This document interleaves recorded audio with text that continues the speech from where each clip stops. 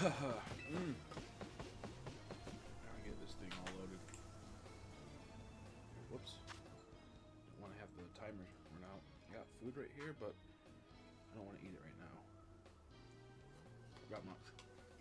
So, I'm gonna wait. How you doing, Mitch?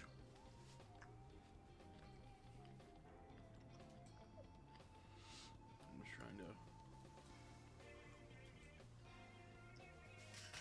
feed this and get things sorted out here.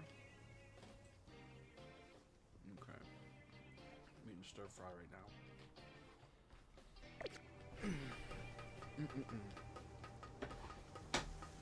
Dude, I hate my Discord right now. It's just full of people posting the shines that they didn't really look like the sitting on a bench type of shiny shit. It's like, man, shit sucks.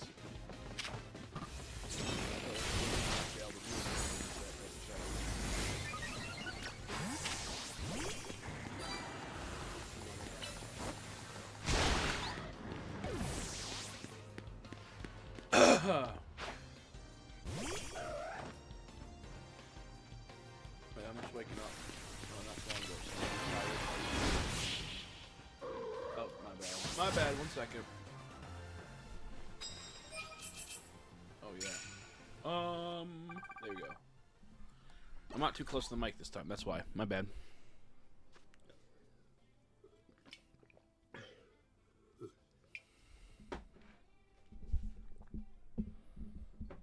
I don't like this mic. It's supposed to be a lot different. It's supposed to be able to hear me from like where my display cabinet is if I was standing. Not like the clearest, but pretty clear. And now I have to be like right up close to it. I know there's ways to fix that, but I really don't want to fix it. Does this help it more? I see the game audio's lower.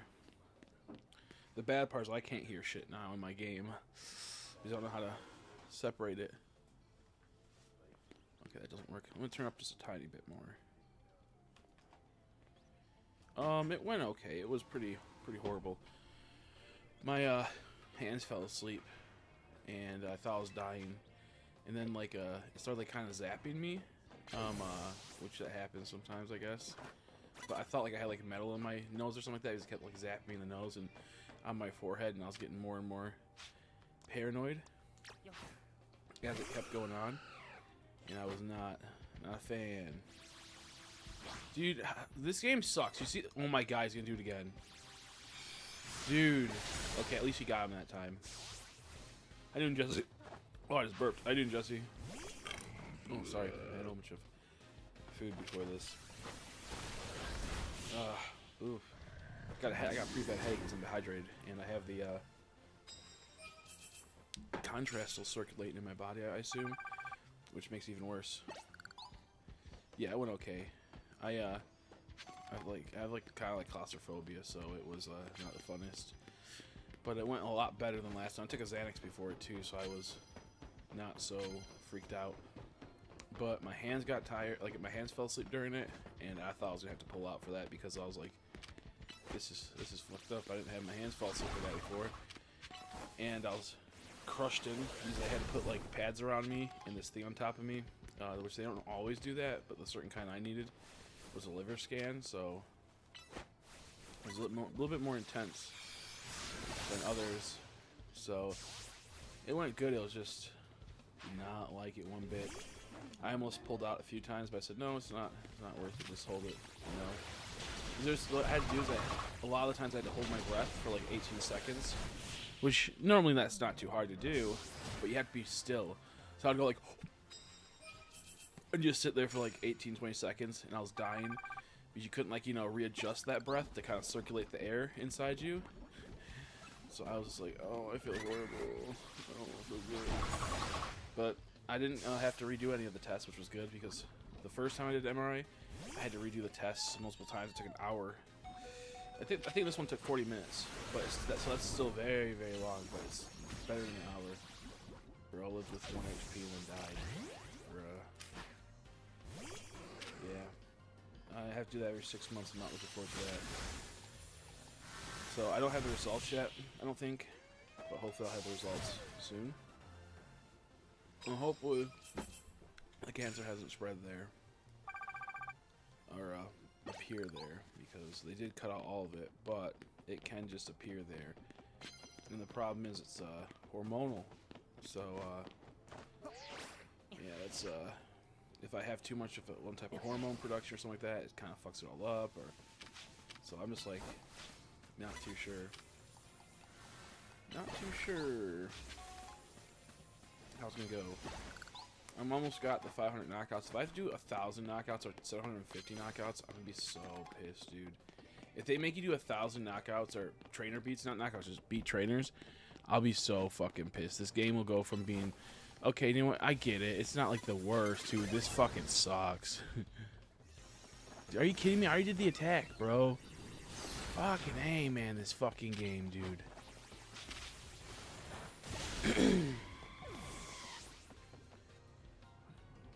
I need to find a mouth ice beam. Vanilla Light's right around the corner in area 12, and it will have ice beam. Go to zone 12. If you don't have zone 12, it's like zone like 8 or 9. I think it's like 9 or 10 or something like that. 9 or 6, 9, or 10 should have a Vanilla Light there. So you have a few areas to go, dude.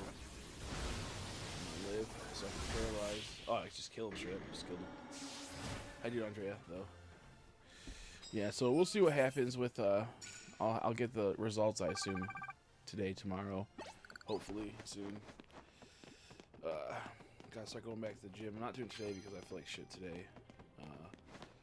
Super dehydrated, just not in the... I'm gonna recharge my electrolytes, and we're gonna start fresh Monday, which I've been saying for like the last 2 Mondays, but now that I got that MRI done, I just have to go do that, so... Yeah, I gotta get my tone back. I lost all my fucking toning in my arms, which sucks, but it is what it is. Man, this fucking I hate this game so much. I hate the dude. I hate the targeting. I wish if you guys saw earlier how bad the targeting was for me in this game, I almost chucked my Switch. I was just playing by myself to get my like levels up before I streamed. It was so bad, dude. I kept trying to target a guy that was in front of me, and it just would not target. And this was like mid battle, and there was no switches or nothing. I was so close to breaking my shit, dude. It's so frustrating. Uh-oh. Heat crash. Overheat. I did overheat stuff, flamethrower. Overheat's kind of busted. It just, like, reduces your special attack, though, which is fine because I only have to overheat once most of the time. I was running like a while. Yeah, no, you're good. I know for sure zone 12. When you get to the, there's a part where you get to that's, actually that was the part where like it's so annoying. They say, oh, you gotta interrogate people. You know how you had to go to the next to the fountain and talk to that guy. I went everywhere except that fountain, so it didn't like you know show that I need to talk to him. I went around the whole entire city essentially, looking to talk to that fucking guy to get the quest moving. I was so mad when it was like right there because I talked to everyone in that section except for him, and I was like, okay, we're quitting. We're not playing this game no more. I was so angry. It felt like an hour. Yeah, I know. I hate it. That's what I'm saying. Like, people are like, oh, it's not that bad. I'm like, yeah, just wait till you play 20 hours, and you're gonna fucking hate this game. It's how fucking trash it is at times. So many times where like I totally should not have like, oh yeah, he's dead. He's toast. He's toast. I gotta actually like, pay attention. So many times where it's like, oh yeah, this is like not too bad, and then 3 seconds later, the game does something completely bullshit. And you're like, okay. And you know, the first like a couple hours of it, you can forgive it. The first like 20 hours, you can kind of forgive it. But once you get onto like that 21st hour, it's like, okay, this game's a fucking mess, and I'm sick of fucking up because it's not my fault; it's the game's fault. It's so infuriating. It's so infuriating. I just really wish they did like really good parkour in this game. That's the one thing that I feel like they could have easily done, and they fluffed it. Oh shit! I hit the wrong button. Okay, I'm off. Just pretty much, yeah, made it go shit. That's one thing that could have been so like easy to do. Because it would be awesome. Like the boss battles are kind of cool in this game. I like them for the most part. God damn it! This is what I'm talking about right here. This type of shit right here, dude. This is what I'm talking about. Right fucking there, dude. God damn. We talk about this fucking flimsy ass bamboo doesn't get blown up by my fucking moonblast. It's a huge, like, fairy, like, blast. Like, that's crazy. Fucking game, dude. I'm him with that aerial ace, though. Fuck you. I mean, visual glitches. I have a few here and there, but nothing too bad. Luckily, nothing too bad.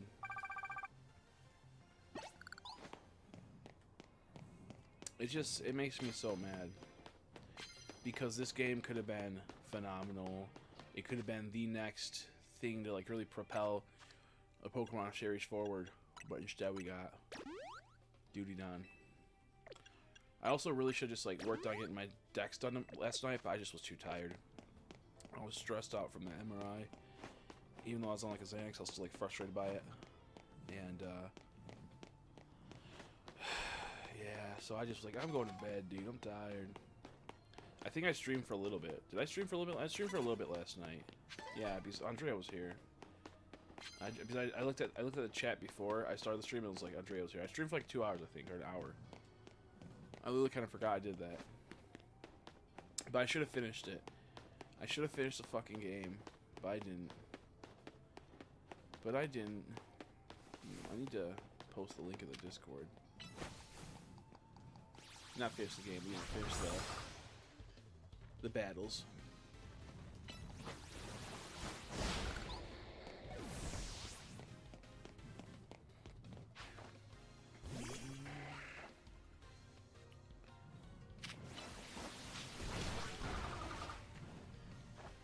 It makes me mad. People are having their fucking honeymoon phase with this game. What they did with Arceus, like Pokemon. I'm not gonna be that guy, but there's also people in my community that are like this. They have their honeymoon phase. I just got 10 shinies. Oh, I'm getting tons of shinies, and then they drop the game after a month or two because you realize that those were pointless shinies. Didn't work for them, and they have no value. They're acting like this is the best time. This is the best game ever, and then it's gonna be like Arceus. All those motherfuckers dropped Arceus after a month. So it's like, dude, fuck you. I love my friends on here, but like they make me mad when they're glazing it somewhat and really enjoying the shine hunt for that. It's like that like quick dopamine, and then after that like it settles, they're gonna be like, oh yeah, this game wasn't that good. I mean, I told you, dude. I'm frustrated by it. Like, I don't even want to go to my Discord right now because everyone's posting their shinies and it's like, oh, I did this method, I did this method. It's like, so you sat down? That's crazy. Arceus is so much better, and I want to play Arceus again recently, but I didn't have my save files. That's the only reason why I didn't want to restart the whole entire game. Because I played that game through 4 times, because I 4 times hunted it. Seemed fun. No, well, they do the rubber band method, and then also you can sit in an area, and if Pokemon sees you'll despawn, and it goes over and over and over like that. Oh, Nora just messaged me. I'm live right now.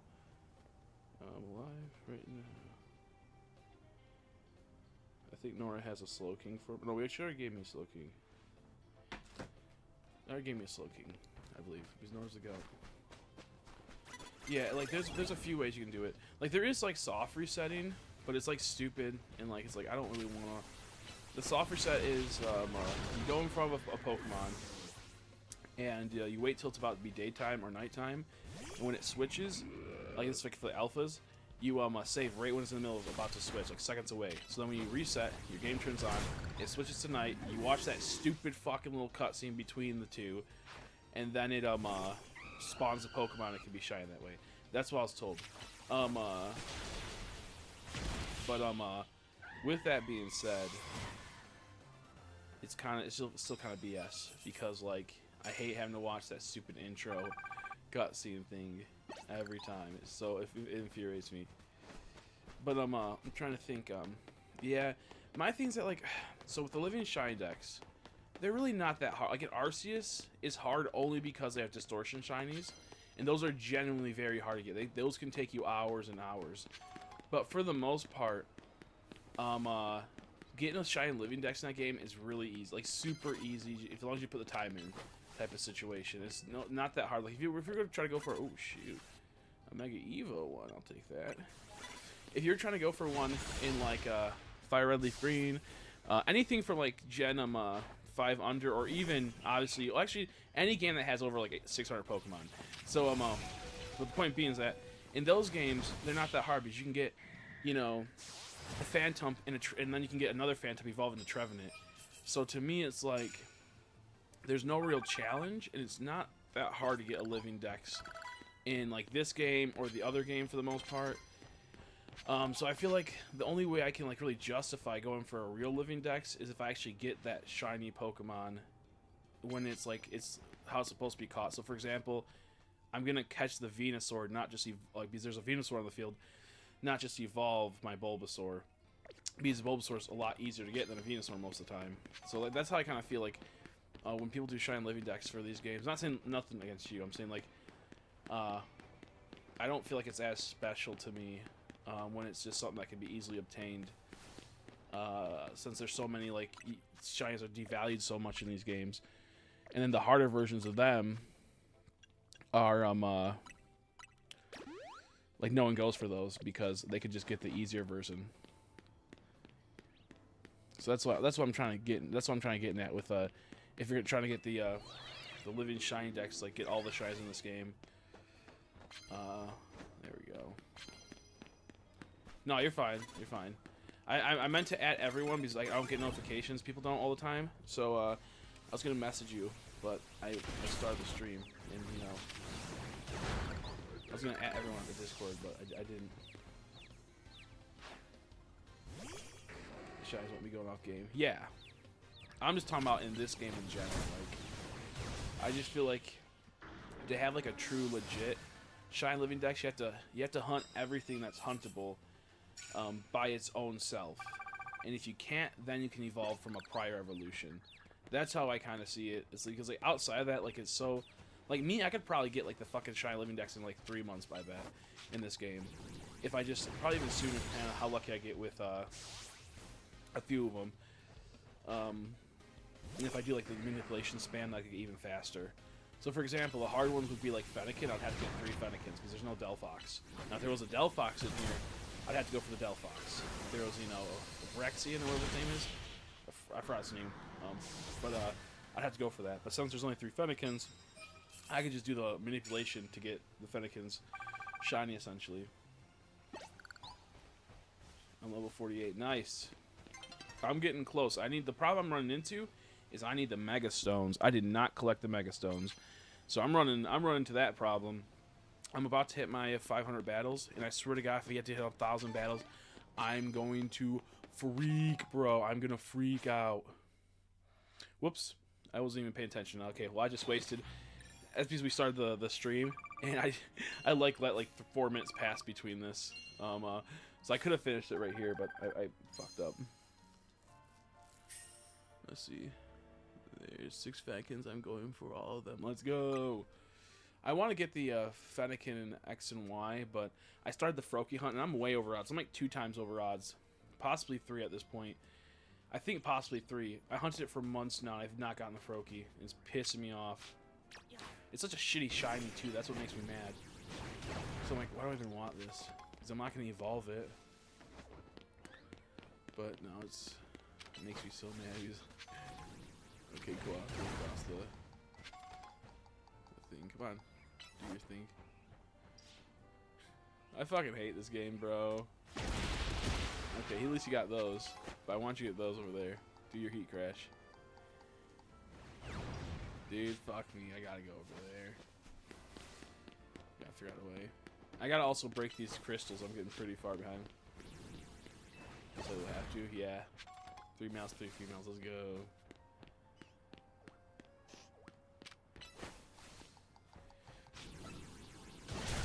It just feels like as a content creator, I'm gonna be forced to like do the bullshit resets and shit like that. That's what I hate about, you know. And the thing is that like people aren't gonna care if I get like if I actually work for them hard and I don't do like the reset spams and shit like that and the bench stuff and whatnot. The people aren't gonna care. They've already seen the other person that got them through the exploits and manipulations. It's like, fuck. If I was like a more famous streamer, then it'd be different. You know, if I was like a person that had a lot of views and whatnot, then it'd be fine. But as a newer person that doesn't have any views anymore, it's one of those things where it's like I really have to, you know.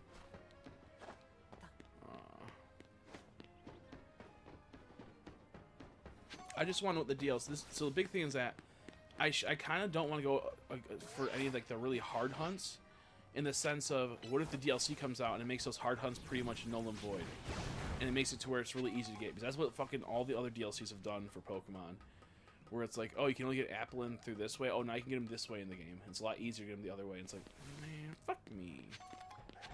So I'm kind of in that like, what do I do situation.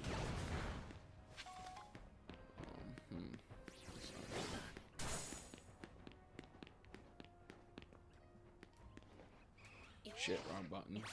Ugh. I wish you could attack while in the air. If I'm jumping from a thing, I want to be able to attack. Cool. Whoops. I caught another Pokemon. I caught Zygarde in the Premier Ball.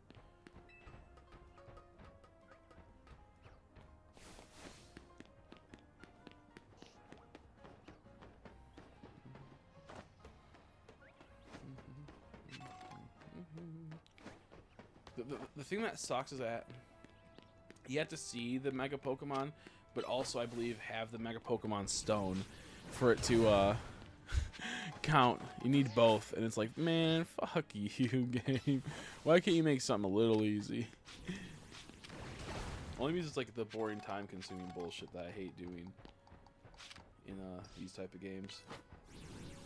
But you know, it's a shiny charm. It's meant to be a little bit harder. I'm not sure if I like Arceus's way of doing it more. I'm not sure if I like Arceus' way of doing it more or not.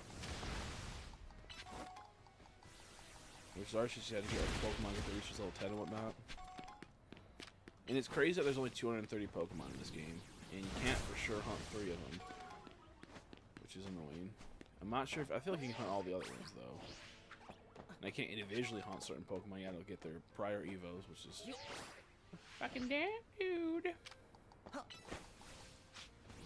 Like, I don't think you can hunt Metang, but you can hunt Metagross because he's an alpha spawn in area 20, and then you can hunt Beldum in Lysander's lab. I don't know about Metang.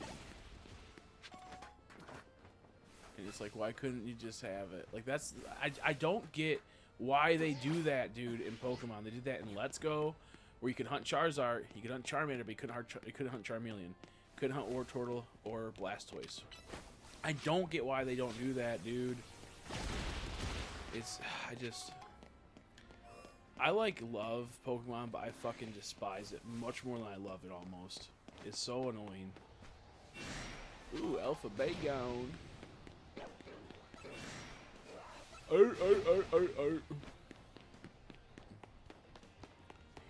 See it because I have the Mega Stone, but I don't remember seeing it. Mega Dinos. Yeah, no. As long as you yeah, as long as you get the stone, it counts. It registers it. As long as you get the stone, it registers it. But if you don't have the stone, you have to like see it first, and then you still gotta get the stone. That's what I meant by it. My bad. As long as you get the stone, it'll register in your I think Dex, I believe. Because I didn't see a Charizard Y yet, but I got the stone, and I ended up getting you know, the thing, him registered in.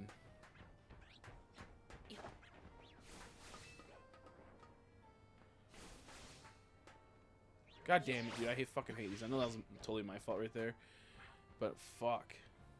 God damn it. Okay, dude, I hate this game so much. It's so bad when you have a fucking like. They're so twitchy. That's the problem with these. Are you fucking kidding me, bro? The problem with these Pokemon games, they're so fucking twitchy. They're not smooth at all. There's never been a smooth fucking Pokemon game outside of the fucking like BDSP and fucking what's called the games where you can only move forward one or left. You can't move diagonally. These games are so unsmooth. It's insane. You tap your stick once, it launches you forward. It's like, what the fuck are we doing here?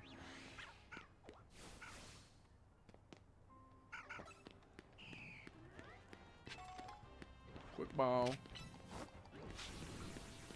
I'm not looking forward to having to get the crystal mega stones. I feel like I'm gonna be very far off because I think I bought most of them. Now they're all 360 and 240 or something. Now they're all like $1 billion. Also, this Lucario doesn't always spawn. I wonder what his deal is. Sometimes he spawns. Or not Lucario, Riolu. Sometimes he spawns. Other times he doesn't. I don't know why.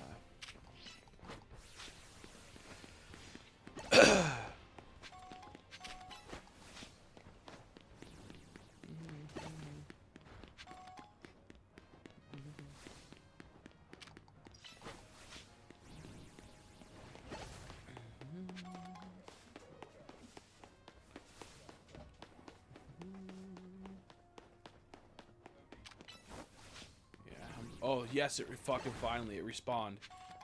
Does anyone know how long these take to respawn? Because I checked this place like 4 times and just was not responding. I wonder if it's like an in-game clock, like if you take like, you know, like a system clock. Because I literally sat here and I checked it 3 times in this last day. But it finally respawned, let's go. Oh, this is so helpful.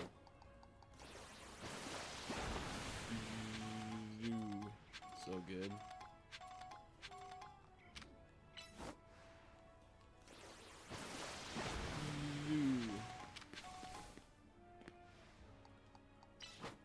Oh yeah.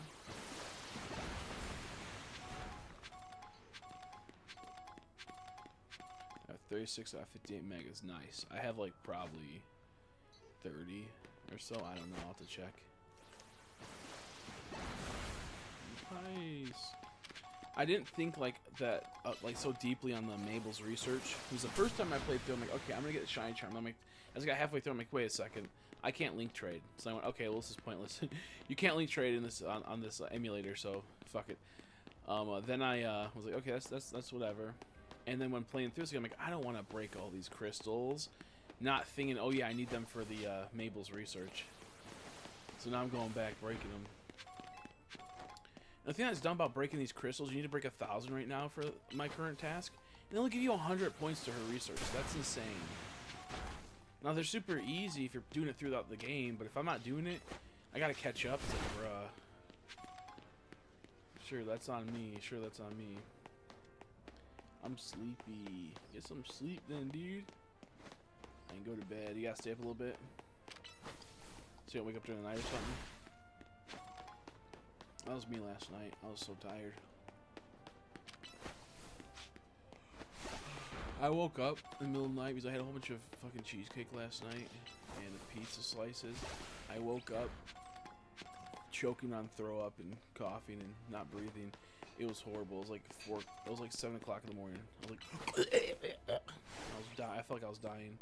That happens when you like overeat sometimes, and if you have a little bit of sleep apnea, it'll really fuck you up. Yeah, it's too early to sleep, yeah. Because then you'll just wake up in a couple hours. It'll be like a nap almost. And so that was horrible. I had throw up in my throat, like throw up stuck, so I had to go get water. And it's like imagine waking up being like, it's like you're being choked and being suffocated to death. That's what it's kind of like. And then you have like this nasty putrid throw up taste that's a lot worse than normal throw up. Horrible.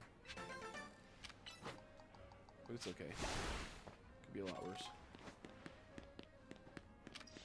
We gotta be like 100 away now, please. Please be 100 away, dude. I'm at 38 too, that's crazy. Oh wait, no, you're at 30 out of 50? I'm at 30 out of 40, so I have to get a lot more. I have to get my numbers up, shit. 20 away, let's go. I swear to God, if they make us do 2,000, I'm gonna freak out. Yeah. It's not fun. It's not fun. I used to do it a lot more often. I'm not doing that so much anymore since I lost a whole bunch of weight. But now that I've gained a whole bunch of weight in a month, I need to drop all that weight again. And that's probably why I woke up, because I overate, and then also I had my sleep apnea mess up.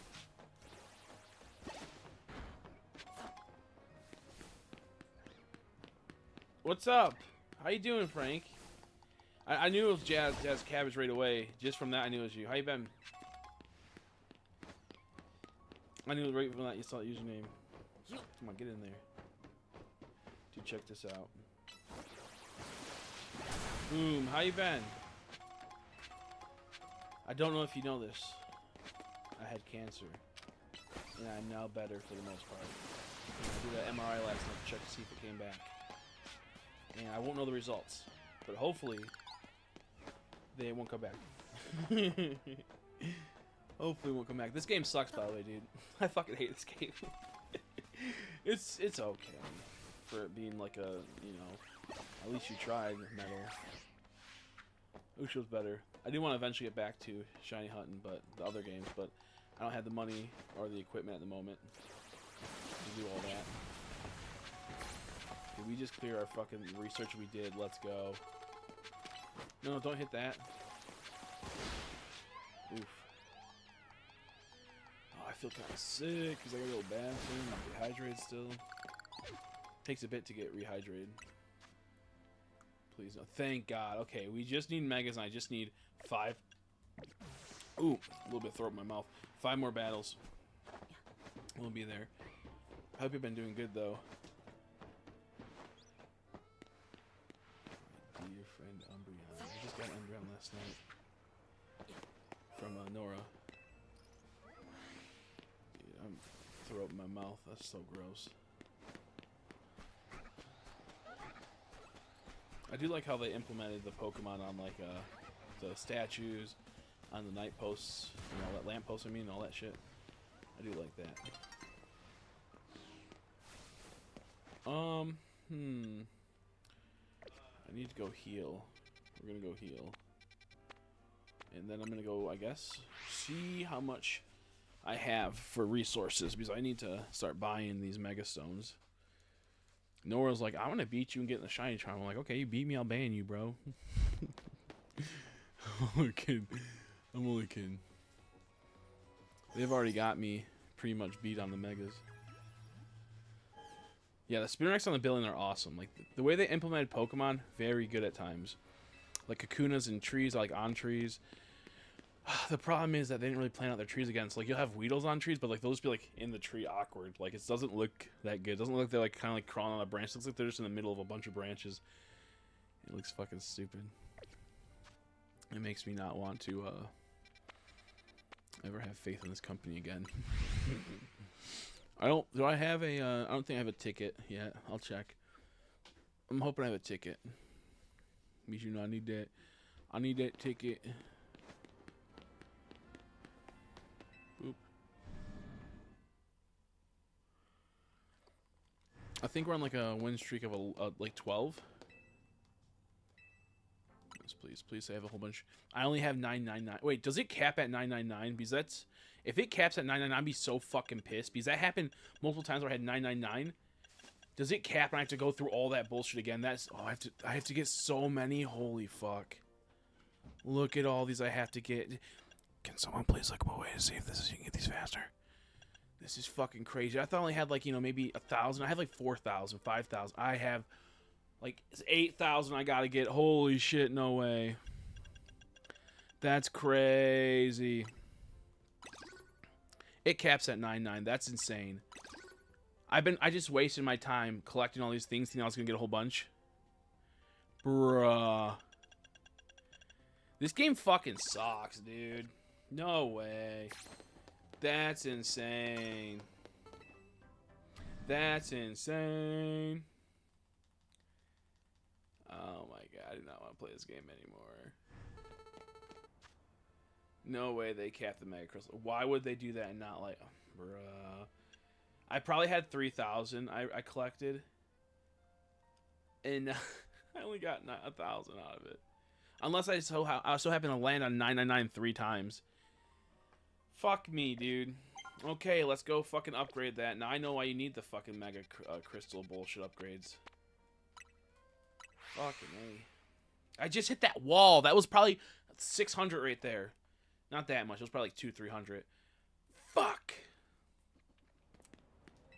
Fuck. Let's trade. Oh, I only got 12. I only get like 2 upgrades. This is a good one. Oh, no. I think it's this one. Yeah, Mega Shards. Fine, after smashing Mega Crystals by a little. Yeah, by a little, not by a lot, by a little. Fucking A, dude. This is brutal. And I'm running out of, like, I'm running out of the screws. I have very little screws left to find, so I won't be able to max this out. Oh, I'm so thirsty. You gotta go bathroom too, I think.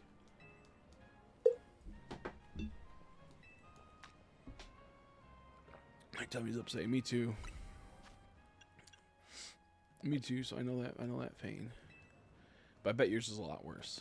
I'm just saying that like mine's also, but not to like try to make like, oh, poor me out of your misery. That's meant like I'm also. I know what you mean. It's not fun. Okay, let's get some screws while we're at it, because this will probably save us a little bit of time. Dude, I'm so fucking mad at this game. How do you have a cap? Like, I would have rather... Ooh, I'm goated. I would have rather, just fucking had it to where, you could get bigger pouches to carry more of the shards. I mean, you would eventually unlock those just by playing, so then you'd be like, oh, there's a cap. You know, I'd be like, stop the cap, man, for real, on God. That was bad. I feel like I have to, like, start keeping track of how many fucking things I have at this point. Ah, fuck. Your refund processed. Yo, let's go. My refund processed, and I only owe 134. I bought a furry fox girl, like a figure, like, you know, a furry one. I have it somewhere around here. And I was selling them and making like 30 bucks on them.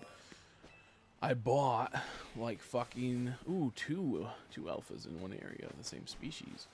I bought like how many did I buy? 4 of them, and then they refunded me for 3. And the 3 that they refunded me were like only 50 bucks. So I would have made $28 to $30 on them, possibly more if I got lucky.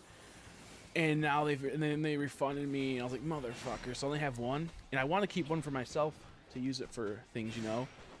But sure enough, I finally got the refund processed, and I'm salty because I didn't buy them from an American company, but I would get them for $3 cheaper. And I should have just bought them for the American company. I'm so sad. I'm heading to bed early today. Wow. Someone's being a responsible adult. Yo, everyone make fun of them for being a responsible adult. See you later. Thanks for stopping by, as always. Have a good night's sleep. Hopefully we'll chat tomorrow at some point.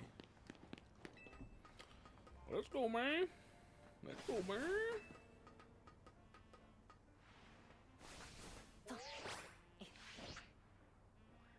I knew it. I knew I was gonna fucking not land on the pipe. The thing or get close enough to hit that. Son of a bitch. Son of a bitch.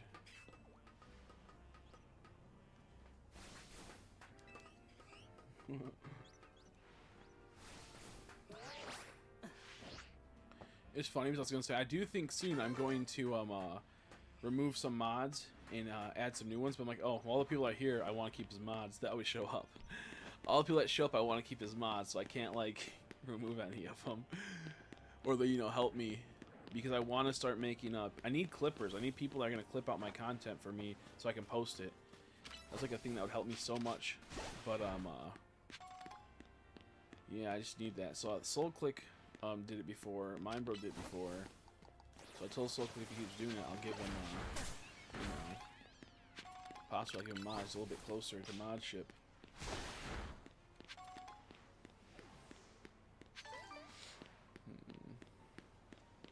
I know, Strange Beer is so awesome, dude. I'm so happy that was like my first alpha, because I love purple. Even if I didn't like how he looked, I still would have like design-wise. This is because he's purple. He's the best. Just because he's purple, he's best. Like, look at that. Look at the difference. Excuse me, crazy.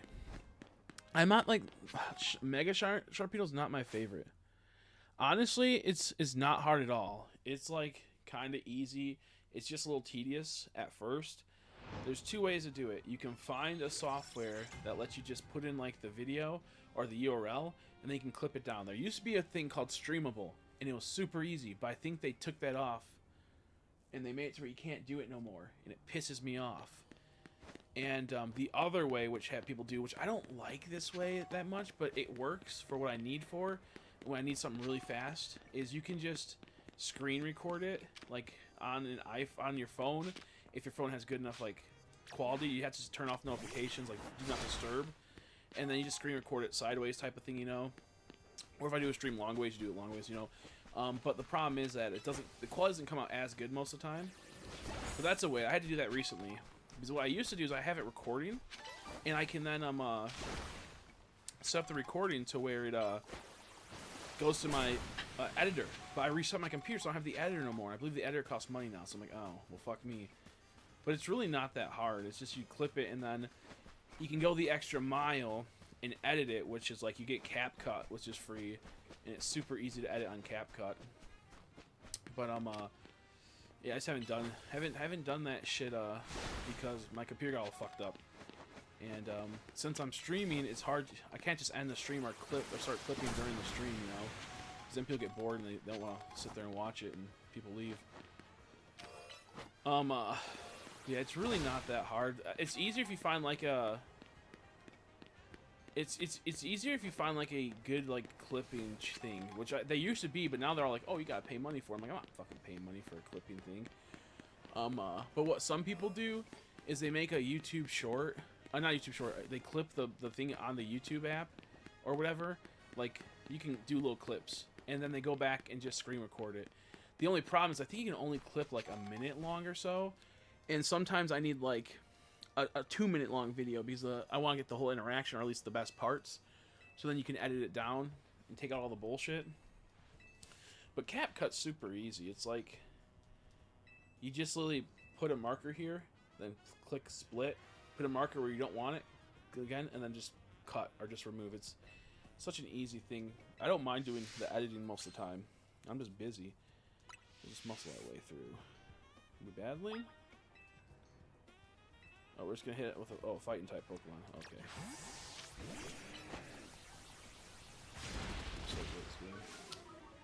Yeah, you can always screen record. Sometimes the screen recording is a stream. It's sometimes not processed yet. It does fuck up.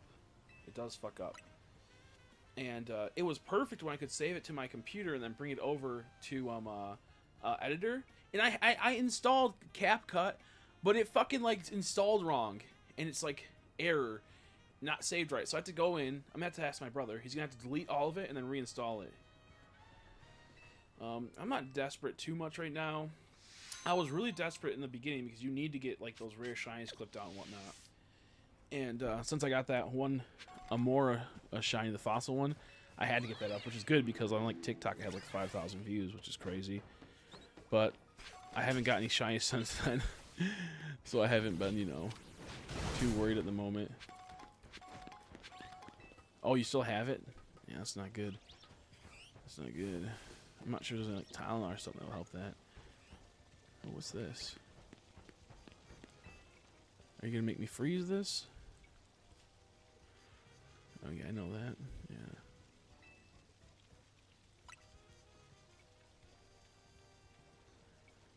Speed plays a large part in determining. Oh, she wants me as a ghost type Pokemon. I'm gonna put this right here so I can actually see the.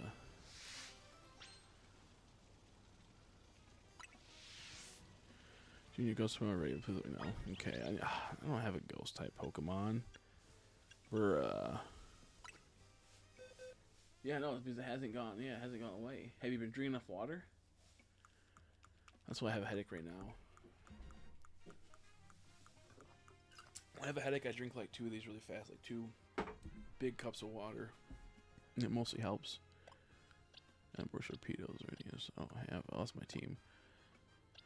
Oh, Frostlass is ghost type 64. I might be able to beat her. Let me pop it in there. How about Gorgus is one, but that's not the mega. Gengar's one, but it's not the powered up. We have another Frostlass. I don't want to do that. Yeah, try drinking more. That helps a lot sometimes. You'd be surprised how many headaches come from lack of water. I would drink down 2, and after like 30 minutes, it'd be pretty circulating. I'd be feeling a lot better. Aegis Slash. That's a ghost type. I can finally see how this works. Let me also move my Pokemon back. Oh my goodness.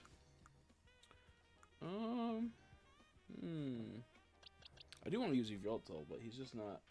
I just don't want to go through all that. His special attack's down. That's crazy. That's not what you want to see. Oh well. See Minecraft daily. Oh, yeah, you need to get some water in you. It's probably where a good amount of your headaches from. Honestly, what I would recommend is when you play Minecraft, get like a big jug of water. Like even if you just get if you have I don't know how you have it over there, but if you have a big jug of milk that's empty, you can fill it with water and have it next to you and just drink it throughout your time playing. That helps a lot because then you don't have to get up and you look over. Oh, if you have a headache, you realize, oh, it's probably because I need water. I don't know how many ghost Pokemon I need to battle her. If I just need one. Let me use Aegis Slash because he's goated. He looks wicked. Yeah, you put a Stanley. You know, get a Stanley. Get your Stanley, and fill that up before you stream. And if you have more than one, have another one next to you. I'm sorry, I got Chandelure, but it's not strong enough. Oh, I had a daughter. That's amazing. Congrats. Congrats. 2 boys, 1 daughter, I believe, right? That's amazing. That's so cool. Wait, what? No. Right here. Oh, I had to put them on my fucking inventory. That's amazing. Little baby. One second. I'm focusing on this thing right now. I'm so dialed into this. But that's awesome. Ooh, don't want to do that. Don't want to do that. Fuck me. Don't do that. Oh my goodness. There we go. Yeah, she's just a little one then. She's only a few months old. That's crazy. So she's probably fussing up. Oh, excuse me. Oh, fuck, I threw it in my mouth. That did not feel good. I'm gonna break my controller. Full odds Dratini and ZA this morning on the rooftop going to Tyrant. Now, yo, nice. That's awesome. I'm gonna be going for Tyrant soon too. Probably once I get the shiny Tyrant. I want to do full odds, but as a content creator, you know, and maybe it's not affected by the odds, which would be awesome. But as a content creator, I gotta get as fast and as many Pokemon as I can. Shiny, like cool style, not like the manipulation of this game. But that's an awesome one. I want to go for that hunt, but I was like, I'm not gonna go for that hunt yet because I'm just gonna get the shiny charm and I'll focus on it. Which you know me, I don't like to inherently do, but I'll get behind, and I'm already super behind in getting shinies. I just hate the methods in these games. I really wish they would have fixed the methods of how you do stuff. Frustrates me. Okay, there. I'm just gonna use 4. If she somehow beats me, I'll be upset.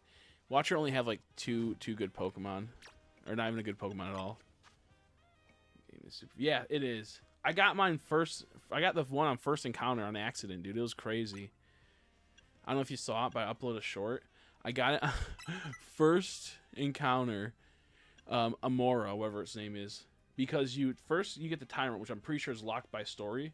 You just you get it, you give it to him, it's locked, so that didn't count as an encounter. I then just clicked 2 of them. I didn't even know I got shiny either. I then went into my thing, and I was like, whoa.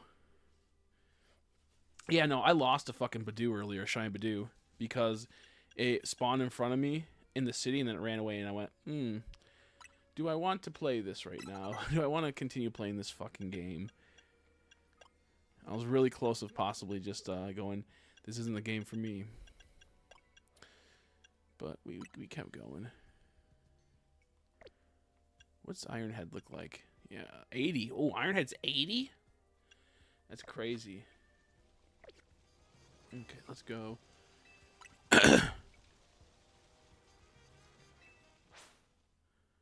I'll surpass you in speed, bruh. Oh, she's a Fist of Justice. I knew she looked kind of weird. Please don't be that strong. I did not train these Pokemon. Yeah, I got it right away. I'm like, whoa, it's shiny. If there's a clip of it on YouTube if you want to check it out on my shorts area. Oh, shit. Yeah, this is not going to be good. I meant to use Will-O-Wisp. Fuck. Will-O-Wisp. She's actually pretty strong. This is not good.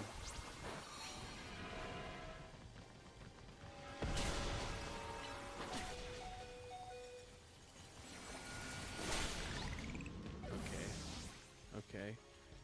I did not want to use that Pokemon, by the way.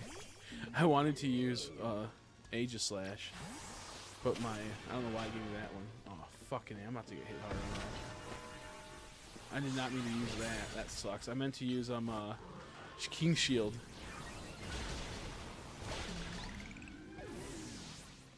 Oh yeah, that's cool. I know, especially with the fossils. I also got Alpha Shiny Torpedo first day without the Shiny Charm or nothing. I just got lucky. I walked over there. I was trying to capture that Dratini that you got. I was trying to capture that Dratini. I was getting so excited, and then this is what was bullshit, dude. So as you know, when it turns to nighttime and daytime, it makes a Pokemon despawn. Well, I was in a battle with Alpha, not Shiny, and I'm battling it, and then I got pushed off of the top of the building it's on, and I went, okay, this is bullshit. I'm like, this is dumb. I just ended the battle. And then a second later, I just see Dratini comes flying down and lands on top of me. So we continue the battle, and as you know, Dratini has a really bad catch rate. So if you end up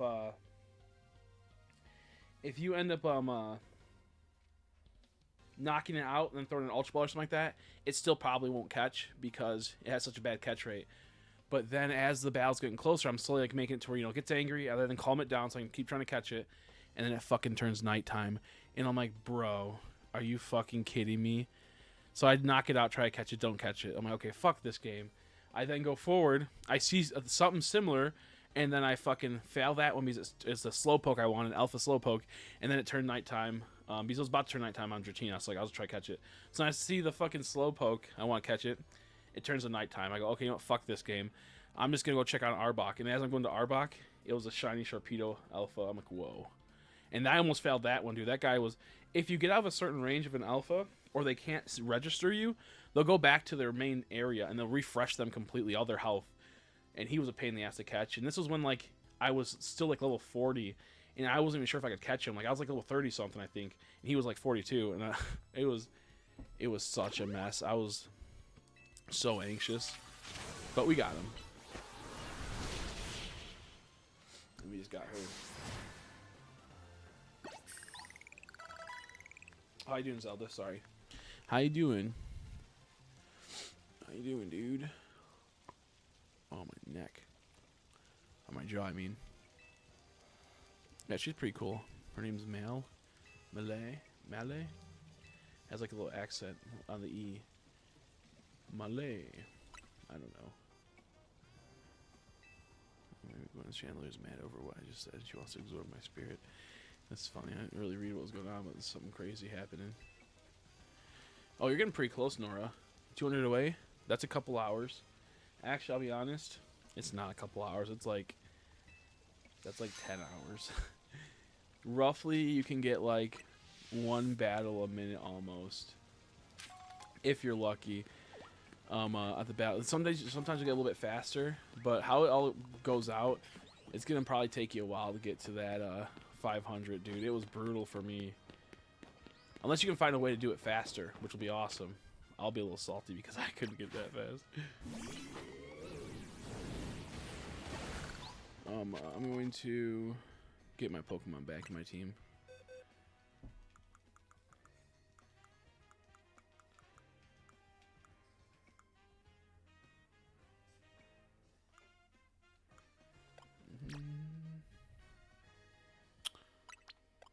Okay, let me set my team again. Oh, we knocked each other out at the same exact time. That's crazy. My Aegislash, I think, knocked out their Gengar. We both hit each other at the same time and ended in that draw for them. And if I didn't if I only had the Frolass, it would have been a weird draw. I would have been knocked out or something. That would have been crazy. It would have been kind of a cool draw. Xerneas is kind of busted in this game, by the way. Xerneas is really good in a team. It's kind of ridiculous. I mean, it's a legendary Pokemon, so obviously, but, like, she's just good. There is 1,000 trainers, bro. That's so fucking dumb. I'm so done with this game, bro. Is there a faster way to fucking get the trainers, Zelda? That's insane. 1,000 trainers? That's so dumb. I'm at 496 right now. I knew that was going to happen, dude. I knew that was going to happen. I just felt it. God damn, I do not want to fucking play this game anymore.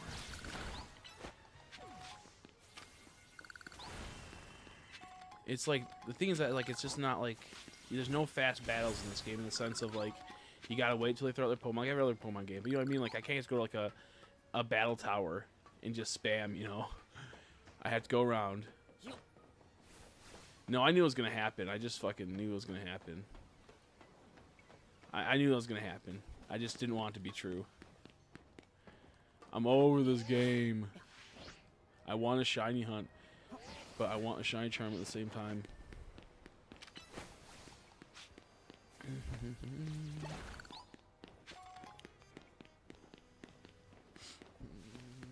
All I have is the trainers, the megas, and these stupid rocks. No, I got the rocks. I just need megas and rocks. But I have to grind these rocks because I didn't know they capture your rock currency at 999. And I've been trying to farm these rocks for a long time. And I would have possibly gotten a lot closer, but now that... So frustrating, dude. This game is so frustrating. I better jump into some battles then if it's 1,000. Is battle 1-star cafe 3 every 1 minute is done properly. Oh, okay. See, I didn't know that. I was doing the battle royale. I'm gonna check that out. Wow, I did it the hard way like normal. Very good. Best way I know is battle 1-star cafe 3 every 2 minutes since if done properly. Like absolutely one shot. Yeah, that's fucking crazy. I should have looked it up, but I didn't want to look it up. Whoopsies, I have a wrong Pokemon equipped.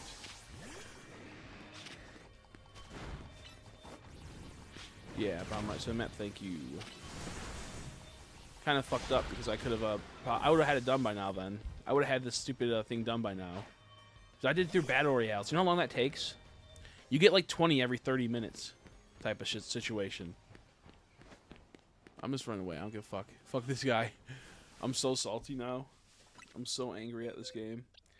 Because I bet you could do it. I bet they kind of explain that to you. Hey, look, these are cool, but I don't want it to be true. I want it to be fast. Absol. There's my Absol, please. Please don't. Okay, there she is. I'm going to have to level her up. Unless you don't need to level her up. If they're all weak, essentially, then I think we'll be fine. Let's see, quick attack. Knock off.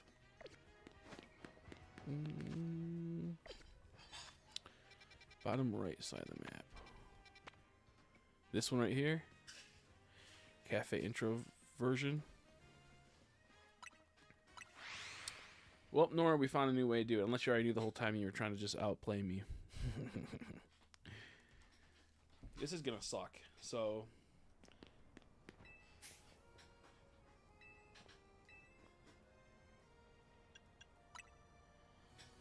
Oh no, not this place. If I'm ever gonna take another simple side as the pace I get done, dude. I'm so salty. I would have already been at 1,000 by now. I would have already been at 1,000 right now. Can you is it this one right here? Cafe Cyclone. You said 1-star. Is that what it's called? What's it? Do you know what the map, like what's actually called, or is that what it's called?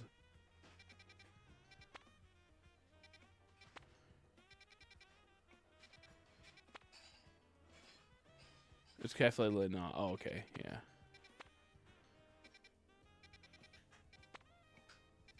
I just saw it, I think. Wait, what the fuck? There it is. Thank you. It's restaurant. You lied to me. Do you? Zelda's trying to purposely ruin me. He gatekept this the whole time. I would have had this done by now. And I gotta go get the Mega still. Oh my gosh. I didn't collect the stones. And I collected the stones too much and it fucked everything up. Dude, this sucks. Do we just do this? Oh, this is a side mission. I gotta do the side mission first.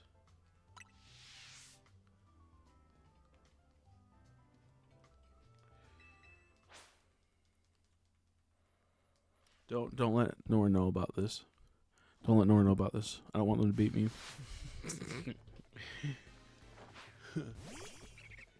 Are we really about to grind 500 fucking battles? That's insane. That's insane. Whoops, I didn't mean to use these. Which we have to use. Now, what level are they at? What level are they at, Zelda? Are they consistently at 30?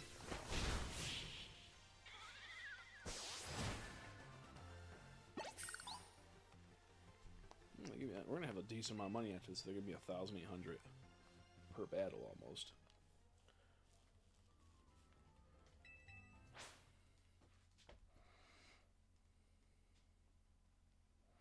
Yeah, this sucks. This is almost just as bad as the battle royales. Not so much, but like you have to wait a lot less between battles at the battle royale. You have to wait a lot more. But the whole like black screen and having to, you know, talk is so annoying. Okay, yeah, no, it really is quick attack. You're right. It really is just gonna be that. Up until a ghost Pokemon comes out and I start screaming at Zelda saying he's a liar. Is there no other place that just people have one Pokemon? Does it have to always be two? You do get a lot of money for this though, in like the grand scheme of things. If I have to do this roughly 1,000 times, or 500 times at like 1,000, almost $2,000. We'll have some bank after. 15 reward matches and post game for Zygarde. Oh, it's 15 rewards? Oh, I didn't know it was 15. Wait, I don't think you need to do do you have to do Zygarde for that? Or can you just go use battle Lysander? That's how I got my Zygarde. I'm at like 12, not realizing you need 15. I would have kept going then. I might quit, oops, midway through and start doing those. So I have more people per round. But they got more Pokemon. Yeah, that's not worth it. Not worth it then. See you later. Thanks for heading out. Thanks for stopping by. Sad to see you head out. That's what I meant to say. You say I ain't trying to do the post. Oh, that's it. No, you get Zygarde through. What I learned is you get Zygarde through going to the hotel and talking to Lysander, and then you battle him, and then you can go battle. Then you can go battle Zygarde, which the battle for Zygarde is a little intense. Once you realize how easy it is, though, it's really not that bad. Yeah, it gets you Floette. That's what it is. Yeah, it gets you Floette. I didn't know that. I'm already at like 11 or something. 11 or 12. I thought you had to do that for Zygarde at first. Because like I said, I haven't looked up anything on this game. That's why I was so inconsistent with my shit. But also, it's kind of good that I did those 15 or those 11, so I'm not too upset that I did that. I would eventually have to do it anyways, those battle royales. To get Floette, you gotta do that. That's kind of cool. No, this is actually pretty easy. Ooh, threw it in my mouth. It's literally the same as that 2 people every time. That's crazy. Or 3 people. And you get all these items? Dude, that's insane. They're giving you all these items and all this money to do the easiest shit. I'm not going to use play rough.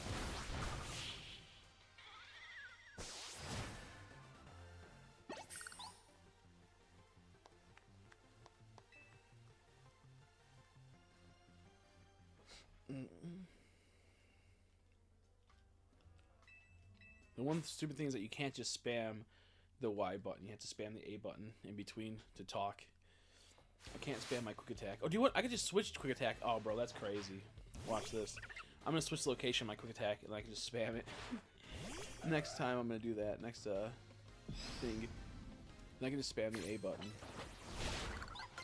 I'm getting so tired of spamming buttons, though. See, I just hit that 500, now we're at 3,000. Ooh, I don't hear that. No tummy's growling.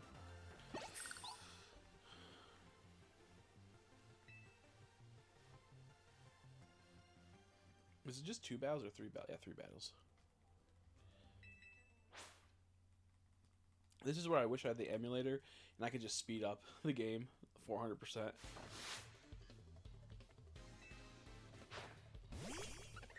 I would switch. I would like mod my Switch just to speed up the game to 400% and do that.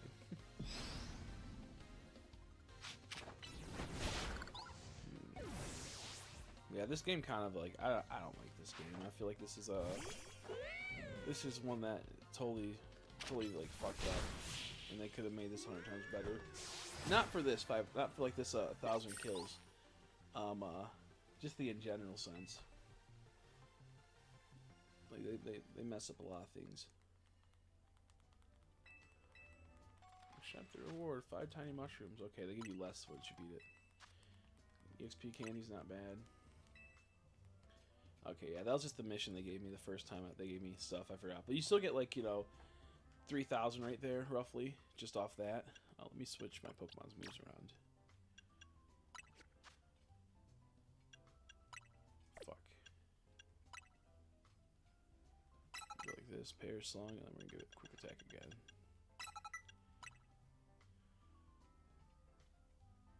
No, oh, does it always switch to that? Bruh.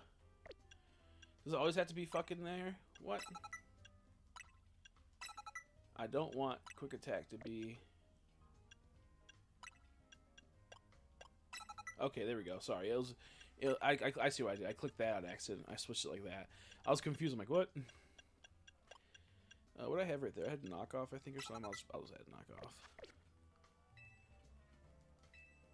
I should have told Zelda about switching Quick Attack to the A button to make things faster. I just screwed myself over. He didn't know that. Trust me. He literally didn't know that. He'll never know that. Okay, so we're at about roughly 500 battles. Let's see how long it takes to get to 1,000. Ay, dude.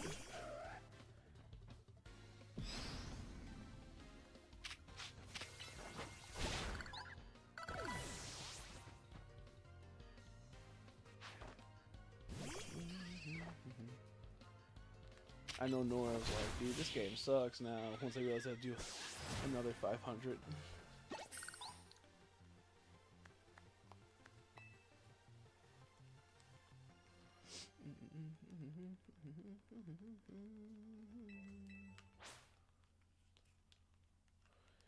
You'll get like $1 million if you do 500. Around $1 million. Totally. See, he sucks. This guy sucks. He's not good like me.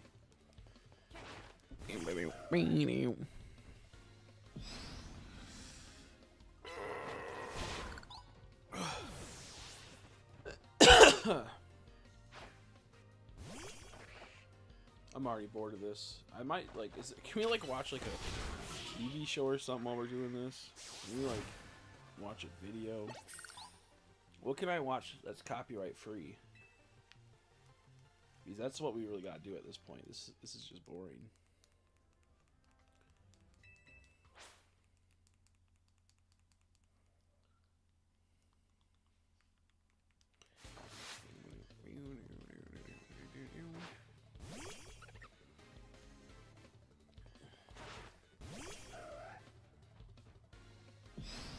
The only thing that's good about the Battle Royale, is that they give you a lot more money. Like, way more money. Like, every night, I make, like, at least 100,000 most of the time. 80,000 plus. If I'm doing the, challenges, I'll make a lot more, but... The other day, I made, like, 200,000. And I wasn't even really going for the challenges too much. I just got lucky with, like, 3 of them. I did, like, I think 5 challenges, and 3 of them gave me, like, ridiculous amounts of money. I knocked out, like, I think 26 or 27 trainers in one night, and it was like, whoa. Okay, let me check Mabel's research. I gotta see what we're looking at.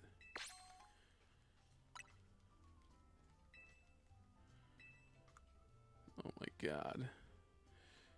Oh my god, that's crazy. That's so crazy. I gotta get my shiny. I gotta get my megas too. Fucking A. Excuse me. That's insane. I wouldn't mind it too much if I didn't have to target the Pokemon every time. If I just spam A and go do something else, that'd be awesome. We have to target the Pokemon constantly. In like arena battles like this, where there's no choice but to target the opponent, and like there's no like outside of this, it should just automatically always target the opponent. There shouldn't be a time where it doesn't. Just so I can spam the A button.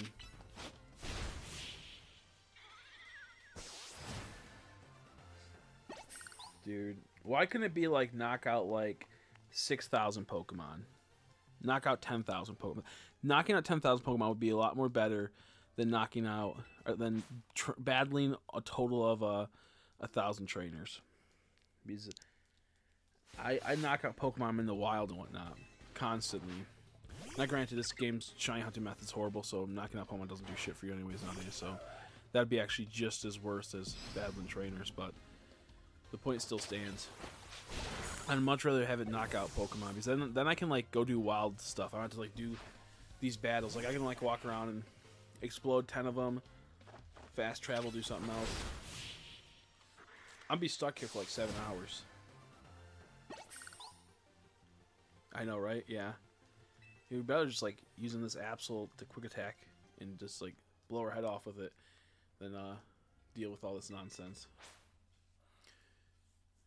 Oh my gosh.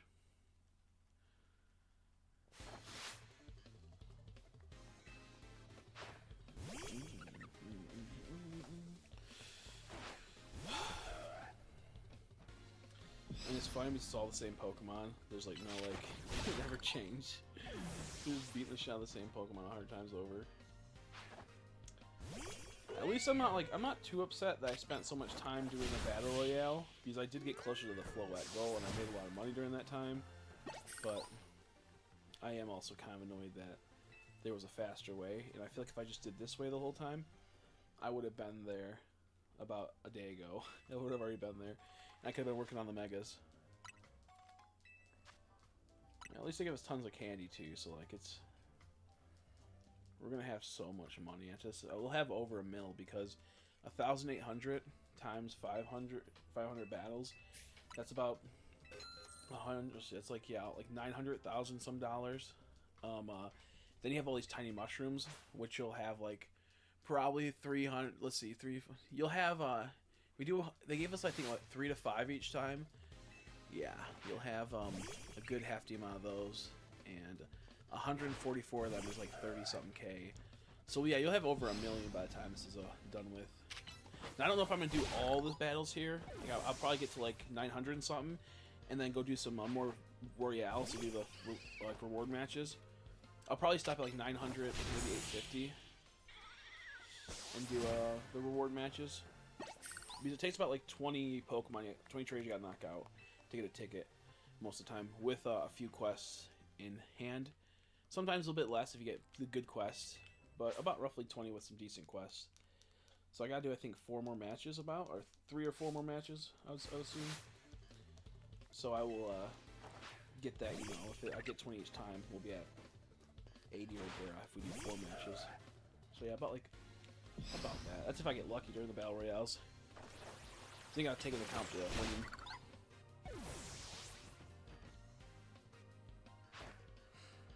I'm happy there was no side quests. At least with side quests, the good thing about side quests, at least they show you on the map where they're at.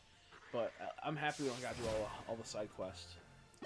Is there anything to do, any like rewards if you do every side quest, or is it just like nah?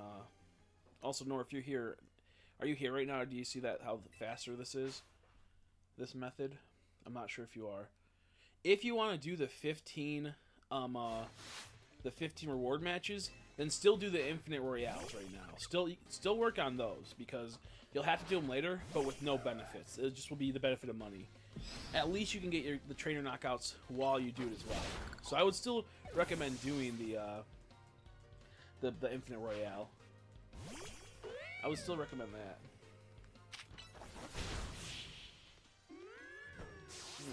My thumb gets like busted from tapping the A button, so I have to like bite it and then pull it. Yeah, I heard. Okay, good. I would still do the Infinite Royale if you want to get the Floette, which is not like it's needed. It's shiny locked, I would assume. Oh yeah, you get 5 tiny mushrooms. That's crazy. So yeah, each tiny mushroom's worth 1,250, I think. That's insane.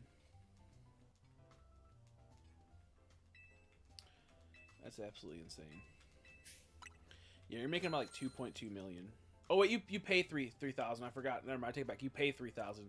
So you're actually not making as much as I was thinking. My bad. I forgot you lose 3,000. 2 matches make up that 3,000 with a little bit left over. So really, you're making 2,000 between the 500 matches, and then you're making that little. So yeah, you're still making a ton of money. You're still being able to get up there to the million something. Yeah, that's crazy.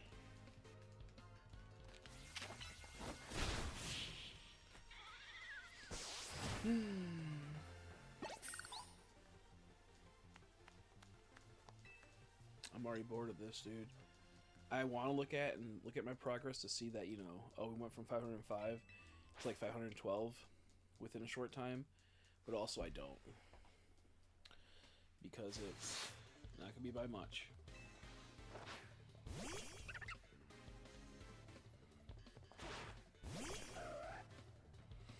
What should we? I feel like we should watch a YouTube video while we wait.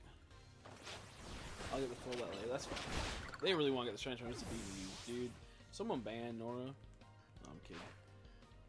They just want to beat. They just want to beat me in this. Little do they know that I hacked their account and I'm gonna delete all their megas. I'm gonna release all their stones.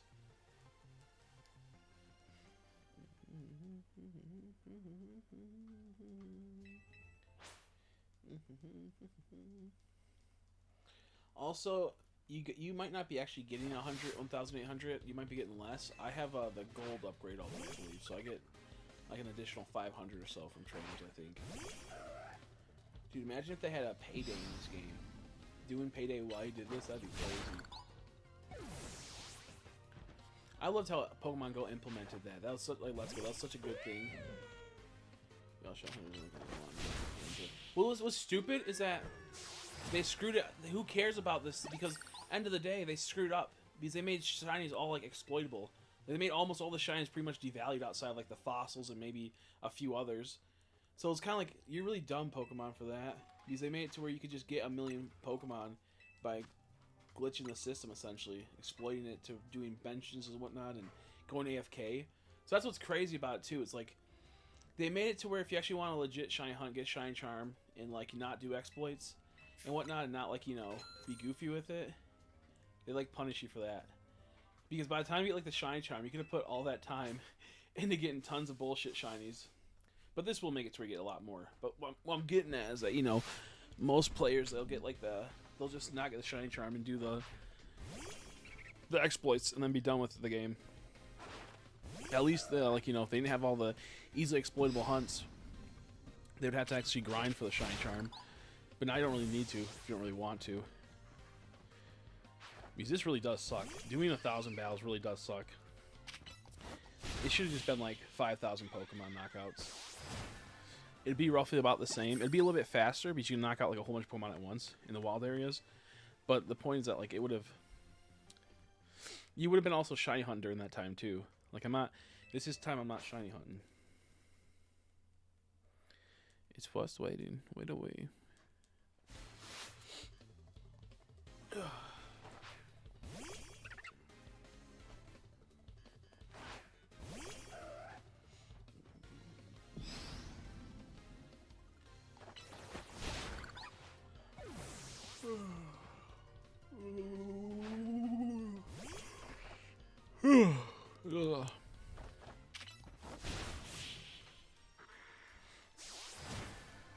I am kind of happy at this though, because doing the battle royale is kind of stressful because it glitches a lot more when you're trying to attack. The lock-ons are a lot worse in a format like this where you're just in a field. There's no obstructions and it's just you and the person and their Pokemon. The battles run a lot smoother. But when there's like weird like environmental hazards around that aren't supposed to be hazards, they kind of like fuck up everything and make a lot of problems. At least in this game, it's like on like a match like this, it's a lot more doable. You don't gotta do the shitty parkour mechanics. You don't gotta do all the shitty movement in this game. You just stand in one area, you click a few buttons.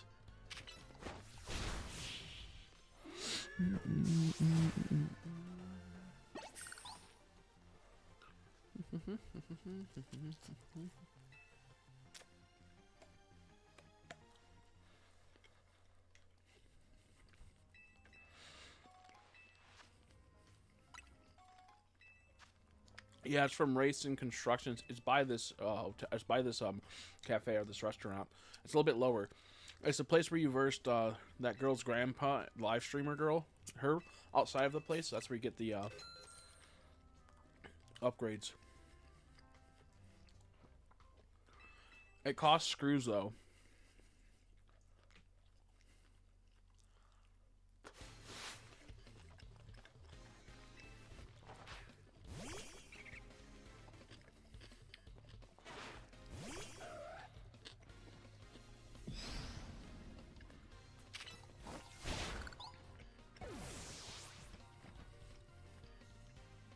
I'm in stir fry right now.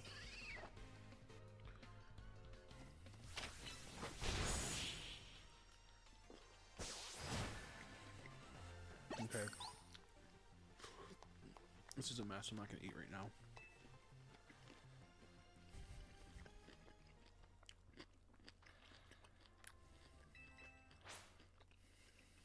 No, you don't got enough. They cost 100 each. Fuck you, fuck you. No. Yeah, you have more than enough. Get the money one. That's really important. The EXP one's pointless. Once you beat the game or have the dex, the EXP one is pointless.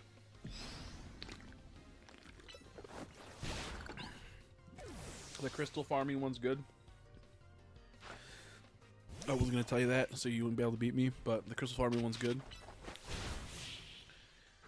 What else is there? That's also nice. Not taking damage from battle if you don't want to die. As much battle damage. That one's good.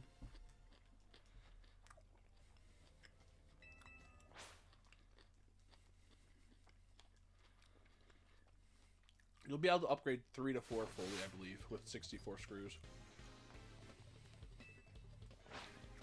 It's like 3, 5, 8. Sometimes they're 3, 4, 6, but oh, that's the thing.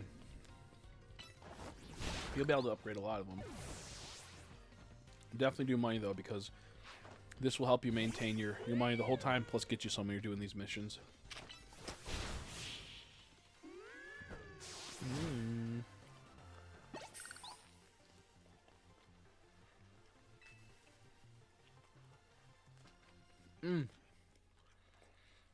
Can someone do me a big favor? Shoot a EMP at Zelda's house so he can't beat me and get these 500 knockouts.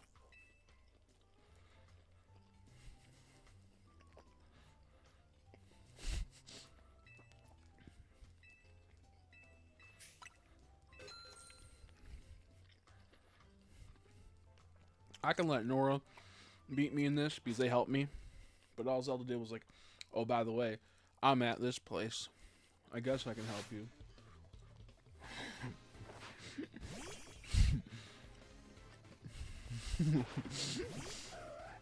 You'll not get the shine charm before me. Okay, new thing. Whoever gets the shine charm and floettes is the real winner in the race to get the shine charm. You also need floette. Because it's a unique Pokemon. I only say that because I'm like so close. And I'm so far away from getting... Because I have to get the Mega Stones. I have to get the 500 battles. I got 4 maxed out. Nice. Yeah, I was going to say you get a lot.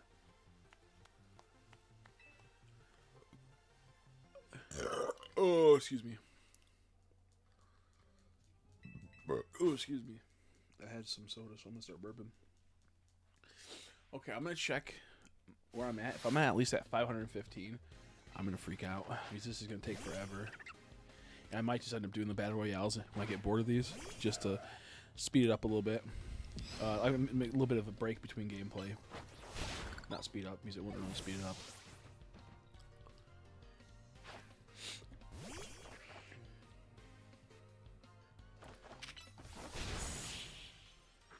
Yeah, I feel like if they could just like default to where you don't have to use the aim button, that'd be nice. That'd be nice, actually.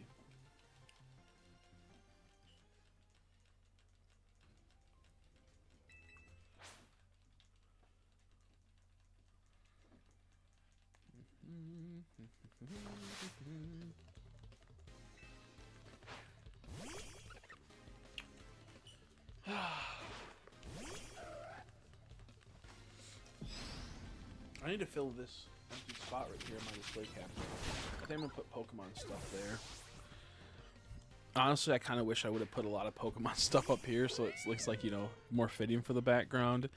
But at the same time, it does like show that I like more than just Pokemon, and possibly I like that more than Pokemon, which can be a detriment, but also it could be maybe a plus to some extent. A detriment in the sense it doesn't seem like I'm a huge Pokemon fan, which I'm not as much as I used to be, but I still am a huge. I'm more of like a Shiny Hunter fan. I'm not really like a mega Pokemon fan anymore.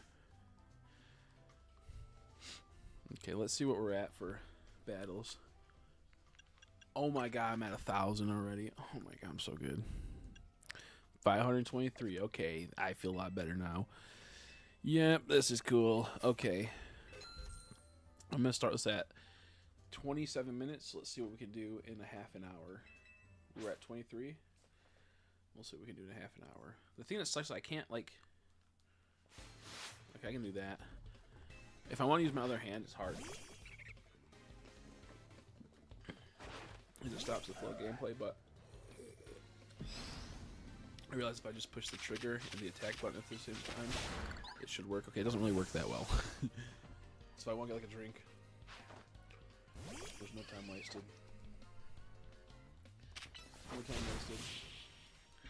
Is the trainer battle? I have 400 if you just left. I don't think I'll get first since I ain't prepared for 7 hard grind. Honestly, I don't think I'm ready for it either, but I'm willing to attempt it.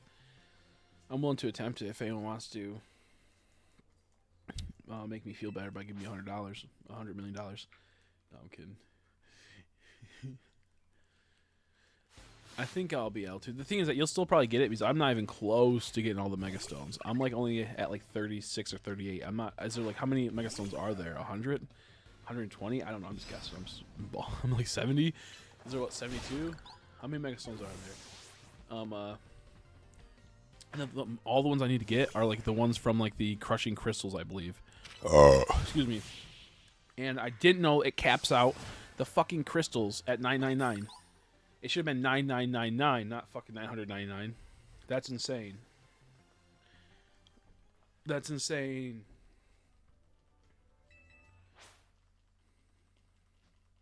I farmed for like 4 hours. Yeah, no, it was more like 2 hours I farmed for. Getting no things. Maybe it was 3 hours. That's tragic.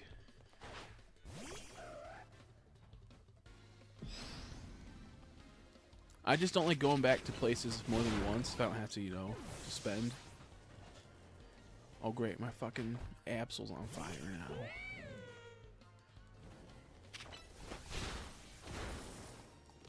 Dude, I knew I was gonna like because his attack's cut in half when he's on fire, I believe.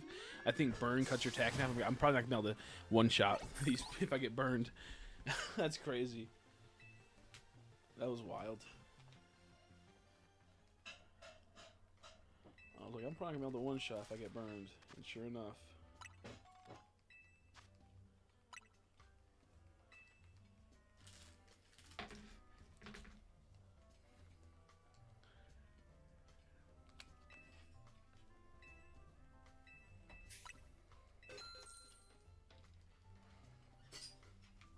$326 is not bad though. This would help out. This will help out so much, Nora. I'm glad you didn't have to go through the grind of the Infinite Royale. Because it is a pain in the ass doing that. It's like literally the Infinite Royale is so fun, or not Infinite, just the Battle Royale is fun at the very beginning. It's great. It's like I'm kind of looking forward to it somewhat. And then once you get to like C rank, like you're like, this is such a drag, dude. This is such a drag. And then the Infinite Royale comes around. They start using Megas. Okay, that's kind of cool. You're still one-shotting them, but it's still kind of cool. And then it turns into, like, the drag again.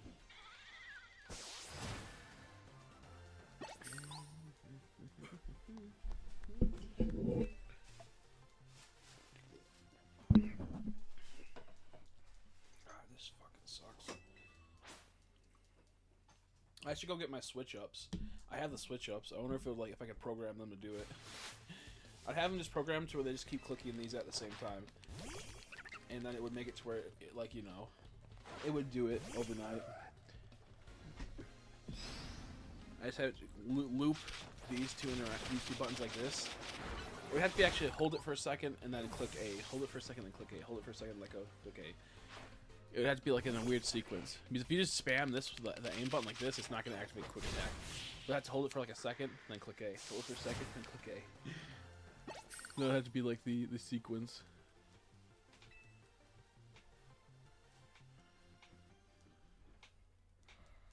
I might run and go use the bathroom in a bit.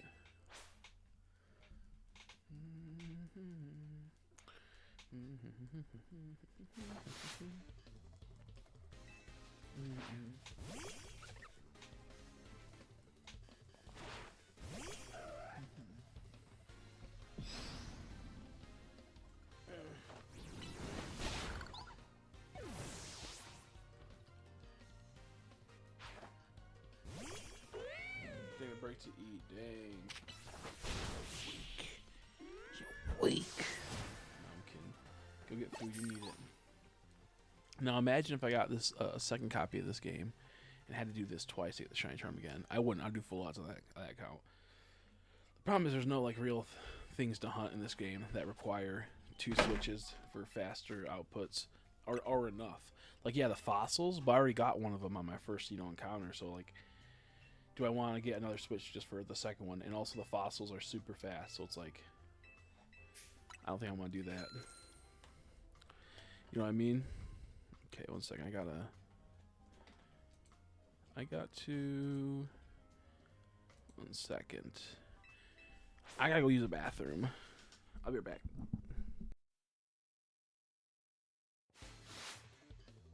Zelda, you have to stop playing too, or else it's on. No, I'm just kidding. I'll be right back.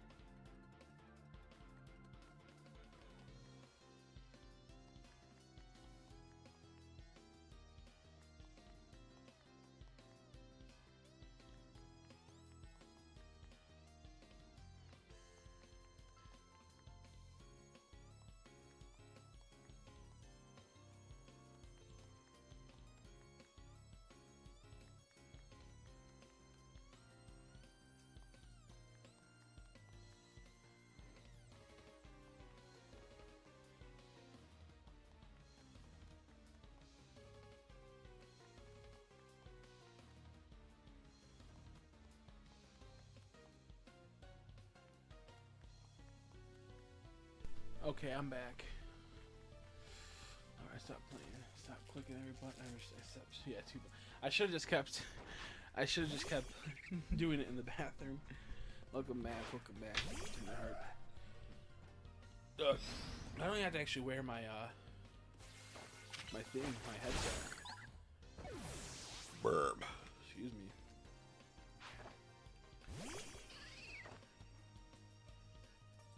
Oops. Wrong button. Okay, we're back. Oh, whoops. Sorry. Zelda, I didn't play for about 3 seconds there, so make sure you don't play for 3 seconds there.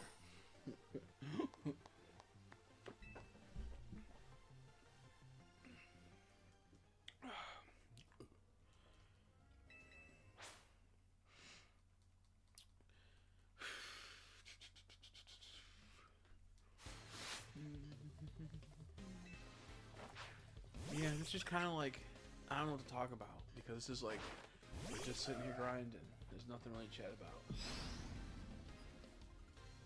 My business is going pretty decent. Some days are really well, other days are non-existent. I hope I can get some more sales in soon. I hope I get monetization back. I'll actually check out and see how far I am with that. I feel like I'm not too far into it, because it's not registering my streams for some reason. I wonder if they don't register streams anymore.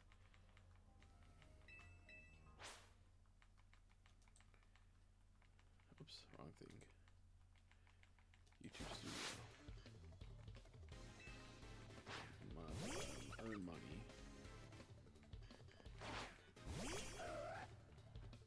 I think I lost public watch time hours. That's great. So I'm just never gonna get monetization again. I don't think it counts streams anymore. It only counts videos. That's insane. Overcooked because I'm not making any new videos. I guess I'll have to get like a pretty good shiny comp going, and that will get me my views back. So I gotta get this for sure super fast now. For sure. I was at 1696 yesterday, and I'm at 1686. So I lost 10 hours of watch time. So I guess they don't register streams or something. They must not. Because I had like 10 people watching for 4 hours. So that would have been 40 hours right there. Added on to that, and yeah, I did not. I lost. So frick. Frick.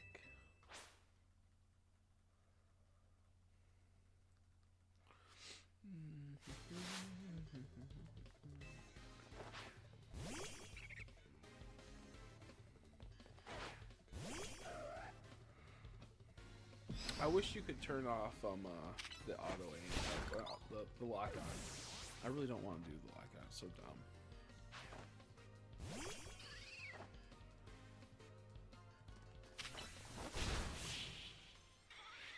Just when I'm in a battle, focus on the if I'm in a trainer battle, focus on the Pokemon always. Have it to where it's always locked onto the Pokemon. I wonder what Nora's eating. Hopefully something that takes a long time to eat so I can't catch up to me ever. Oh my gosh. Zelda, is there a way to get the Mega Crystals faster? Like cracking the rocks? Is there a faster way than just cracking the rocks, or is it only through cracking the rocks? I don't know, every game needs a streamer. Yeah, it is. It pisses me off. It's so dumb. It's so dumb, dude.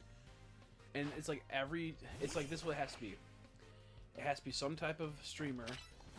It has to be like like ghetto people, like with streetwear and shit like that. And it also has to be like hey McDonald's, dang it! Dang it! I'll forgive you, I guess. And then it needs like a female professor now. We don't count Hisuiya because that was back in the day. We're talking about future times. Granted, we also in Scarlet Violet we had a female professor, but you had to have the one version. But he's from the future too. That doesn't count. He's like from the future where guys take over again. But no, there's a lot of always fucking female professors now. That's like a standard. What else is there? A live streamer, a singer, someone that's like into dancing or singing. Someone into dancing or singing in like the, cast.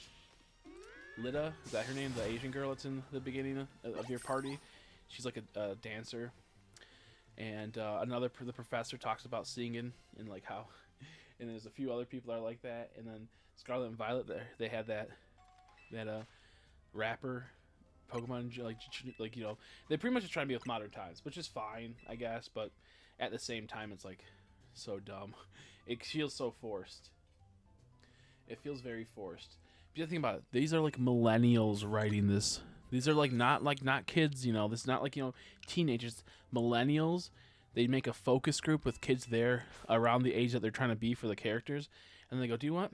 This will work. This is cool. So annoying, dude. So annoying. Like, Nessa was almost like a streamer, too. She was like, a model and whatnot. Had it been just like another year prior, she would have been a streamer. If it would have been like COVID, she would have been a streamer. But I think that came out, 2018, 2019? I think it came out before COVID, right? Or no, it came out during COVID. Right during COVID. So yeah, by that time, streamers weren't as big as they were. The pink. Again, gems is the plushies. There's a few spots that have lots of crystals, mostly rooftops, and one spot. Yeah, the alleyway is goated. How long does it take to respawn? That's what I want to know. That alleyway I hit twice now. That alleyway is goated. Do I have to change the time in my Switch? I hit that alleyway and I was maxed on crystals. I didn't know, so I wasted probably 200 crystals right there. Yeah, I was doing rooftops in that. I don't know how long it takes for them. And that big circle that was around the center of the thing, it went away, dude. I was so pissed. You could farm that and get so many crystals. But that went away. Made me so mad. Or so many shards off the crystals. Because I beat the game, so it's no longer there. That big circular area, I believe that's what Prism Tower was that big circle. Unless it's a different area that I'm just like dumb or something. Oh my gosh.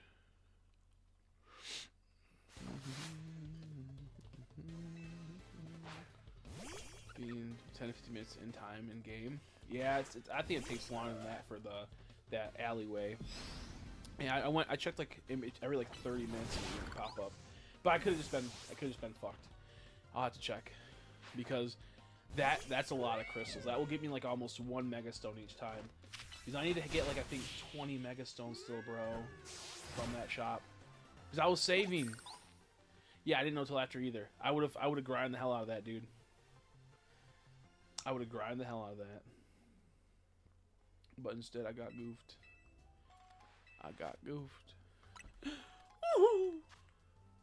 I still hate how we don't have a bike, at least in this game. I get rideable Pokemon. Maybe they're too bulky for areas. But a bike? Come on. Remove it during post-game, right? Yeah. I get it, but come on, man. Change it to a new area then where all the crystals went. Make it to where every area has double crystals now, because that tower blew up and it flew those crystals all over. So annoying. They should just made double crystals everywhere once you beat the game. But it wouldn't make as much sense because the mega, wasn't as, intense. The mega energy.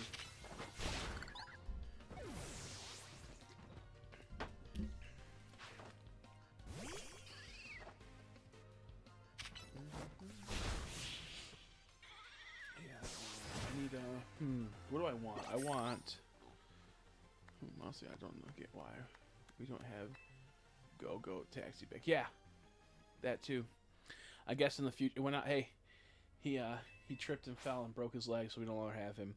They had it in the files that they were trying to do that. They had a Go and they had it wasn't Talonflame, it was something else. There's clips and images of them having that you could ride Go. They just use Iridia's model because that's what they do. They use other models from other games before they more polished games.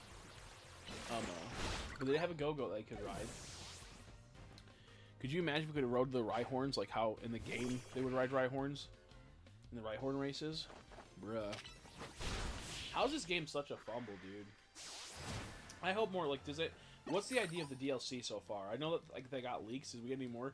Are we gonna go anywhere else other than fucking the stupid city? Can we finally go to some routes or something? Some areas of, jeez. Imagine if they gave us routes and we got to like use rideable Pokemon. That'd be so awesome. Right, Pokemon, and that's not a feature in this game. I know. It's dummies. They had images and they had videos of them. They cut it. I don't know why. I'm assuming because it was probably too clunky. I mean, look at how the parkour is in this game. Now imagine if they tried to implement Pokemon into that system. They would be all fucked up inside the scaffolding. I get why, because... But just take that out. Just take the parkour out. The parkour little aspects, little tiny, like, you know, movements in this is so fucking dumb. It makes me mad because they could have made such a good system. Like, we got, you know, Assassin's Creed, Lord of the Rings, Battle for, like, Mordor, shit like that. It's so good. Or Shadows of War. It's so good. They feel awesome. And if Pokemon just implement something like that, that'd be great. Or if they even took, like, a gacha game where they have, like, you know, that really jumpy, fast movement, that would be fine, too. You could have literally made the city larger, like alleyways further apart, and have to upgrade to get like launch yourself out further, and just say, oh, you got a new upgrade that like a new shoes that make you jump further, like they like a little boost or something. They could have done so much. They could have done so much with this game, and instead they went, we have $13 to $14 million, and we got to spend that wisely. Let's cut as many corners, but let's only add 230 Pokemon, and let's make sure that we can release DLC later. Ridiculous. I hope they make I hope they make good DLC though. If it's not good DLC and I'm not still playing this game or feeling like I want to play this game 3 months from now, then I will probably not get the DLC. We'll see. Maybe I will. Maybe I will.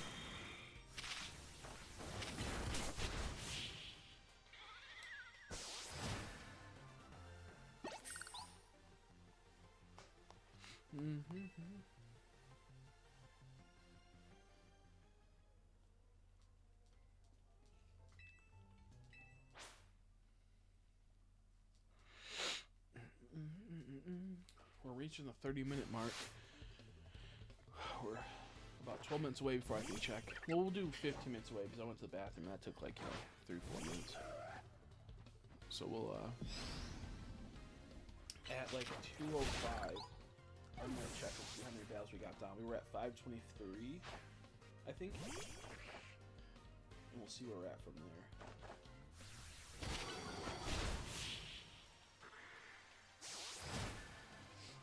Like, I still think it blows my mind. Like, we used to have Sneasler. I'm probably gonna just work on Megas, then do battles. That's fine too. Yeah, work on Megas and tell me if there's any like I'll know if there's any like cool things I might miss. Yeah, battles are boring, huh, Nora? They fucking suck. That's why I said like maybe do a bit of like I would do like an hour of these battles, then go do some Megas, then do the Infinite Royale, and then come back and do these battles for like another hour. In an hour, you can get almost like 100. You can get like 75, it feels like. Maybe a little bit less. So like you get like 50, 60 battles in on this. The Infinite Royale in 1 hour, you can get about 40 to 60 if you're lucky. Mostly 40. So I think if you just pace out the gameplay a bit, I think it'll help you a lot. Because that way you don't have to worry about... Because, dude, think about it like this. If it takes you 20 battles to get a ticket, and it takes about 30 minutes to do that, then you're going to have to... you have to do that 15 times. So interlinking them so it kind of spreads it out between your knockouts and the cafe and this farming is probably going to be better in the long run. And not make you feel so at the end. That's just my 2 cents. That's kind of what I did, and then I stopped doing that. And once I stopped doing that, it was a mess. It was a fucking mess. Because now I'm stuck here doing this and then Megas. Now I'm stuck here doing this and then Megas. So I think what I'll do this is I think the go-to plan. I think this is the true go-to plan for me. Since I have 2 left, is I do this. After a half an hour, I go and check the city and see if they gave me all the resets of the stones. and then I come back and do this for a half an hour, then I go back and do that, and I just switch between them. That's probably the idea. When you were asking questions, I would tell you if you beat me in a battle. Why does that restore request the second half of this game do this? Wait. You know, I should have said when you were asking questions, that would tell you if you beat me in a battle. What's that mean? Am I stupid?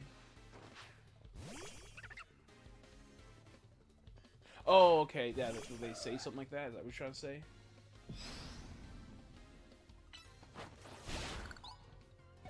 Yeah, when they're like, oh yeah, I'll give you an answer if you beat me in a battle. That's what you're saying? Like, they all say that? Yeah.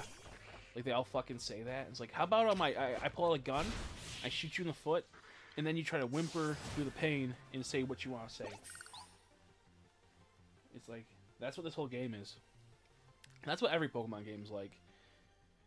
Imagine if they had really good parkour. We could just have parkour racing sometimes. If you can beat me in a race from point A to point B, we're good. Then I'll tell you my secrets. Or you got to catch me first. So you have to, you know, he gets a head start. So you have to chase him down. Like, they tried so hard. These people are like, oh, they didn't really think about the parkour. Dude, they make you do side races versus, like, Froakies and shit to see who can get up the scaffolding faster. Yeah, they wanted this to be a thing. They just don't know what they're about. Yeah, got mine. Exactly. That's the thing I hate about these type of games. They're so, like... Don't even give me a story anymore. Just give me shiny hunting. Give me competitive battling. Don't even give me a story, because you fuck it up every time. Because you don't know how to write shit. Yep. They should just, like, say they're gonna give them all the answers, but they don't give them the answers. But I lied. Deal with it. I lied. Deal with it. That's what I would have said. Too bad. I freaking lied, bro. What do we deal with it?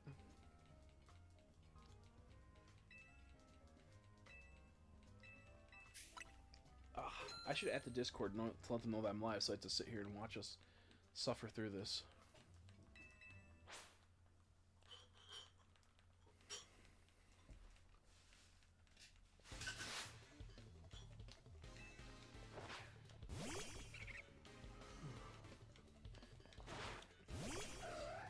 The one thing I don't like is that, like, they didn't implement this game's battling that right. Like, they make it to where you can battle multiple Pokemon in the wild, and you'll be able to hit multiple Pokemon in the wild.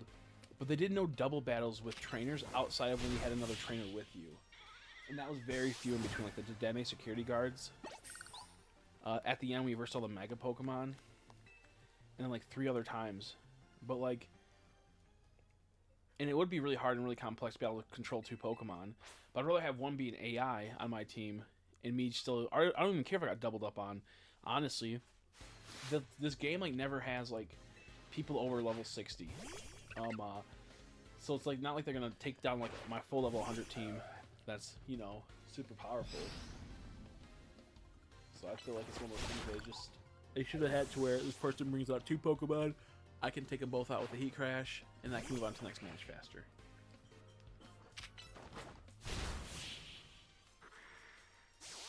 I feel like this game would also have been perfect for multiplayer, story-wise.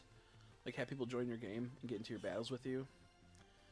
I feel like that would have been a perfect game to do this, but they, once again, they rushed it and didn't want to do that.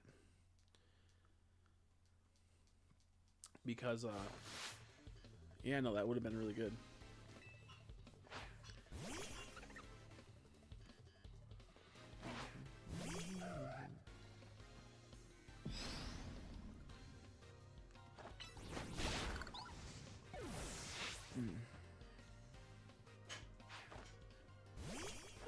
Hello.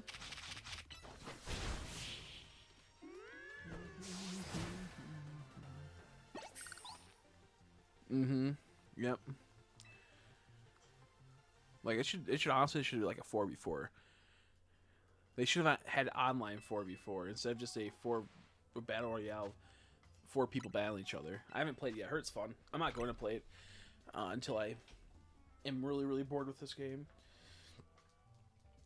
I think what would have been really cool with a game like this is if they made the parkour feature pretty nice, and then had it to where there's online play where they make a massive map and they randomly spawn in Pokemon, and then there's a chance that a shiny could spawn in. But the point is that, like, you want to capture as many Pokemon as you can, and you can steal people's catches if they weaken it. You can come in and sneak in an attack with a Pokeball. Have it to where it's still like 1 in 4,000 or like maybe 1 in 1,000. It'll be shiny charm odds, and have it to where they'll just spawn on the map. So if you end up finding a shiny, you get to keep it. It's not worth any more points. Then it's just so like it doesn't alert everyone, or maybe it alerts everyone that there's a shiny on the field, and it'll be like a special mark next to it, knowing that you got it from online, so it has more value than if you were to just get one in the wild. But you had to fight for that, like against other people. That would have been awesome. They could have made a massive map, and had to where they just had random spawns, and that's what they should do for DLC. But they wouldn't do that. That's too much for Game Freak, because they could have really made the parkour nice, to where you had to scale stuff and go to this areas. Even if they use like Arceus' parkour aspects with the ride Pokemon, having Sneasler come back, having the birds. The only thing that didn't really matter was Ursaring's Evo. It kind of sucked. There's no point for him. Like I never used that. I used it twice, and that was for the story. And then only once, I guess. I only used it once. There was no point for Ursaluna. Yep. And then of course you could have the water Pokemon. What did you have for water Pokemon? What was in that game? It wasn't a Basculegion. I don't remember what the water Pokemon was. Was it Basket? No, not Gyarados. It's been so long since I played Arceus. Man, I miss that game. I just wish it didn't have more complex maps.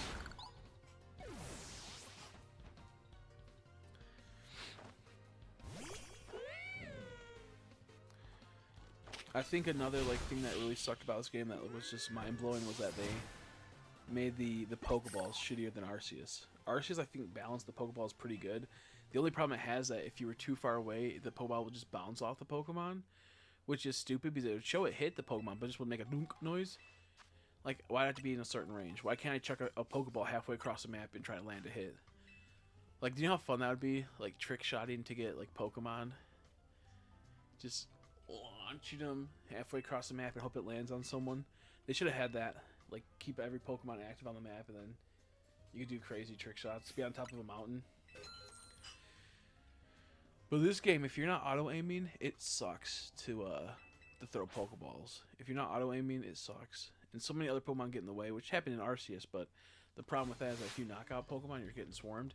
You try to hit the knockout Pokemon with the Pokeball, it's going to hit every other Pokemon except for that Pokemon half the time. And if there's a Pokemon that's in rage mode in front of that Pokemon, the Pokeball's going to keep bouncing off the rage Pokemon compared to the one that's knocked out, and it might just fuck you over. Yeah, for real. I would be even in favor of them making if you want to, almost like a Pokeball gun, where just you can have a gun, you just shoot it, you just aim and shoot. They could do so much with so many cool things. They could do so many cool things with the games, but there's no innovation. No innovation. Just sadness.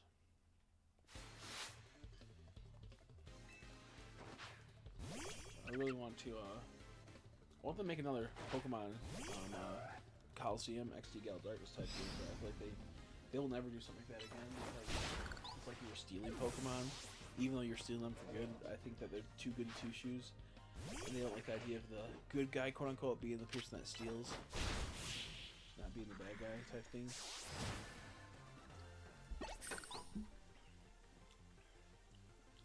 Excuse me.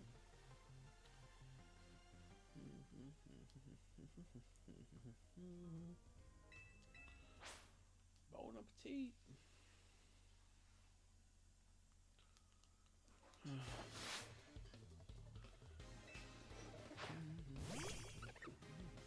I wonder what they should do for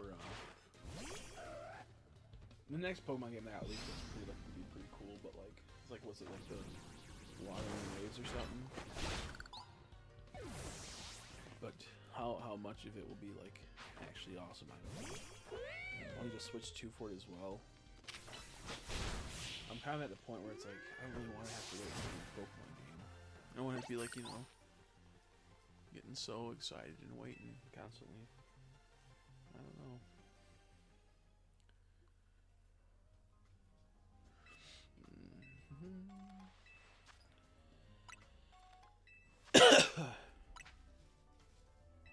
Let's check.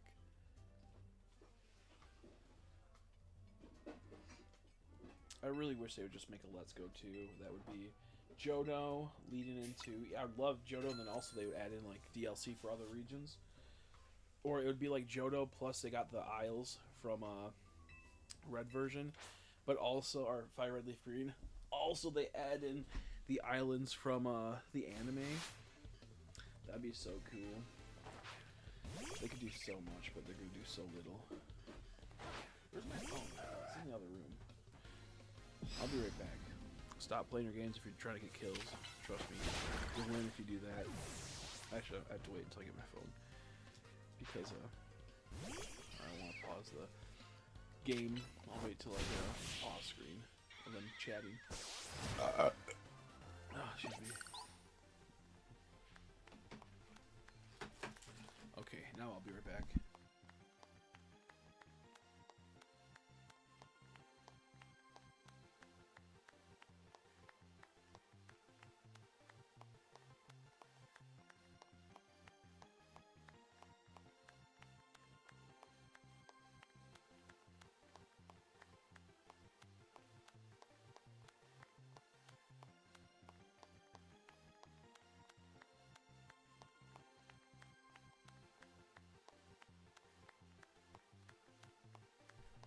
So I've got a lot of questions on my Macari. I gotta answer.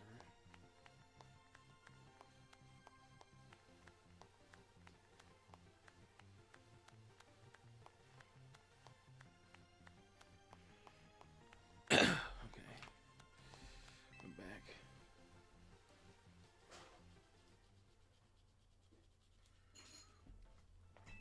They need to make a Pokemon Heart Gold, Soul Silver, Let's Go Johto game, essentially. And have it to where they bring back the trade evos for the Alolans, but also... not trade evos, just trade Pokemon for the Alolans. But also do it for the just random Pokemon. Have each Pokemon Center have one person trading regional variants, but not just Alolan, have it, you know, all the regional variants throughout all the games. Have two, actually, because we need to be able to get every regional form. If you have two, then have them go over to Kento, and you do that. But this time, instead of Kento having only the people there trading for the regional variants of Kento, have them also do it for other ones. And then they need to have get a lot of gift Pokemon like Shuckle and whatnot, Tyro, bring those back. But bring in even more. Have each cities have a gift Pokemon. That's such an easy thing to do. Dude, that is so easy to do. To add in every gift Pokemon will say it would take, if you do it fast, it would take 10 hours to shiny hunt. We'll just say that. If there is 10 cities in the game, that's 10, that's 100 hours right there of gameplay. And then you go to the Kento, they have the same thing. They have about 10 as well, maybe a bit more. That's another 100 hours of gameplay. That's on the average if it was 10 hours. Sometimes they'll take you 30, 40 hours. You trades for Alola and Galar. Exactly, Alola, Galar. They could do it for the ancient Pokemon. They could have someone like, you know, from like Scarlet and Violet. You can have it to where the Hisuian Pokemon. They could have totally done stuff like that. They could have had that, you know, where like this person traveled through time and space and appeared here. These people, you know, they could make a little story like that where people come over from another dimension or another world and they have these, you know, variant Pokemon. So many simple things they could do, and it makes me mad.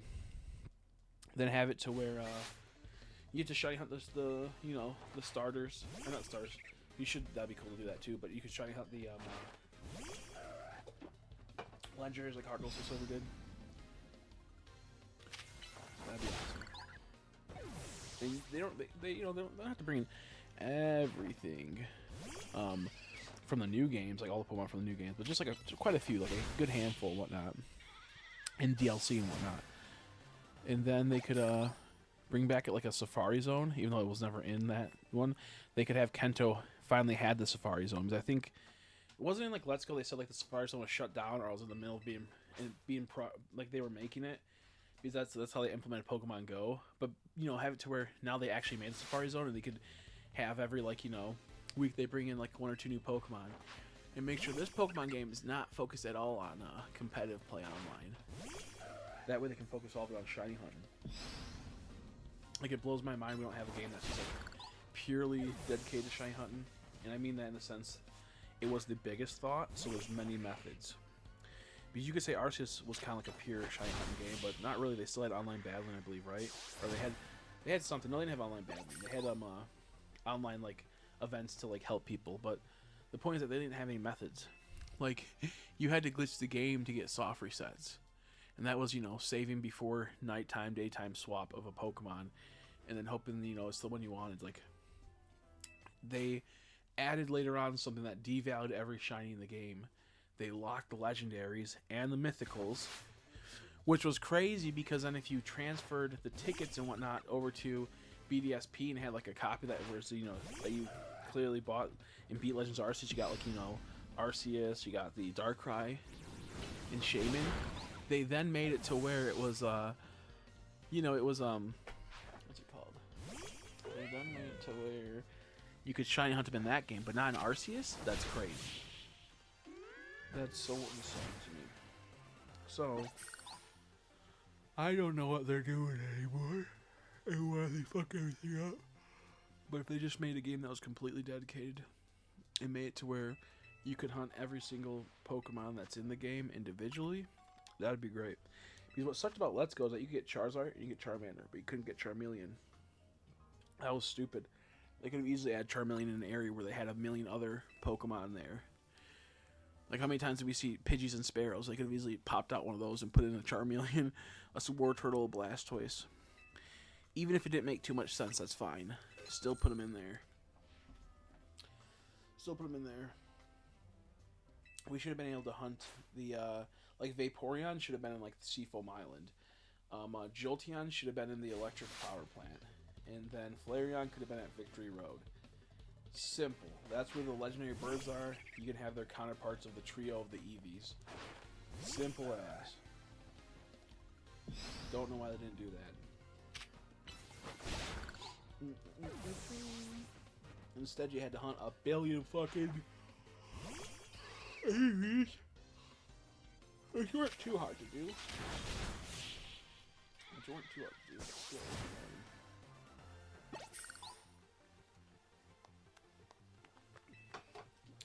I liked how they did the fossils. The fossils were pretty decent.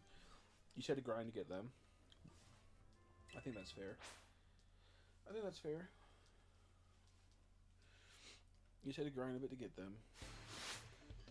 After these battles, we're going to check and see where we're at. We're at 523, and about 30 minutes passed since then. A little over, maybe. A smidge. I'm already tired. This makes me so sleepy. I might just stick with Battle Royale, honestly. Battle Royales make me tired, but at least I'm doing something. I'm not going to stick them. I'm just going to switch between them, I think. We'll see, though.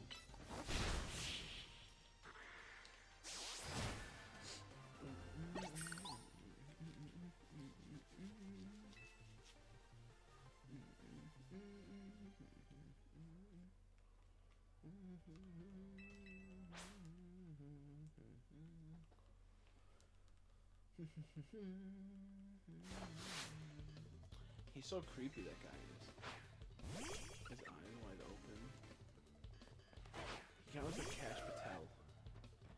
In that picture, like, Cash Patel in that picture was like... It's like...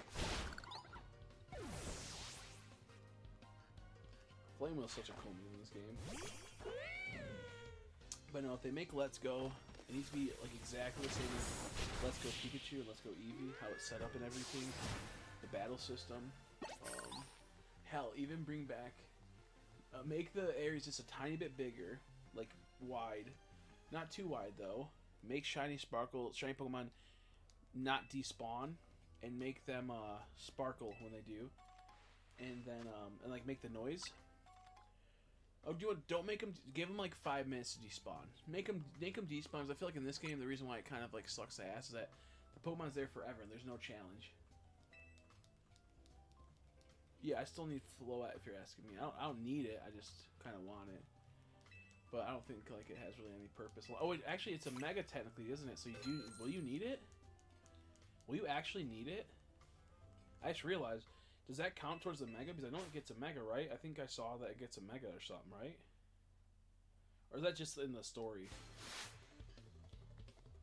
Is it only in the story it gets a Mega? I'm not sure if you actually need to get the Mega Stone for Floette.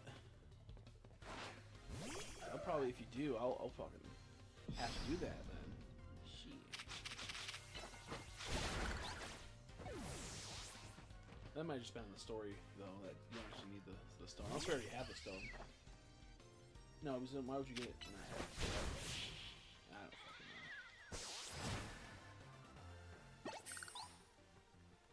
We need the Mega, yeah. Oh, okay, yeah. So when you're bored, you go back. Okay, I'll do that soon then. I was like, okay, I'm glad I did all those then. I'm not as upset then. So, Nora, I guess it seems like you gotta go do the Battle Royales too. I'm glad that we got through that, because then you would have been done the 1,000 this way, and you would have been screwed over. No, you have to obtain it. You have to keep it. It has to be registered. And it says seen and registered. So you can do registered as well. At least I'll check. Let me see. I forgot to double check to see where we're at. Check the research task for us and say if you need to see it and register it. If you just need to see it, it's like 100 times easier. It says get all the Mega Stones and register or something like that. Get Mega Stones and register in the Pokemon. Because I seen all 230, but I didn't get the Dex complete. I had to get the 230.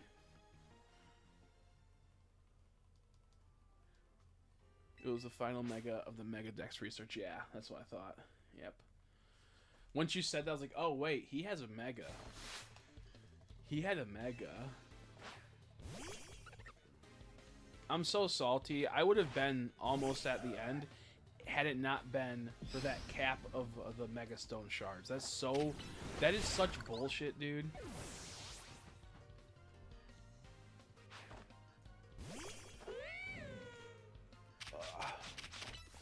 I did that 3 times now. Me forgetting each time.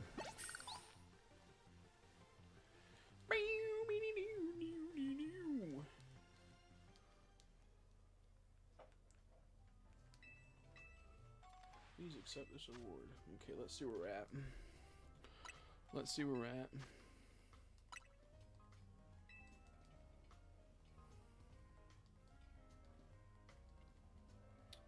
My game glitch, I'm at 99 out of 1,000. Wow.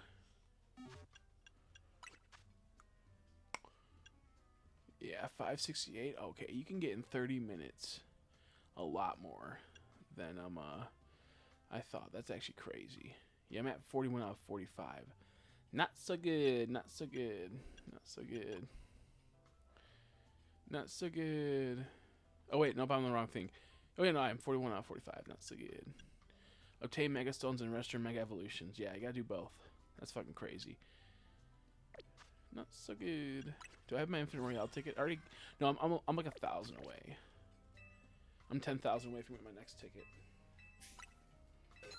So I better go do that in a bit. The good thing is that you can get your 10,000 tickets I need, or my 10,000 points. I go there, battle the person, I can go right back to that Battle Royale and continue getting more points before it's daytime. I know I can fast forward the day with the bench. I just don't like doing it. I mean, I've been doing it, but I hate doing that. I didn't do that for 90% of the game, and I finally started doing it. I wasn't you know, a person that was so much watching guides or caring that much.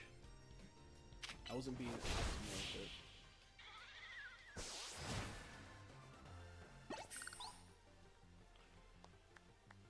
So we were at, after half an hour, we got 45 battles in roughly. So every hour you can get like 100 almost if you're fast with it, with minimum breaks. If you're just spamming it and you're going fast, you get about 100 through this method. I went from 243 to 268. You'll probably get like 80 to 90 an hour, which is still horrible. It's still brutal.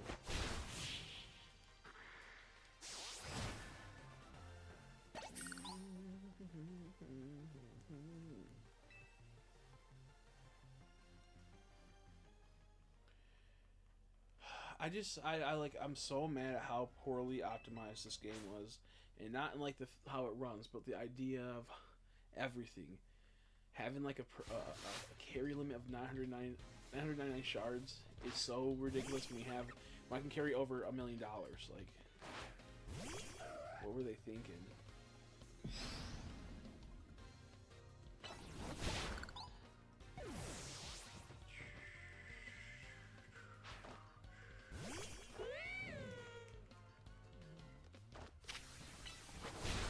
I think I'm homeless. Yeah. Not me. I could never. I could never be poor like you. That is funny though.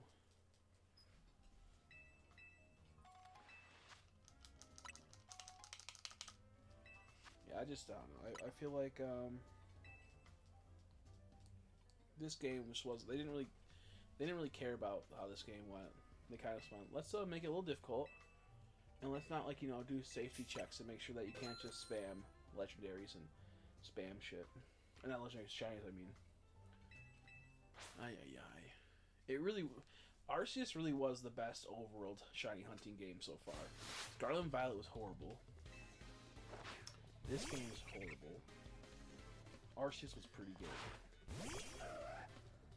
And they only made it horrible a month after the game got released.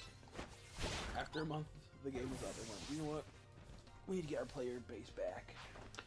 Let's make shrines have no value anymore.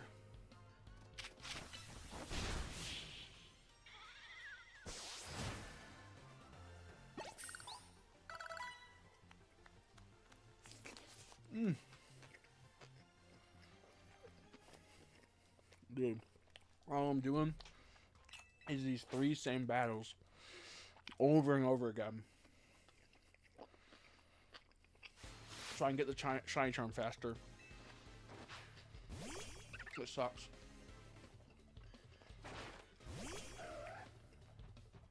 It sucks so much.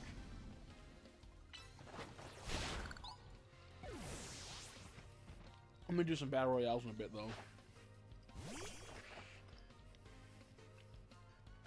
I'm gonna do some infinite royales in a bit.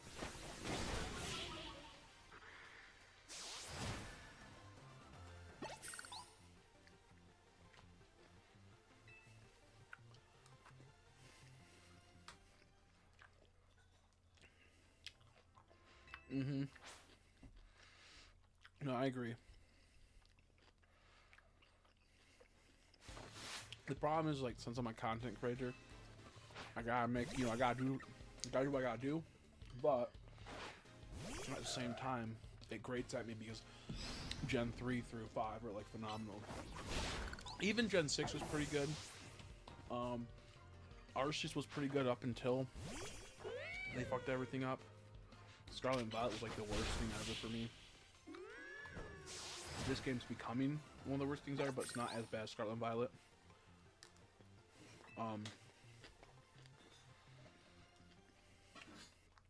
What else? Let's Go I liked a lot. I like Let's Go a lot. Sun and Moon didn't really care for it. I do a Tim Pan Boy. It's been a long time. It's been years. Sword and Shield. I didn't like the overworld wild area. It was too janky. But I love the routes. Those were the best hunts. Yeah, honestly. I almost wasn't going to stream it because I was like... It was like last minute and Crystal bought me a copy, so I was like, you know what, I'll stream it. And then I was like, you know what, if I can get back into it if I just, Whoops. I'll play the old games again. But it won't be for a while.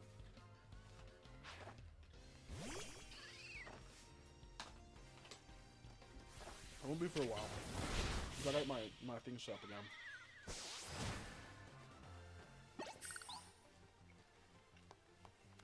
What the fuck is this? It's like a weird type of veggie. Yeah, it's been long. It's been a long time.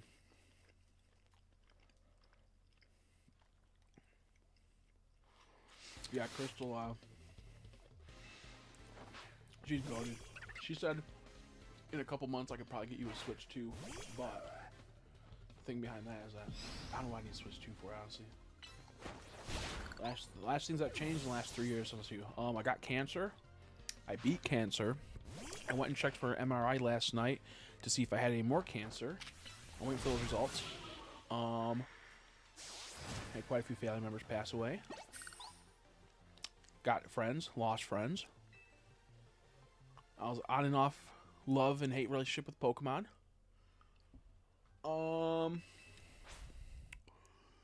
Excuse me, lost a lot of weight, gained muscle, and then recently this last month I gained a lot of weight that I lost within the last 6 months. I lost like 10, 15 pounds.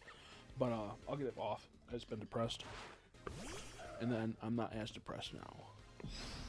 And I'm not sure what else. There's a lot of stuff happened. A lot of stuff happened. A lot of changes in my life. Oh, sorry, I'm not paying attention when I'm supposed to be doing this game. I was reading, reflecting. Yeah, that's the main things that happened. Main things that happened. How about you? Hopefully, good stuff. Oh yeah, you were gone when I told you that. You had to go out to see your daughter when I said that.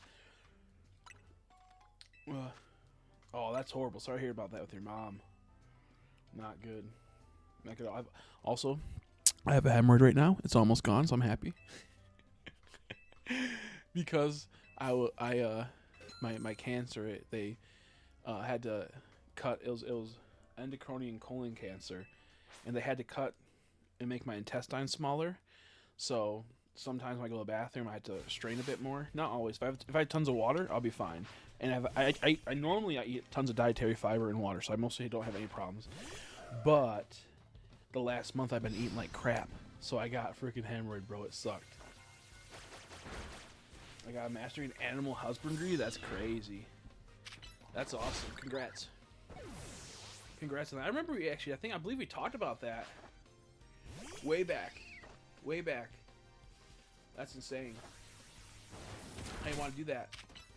I remember talking about similar stuff like that. So congratulations on getting there.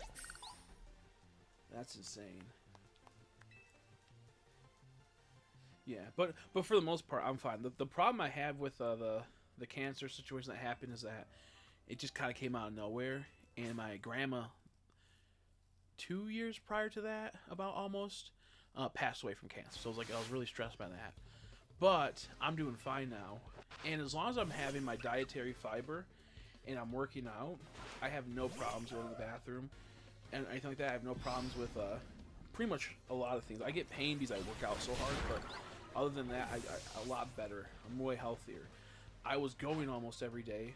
I was going almost every day for 3 months, and then I cut down to going every other day, and then I got extremely depressed because something happened with someone I'm kind of a thing with, and with that happening, I took like a month, and I'm almost at a month and a half off, so I had to go back. I'm waiting for this fucking hammer to go away because it's hard.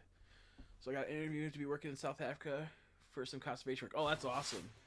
That's crazy, dude. Wizard Potato came in at the weirdest time. Yeah, how you doing, Wizard Potato? For the most part, I'm pretty healthy. I had really bad sleep apnea. I don't really have sleep apnea no more, just a tiny bit. But it was so severe that like it was causing my blood pressure to skyrocket like crazy. And I was having to take medicine for that. I probably still have bad blood pressure right now. I've been eating like shit and haven't been doing much after working out so much. But it sucks because you can't tell. Like if I were to flex right here, like that's a lot of mass. There's a bit of flat, but that's like muscle. You can't really see right here. But I have like I was getting crazy. Once I cut, like, if I cut 30, 40 pounds off, I'll just be just muscle. You can't see it right now because one, it's the lighting, but two, it's because I gained in that short time. But like it's, yeah. My back's straightened out a lot too because I have Schooners, which makes my platelets in my back compress and crush each other. Now it's not doing it so much. It's kind of at that phase. But normally, that's why like I lean forward a lot and go like that because my spine is curved a bit. And it feels comfortable if I sit like this rather than sitting like this or something or sitting like that. I try my best to correct myself, but it's a lot harder. But with that being said, it caused me to have a curve. So now it's starting to straight out. Because I've been doing a lot of back exercises, which have been horrible, but my back's getting really strong and like getting the muscles it needs. I just have to go back and start doing that again. I've been out of it. But going to South Africa for conservation work would be awesome. And South Africa's a lot more safe than other parts of Africa, so that's nice too. South Africa's like the more nicer part of Africa, so you don't have to worry about. You still gotta worry about, you know, you gotta be on your toes, but not as bad as other places in Africa. You can be a more impact in conservation work. That's awesome. Oh shit. Yeah, I don't know where that Snorlax went.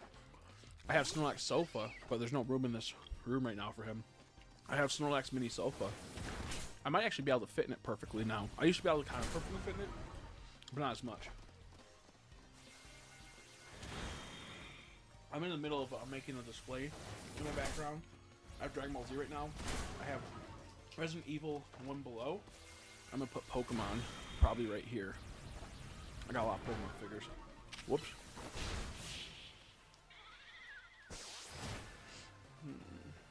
But how are you doing, Resident Potato? Glad to see you're doing okay.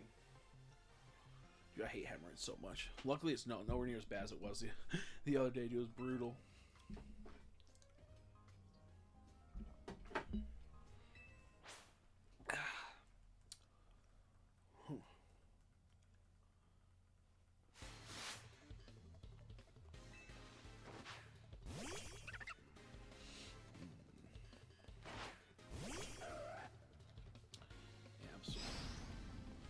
But yeah, if my cancer does ever come back, it'll probably be in my liver, and they can just kind of zap it before it gets too big. That's why I gotta do MRIs every 6 months, which is horrible. These MRIs they're horrible, man. I take a Xanax before I do them. They're like the worst. I'm gonna see if I can do an open MRI, which is you kind of sit in a chair, and just kind of like it's just in a chair and it has something above you, but you don't have to like lay down. And it hurts my back, and it's just a mess. So I hope I don't have to do them every 6 months in that type of way, but if I do, it's whatever.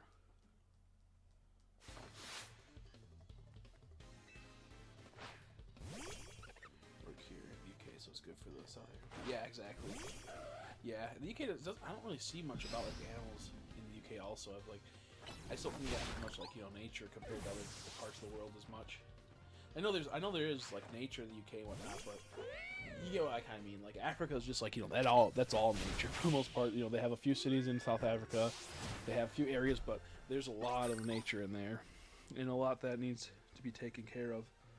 Whereas UK has a lot more cities and a lot more environments like that. Like there's countryside, but that's like farming and whatnot and other small things. From what I know, like pastures. Like the UK is not known to have like tons of like animals areas compared to like other countries. Like we have like Yellowstone and whatnot. Like they have like 1 million fucking animals there in Yellowstone in America, and a lot of them quite a few endangered species there type of stuff, where I don't hear stuff like that in the UK as much. And that's just one part of America have in the UK right now. So we have the Scottish wildcat and beavers. Yeah, being green beast. Yeah, exactly. Nothing like crazy. Yeah. Someone break Nora's switch so they can't beat me in the mega race. This is fucked up, dude. Someone release all of Mega's all of Nora's Mega Stones, so she has to get them all over again. Please, someone slow them down. Someone stop him! Stop him!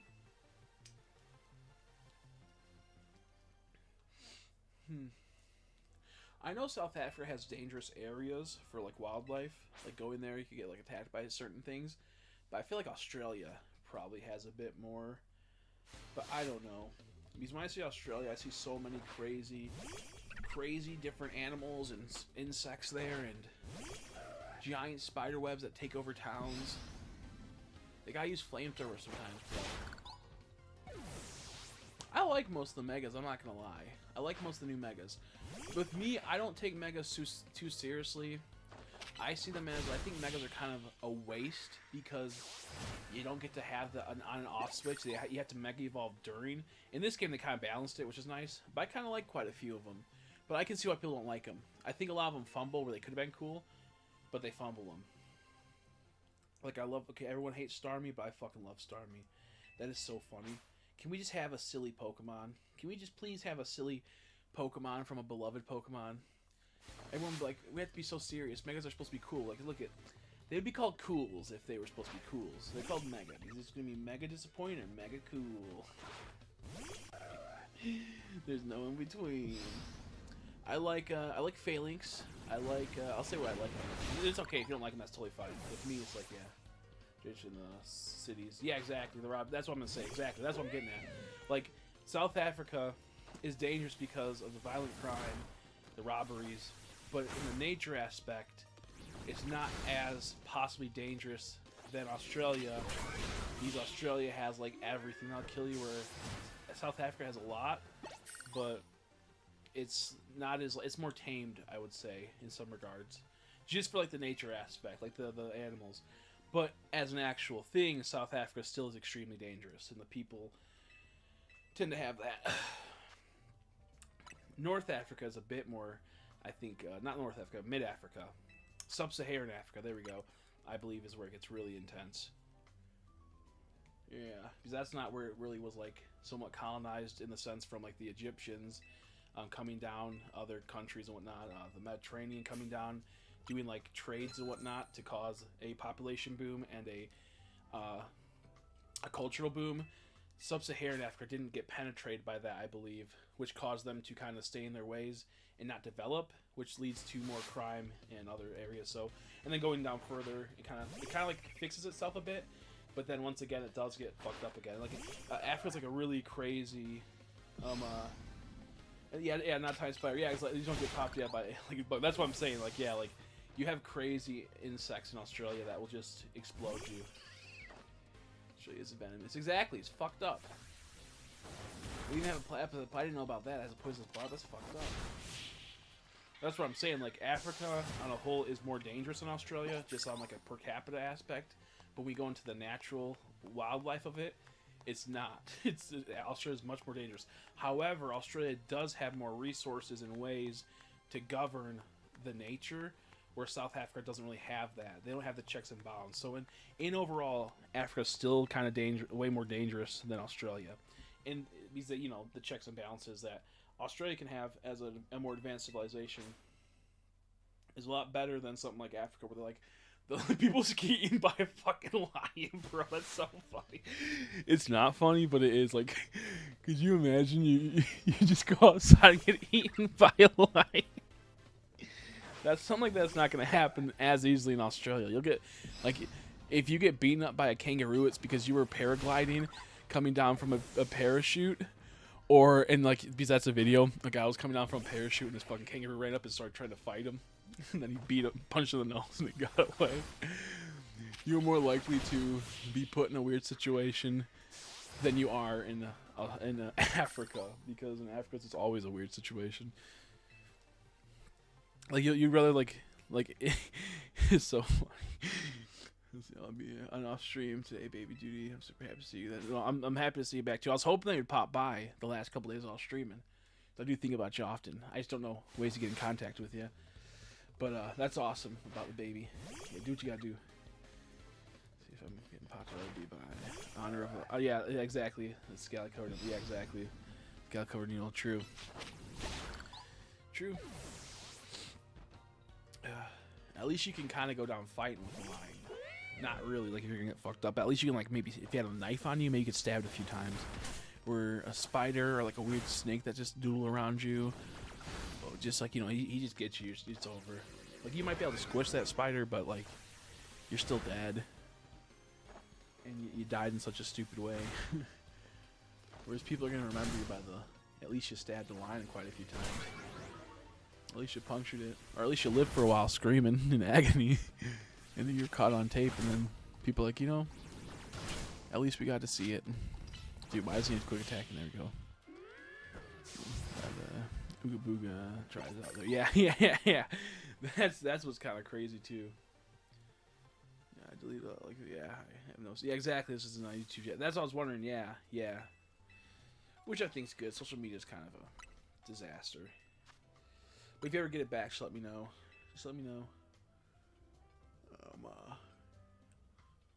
To go over my brand YouTube channel. Oh, that's funny. I didn't know that. That's awesome. That's cool. He's like, it's time to do what must be done. Open up Pokemon cards. Watch Pokemon videos. Look up Baby Shark. Excuse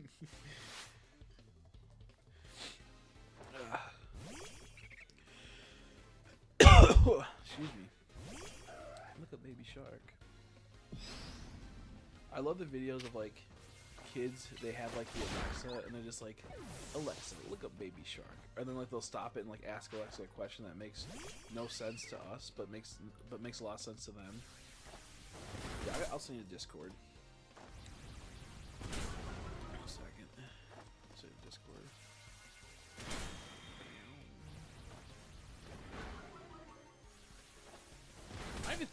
I don't think Nora's in the Discord. What? Popped in the Discord, Nora. I thought you were in the Discord. My bad, dude. Poor Nora. I didn't even know if she was in the Discord. I'm getting fucked up in this battle. Holy shit. I forgot to pause the match. Imagine Skidoo taking out someone that's like 40 levels higher. Okay, 1 second. I got to push sound. There you go.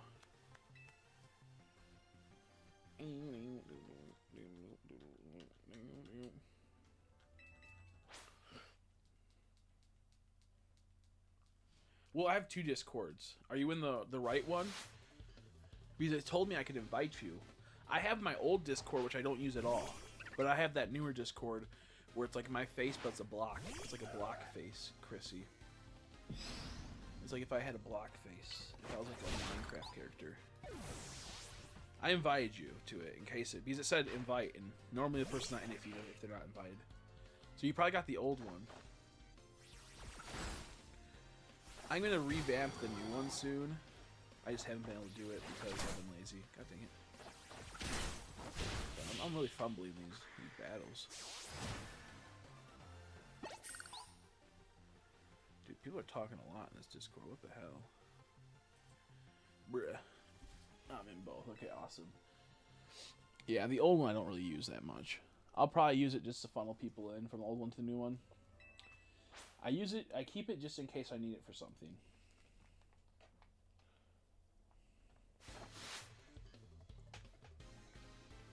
Is the game worth getting? It's not worth it. It's a shiny hunting game. Unless you don't care about values. You can get tons of shinies extremely easy. But me, I don't know if I'd recommend buying this game. I'm still like... I've got it for free. Crystal sent me a copy. Or got me a copy for free. But if I had to pay $60 or $75 I paid for this, I would not be happy.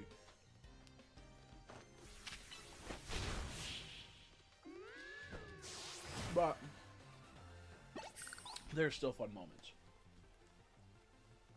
I feel like if you don't care about shiny values, you want to shiny hunt, get some really fast, easy shinies, and relax and enjoy it, then I think it's worth getting. There's a lot of like ways to manipulate the shinies in this game. Found a shiny. Nice. Which one? What's up, Cosmic? I see you again.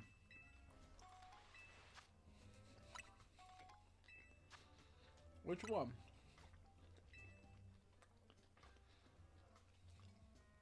If you're wondering what I'm doing, I'm getting battles in to get my dex up. Not my dex. My research level up. Where are we at right now? Ooh, we're almost there to 600. And then I'm going to do some infinite royales. I'm going to do some infinite royales after this. Spoopa, nice. That means you get a Vivleon. Were you guys there? Do you remember when this happened, when the shiny Pokemon were just becoming a thing, and someone got X and Y early through an emulator type thing, and it was glitched because it was like an emulator, and the Scatterbug was like see-through and like black and white and all crazy looking, and people were like, wait, is that a new shiny variant? This is like back when 2013, 2014, when the game first came out. And people were like, is that a new way to get shiny Pokemon, a new shiny variant? And it was just like a fucking Scatterbug that was it was a Scatterbug that just was glitched in like the Pokedex menu because it was an incomplete ROM file. It was so funny. I was like, no, you stupid idiots. Clearly it's just fucking glitched right now. That was before clickbait and ragebait was a real thing. Well, clickbait was a thing, but not so bad.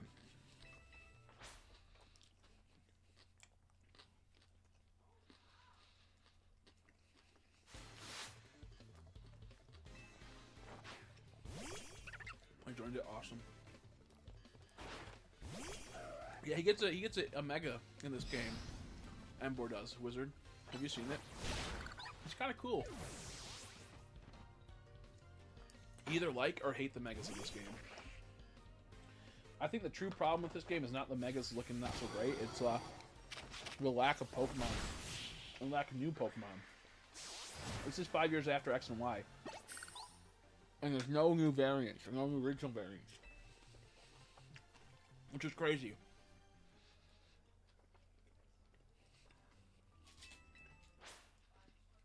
Yeah, I like it too.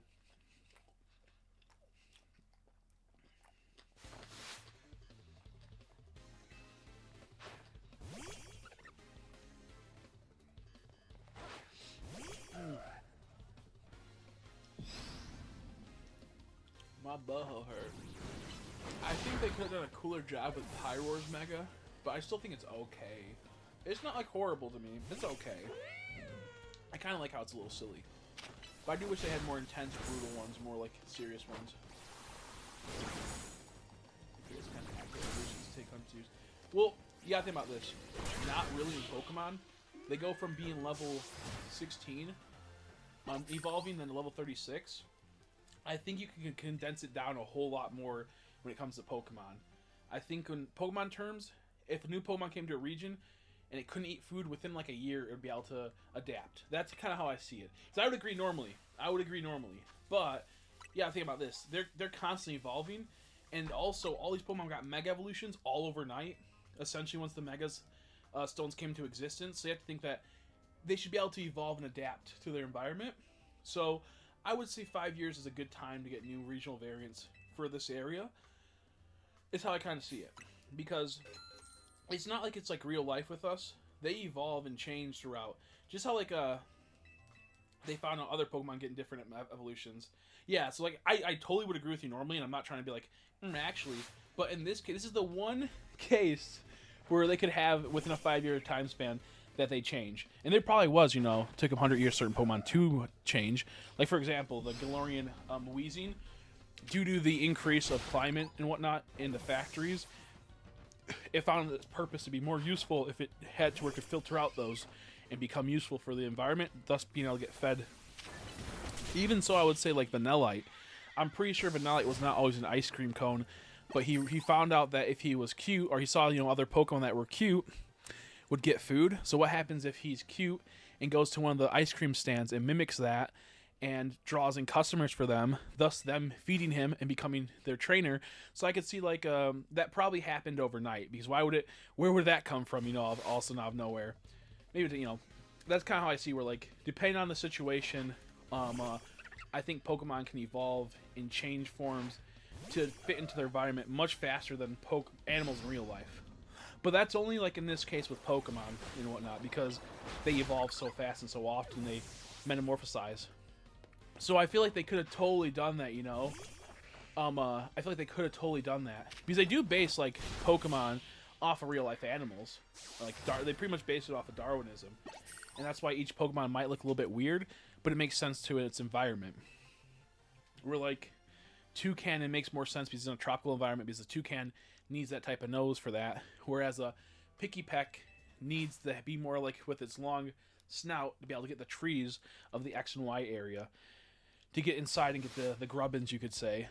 So, like I said, maybe there's some that will evolve through hundreds of years, but I think if a Pokemon finds himself in a new area and he can't process the food that well, or doesn't have the ability to crack open the food, or he'll probably evolve extremely fast, as they can normally evolve extremely fast. So I feel like they could have totally done that with this game, and at least add about 20 different regional variants, 15 even, would have been awesome. But here's the thing. Once Kalos happened and they had the big X and Y almost end of the world situation, Lumino City, and it connected to Team Flare and everyone else, people did not want to travel there that much, so they made the urban development, which could have made it to where people from all over the world went, holy crap, they're completely making this future, like this city, futuristic. It looks like it's going to be really cool. It's almost like a Black City from the Nova region. Let's go check it out. Thus importing their new Pokemon there. Their Pokemon will have babies within like, you know, small times. As you know, eggs, they make eggs fast and eggs hatch fast, thus spreading the Pokemon out into the world. Those Pokemon go, wow, this isn't my home. I'm used to, like, you know, a cold climate or like a really humid climate, and them evolving faster. That makes so much sense, and they didn't do that, and it makes me mad because the whole idea is that Lumino City was going to tatters after the whole event that happened with X and Y. And with the Team Flare having a lot of their bases around those areas and whatnot. So, what do? Oh, get new people coming in from other parts of the world to repopulate the city and have people be content. And that's what they say in the city, essentially. They say, we want more people. Oh, man, it sucks. So they could have totally done something sweet like that. And I feel like that would have been, like, the go-to to get new things. But instead they're like, nah. It also could have just been like maybe the Pokemon came over from a different region and the Mega Energy infused in them and caused them to evolve a different way. Not so much a Mega Evolution, but now they evolve a different way. Because, you know, you get a Coughing, it goes into Galarian Wheezing, but there's no Galarian Coughing. So there's a lot of things they could have done, but they just decided not to because it's a lot of work. Also to maintain another Pokemon to the 1,000+ Pokemon. At least with the Megas, it kind of gets balanced in the normal games where you can only have it for a little bit of time in the competitive battling, and like it has to be very particular, so it's not like it's as complex as adding a whole entire new Pokemon. But yeah, no, it's one of those things where it's like they could have totally writ through that and made it like a possible thing, but instead they're like, let's not do that, dude. Let's not do that, dude. I really would love to have seen more legendaries in this game and have them out so we could shiny hunt them. But right now there's only 3 Ooh, that hurt my ear. Ooh, I hit my stitches in my ear. We only seen 3 legendary Pokemon. They're locked, and you know they're the original 3 legendary. It's kind of weird how like the original game at least let you have the birds. You didn't get to shiny hunt them, but at least they gave us the birds in the base X and Y game. So why didn't we get them in this at least? That could have been something that we could have had shiny hunt like in Let's Go when they just appear out of the air. They could have done that, and that could have been a cool shiny hunt. Make those not locked. Bruh. Like I said, I only get so angry at this game because how good this game could have been, but they always just like fuck it up. Sorry, I'm eating my food.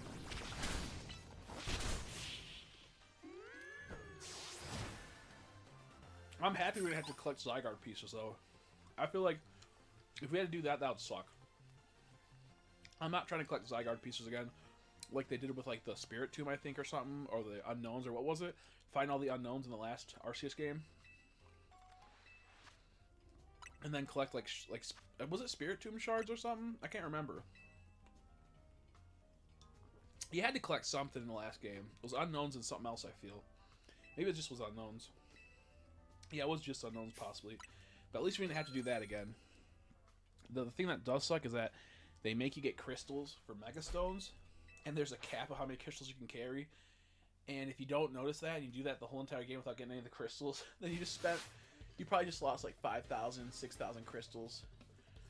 And there's about like 20 stones I need in like my the thing I need, and half of them are like 360 crystals each, and they have a cap of 999. So like, it's gonna be brutal, dude. Yeah, what Spirit Tomb? Okay, so it was Spirit Tomb, and then you also had to collect unknowns. Or did you have to collect unknowns to make the unknowns appear, and you had to collect Spirit Tomb pieces to make Spirit Tomb appear, right? Is that what it was? That was cool, but also stupid because it took so long.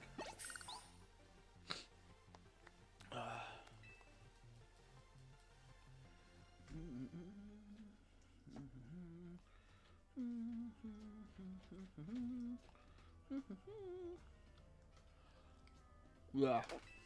Mm-hmm.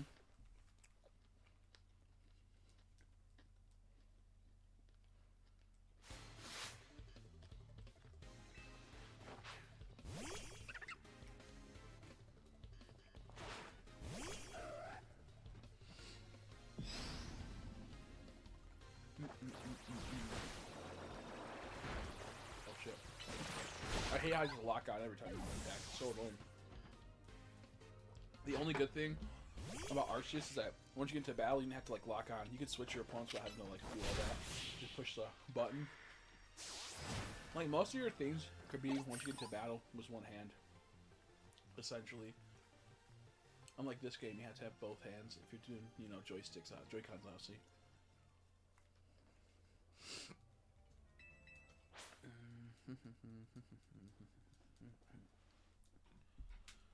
Oh. He looks like Cash Patel, and that's so funny. that FBI picture of Cash Patel, that's so funny. After this battle, we're gonna do some Emboar, so I get that flow at. And then we'll do a little bit of Mega Stones, and then we'll come back here and do more of this. That's what I meant to do and I forgot. I think they reset every like 15 to 30 minutes, is what I've been told, the Mega Crystals. So I should do all the Mega Crystal farmings at the big areas, and then go do other stuff, and then go back and farm them again, and then kind of switch off in between them. That's, I think, the ideal way to get a good system. The problem is I forget because I'm streaming. I get distracted. I forget what I'm doing because I'm talking about so many things.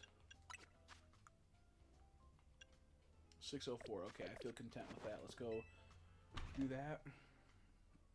We can get like a little under 100 every hour, so that means we're I think we have to like do it for the next 5 hours. Essentially, we would have to if we just did that straight, which I'm not going to. I'm gonna go do other stuff while we're waiting.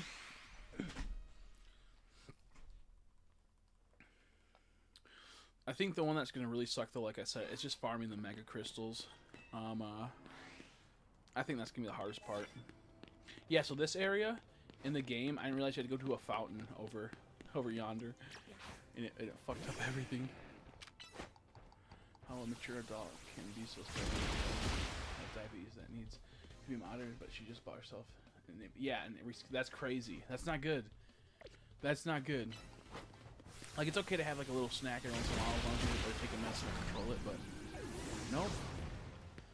That shit will kill you. That's not good. Hopefully she'll be okay. I'm sure she'll be okay, you know, but like, and through time it's gonna add up. It's gonna add up, and it's not healthy. Not healthy at all. God dang it, dude. See what I mean? See what I mean? This game, I tried to lock on. The first time I couldn't lock on because he was using Shadow Sneak, but this time he got out of Shadow Sneak. It still wouldn't let me lock on. Instead, it fucking popped up the menu. There's so many problems with the lock on feature in this game when you're trying to go fast. I feel like even with Shadow Sneak, I should still be able to lock onto him. I just can't do anything about it. I should still be able to, like, you know, track him. No, that is frustrating. Like, you can have a little bit of a snack, you know, but you can't eat like you were a kid when you have that. It sucks, but that's just kind of how life goes. Hopefully she'll watch her.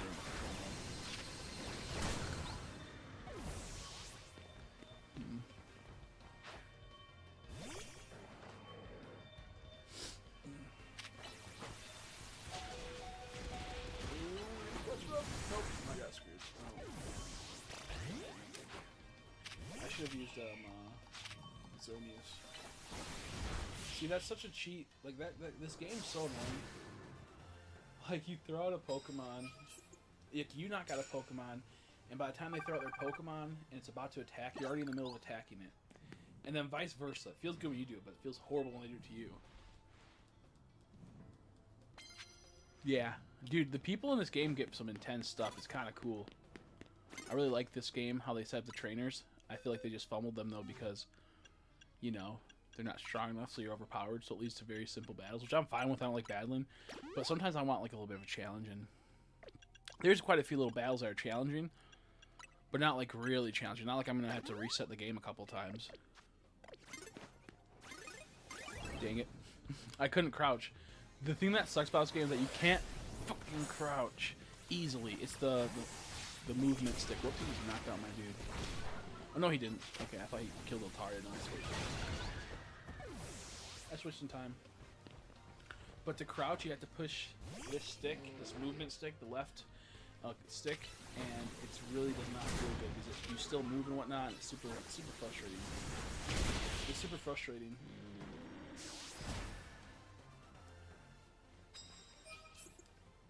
And they could be like, oh, just change the controls in your Switch. I don't want to do that. Because what if I go play another game and my controls are all fucked up? Like, it was okay when I was, like, you know, multi-hunting for over 400, 600 hours on 3DSP.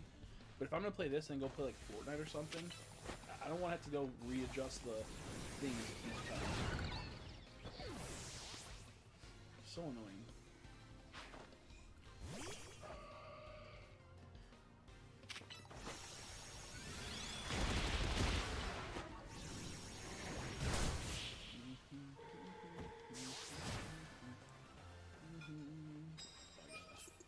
Got a message.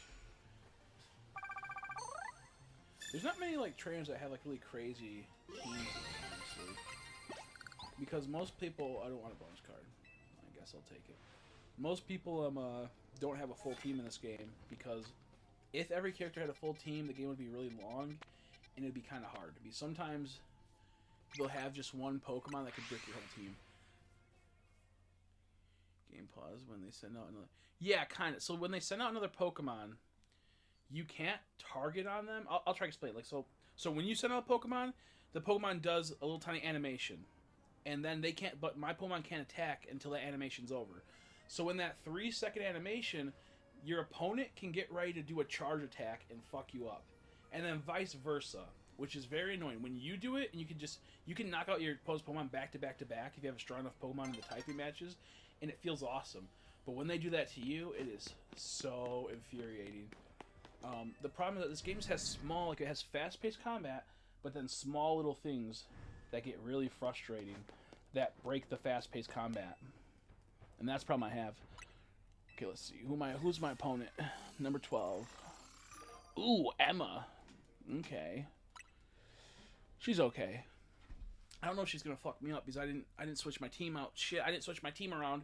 I might lose this battle. I mean, I won't. I'll just use max revives. But like in general, if I didn't use max revives, I'll probably lose. Do rant vids on this game, and he mentioned that. Yeah, it's annoying. I could sit here for an hour and tell you every little tiny problem this has, but I've already done it 100 times, and you probably wouldn't hear me do it 100 times. This game has amazing ideas, they just implement it wrong. And I'm kind of happy there's no abilities in this game. If there was abilities in this game, it'd be over. So see, look at now they're about to send out Pokemon, and since they're in a battle like this where they showed an animation right there, I wasn't able to get ready to do an attack. But if it's the other battles, you have a bit more time of attack. It's kind of insane. I'm just, yeah, she's screwed. Okay, never mind. She's screwed. They healed my Pokemon. She's screwed. She's. I think I'm so powerful. And Emboar's just a tank. That this is like most of the game. There is battles where it gets really intense, especially when you're lower level. There is some really good battles, but once you get to level 100, you kind of just blow up everything. It's more annoying to have to come all the way out here and do this battle, knowing that I'm gonna win so easily. Oops. What? Oh, she's Mega Evolving.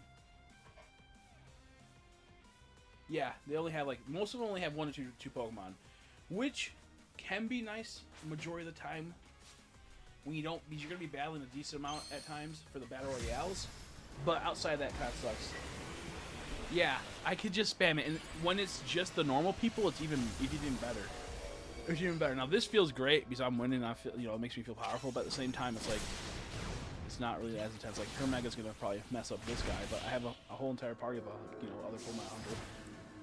But how it works at 1 or 2 Pokemon is fine when you're doing battle royale, but when you're doing like the story, it's kind of stupid. It's kind of dumb because there's like no challenge.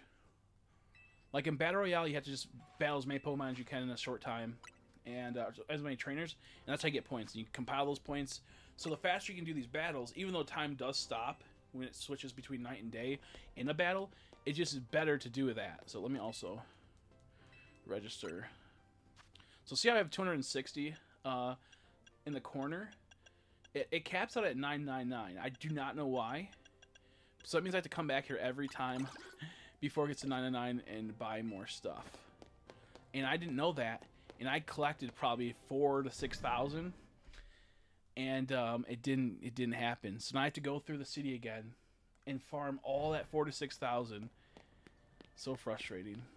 So heartbreaking because that was like 2 hours, 3 hours or something. And that's one of the main things I need for the Shrine Charm, is just get all the Mega Stones. So annoying. But yeah, like, and here's the thing, is that you don't really battle people at all unless it's like a side mission in the city, the story. And the only time you battle people is in those zones I just was at a bit ago. But yeah, so it's kind of goofy. How they set up this game is really goofy. I don't quite understand why they did that. I kind of like it because it doesn't interrupt me when I'm shiny hunting. But like, yeah, you can only battle people if it's in these red zones. If it's a story mission, that's you need to battle someone, and or if it's like some other reason why, like it's a story, it's like a side quest that you can just battle someone in the city. Like this might be a side quest where I talk to him and then we battle each other. But outside of that, you're not going to battle anyone in the city unless it's like integral to the story, because you have to have a brawl for some reason. And it don't make no sense to me why they do that. Now I just hope that wall of Mega Crystals spawned again. Because that's like almost worth 1 stone each time, which is crazy. I only have to do it about 30 times now. I only gotta do it that wall 30 times. Here's another thing. Your Pokemon have cooldowns for their attacks, which is nice because there's no PP in this game. But with that happening, when I'm harvesting these crystals like that, if there's like clusters where they don't get all hit at once, and one moves the faster one, I have to then wait till it cools down or switch to another one. So now I can't use Heat Crash again, which is a relatively fast move. I normally use my Sharpedo with absolute quick attack, but even then it's still like, you have cooldowns even when not in battle, which is so dumb to me. Screws. I like the screws though. That's a cool system. Soon moves on. So they are, but they're not. So how they kind of balance it pretty well. You can use Swords Dance, and it will last for like 30 seconds in the battle, and then you have to like use it again. Like for example, Xerneas has Geomancy, and when you use Geomancy, she is so powerful, but it takes like 5 seconds to charge, and you can be hit during that time, which I think is fair. It makes them super powerful. But in the general sense, it's I think they balanced out the actual buffs like Sword Dance, and they made it to where like you don't sleep, you get drowsy, and it's a bit different than sleep. And when you get frozen's like the most annoying. When you get frozen, you can't attack at all. You just sit there, and they can just keep hitting you. Even with a fire move, you're like, oh, you can't do it. You're frozen. I'm like, bro, it's a fire move though, please. I think frozen's annoying, but they made that really nice. But there's certain moves like Zap Can where it takes a bit to charge, and it's a really slow hit and blast. But if it does hit them, it paralyzes them, no matter what. And I think they Alpha Spritz. I think they balanced out. Also, I need to put on my headphones to see if I hear shiny at all anywhere. They balanced out the stat buffs and the moves like Power Up Punch. They balance that well. You know, you hit once and you can't do multiple stacks. It's just one singular.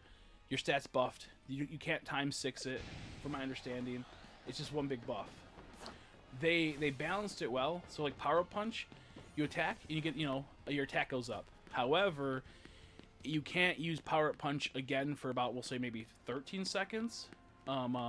Which is good because you can't just keep spamming it to making the Power Up Punch always, you know, be there.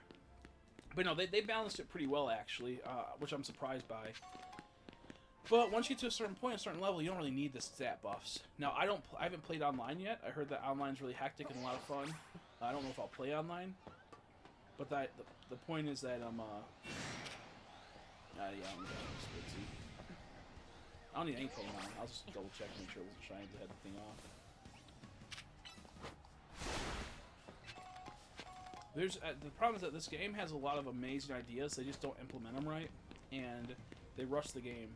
That's the biggest problem. They rush the game and they didn't implement it right because I feel like they need this game for Switch 2 because there's like no games on Switch 2, and they're like, yeah, we just have to. We have to get this game out, and I feel like they released it a little too early. If it had like another 6 months to a year to be worked on, I feel like they could have made this game a lot better. I still think it would be garbage because the parkour system is really bad in this game. Because it's not a parkour system. It's just you run and you don't jump at all. Which I don't. How do we not have a game where we can't jump yet? It's so frustrating. Like what's so game breaking that would cause like the game to break if you added jumping in for Pokemon? I don't know, but they're so scared to do that. Also, I'm in the wrong area. I need to find that. I think it's this alleyway right there. The problem is that the place I gotta go to, I don't 100% know where it's at. And I don't, the battle zone was in the way, I think.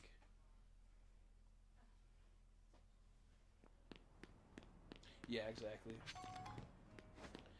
Yep. I think they need a 4-year development cycle between all the games, and how they do that is just pace out their games right. Like, make a Let's Go type game every 4 years, make a Legends game every 4 years, make a main game every 4 years, and then make a, like, a remake game, like a BDSP type game every 4 years.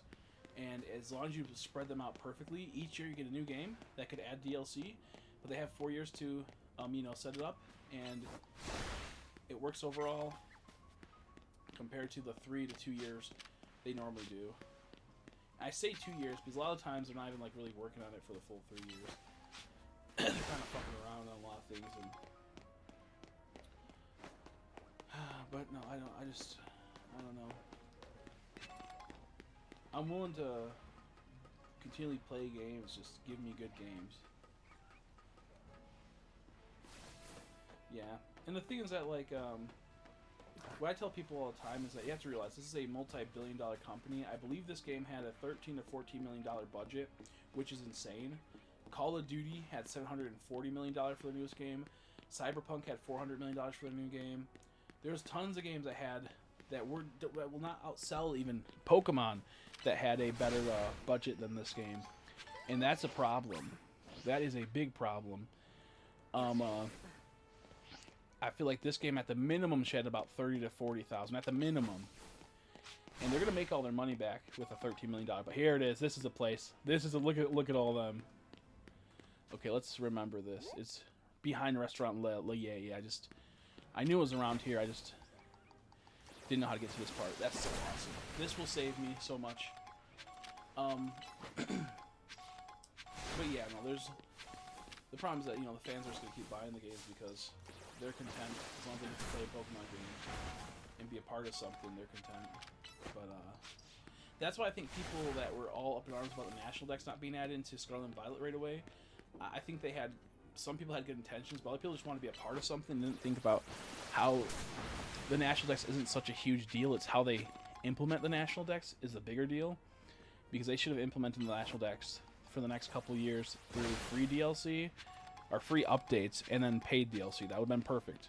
It's a win-win for both people. They get new content with DLC, but they also get tons of free content through free updates. Like, look at Pokemon Go.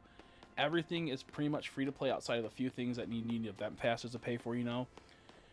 They give like weekly updates. They give new Pokemon added to the game constantly, and they should be doing that with Pokemon. They should they should make like an island somewhere, and had Pokemon constantly be added into it, and for free, and you know, add in like 3 a week. Rotate one out that will only be there like once every month, under like a special like Pokemon Go type event, how they do for Pokemon Go, like the community days.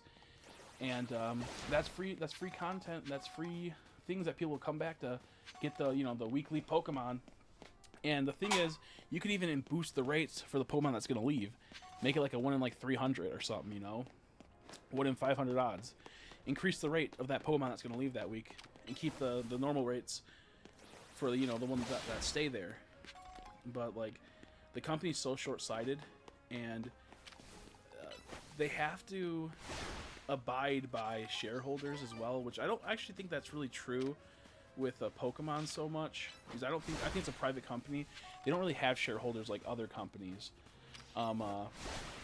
so they should be able to do that, because when you have shareholders, you can't release everything that you can do, you know. You can't release every... How you doing, Kazmari? How are you? Nice to see you. But you can't release every single thing, because what's going to be the next year's game? You have to outdo it. So you have to like withhold stuff. You have to like not bring back things. You have to withhold things, which is stupid, but that's what companies got to do. Like, why would they release GoPro 1, then release GoPro 2 being the best GoPro ever?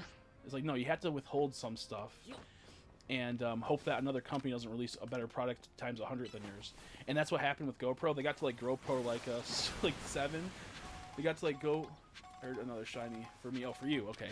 I was confused. I was like, what? I didn't hear nothing. So they had to withhold some content because they had to have a wow factor for the next game. But the problem is they don't bring back content when they should, because then they can years later release like how they did with this. Wow, we're bringing back megas again, and this brings back people that loved megas that were kind of stopping since Let's Go. And it makes people want, like, they make them a whole bunch of content they can sell, such as like figures, plushes, and it's very calculated. Like, the reason why I feel like they don't release the Pokemon games on the Switch and whatnot, like the old ones, is not because they can't do it. They could easily do it. You can emulate them on a phone. The reason is they have to wait till they have a bad year where maybe Pokemon goes in the negative somewhat for their games, and the way they can only save that from, like, you know, Nintendo going, yeah, we're gonna cut Pokemon drastically. Is to release something like that, so then, you know, they get their huge sales in. Because there's no reason not to release Pokemon Ruby and Sapphire and Emerald. It just doesn't make any sense, you know. Hey, what are you doing? Okay, I'll get it for you next time. Because you're in camera.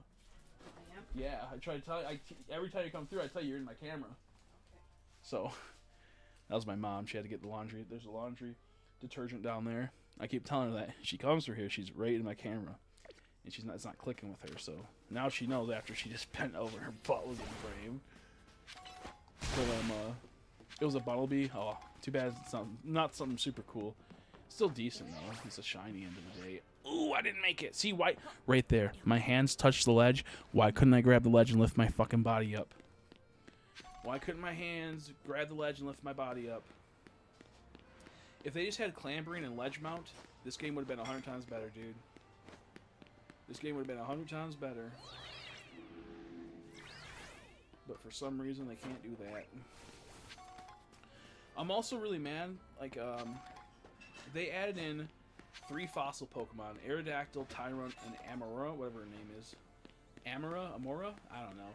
They added in those ones, which is great. I like all them. But it's only 3. I can't even make a full fossil team, dude. You could have easily added in Rampardos and all them. Like, you could easily add in all them. And if they do end up adding them in, guess what? I bet you they're not going to put them in fossils. They're going to put them in, like, an area in the DLC. Like they did with Sword and Shield.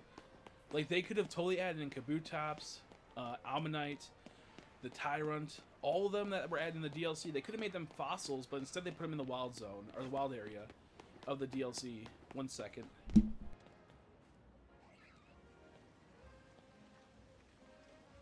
One second, I'll be right back.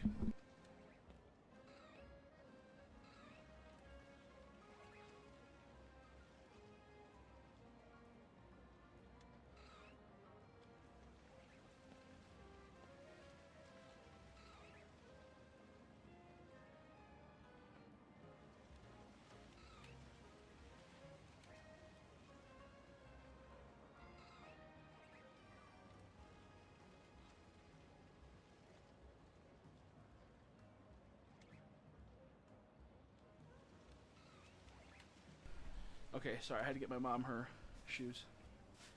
But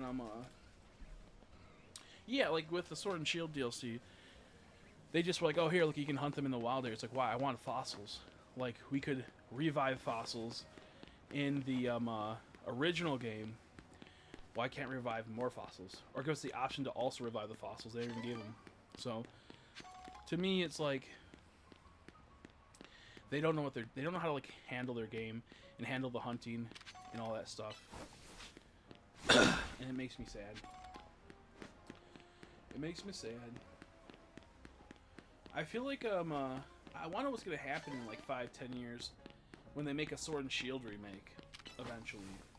I wonder what that's gonna look like. Will there be overworld shinies now finally, since they did implement them in these games after? I'm very interested to see what comes of that. Excuse me.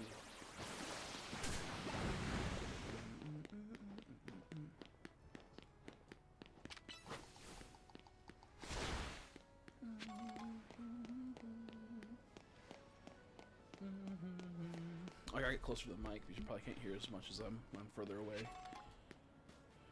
But yeah, no, I just get frustrated by this game. I just get frustrated by this game because it has such potential to be the next best thing for Pokemon, but they just mess it up. I think Pokemon needs a Legends game like this, but it's more like Arceus with how it runs. Like, I like the battle system of this game. They need to like flesh it out a bit more. Eventually add in abilities, but right now I can see why abilities can be annoying, because having static in this game would be super annoying. Having like hydration or whatever it's called, where like you could use a water move and the Pokemon gets healed, can be annoying. So I think for a beginning game like this, only focus on the immediate easy stuff, not the annoying absurd things. But yeah, I don't know, I feel like they're gonna do as little as possible continually, and we're just gonna still buy it because we're fans, and fans will be fans.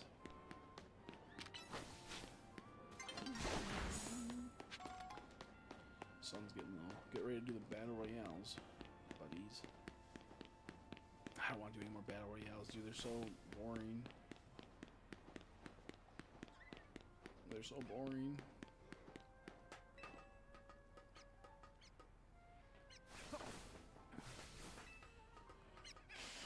I feel like more buildings need to have the hollow vaders. What the fuck is that, dude? You can't clamber that? That's fucking dumb. That was a clamber type area that just had a ledge. That's so annoying. Luckily the Rotophone, once you upgrade it, does save you. It does save you. Yeah, Eevee, nice. Not bad. Not bad, man.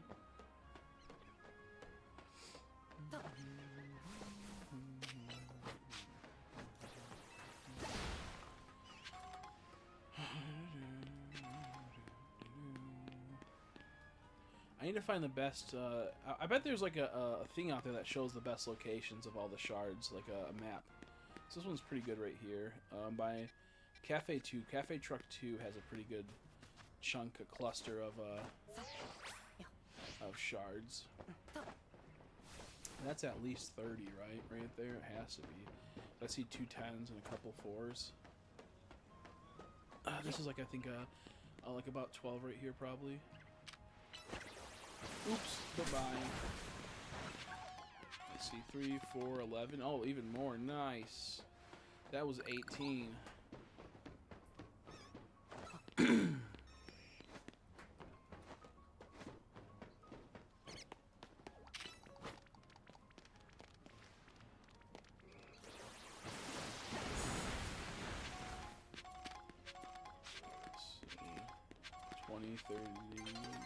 Oh yeah, that was a lot. This was like 40 right here. That's awesome. We hit like 40 on this, a little over, I think. Yeah, we hit like 50 or so right on that one. That was awesome. So this area is pretty good. This is Blue Sector 7. I'm gonna actually take a picture of this on my phone so I can save them and check them out whenever I need to go farm.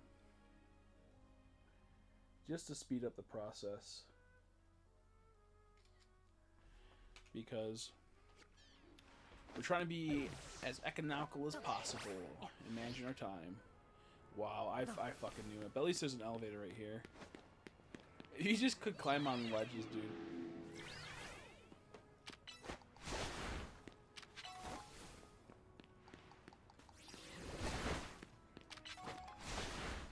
Yeah, Aquajet and Quick Attack are like the best things for these smaller areas. Ooh, and right next to it is a good chunk over here. Very good. 20, 31, 30. Yeah, that's like 40 right there. This is actually going a lot faster once you get those upgrades and find the clusters. This is kind of gold. Oh yeah. Oh yeah. I think we already have enough for another one. Let's go check it out in a second.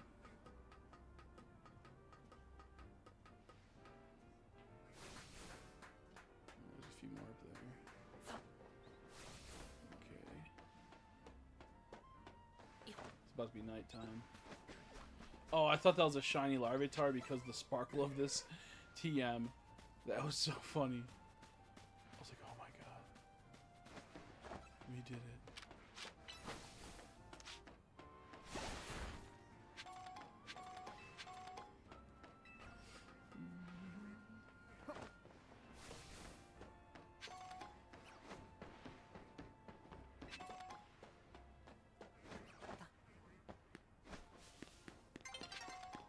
Night's falling over the city.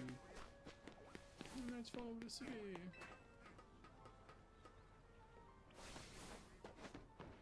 I'm gonna have to wait until, okay, never mind. If I have to clear this gap, it won't be good. It'll just drop you. I don't need to hit that. My bad, Flo Baby. My bad, Flo Baby.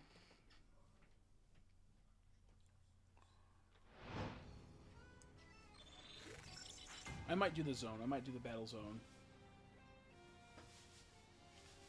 I might do the battle zone because I need to get the thing. The points. Oh yeah, here we go. Awesome, we made it to over here. Another like 30 or so. Dude, I hate how when it switches night and day, it puts your Pokemon back in your party. I know it's a small little like annoyance, but to me, it's something that adds up fast. Ooh, that was like almost 50, I think. I think that was 40.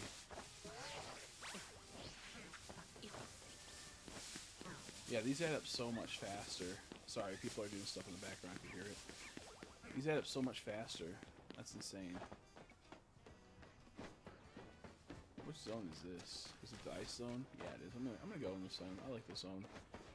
I'll check this zone just because it's fun. Pretty cool Pokemon here.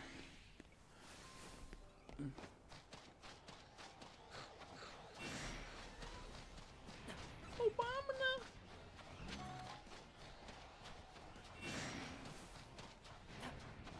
I want that Alpha Avalon. Ooh, Alpha Bergmite. That's crazy. Oh shit.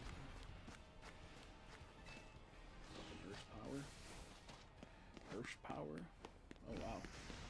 I'm still gonna attacked by him, bro. Leave me alone. You see that? I was still gonna hit. Also, I'm trapped in here because of that. This battle zone. That's so funny. Let's see how much we made during that small time. Hopefully enough to get like a 360, but I think we'd only be able to get like a 240. And then I'll move to the battle zone and hopefully I'll get almost a ticket.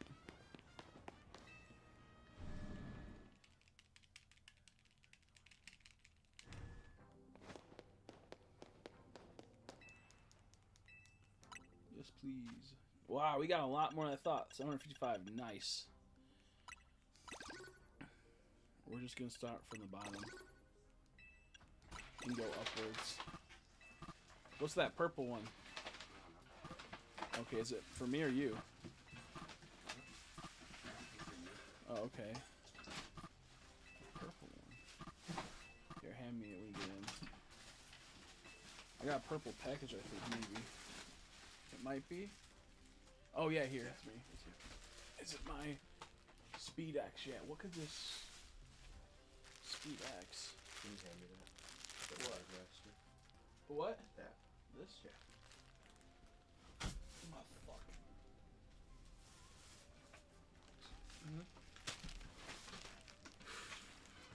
Oh, fuck. I have to see what's going on with this. Among Us. How you doing, Trex? I need to open it and see what the heck this is, but also I need to open it. It's a purple package, which is awesome. That's so goated, dude. I'm just gonna wait until after the streams. I have to film because when you buy from certain places in China, they try to rip you off and don't send you the full thing. So I need to record from now because they ripped me off recently out of $60. So I need to record all my openings to make sure that they don't do that again, and I can fight it with my credit card company. So yeah, pretty cool. Pretty good, dude. Wow, we have so many we gotta get still. 1,000, 2,000, 3,000, 4,000, about 5,000 more shards we need, which is actually not too bad now that we got the upgrades. It's actually not too bad. It's actually pretty, we'll get it actually, that was what I was fearing, is those mega stones. But it will suck if I need more than just, you get them from the store, from there, the Floette, and the story, right? There's no other mega stones I don't think you have to get. You get Zygardes to the story. So I'm not gonna, you know, if people are wondering, what about that one? Well, obviously that's the story. I wonder what is in there. Is it... Oh, I know what's in there. Oh, yo, wicked. It's the like cryostasis, like the lab tubes. Like, you know how like in Mewtwo's the Revenge or Mewtwo's whatever it's called, the first Pokemon movie. That movie, Mewtwo Strikes Back, I think it was. Or is that like the... There's two of them. There's two Mewtwo movies, and one's like called like Mewtwo Strikes Back, but that's like the first one, but it's like the second one's not called that, so it's kind of weird. But point being, I got cryo tubes that are like what what Mewtwo is inside of. I'm gonna put a Mewtwo in one, and then I'm gonna sell the other ones hopefully. These are pricey. They go for a lot, and I got them for a pretty decent deal. The big thing that I've been into lately is Pokemon action figures. And I want to start making my own custom trainers, and I think I can do that, honestly. They have real Pokemon trainers from like Figma and a few from SH Figures, but barely. Like they have like Team Rocket and Ash, but they cost like fucking $200 to $300 each. But with that being said, I'm gonna start making custom Pokemon trainers, and we're gonna start having some streams where I customize them, I believe, in the near future. I bought one model kit that will be getting ready for that. Oh shit! Fuck! I was getting too ignorant with that. I thought I could just win, so I went in.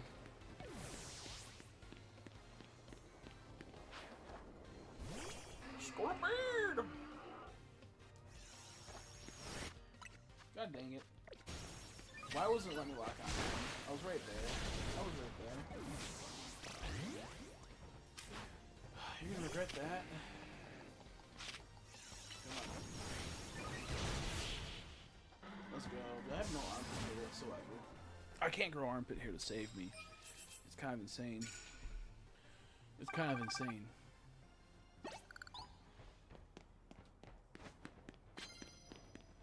Land water type moves. Damn it! I gotta revive him. I gotta revive that dude. Whoops. I do like how people just give you, if you beat them in Battle Royales, the delivery people will sometimes give you max revives. That's like the most useful, like these people right here. Oh, fuck. I was going too fast, but... Well, I'm not sure about her, maybe her. Yeah, I think she's like a delivery person. Oh, she's a police officer. I don't know if she gives you something. Oh, motherfucker used attack. I'm like, why is he dead? I should have one-shot him. He used attacks, which then lowered my attack because I used close combat. I couldn't one-shot him. So frustrating. I wonder if Lucas is like in this game. Okay, no, she doesn't give you anything. They don't give you anything. It's the delivery people. come on, come on, come on. Hit. Oh shit, that was a water type. I meant to use close combat.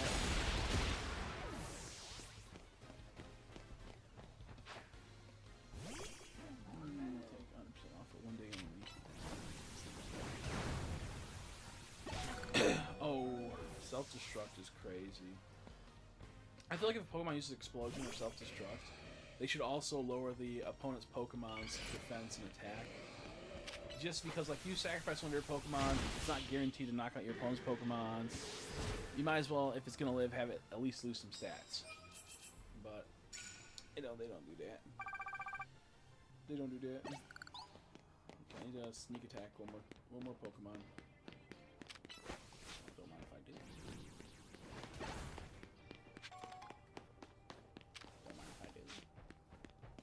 When you use a Refall move on a crystal, it just does like 1 damage.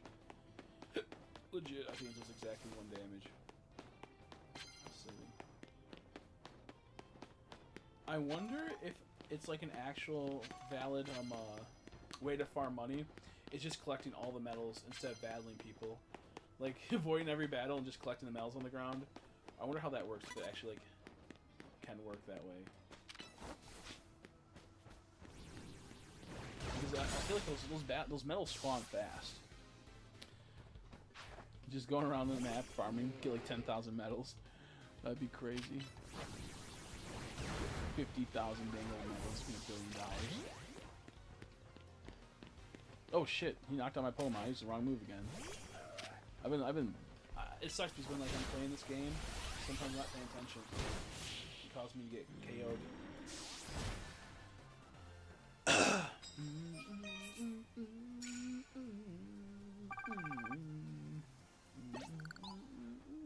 Ooh, Dragonite over there. Let's use Sharpedo. Use Surf on this motherfucker. Oh, I heard the shy noise. That was my own Sharpedo. That's why I hate using shiny Pokemon. It's just fucking shiny.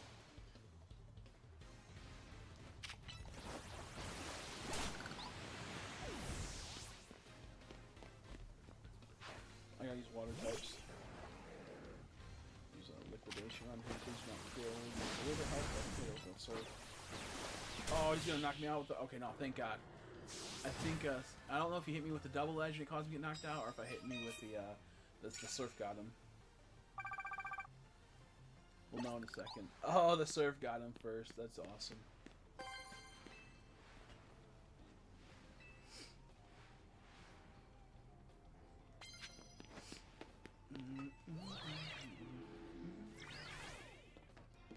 How's everyone's games going so far? Hopefully good.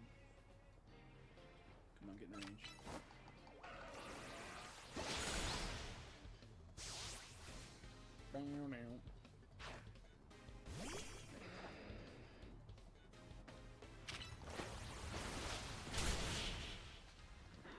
I think he might have a Mega. No, he doesn't have a Mega. There's a guy that looks like him that has a Mega. Pretty much with how this game goes, I think it might be by zone, but each zone has people in it, obviously. And when you battle the zones, they will have the same people over and over again. And sometimes add new people. But I versus person that had a Delibird like 100 times. It's so funny. This is a fucking Delibird team. It's just 2 Delibirds. And they're such an easy win. And it's the same name. I always verse them. I love how they did that. Oh, shit. I don't like doing this battle right here because it's like, fuck. Like, you're oh my god. Fuck you, bro. Oh, what? Wrong person. Fuck.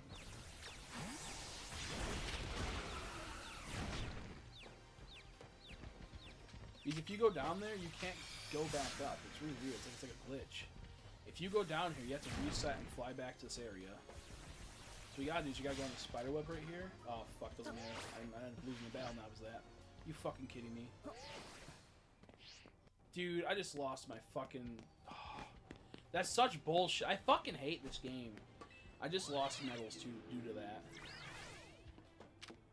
Yeah, I always kind of stay away from that battle because you have to like teleport out. It's a whole entire fucking hassle. That pissed me off, dude. That guy. Ooh. I want to say stuff, but I can't.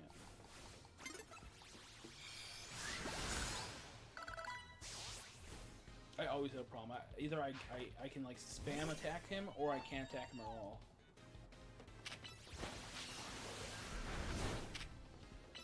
My Xerneas almost jumped off.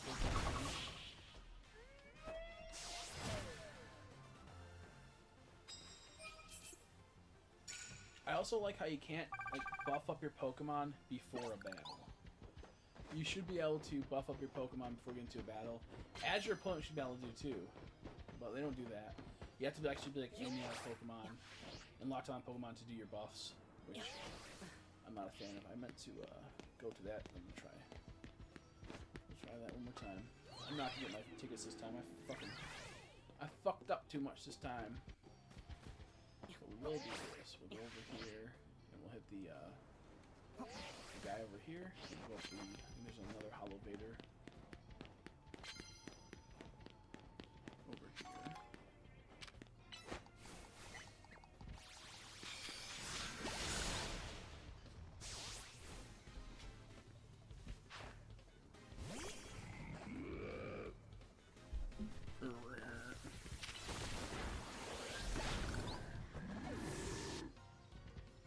You get a Mega, what are you gonna do? Nope. It's a Talon Flame.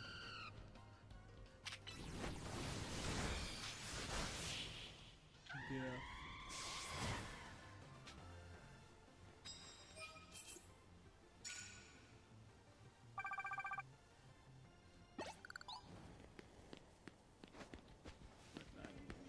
I think we can get to an area if we go up here.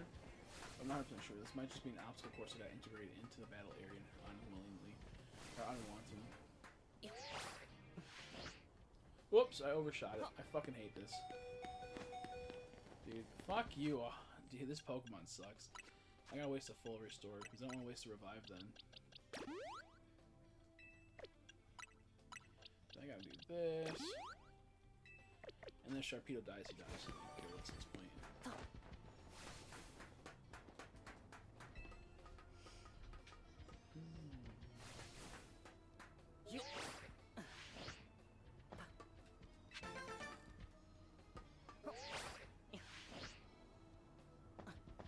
Are you fucking kidding me? Goofy game, dude. Yeah, I'm not gonna hit my wants this time around, which is okay. I just got some screws, which is nice. I had too many blunders happen. Damn. I had to turn. Welcome back, dude. I found a glitch that gets you all the battles. So now I'm just doing the Floatle. I found a glitch. I'm not gonna tell you it'll be screw you. Maybe I'll tell you. If you dare.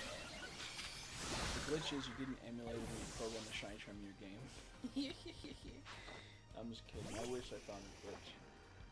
I wish I found a faster way.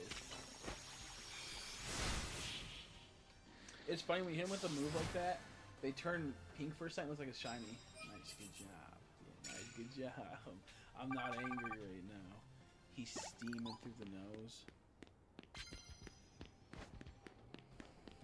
I'm so angry. I got out of a battle because I got pushed off the arena. Not pushed off, I slid off because I was on a spider web. And they acted like they fucking beat me, and they took half my medals. 50 out of 59 now. Nice. I got 100 out of 100. I'm cool. How many megas are there? I want to know before I attempt to continue this. If I need to, like, brace myself for impact. If I need to brace myself for impact.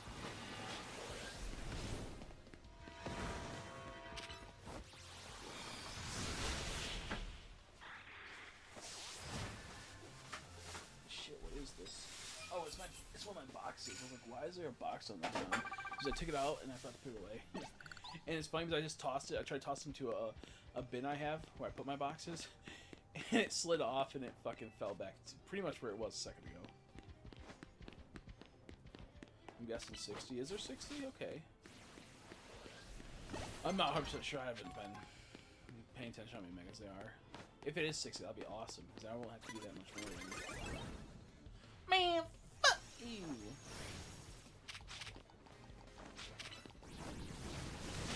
Dude, please attack. Thank you. I feel like this game would have been 100 times better if they had fucking environmental damage in this game. I had to like break down that tree. It's like if I just attacked them with like this moon blast and someone's in the way, at least it'll blow up the environment. Like that'd be so good. Houndoom! I already knew she was gonna have that because I versed her 10 times already.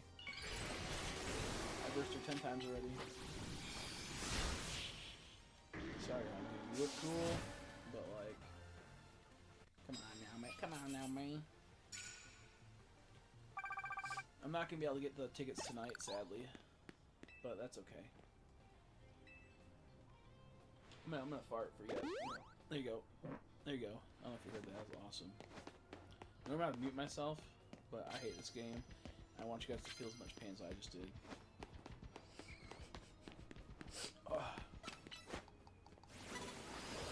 Wrong move. That's okay because we're still gonna knock it out.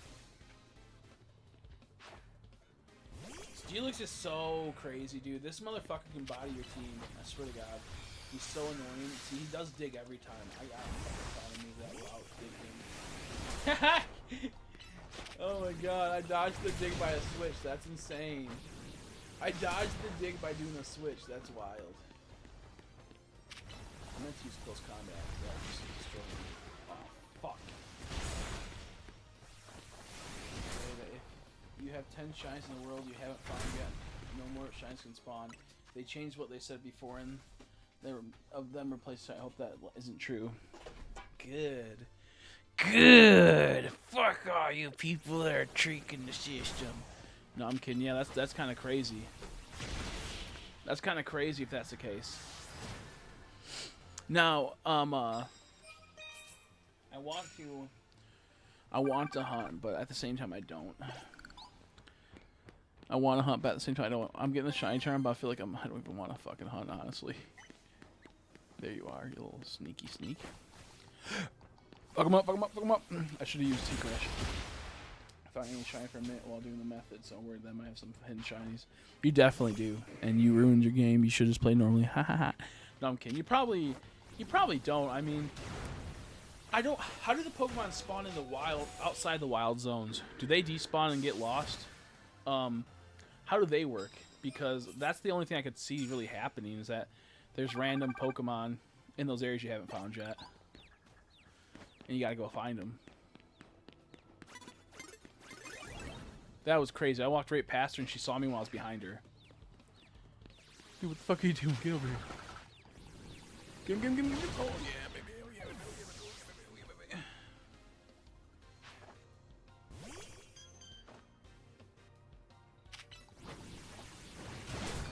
Let's hope you're unlucky. I got them on rooftops, probably, yeah. I don't know if they can, like, despawn or not, you know? Come on. Oh, yeah. Oh, yeah. Oh, yeah.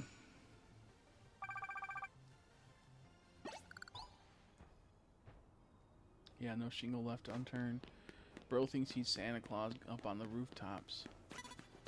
Zelda Claus. Click, click, click. I don't know how it goes. I forgot how the song goes, but you know, something like that. Oh, yeah. I love that Heat Crash can just dodge moves. It's so funny, dude. Damn,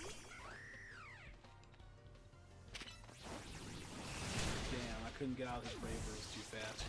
Brave Bird is pretty fast, not gonna lie, dude. Brave Bird is pretty fast.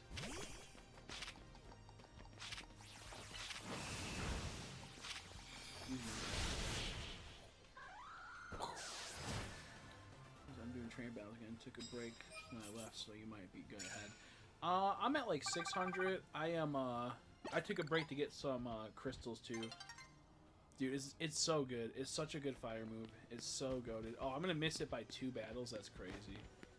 I'm gonna miss it by 2 battles because I got fucked over in one battle.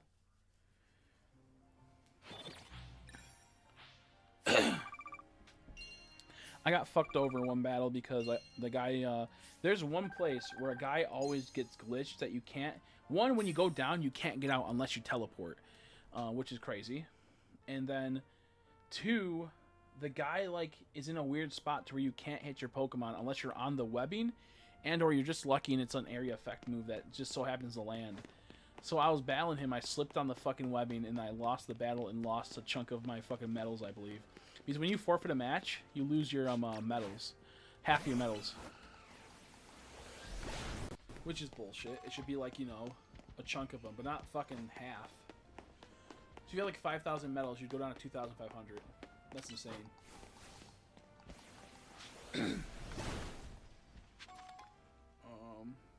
Let's see. I'll check where I'm at for battles.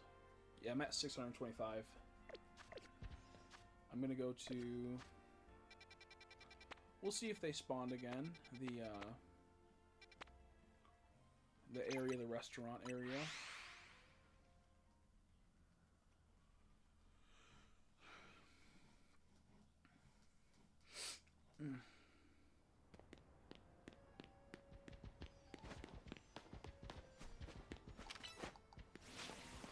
That's the restaurant that we just were looking at. It's a little bit further down. So it's one more down. And it's right here. Did they spawn back? They did. Let's go. Go, dude. Let's go. If you physically run away from... Yeah, that's how it works. If you say, I don't want... Yeah, I think so. If you physically run away, I still think you forfeit the match. I've done that a few times. Yeah, I think so. Because I went down a decent amount of medals, I'm pretty sure, when I accidentally fell off the building and the guy didn't follow me down. I could be wrong, but that's why I'm pretty sure I should have had a bit more medals in that one. Whoops. I'm not locking on. Because the lock-on doesn't always work for some reason. Like, my lock-on button isn't broke. It just doesn't always lock on.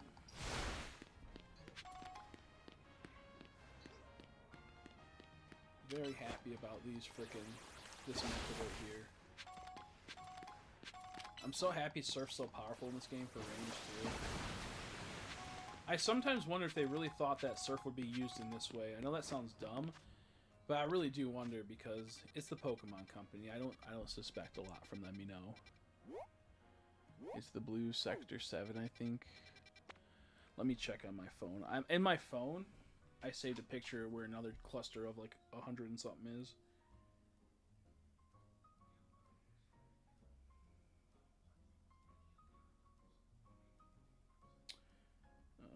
Let me see. Oh, jeez, what the fuck? That was crazy. Just had a picture I did not want to see.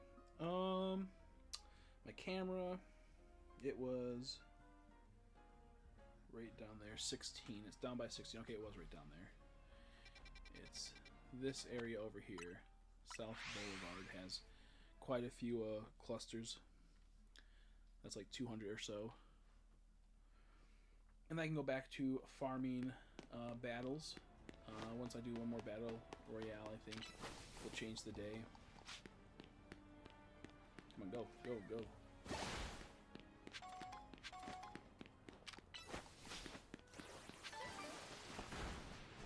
I'm only 1,100 points away from Shiny Charm. Nice.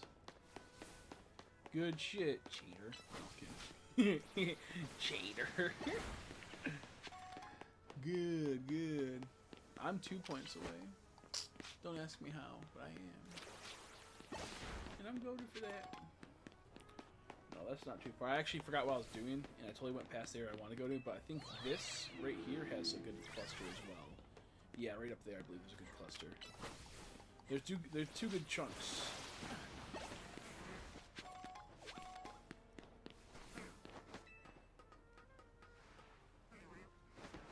It looks like it has not spawned yet. Very sad. I don't think it spawned. It did not yet. Okay. 'Cause that was a more recent one compared to the other one. There was a good cluster over here on this roof. Oh, there's some down there, but I don't want to jump down. Ah, there's some clusters over here. Okay, good thing I saw that. I might have hit those before. I don't remember. The question is, can I get up there? Ah, fucking thumb.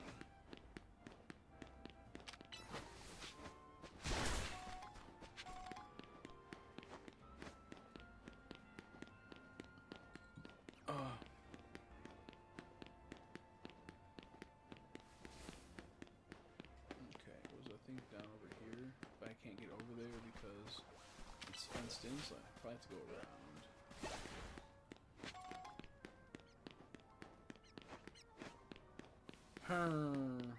Yeah, okay. Yep, this was the other area I was gonna say I had it on the rooftop and on the ground. So I gotta use the Holovator over here, I think. God, why couldn't they just bring in a bike, bro? Can the DLC please add a bike to the game and be brought over to the main area? Here it is. There's the entrance.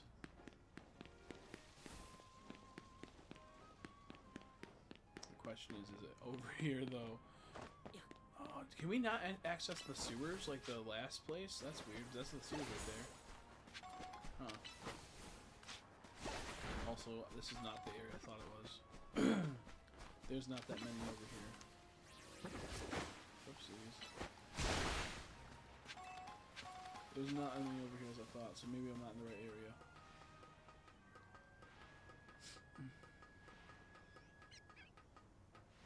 Oh, just from that angle, I think it looked like there was a lot, but there actually wasn't. That's crazy. Ah, here's the rooftop I was looking for.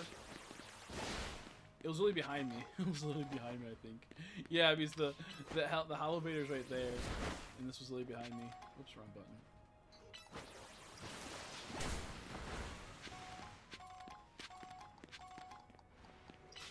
I would much rather have them keep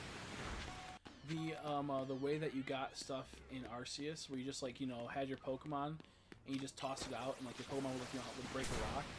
Just have it to where you just click a button, and then it'll send out one of the Pokemon that you do have, you know, and do that.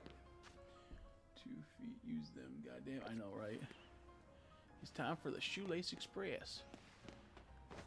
Like, they could have totally made it to where I forgot what I was saying. They could have totally made it to where it's like an Arceus, where if I see this rock right here, I just push a button, it tosses my Pokemon, automatically does it, and just have it, you know, oh well, that Pokemon that you toss out, if it's the one that clicks in your party, it won't have the ability. We'll just make it to where if it's in my box at all, and it has the move that would need to be for that, then have it just activate from my box, have it toss out from the box. Like, it's such an easy thing to do. But instead they make you keep a Pokemon that might have that, you know, ability. Okay, oh, they respawn. Look at that.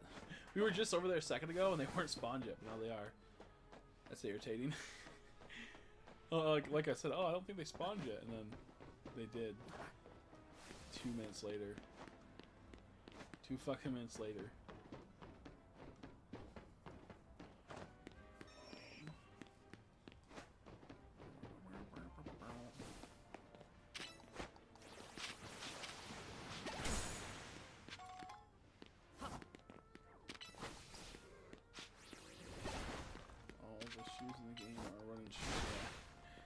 All the running shoes. I wouldn't be surprised they put that behind DLC, honestly. Oh shit! Oh wait, no, these weren't. This wasn't the area I thought that respawned, but those respawned fast. I just cleared that, so maybe I didn't clear all of them. Like you know, a few didn't get cleared prior, and then they were a little bit low behind the blue side. Oh, this is what I was looking for. I knew I saw this area where there's a lot of them. Okay, I know I was going crazy.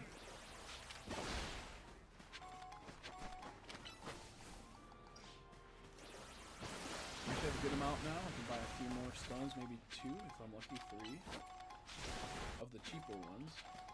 Ooh, the Alpha Ralts. I feel like Ralts will be a harder shine to get because he's in, like, you know, these little random areas. I think the way you'll have to do is like soft resets for faster. Ooh, Alpha Larvitar. It is cool seeing like the alpha Pokemon in these games. Like, it does feel nice to set. I wish they had a purpose, or they gave you extra, like, rewards if you were to catch them and then release them.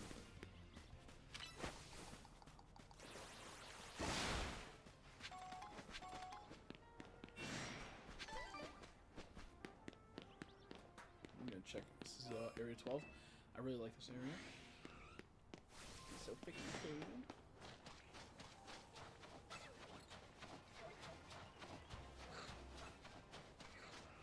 Ooh, Alpha Vanillite. Yeah.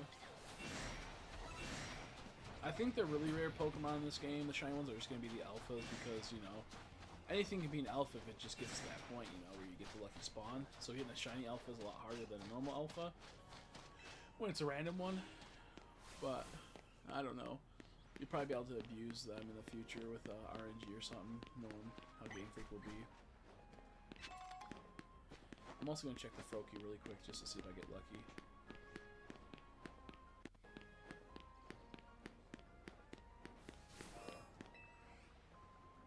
Is that Alpha Medicham? It is. Awesome. So fucking creepy. Wait, so does this mean that catching a shiny Froakie is a lot harder because every time you try to see it, it does run away? And that is how you can fail a shiny. Like, if that was a shiny right there, would it run away? Because it does jump off and run away. So is Froakie like one of those ones that are like near impossible to get shiny because it could be one that just kills itself constantly? I just thought about that.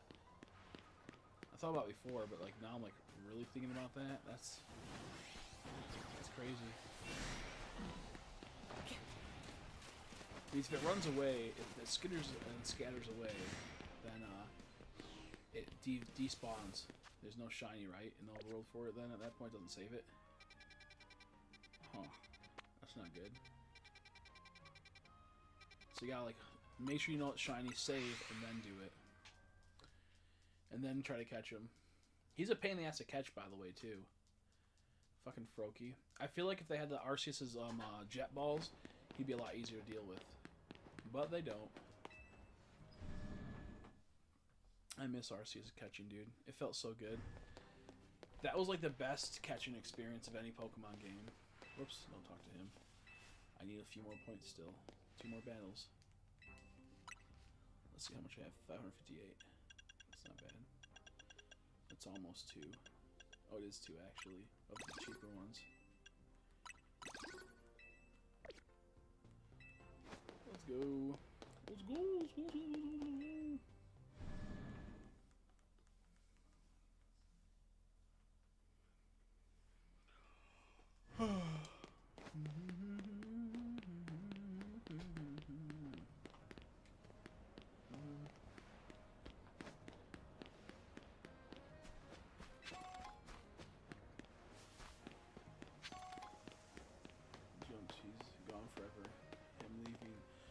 Save, so all good if you save beforehand. Yeah, that's what I was assuming.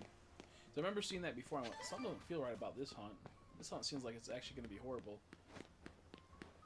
But you have to really pay attention, and it's shiny kind of sucks. But I think luckily it's just like you'll see him so often that you'll be able to tell. You know, you'll be able to tell. Oh man, having to catch 3 of him though. Oh my gosh, I hunt 3 of him. Oh, that's crazy.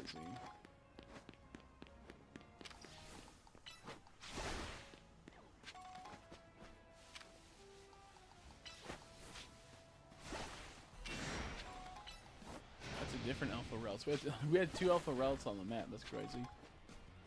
That's crazy.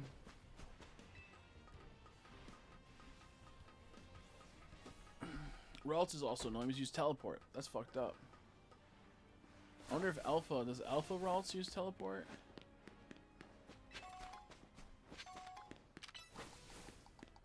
Why do I make this game so fucking frustrating?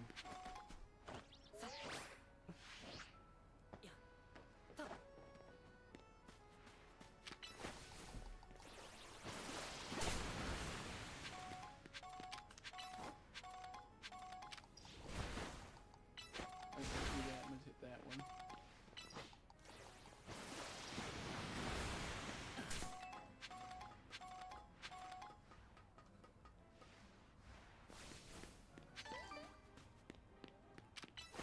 Oh, I know where we're at now. I was kind of wondering, where the fuck are we? I know where we're at.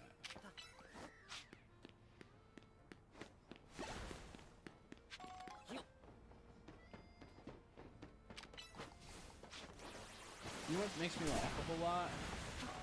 Is that your character is supposed to be like, you know, maybe like what you like to look like how you are, and he doesn't have a voice, so you can kind of fit in the role.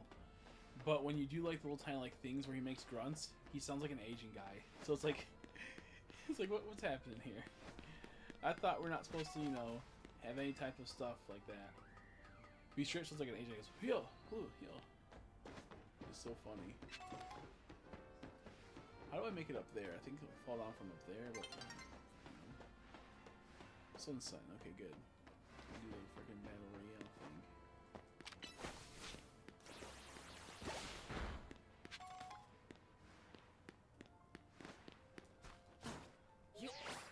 Whee! Oh, fuck. Oh, shit! I was doing so good up until I fucking fumbled it.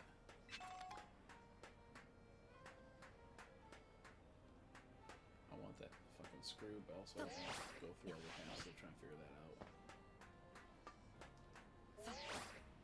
It's probably not hard, but I'm already in a bad mood after that.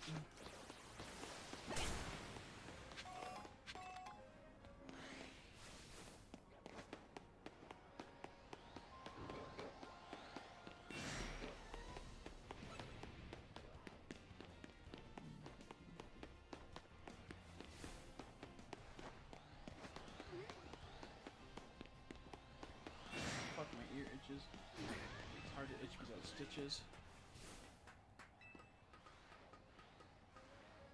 When is the dubbed grunt sounds coming out? He kind of sounds like Link. Yeah, he's like an Asian Link.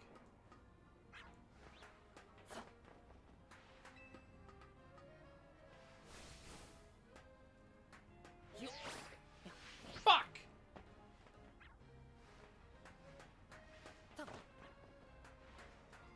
I'm too impatient. That's the problem I'm having with this. I'm too impatient. I want to just get over there. And the joy, and like the Switch is so jerky in its movements.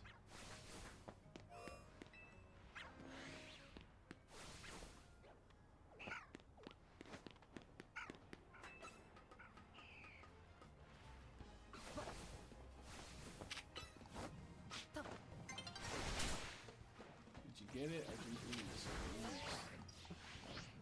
I wish you could attack when you're in the air. Use like the attack commands. How wicked would it be if you ambushed a fucking elephant from a rooftop? Because you landed, and then you use your attack, and then use your Rotom phone to pull you up, so you can, you know what I mean? Like, it'd be so gutted. Now, someone said you can make it to this area from the cafe, I think, to make the hunt faster, but I didn't know what he meant by that, because I knew you'd probably be able to, but what cafe gets you through to this area?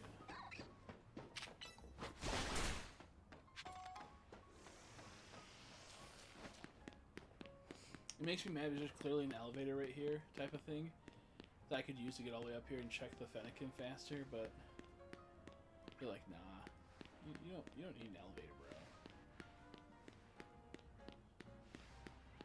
Suffering is part of the journey, brother.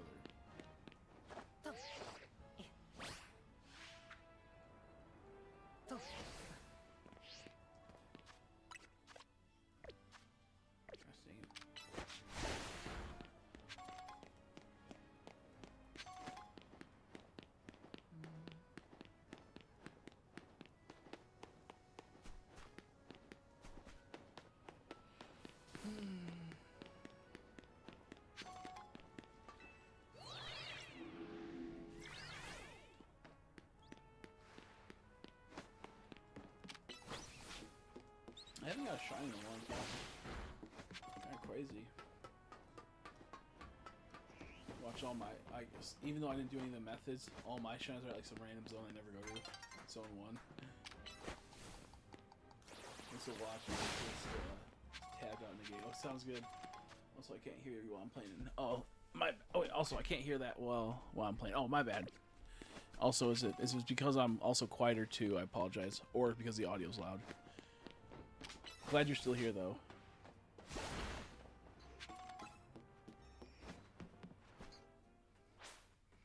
Adjust YouTube and game volume separately. Yeah, yeah. You'd have to go into settings for your game volume and lower it in the settings. Like I mostly I put audio all like music all the way down whenever I do that. If one time the Rotom phone just like didn't work and falling, you just hit the ground in death. Yeah, instant fashion. That's gonna be the you know how like Ash is in a coma the whole time. It's gonna be something similar. It's gonna be like, well, your Rotom phone didn't work when you jumped off a building, you died, and your whole entire dream was you in a coma.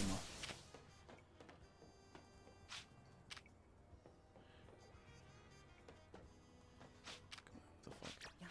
There we go.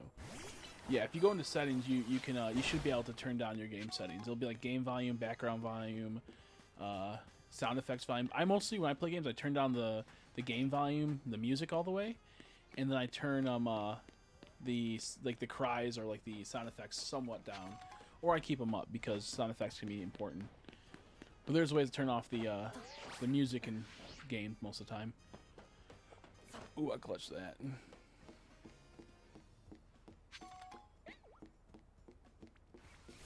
It's all a dream, yeah. It's all a dream.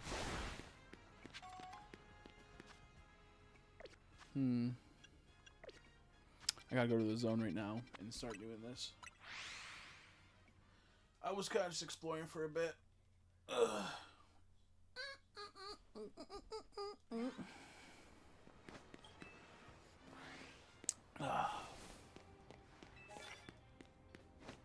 Electric type Pokemon knockouts? Okay. Oh great, it's a fucking electric Pokemon, so it's gonna be hard to knock him out. Also, that's BS. That's fucking BS. Because I tried to switch my Pokemon and it didn't fucking switch. Did not mean to use Zap Cannon. That's okay. Okay, even though he's electric, we're still fucking him up. To be fair, we are like 40 levels higher than him, so that makes sense. Oh, he's had to throw out a motherfucker that doesn't get locked out. You know. Maybe my Zap Cannon can kill him. Is he ground type though? Electric don't even work on that. I'm fucked. I just realized he's ground, not rock. You would assume he's rock type if he has 2 rocks on the top of his body. Because there's 2 rocks on the top of his body. And one more battle, I can fly out of here.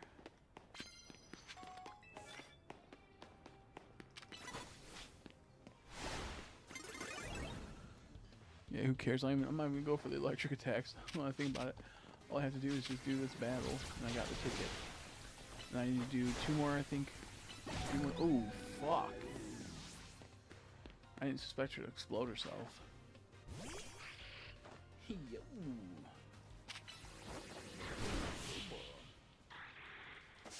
Ooh, I just cracked my neck so good.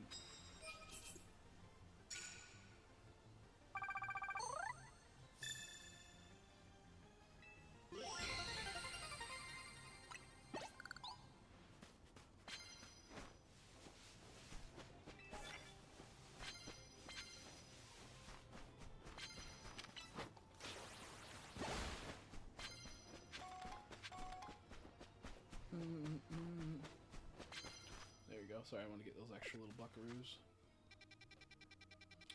Now we're gonna go here. We'll see if we have enough to get a stone too while we're at it. We'll do this, then we'll do about a couple battles at the cafe, and then I'll go farm for some more mega shards. I like the little sequence of doing that. A little bit of everything.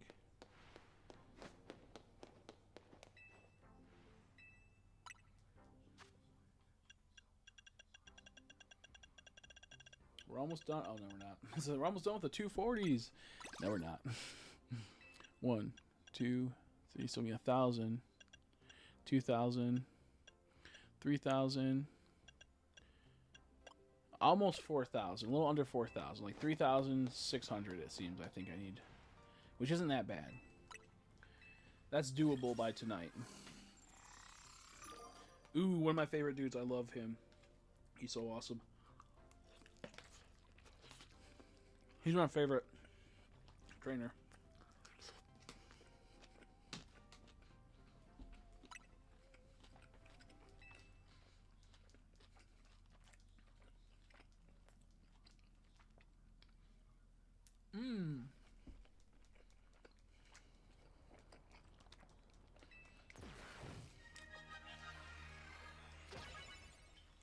Mm-hmm.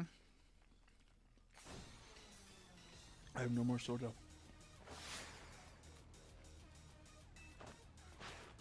That was so dumb. His little jump and throw. Okay, you lost all your order there, buddy. That was trash. That was actually crazy. I didn't know he did that.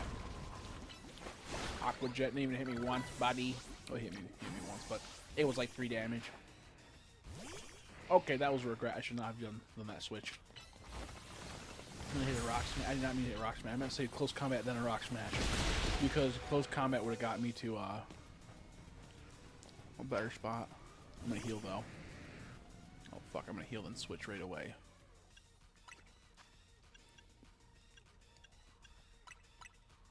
He got poisoned. Ah, not good. Who the fuck is knocking on my door? 1 second, I'll be right back.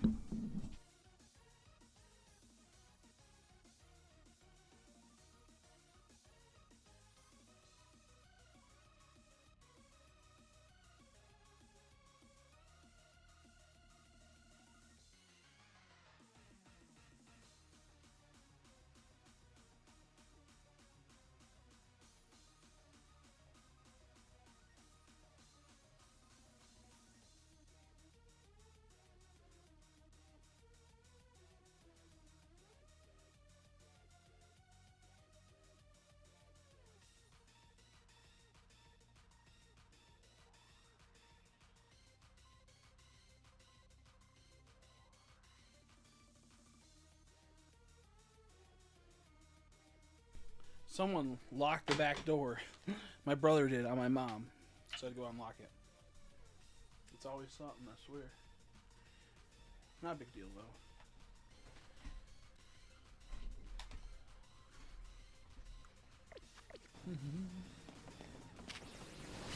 Shit. What's he gonna bring out next? Rose Red. That's what we're gonna pop in the board. And he'll Glisopod, I'll see crash twice. Or no, I'll overheat because Glisopod like weighs a lot. Heat Crash is not that good if the Pokemon is about this. Oh no, Garbodor. Oh shit, Garbodor. He has 6 Pokemon. I couldn't see because my donations in the way, I think. Yeah, so when they're the same weight, they don't do nothing. Fuck, my special attack fell. Uh-oh. So I'm gonna close combat then.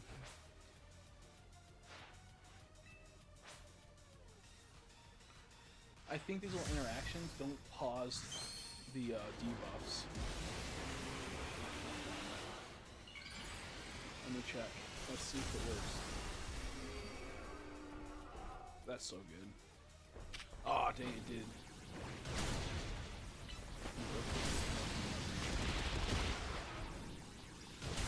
Got him low. Got him low. I got a friend suggestion. Like, what's that notification?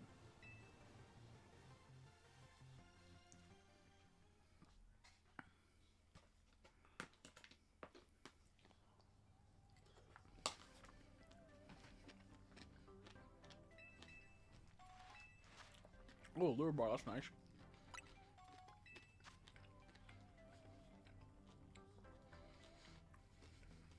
Isn't a lure ball through fishing? I know fishing in this game.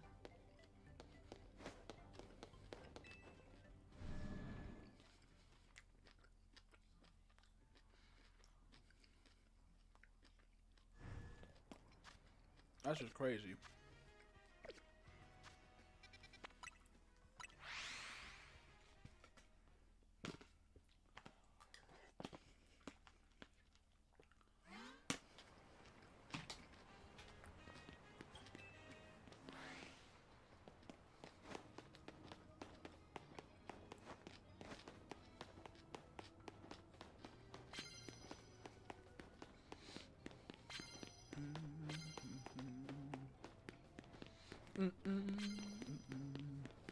Welcome back, I'm Rion.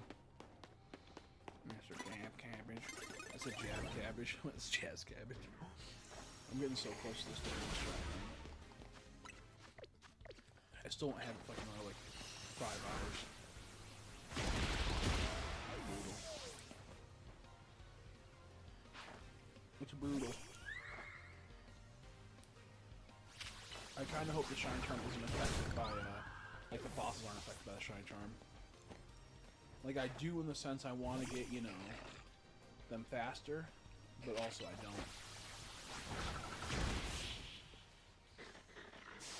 I really want to get it just for content-wise.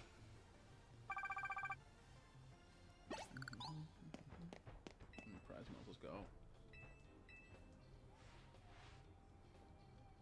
Remember them all, wow, that's crazy. Game, done with it for now. Done with it for now, let's go. I fucked up that, I didn't mean to do that. Come on, wow. Dude, what the heck? Mawow's disgusting this game. No money so I can revive like 10 fossils at a time, but don't want to spend all my money on fossils and get shiny. Yeah. I think 10 is good. 5's okay. I think 10's a sweet spot. I'm probably gonna do 30 because the way that you get money fast in this game is just do the battle royale and do all the little quests while doing the battle royale. I make like 100,000 every night. Even when I was in the beginning of the game, I'd make 100,000. As long as you do the quests and time it right, you'll be good. And then that's pretty much do one battle royale, and you have enough to get 5 fossils. If timed right and what everything. Like these quest cards. Shit, did not mean a Mega Evolve. Fuck.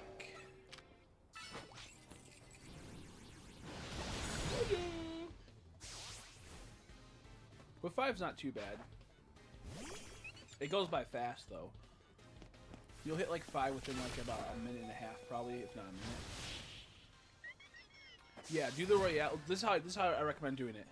Do the royale and get your ticket, then progress the story, and do another royale and progress the story. By that time, you should have enough money to get like 10, 15 fossils. Yeah, they don't save. You save right before you revive them, and it doesn't count as a caught, so it doesn't save. I revived 10 twice already, just to see if that worked. It does. Just save them from the guy, and after you get your 10, just do a reset or however much you want to do. Once I get all my money out, all my money fixed up and figured out, I mean my fossils, everything. Once I get all the Mega Stones figured out, if I bought all of them and all the other stuff, I'm gonna buy a whole bunch of Pokeballs, and then I'm gonna buy tons of fossils. Now hold on a second. You saw that Zap can just hit me, not my Emboar, but my Emboar took the damage. That's crazy if that's the case. By that time it's like 1-800. With a 10 it'd be like 1 in 40 odds. With 30 it'd be like 1 in 100. Yeah. I'm gonna pop down a whole lot. My Tyrant full odds in the last game was my Tyrant was I think in like 3,000 boss revives around. Maybe it was probably less, like 2,000. 2,500 to 3,000, I think that's when mine was for the full odds of my X and Y account. Because I had like 1 million fossils in it.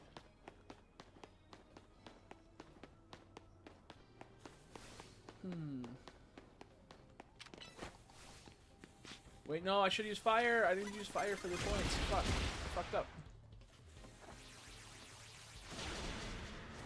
Yeah, I greatly paid for that by messing up like that.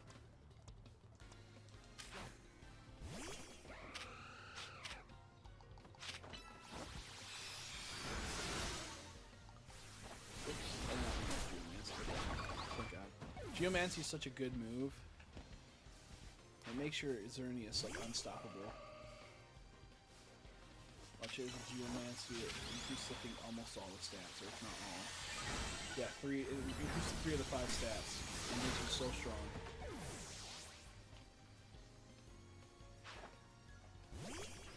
I hate Florges. Florges or Florges?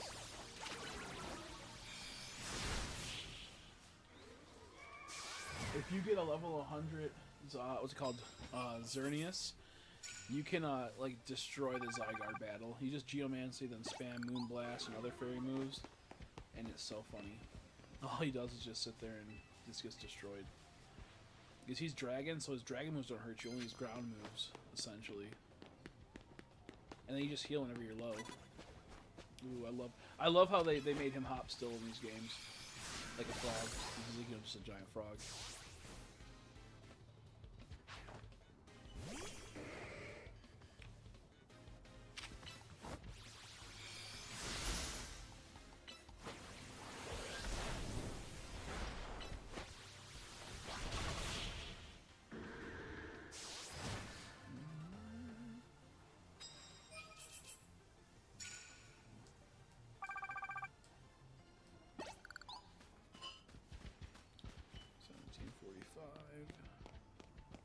There's no way to get up on any ladders up there, right? I don't think so. Ooh, there's a guy up here. I knew there's something. Ooh, here's a Greninja. I would love to see you Mega Evolve, bro. Wait a second. Do you need Greninja's Mega thing? His Mega Stone to count towards the Pokedex? I just realized that. Do you need to go do rank battles to get it? Or no? I do not want to do rank battles to get the Mega Stone. I assume you don't, but I would never put it past them. Please don't give me bad news, Zelda. You will be blocked.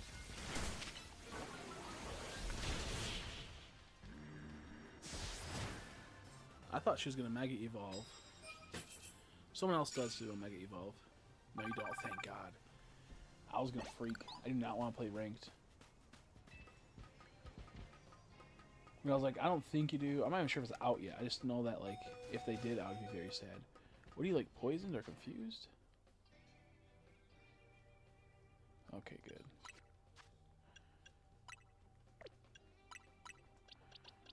That would cause me to be very upset.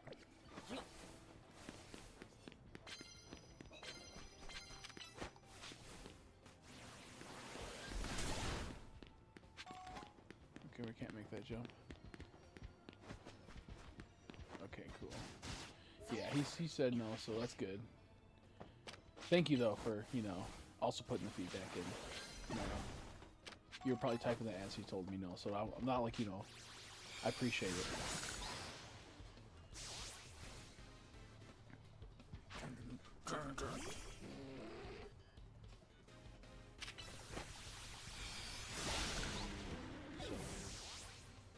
So good.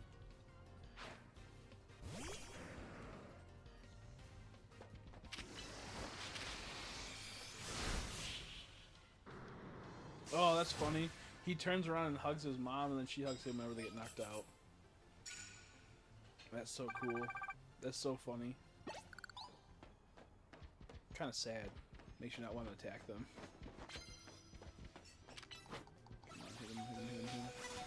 Yeah, so certain Mega Stones Cosmic, you have to get through ranked play. I got, I believe, is it Greninja? Which ones are currently in ranked play?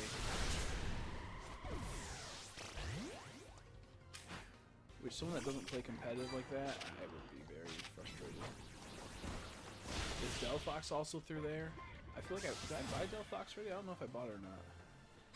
I don't think so. I think it's probably through some type of ring play, I bet too. It's online. It's for, I think it's like 3 people. It's 4 people in total. You battle 4 other people, and like the more you knock out, the more points you gain. Only Greninjas? Okay. I think I had Delphoxes maybe. Damn it, I was trying to switch to the other person. Oh, she switched. I'm like, what the fuck? Other stars in Gen next, yeah.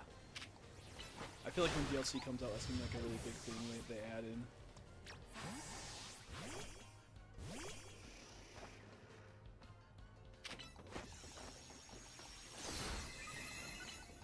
Did not mean to zap can. It's gonna take forever to do.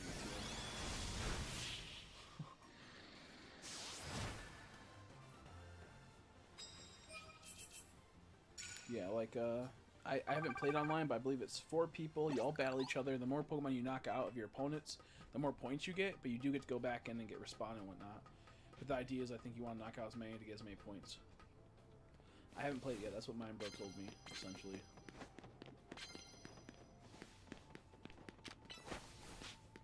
It seems like a cool idea, I just don't want to play it. I'm pretty sure it's pretty fun too, but like I said, I just don't want to play it. Oh, what the fuck? It's because my controller's fucked. I didn't do the leap forward. Yeah, I fucking missed that because I tried to do this, but my Y button's kind of broke. It doesn't really work like that. Game, I want my baby Delphox so bad. Yeah, I think you can get the Megas for her without that, and she's sadly post game almost. I think it's like near the end, but you do get her at least. I can also catch one and send it to you later on if you get the game. You should be level 25. That's the only problem. Oh, of course this motherfucker sees me on the fucking balancing else.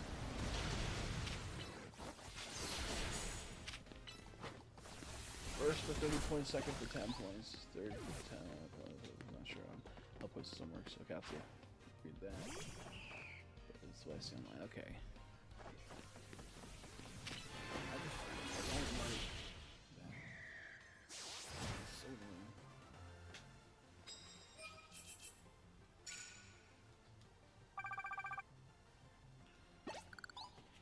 Gift for you.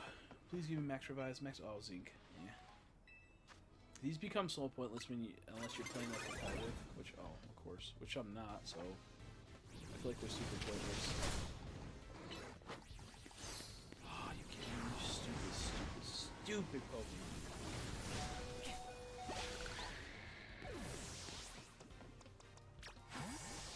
Pop out. Ooh, that was such a good switch out.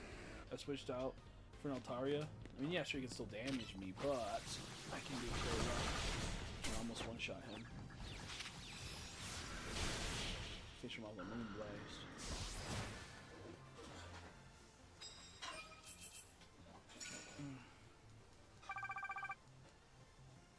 Are people actually taking this game like seriously with the online competitive play or not, or is it just like kind of like this is kind of fun? I know there's also going to be some people that do play heavily, but is most people enjoying the online play? I'm not tapped into the community like that. I've always been like an outsider in the community for Pokemon stuff.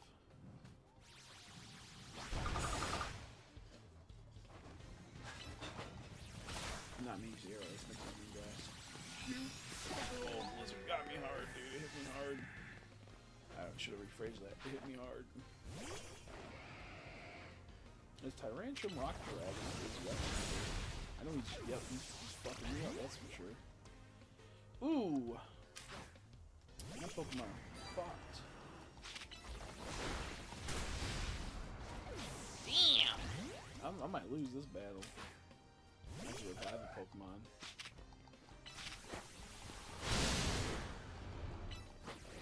Should run protect. Try to prison if I heard that. It can be sweaty. Yeah, that's what it seems like. I'd rather not deal with that. I'm just gonna revive Emboar just to be safe. Even though it is a flying type. Oh. I should revive Xerneas. On the auction to get knocked down. Xerneas is a better option. Oh, it's a Mega 2, son of a bitch. Ooh! He hit me. Xerneas is probably gonna need to go to.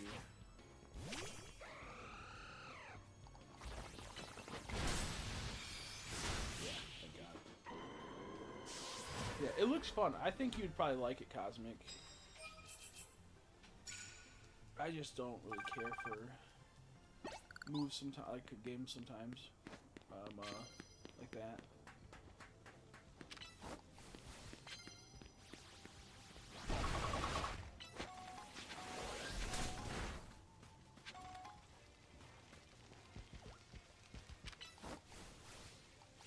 What are you doing? Why would he go on top of that bush when he was right there? All he had to do was attack. Now they're both on the bush. Get out the bush! He does the wrong deal.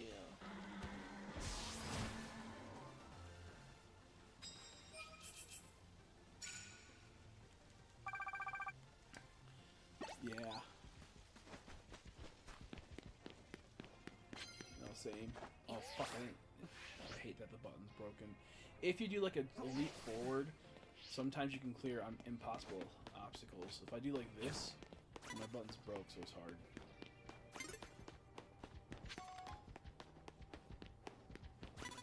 Ah, fuck! I tried to go around the corner. I went too much. Uh-oh. Please don't. Please don't. Don't do it. Oh, I couldn't switch. I did switch it on time. I switched out so they wasted their... That's so funny. I switched out in time to where their explosion didn't work. Switch. Oh, no, they still hit the... They still hit the dude.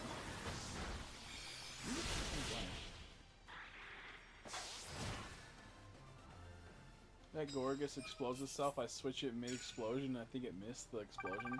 I don't think it hit. Maybe it did hit. It only did a tiny bit of damage to Xerneas, but it looked like it didn't do any damage. I switched it perfectly. That's so funny. See, I attacked, and they take so long to do their animations. Like, for example, that was a... Why isn't walking on me? That was a... it walked forward, got into position, shot. It's a long-range attack. Just shoot it right away, dude. You don't have to get into the formation to shoot. It's not fucking walking onto him. Okay, now I have to fucking get a... have to revive the Pokemon.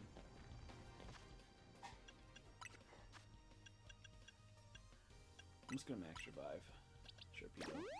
You know it's about to be over. I'd rather just not take a chance.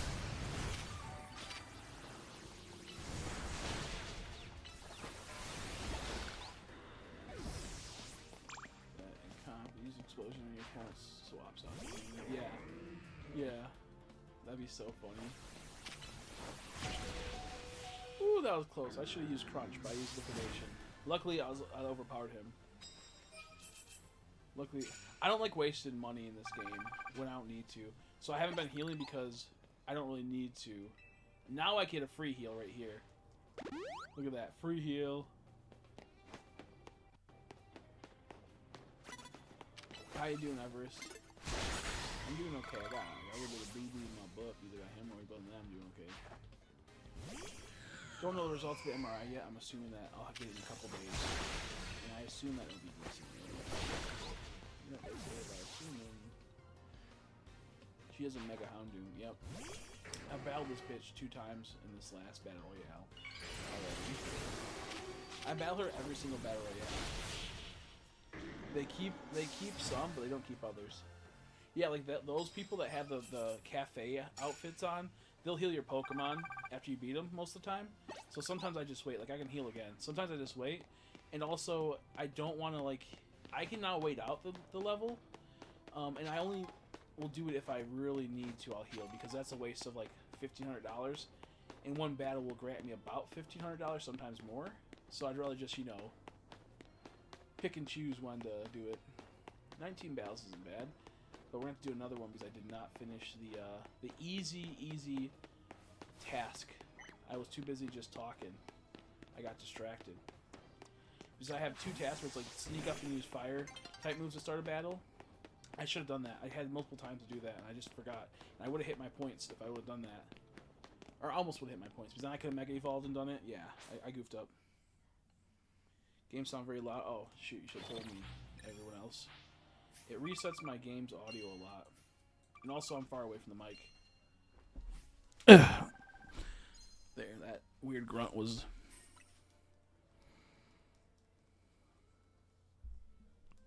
Doop.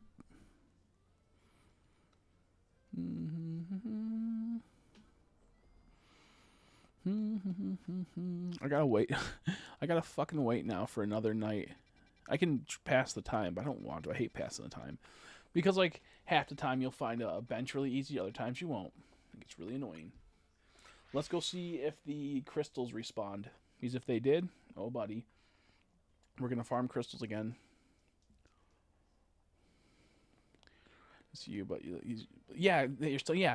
I'm like, no, you didn't catch me off guard. That's crazy. And there's times where they totally did catch me off guard, but didn't activate that. It's so, the system's so weird.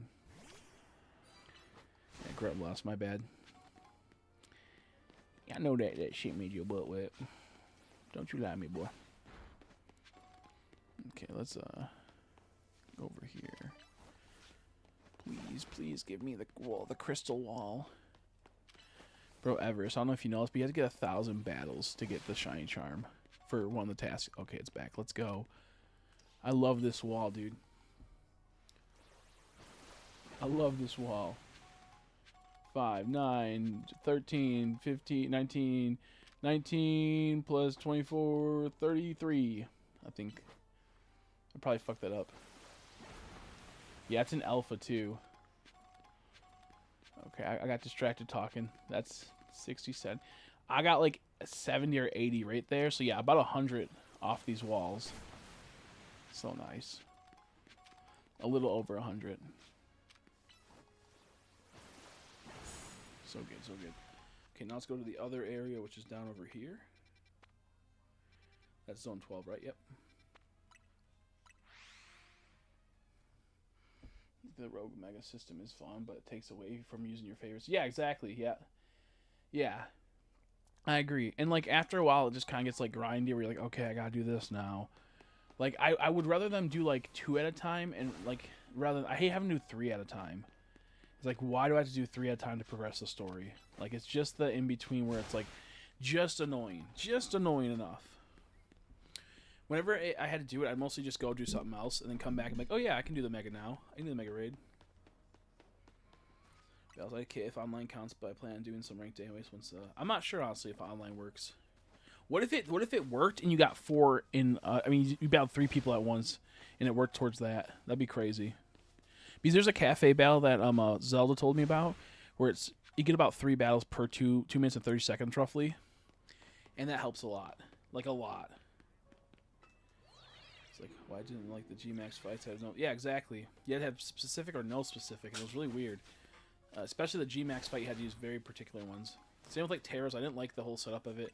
I feel like this game, it makes a bit more sense if it had where me, you, and 2 other people could play, and then you don't have to worry as much about who's running what. As long as you have 4 people, all, you know, megas, then you're fine. As long as you have 4 people megaing, that's fine. I think that would have been the ideal thing. There's no online rogue mega battles, is there, at the moment? I feel like that's what the DLC is going to bring, but that should have been base game. So, use my Krokrok as my ground type, but I can't mega evolve, so I need to get a mega. Yep, exactly. Yep. That's why I always tell people, make sure you're knocking out, once you get to a certain level where you can easily knock out alphas, because they will give you EXP candies at a good rate, and then you can just power level if you ever run into that bullcrap problem. Okay, there it is. I was looking for that area. Oh shit! Fuck! Oh, that was close. Can I make it? Oh, can I make it to this ledge? Oh, dude, that's so cool. I'm so good at this game. I really wish they made the parkour actually good in this game, though, not the bullshit that it is.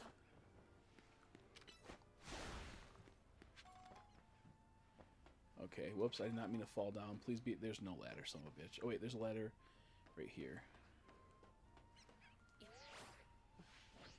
Because I think I can do the little tiny roto glide.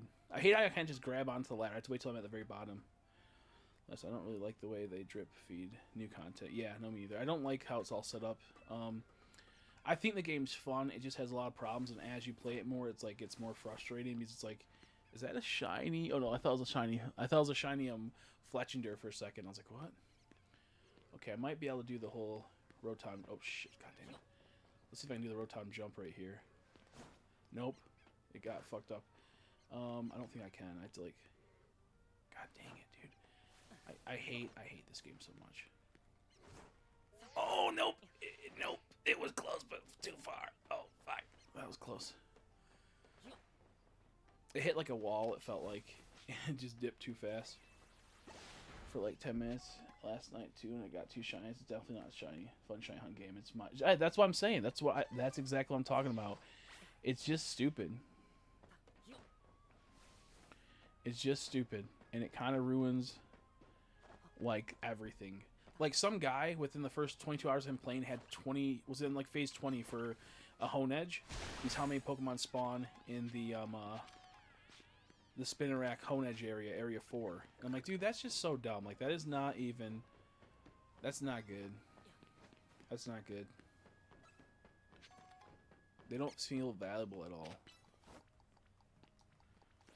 Come on.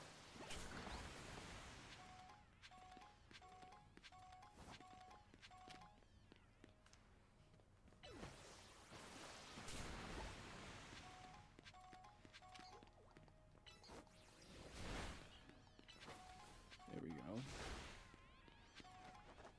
Whoopsies, I meant to do the jump. See, I hate how you can't grab onto ledges and pull yourself up.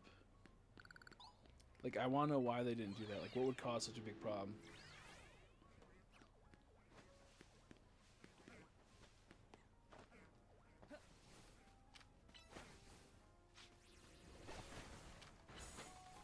Like, honestly, I feel like the only Pokemon that have, like, shiny Pokemon that have value are going to be the fossils.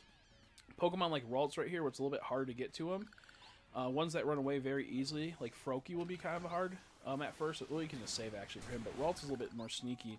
You can't zone reset as easy, I feel, for him. It's more of a challenge.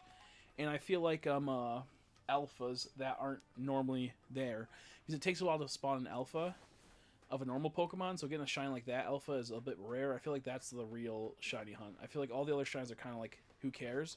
But an alpha shiny that's not supposed to be there is a lot more. That's like the real one.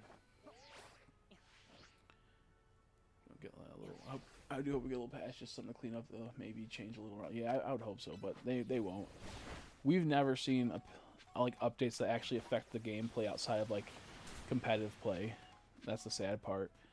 I feel like they should go in and patch how we get shinies. Because once everyone gets the shiny charm, and that's more like easy to get, it's like, what are we going to be at now? We're at 1,4096. Now we're going to drop down to 1,000 some. And yeah, that's gonna be something. And you could be like, well, at least the shinies don't leave this game, so at least they'll have no value outside this game. Like, who cares? The shinies are valueless in other games. Yeah, but I just got regular shiny routine. Yeah, that would suck. Yeah, cool if I could get the Rogue Mega and could have soft. Yeah, that's what I'm saying.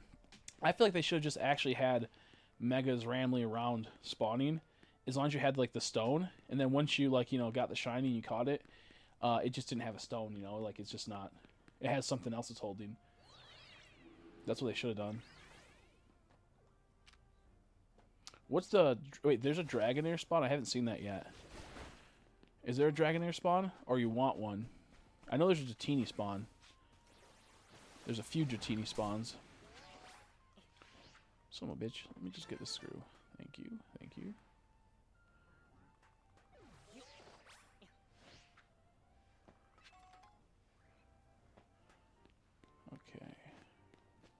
I'm going to go and do the one thing now really quick. Yeah, I failed to shine this so far. Or do you really want a Dragonair spawn is what you're saying? Sorry, I'm not sure. I know there's a Dratini spawn, a couple of Dratini spawns, but I don't know if there's a Dragonair one. That'd be awesome if they had a Dragonair and a Dragonite spawn. I feel like what makes me mad in X and Y in the game... Post game, you could get the legendary birds spawning. Now they weren't shiny huntable, but imagine if they had the legendary birds, the trio, and you can shiny hunt them, and they just randomly appear as you're in like the wild area, the zones. That'd be so awesome. I think also Zone 20 is just busted. Zone 20 is busted. It just kind of ruins so much to the game because you have a chance to get any shiny Pokemon that's its last evolution form as alphas, I think, in this. Through 2 spawn at a time, and which is good because you can do tons of hunts here. But then they put all of the starters here, like not all, but like I think 5 or 6 starters are here, and then you get all like these crazy end game Pokemon, and it's like they should spread these out after you beat the game on the regular zones to make them more playable. Like Charmander should have gone to Zone 1, so there's a reason because all they have is Pichu there, and who even cares about Pichu, They should put Charmander there. And then that way they had it at a lower level, Ooh, see? Look at that. Jolteon. That's awesome. Imagine getting a shiny of that alpha. Fennekin's not here. She's in zone like 18. You get a little bit further on. You can hunt them. In this zone's Totodile, Chikorita, Bulbasaur, Charmander. I think that's it. But yeah, so it's like 5. Or 4 or 5. I don't know how many I just said. But then you get all these other cool Pokemon, and you have a chance to get like the other things. I don't know if you can get a Charizard. I don't know how many alphas are in this right here that can spawn right there. I've seen so many different variants. I haven't seen a Charizard yet, or a Venusaur or Bulbasaur, so maybe certain ones are locked out, or I just haven't seen them yet. But Fennekin you can get at level 25, but it's like late game. It's at area 19 or 18, I think it's at area 18. And that's why I said if you want one, I can get one for you and trade to you over early. It's just so you can have an early game, because it's only level 25 compared to all the, like this Tepig's level like 50. Yeah, he's like 54. So if you wanted a Tepig, oh yeah, Tepig's here too, so that's another one. Aren't shiny locked? Yeah, no, Zone Stars aren't shiny locked, but just the original 3 are shiny locked. Like the starting ones. So you can get the shinies of the starters. You just have to wait till post game. And they do run away, and you can fail them relatively easily. So you have to, like, when you see them, you got to save right away. And then if you don't catch it, you got to reset your game. You just can't shiny hunt through soft resets at the beginning for the starters, which is annoying.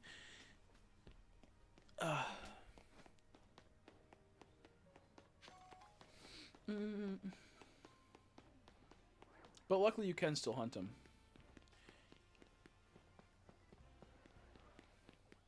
And I think how it works that if you walk away from a certain area or you have a certain amount of steps that happens, the areas around will reset. So as you're going to see, I'll show you, as I go around the circle, this big circle, there's going to be new Pokemon every time. And I think it's resetting them. It's kind of like a gate reset.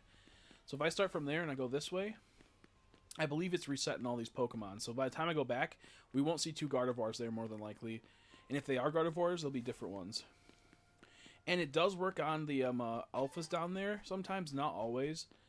I think if you're in a certain radius, if you're far enough away, then it will reset them after walking.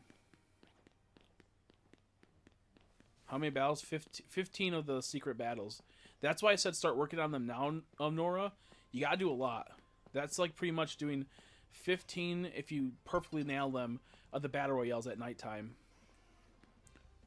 Or you'll have to do even more because you might not finish them in one night. So now see we got a Totodile Alpha. And then right there, there's a Squirtle. There's no longer Gardevoir there. So as long as you're within a certain range. See, now we have a Scolipede. Oh wait, was Scolipede there before? Okay, Scolipede might have been there before. I can't remember. But no, we had something else, I think. Maybe not. But these do reset, I think, after a certain amount of paces and a certain amount of like range going away from them. Kind of like Scarlet and Violet. I never played Scarlet and Violet or Sword and Shield, so at least once I finish this, I'll get to try those out. I like Sword and Shield a little bit more than Scarlet and Violet. Yeah, that's why I think I didn't like Scarlet and Violet shiny hunting at all. I think it was probably like that. I think it might have been. It's almost as worse as this game shiny hunting for me. You gotta like make food for your Pokemon if you want increased rates, which is dumb. I hate that aspect. You gotta grind them. I just did not like I did not like Scarlet and Violet. Oops, now we got Florges and ooh, Glaceon. So yeah, see how like you can kind of like reset these if you walk a certain distance. I believe that's how it's like programmed in the game as well. I think Sword and Shield has tons of really awesome hunts. You can hunt Galarian Stunfisk by walking over them, and once they snap you, you can see if it's shiny, and you just reset them. You get like I think 3 per it. There's fishing in it, so you can do some rods, some chaining, but I don't think it's like chaining like a normal game. You can do the Phalanx hunt, which is a lot of fun. I got lucky on that one. Early Phalanx hunt, shiny. You can do, I'm trying to think of unique ones. Exclamation point encounters, where you have to go in the grass and spin around in circles until an exclamation point comes up. Hit the exclamation point. You have a chance for it to be, you know, shiny, obviously, and through time. It still won't full odds. The overworld isn't too bad for shinies. Hunting, it's just not my favorite thing. You have to, like, the angles are weird, but you can do that. There's no overworld shinies. You have to bump into them, and then it'll determine if it's shiny. Once you, well, it determines it once it's spawned into the map, but you won't know until you hit it. So if you want to do soft resets for certain strong Pokemon, you have to do a whole entire thing. But I kind of like Sword and Shield as time went by a lot more than I did at first. I don't like the DLC. I think the DLC is trash. But that's neither here or there. I feel like they should have made routes in the DLC for certain sections. I would have been really happy. And then, of course, they shiny locked the new legendaries, which was ridiculous. The horses. And you can get like Kabali and all of them, so you can shiny hunt for them. There's quite a few things you can do in that DLC. Ooh, a clef key. That's crazy. Alpha clef key.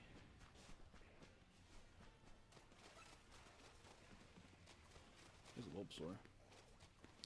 761 out of 1,000. Nice. You're gonna get it before me as I decide to yap and go around and do stuff. I'm still at like 650 or something. You'll get it before me, sadly.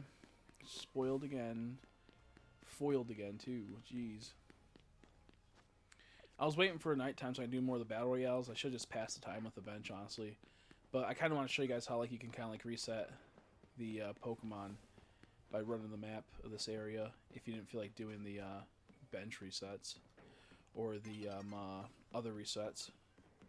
Also, there's a bench right here. I should start going to zone 20 because the benches are literally right there. Every time.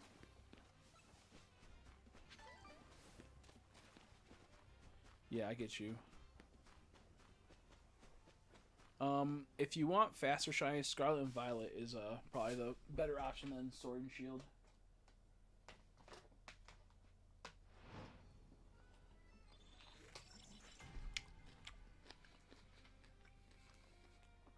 Oh, wait, 999 and then wait for you. Good man.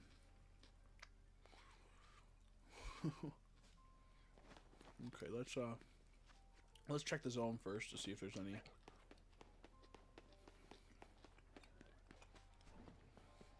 Pinsir Alpha would go crazy.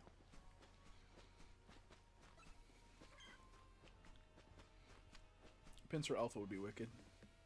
Ooh, Malamar Alpha. I want to see what Mega Malamar Alpha looks like, how big he is. Mega Malamar's so creepy, dude, with his big-ass brain.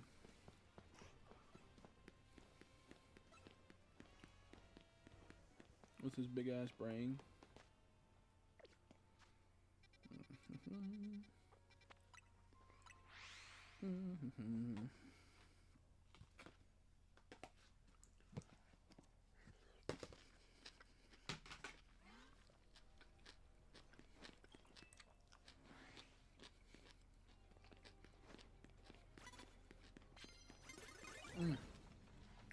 I knew it was gonna happen, but I was too busy eating. Damn it, wrong button. Fucking A, dude. Oh god, anyway, so that's fine. Please don't let her. Okay, good. No, we're on Pokemon. Okay. Oh, I was a little too. I was like too worried I was gonna miss it. I could have possibly avoided it if I just waited another second.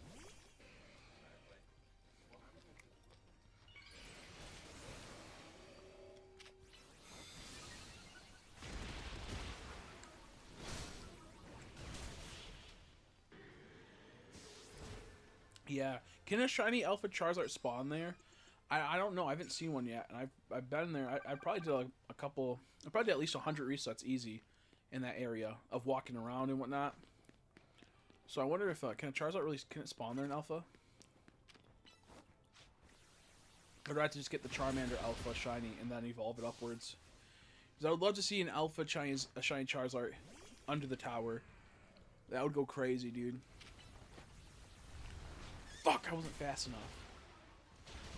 Damn it, I tried to switch it before he could hit me. Didn't work.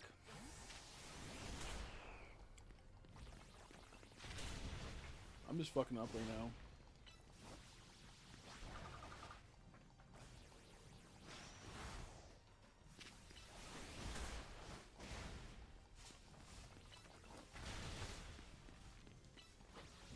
Between normal and alpha, better stats. They're a lot bigger. I think there might be a little bit of the stats because there's like a sparkle above their HP and the stat menu.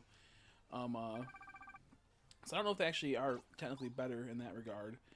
But I think it's just the coolness Because if you go to an alpha, I'll show you right now what I mean. You go to an alpha, which like my Sharpedo rate. Nope, not right there. Sharpedo rate here. I go to check summary. What's the next page? What the heck? Where's that?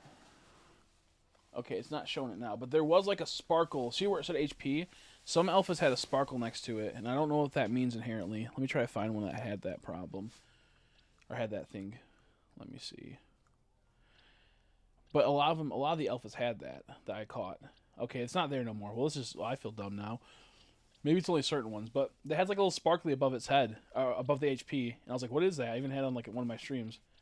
Well, this is annoying. Now I look like a fool. But I promise you, it did have sparklies over it. It could have been for something else though, showing that he like reached perfect stats on it or something. But every alpha had that for a while for me. I don't know where it's at. It's really weird. Oh. Yeah, just pretend it's there. You can just pretend it's there. That's fucked up. He lying. Do you want someone ban Zelda? Someone ban Zelda. Someone ban Zelda. He's about to get fucked up. Oh wait, he's not a fairy type right now. He's about to fuck me up. He got 2 stat increases. Ooh. He dead, you know. This Nurse Joy is pretty powerful. Her name's not even Nurse Joy anymore. It's Melee. Oh, she got some Mega Audino. Mega Audino's cute but ugly at the same time. Because Audino's just kind of an ugly Pokemon. Ooh, almost got me.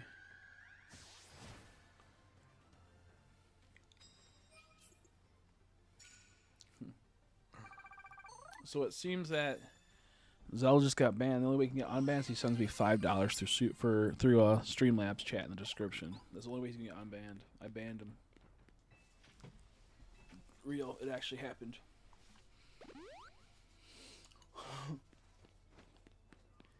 Let's see.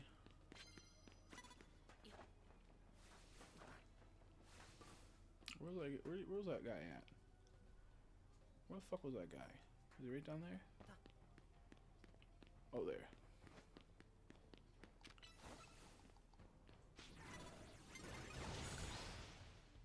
It probably is, because I know it knows heal moves and whatnot.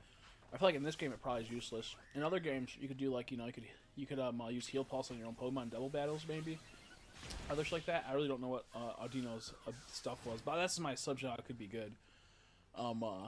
Yeah, I don't know.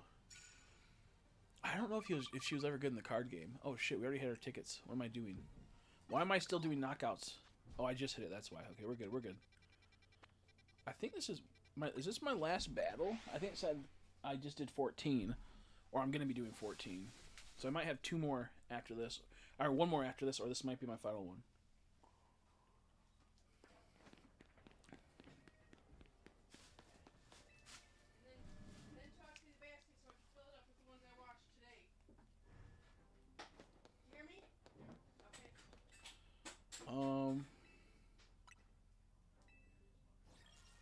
And why I talked to the girl, not to him? What the fuck? Oh no, this is World War match number 14. Oh no, I got 14 wins. Is she the final opponent? I should have switched my Pokemon. I have a Pokemon in here that I don't want to use against her, but I think we'll be okay. It said I had 14 wins, so I'm assuming this is gonna be the 15th win. I'll get Floette. It would make sense. She's the last battler.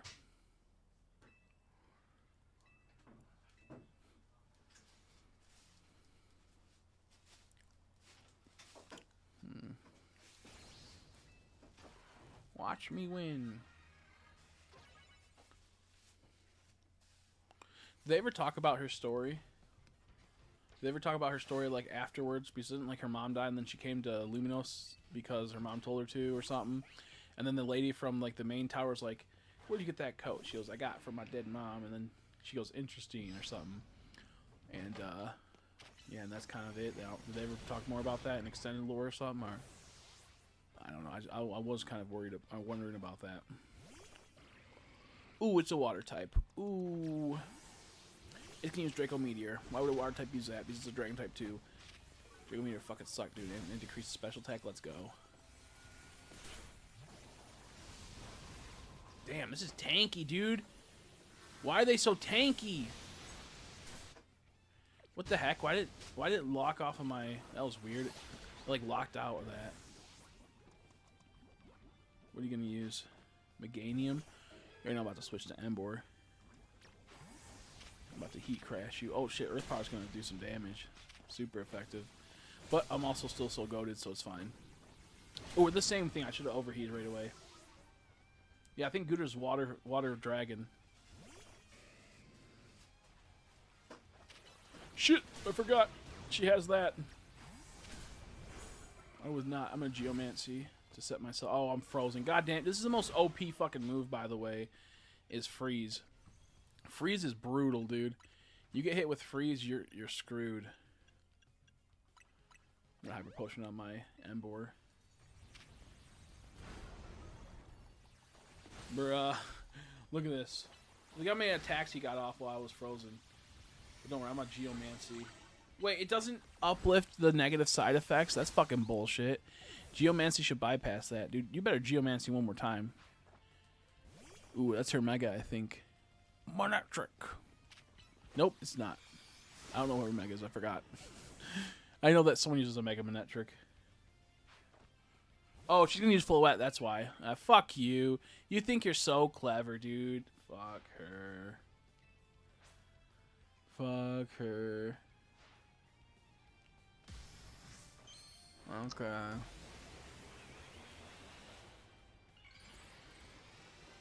Okay. It looks kind of cool. It looks kind of ugly. I don't like how it's attached to like her tail. It looks really fucking weird. And then we're not gonna let her knock out any of my Pokemon. Fuck you. You suck. I'm gonna close combat and smack the shit out of her. Boom. Yeah. Yep. It's AZ's Floette, and it's part of the story, so it gets a Mega.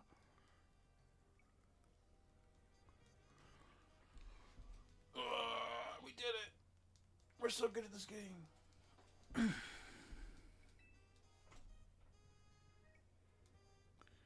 That they a guy if you a girl? Oh, really?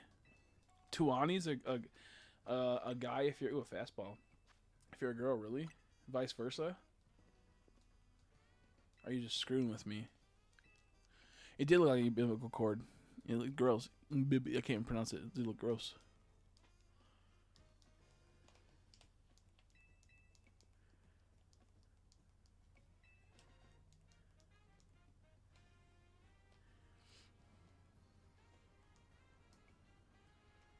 Yeah. Well, that was crazy. Now, where do I get my Floette at? Do I go inside or something, or where do I get my Floette at?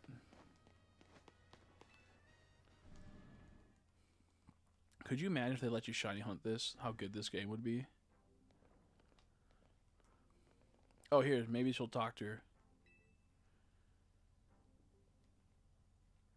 Yeah, keepsake for me. Okay, here we go. Yeah, it was. Here's your grandma, by the way. She's your grandma. Get it to your mom in the first place. Got him, yeah. You could tell right away when she did that. Unless it's just her friend, which would be even funnier. Just like, no. Is he going to cry? He's about to cry. I love that guy. Oh, I thought he was going to cry because he understood. I was her gay lover. No, that's actually her mom. Her stepmom. That would be so funny.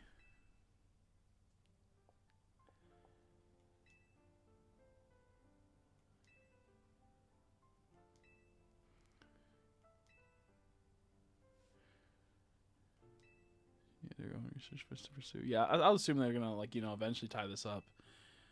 Okay, that's funny.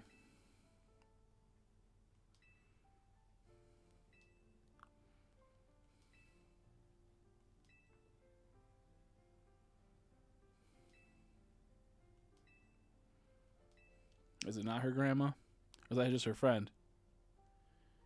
What's going on? I'm confused. Is this her friend? Is it actually just her friend, or is it actually her grandma?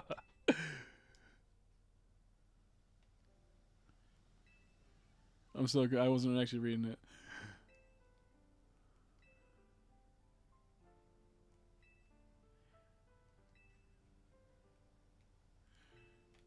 Is this actually like? Wait, what is? This is actually great. I wasn't paying attention.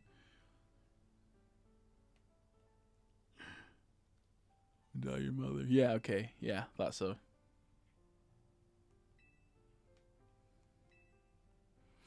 Yeah. So this is a pretty sweet moment. I mean, the moment you see her, you know it's gonna be her grandma. Like the moment you see her, she goes, "That jacket." You're like, okay, that's her grandma.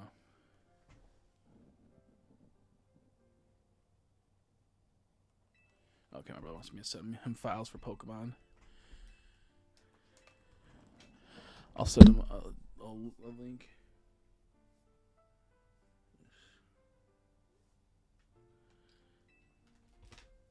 So it might be outdated, though. You might have to load it in Eden, then Ryu Genix.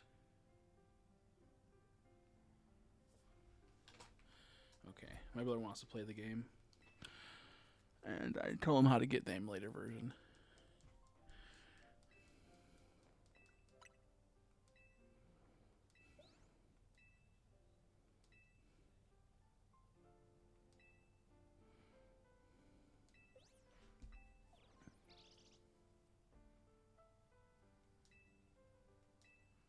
Urbane is their name if they're a girl. I can't tell if you're trolling me or not, because I read that Urbane somewhere.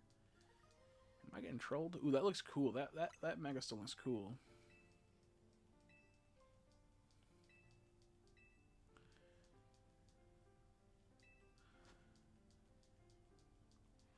I hate how much they do fist bumps, dude. Which millennial did that? Yeah, you're just messing with me. I think they bring up that name often in this. I feel the story, and I'm just getting screwed with right now. You know, someone take his Switch away until I get the shiny charm, and then still don't give it back for a week.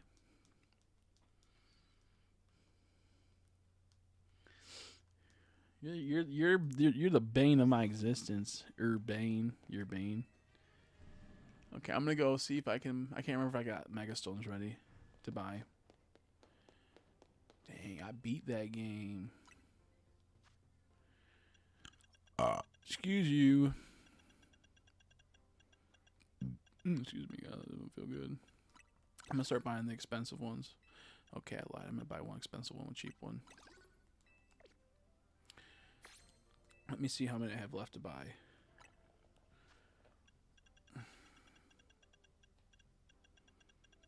Okay, 1, 2, 3, 4, 5, 6, 7, 8, 9. Fuck, it moves too fast and too much. I have to use a fucking D-pad. 1, 2, 3, 4, 5, 6, 7, 8, 9, 10, 11. 11 left. Let's see how much I have in my research.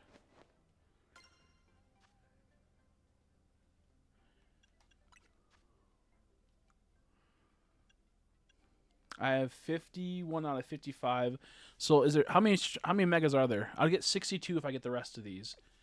How many megas are there in this game for the research if you check? Wait, I just got new. She just I got a new research test. I got sent an image. 1 second. What are you posting, Zelda? Oh, you weren't even trolling me, I don't think. He's kind of cool. Do you know that makes a lot more sense when I was watching people play the other version, and Urbane cat. That I was probably watching a stream where they said that Urbane or something. Oh, for the first time, I really cried. I hate it, bro. It's so ugly, but I love it. How many I don't have for the game? Yeah, I'm hoping Zelda will help me out. Seeing that most, and she's a CEO. She looks like she knows what she's supposed to do. Let's go. What is there any point in battling the Infinite ZA Royale if you go any further? Is there any point to it? I keep fucking doing that.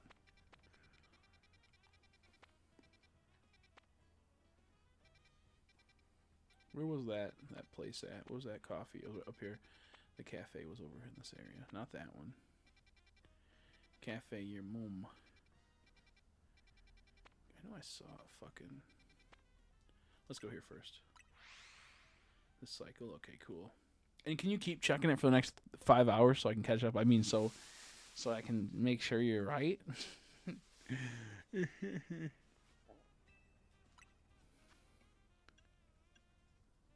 we go. Get my max shards. Okay, money and like probably apricorn balls. You get a few apricorn balls here and there, so I'm assuming that's probably what it is. And who cares at this point? Who cares if you get apricorn ball? Where was it at again? I forgot where the cafe was.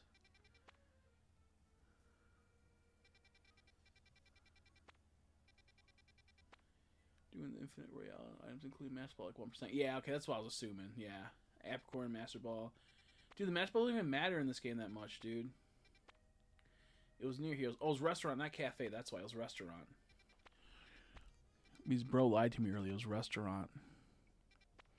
Remember when bro said it was a cafe, but it was clearly a restaurant?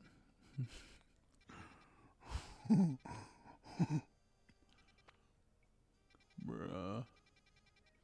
What happens if you buy that, like, oh, here it is, Restaurant Lana. What happens if you buy that, yeah, Lana. As you type that, I found it, because I'm smart. But no, what happens if you buy that $100,000 coffee? Does anything happen? Anything happen at all? Or is it just a $100,000 coffee? It's by the Gorgas area.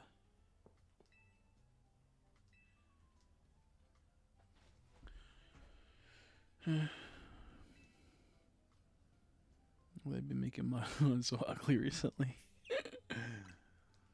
Oh, that's funny. Come on, man.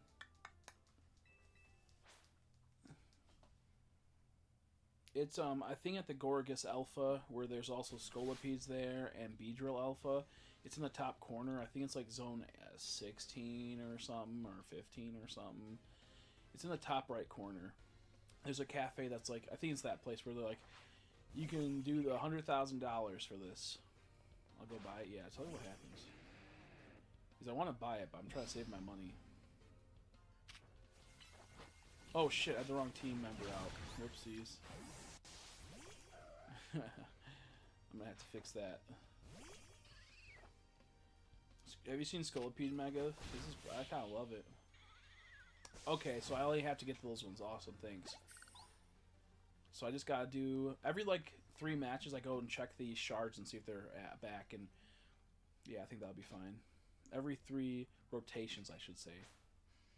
But you get 3 matches in this.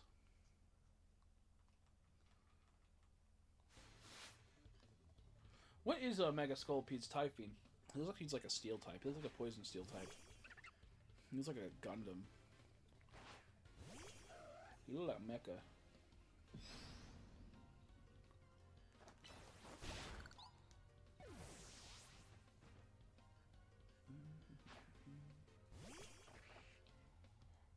Are you on the Switch too, Zelda? Yeah, Cafe Ultimo. I'm gonna buy it. Yeah, Ultimo. What? Are you on the Switch too?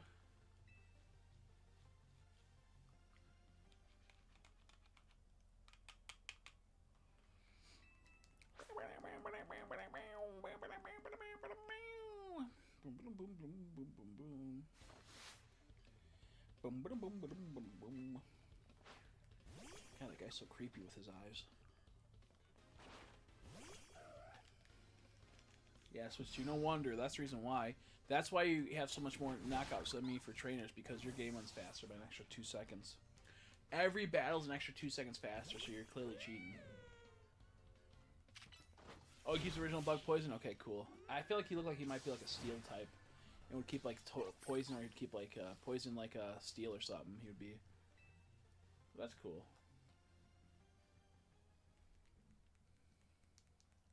Poison steel would be crazy for fairy Pokemon. They'd get fucked up. Is there a poison steel Pokemon? I feel like Honed should have been a poison steel Pokemon because, you know, he could put poison on the blade and then he infects you when he stabs you. But he's a steel ghost, right?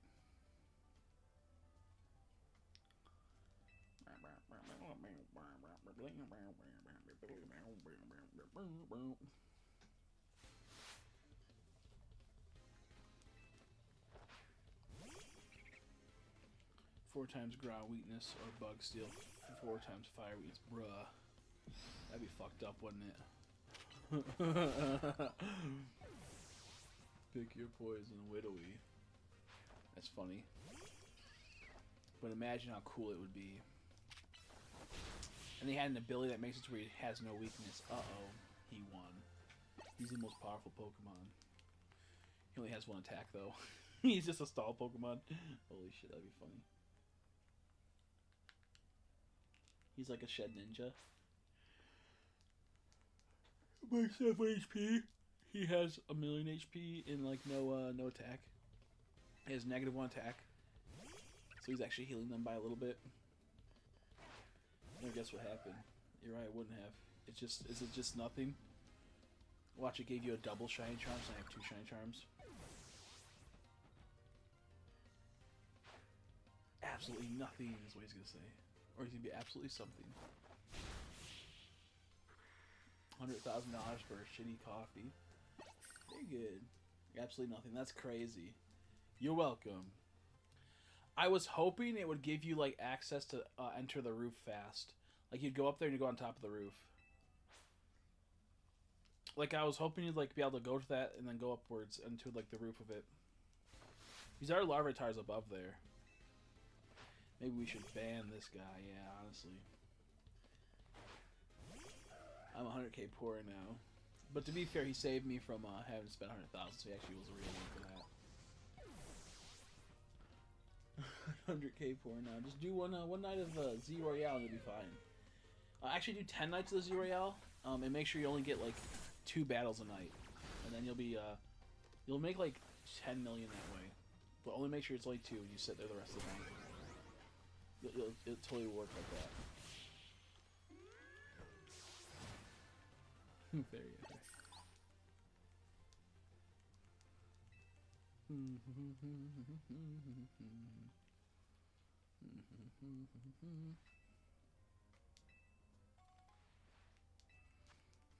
Fucking tiny mushrooms.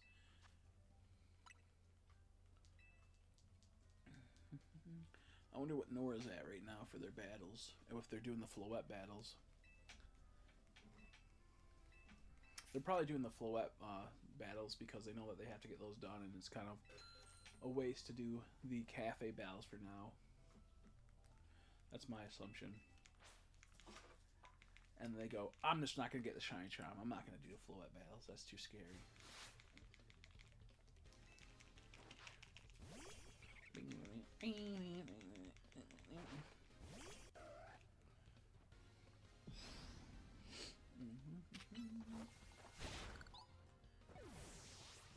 Dude, this sucks. We're already 5 hours into the stream. I have like another 4 hours of getting battles in. That's crazy. Whoops.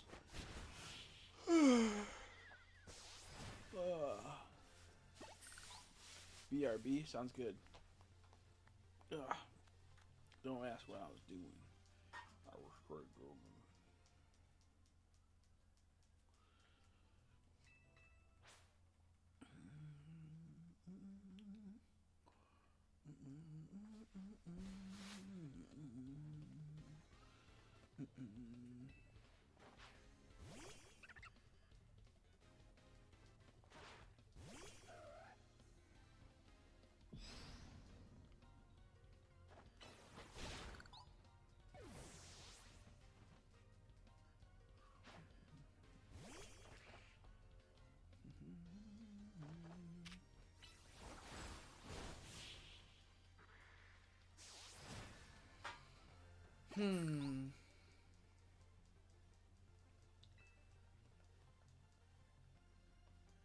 I forgot. I was thinking deeply on something. It made me sad, so I'm not gonna think about that no more.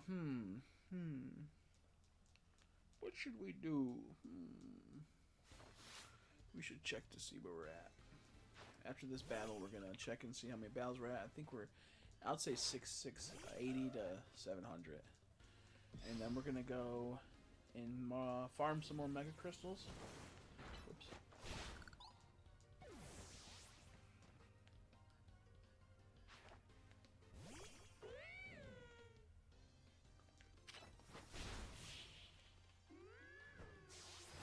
Come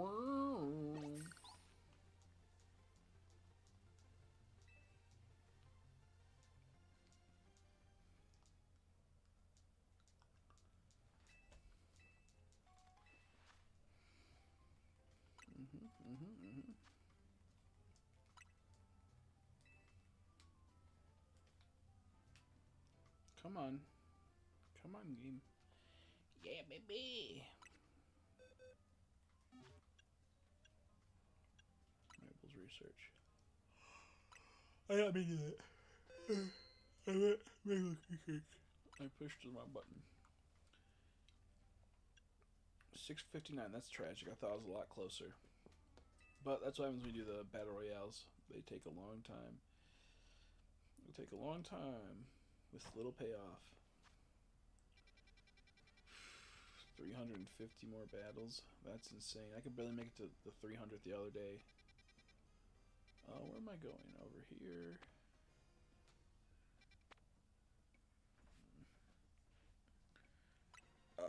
There we go. Okay, I think I figured it out. Yeah, I looked it up. It does nothing. You get a photo spot though, so worth it. Yeah, so worth it? Question mark. Yeah, just take a photo with your gay shy Pokemon. Whoops, wrong area. Completely wrong area. Where am I at, dude? I meant to go right here, right? Yeah, right here. No? Dang it, I'm not used to seeing where it's at. Okay, right here. This is where I was meant to go. Right here, right here, right here. It's no longer a marked area on the map, so it's hard to find now. The Quasar Tower, that place, you know, where you get the Mega Stones. Quasitario, Torio.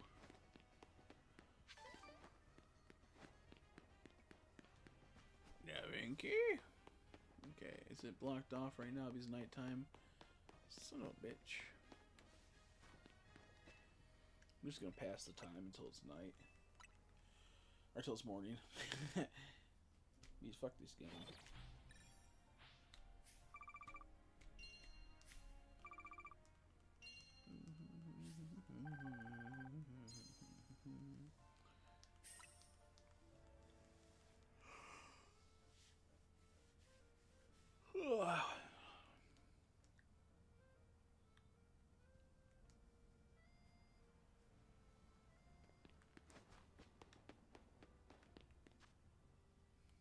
God damn it, I hate fucking hitting that and being... Okay, I'm out way too farther down. Way too far down.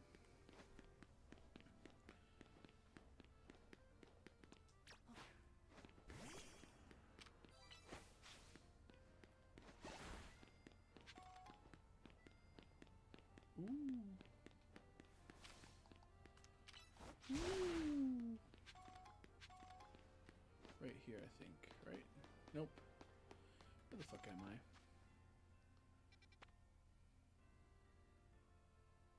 Oh my god, I went way further. Dude, I'm fucked up. There we go. I was on the completely wrong side. Over here. Oh my god, bruh, they didn't even respawn. Oh, okay, they did. I was about to say, someone gone. Yeah, I'm really surprised they add Snorlax to this game. Which is funny because I was like, you used the flute, you know, to wake up a Snorlax in the main game. So you'd assume they'd at least add, but nope, they went nah. Oh, nice battle thing, nice. Not bad at all.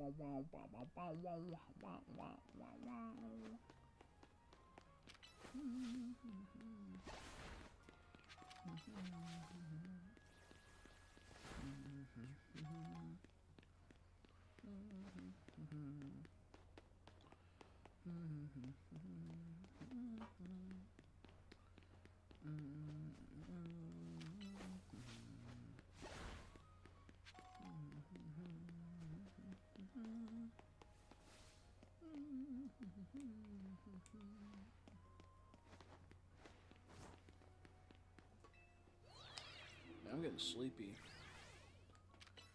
I'm getting sleepy, dude. Playing the battles made me so tired.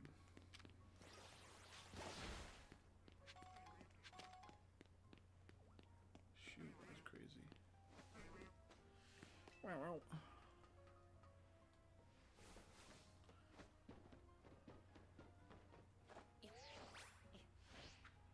Awesome. Okay, there was none over here. They're all down there and over there.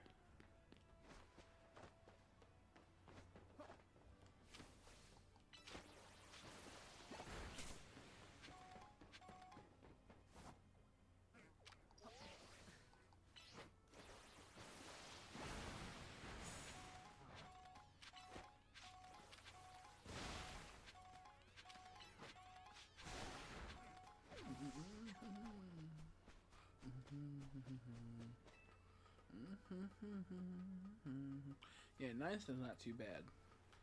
That's only like, you know, if you play it right, that's only 6 more nights essentially. About 6 more nights.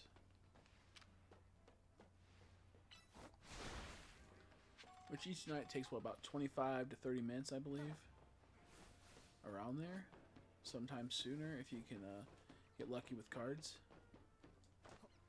Oh fuck it! Like did like a double click on that. That was annoying. I didn't make it that time. I meant to do a jump and I clicked the wrong button. I'm just so happy I don't gotta do the side missions. Does anyone know what happens if you do every side mission? Is there something special? Is something special happen? Da Vinci? Bro, is it already 8 o'clock? What time is it? Holy shit, it's late.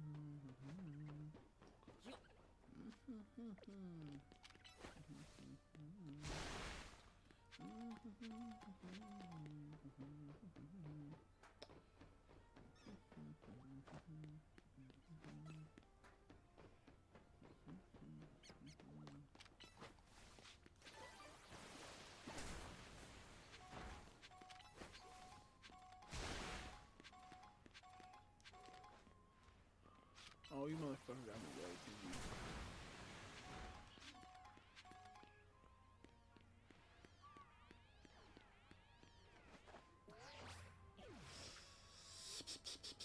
If I had just clicked it a bit sooner, everything would have been fine and dandy. But no.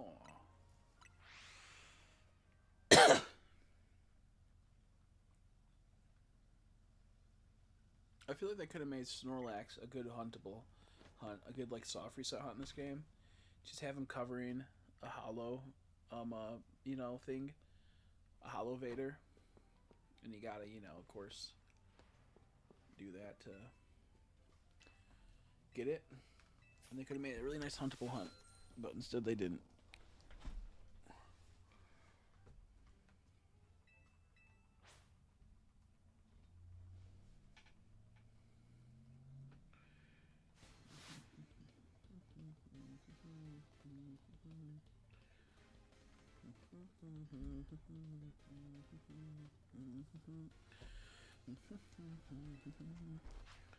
I'm gonna go for the night. I'm gonna be watching the Blue Jays coming.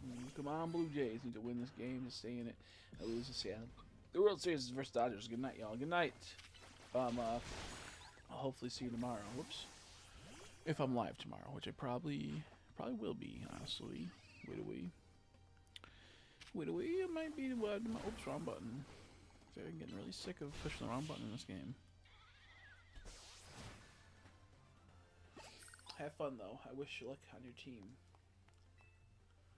I'm hoping the Orange Jays win. I'm hoping the Orange Jay win. He wasn't suspecting that. Does he know? Does he know?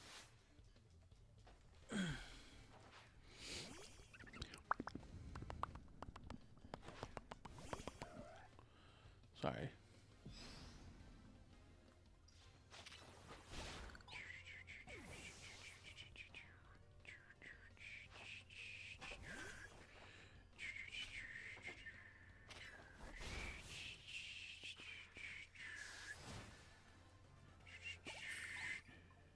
Ooh.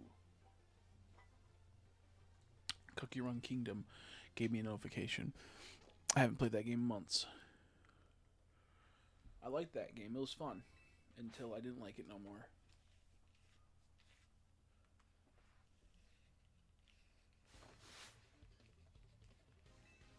It was getting too demanding.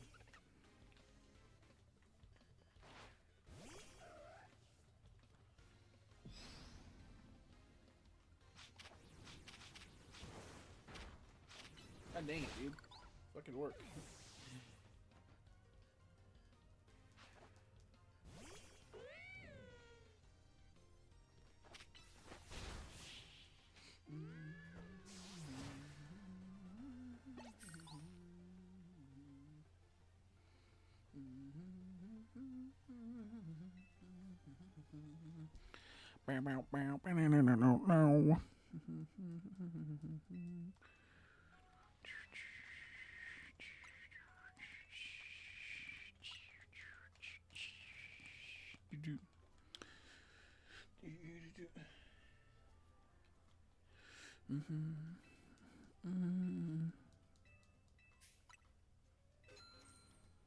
Dude, I'm so bored of this game. I do not want to play it no more. But I need this charm, dude.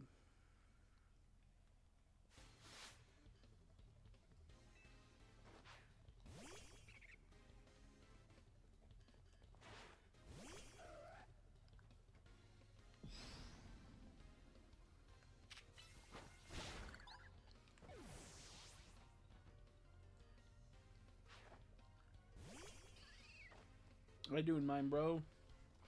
How you doing? Are you gonna be going for? I feel like you said you're going for the Shine Charm, right? Are you going for the Shine Charm? I highly recommend, if you haven't done all the battle royales for the Infinite Royale, make sure you do all the 15 matches. Make sure you do all the 15 masters. Make sure you're buying all the mega crystals through the smashed crystals, because you'll have to grind it like I do in the late game if you don't.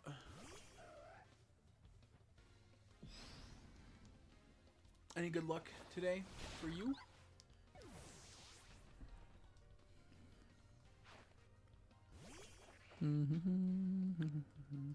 I got 8 shiny so far. Nice.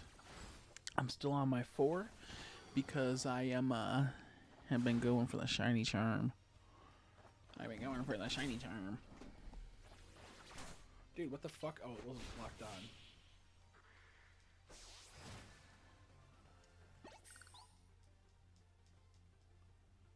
How are you doing these restaurant battles? They're the fastest battles in this game to get the research level. Yeah, my mic's kind of fucked up, huh? Yeah, my mic's... there's no like way to increase my mic's fucking volume. That's what, unless I'm right here. It's a dynamic mic. It should be louder. Let's see. Does this fix it? Does this sound better? Does that sound any better? Probably not. You had to do 1,000 battles in this game, and with trainers, and this is the fastest output of that. And it's gonna take forever. I'm only at like 650 right now. And it's like you can get 3 battles every 2.5 minutes. Almost 3 battles every 3 minutes, we'll say, just to round it up due to, like, you know, personal mess ups. So I'm about at almost 700. So, you know, that means I'm going to be here for quite some time. I'm going to be here for quite some time. It means you only really do battles and side missions, which are not too many. The battle royales, which are, you know, a thing. And then the this right here. You can do story missions, but they only give you, you know, a handful of battles too for trainers. But this one is the fastest. It has the least amount of Pokemon, low leveled, and you can hit like one shot everything with quick attack. And it's the same 2 Pokemon for each trainer. And you get a little bit of money as well, which is nice. A little bit of money, which is pretty good on its own. Should I turn down the game's volume a bit? I can't really turn it down, honestly. Because I won't be able to hear the game then. Let me check my settings. No, don't save. Okay, I can't check my settings, can I? I gotta wait till I'm done with the battle. The problem is I'm playing through my capture card on my computer. My Elgato that's in there is graded into my computer. And that means that I'm getting the sound from Streamlabs. And I have it up all the way, but still very quiet. And it's frustrating.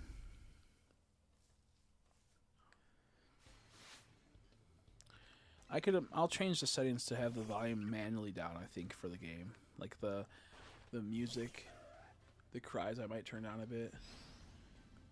I just need to be able to hear the shiny sparkles, which is very hard to do with these busted ass headphones and the mic playthrough.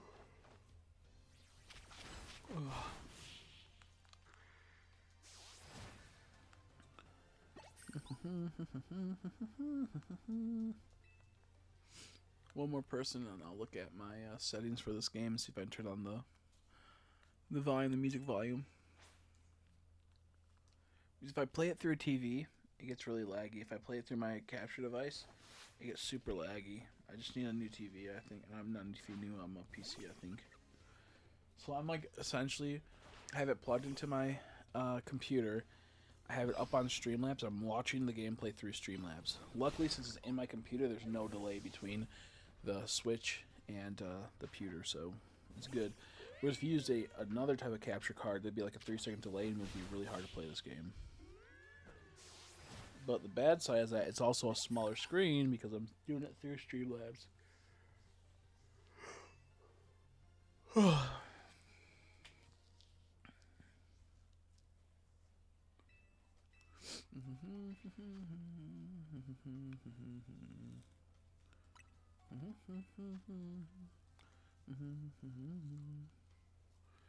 Just one slip away, slip away.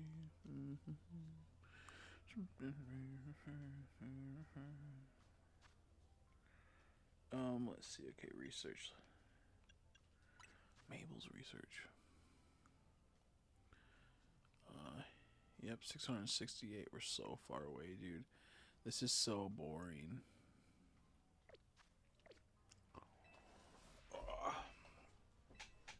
Oh, I was gonna check. Fuck, I was gonna check my settings. Son of a bitch. That's what I was doing. I want to watch a video while we do this, but I don't know what to watch on YouTube that wouldn't be annoying to listen to while we're hanging out. Top funniest fart videos. Nah, kid. Nah, kid.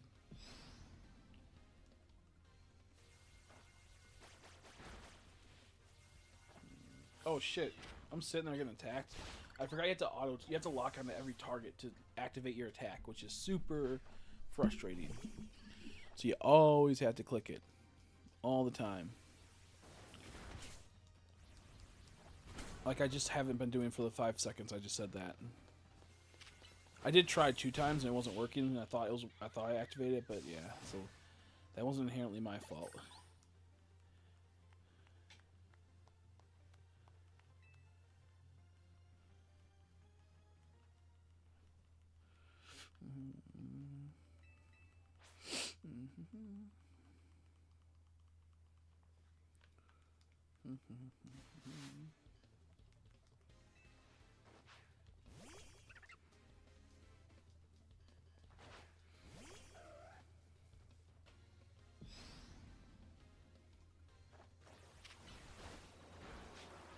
Bro, you Shadow Claw, what the hell? You should not be using Shadow Claw, bro. Back, welcome back. I'm trying to find something we could watch while I do these battles. This is super boring.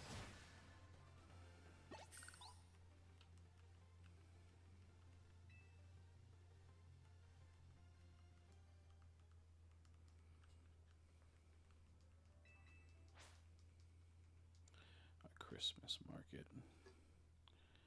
Christmas market. I wonder if we can watch the Pokemon, not Pokemon, the one where it's like retelling the Pokemon Red and Blue, but like it's more realistic and it has like the white hand. I wonder if I can watch that on YouTube. It's on YouTube, but I feel like I'll get hit with copyright, so I don't think I'm gonna do that. I want to, but I feel like I'll get hit with it.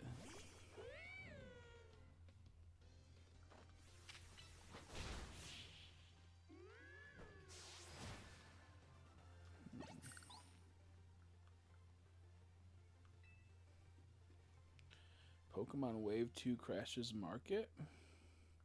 Has the new Pokemon Wave of cards restock not doing so good? I don't know. I see a thumbnail for that.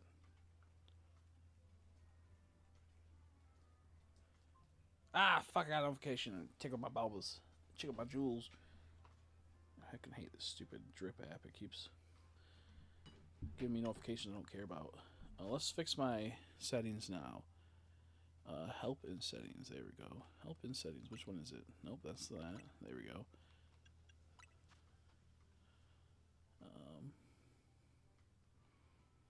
Minimap rotation, rotate, fixed. Yeah, fixed is probably the best. Yeah, my background music's low too, but it's still so loud through mine.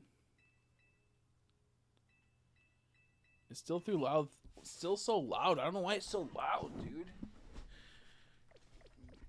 There's like no way to mix it to where it's quiet. It's so annoying.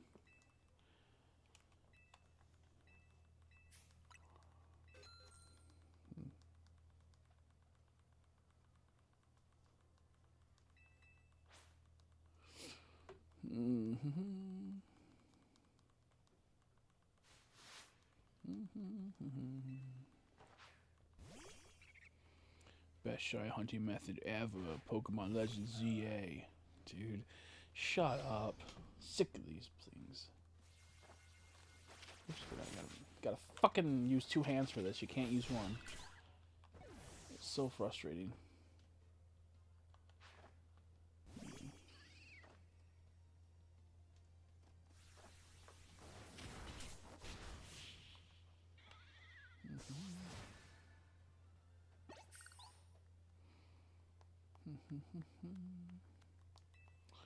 I'm trying to find a cool YouTube video to watch while we are on this stream doing this horrible grind.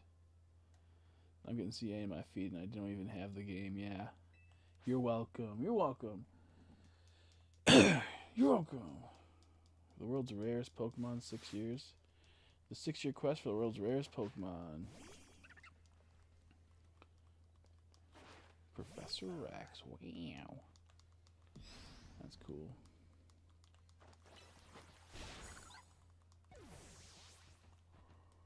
Yeah, the Pokemon Rumble's wicked. We could watch Smiling Friends, I wish. What the fuck? I wish we would watch something cool while, but I'm afraid I'll get hit with copyright even though it's on YouTube. I feel like I'll get hit with copyright still.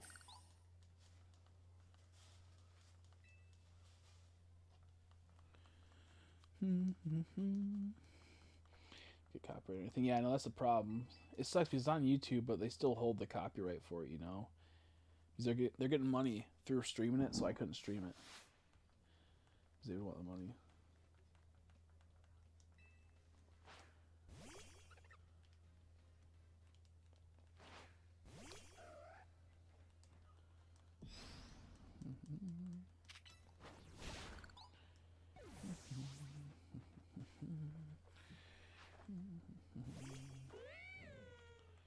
Dude, there's nothing to watch on YouTube that would be, like, good to watch.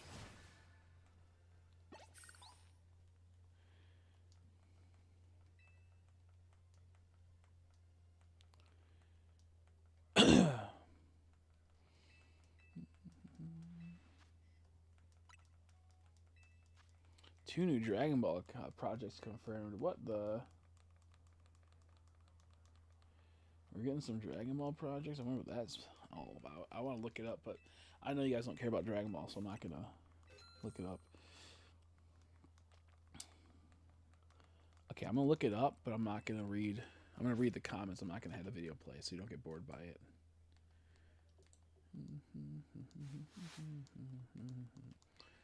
And there's no comments. What the hell?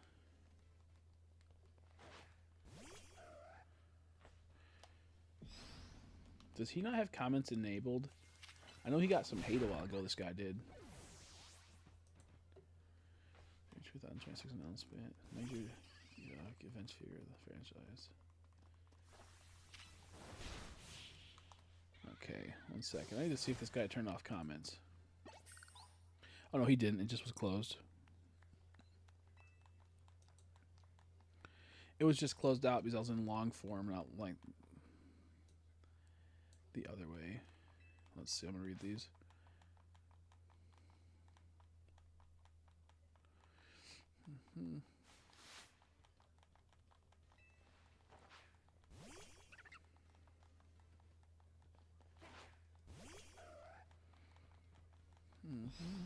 Yeah, okay, it's pretty much nothing. Pretty much nothing. Dragon Ball Daima movie. Whoops. Whoa, what the fuck? There we go. What the fuck? What the fuck? No, I don't want to forfeit. Get back into the view.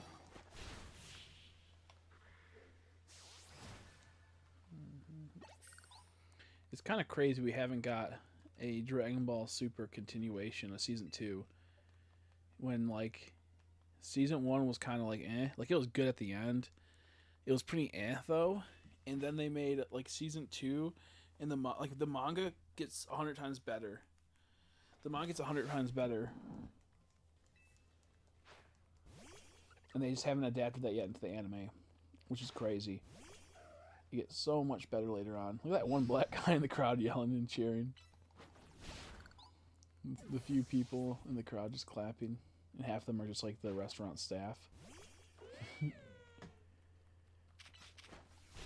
so funny. Which just sounds about right. This is like a low-level cafe battle. A restaurant battle. Low level. So that makes sense. That's fair. How did we get here?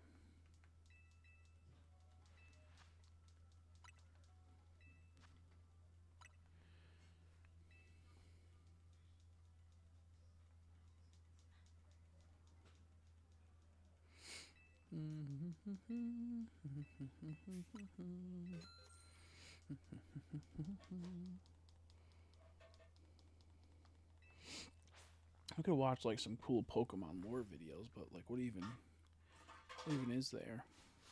We could watch like a cool Pokemon manga, or like a retelling of the manga series if there's one, like Pokemon Adventures. Let's look up that and see if there's someone doing like a lore video of the Pokemon manga series. Problem is I'm gonna have to like type it up.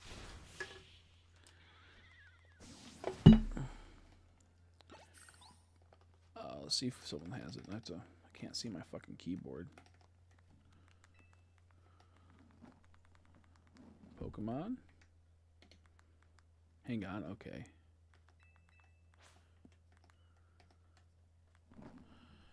I'm just typing this up. There you go. I can hear again. Oh, okay.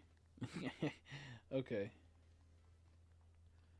1 second. I'm trying to type in. We're gonna watch, I think, a Pokemon manga retelling story. Like I don't know, like the lore of the Pokemon manga. Whoops. Why'd I bring out him? I guess Sharpedo don't matter too because he has Aqua Jet. Manga lore. Whoa, goddamn, dude. I have like a miniature keyboard, and it sucks when time to type. It's like a little bit smaller than a normal keyboard. It's not miniature per se, but it's like a much smaller keyboard. I don't know fucking keys yet. It's gonna make me break it. I keep typing and it keeps being the wrong buttons. God dang it. Manga lore. There we go. Not mega, manga. I put MAGA. That's not good. We want manga, not that.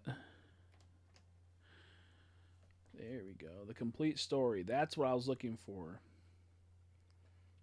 We're going to watch the complete story of Pokemon. The manga series, Pokemon Adventures. Hopefully it's cool. I'll see. If it's not cool, we're not going to watch it. Dude, if this sucks, I'm going to be very angry. Okay, this might be a little loud though, so let's see if this works. We'll give it a try. I'll have it on screen, and hopefully you guys will be able to hear it. Okay,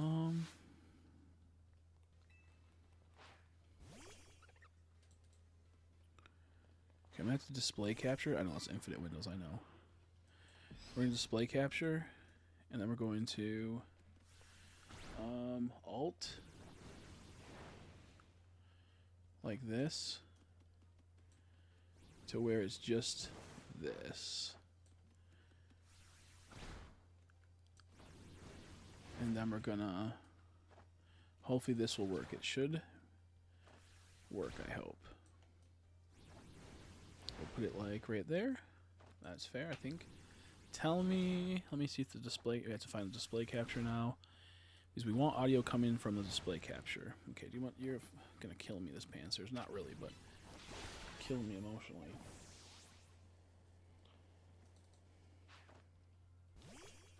Tell me if you can hear the audio. I'm pushing play. Is it too loud?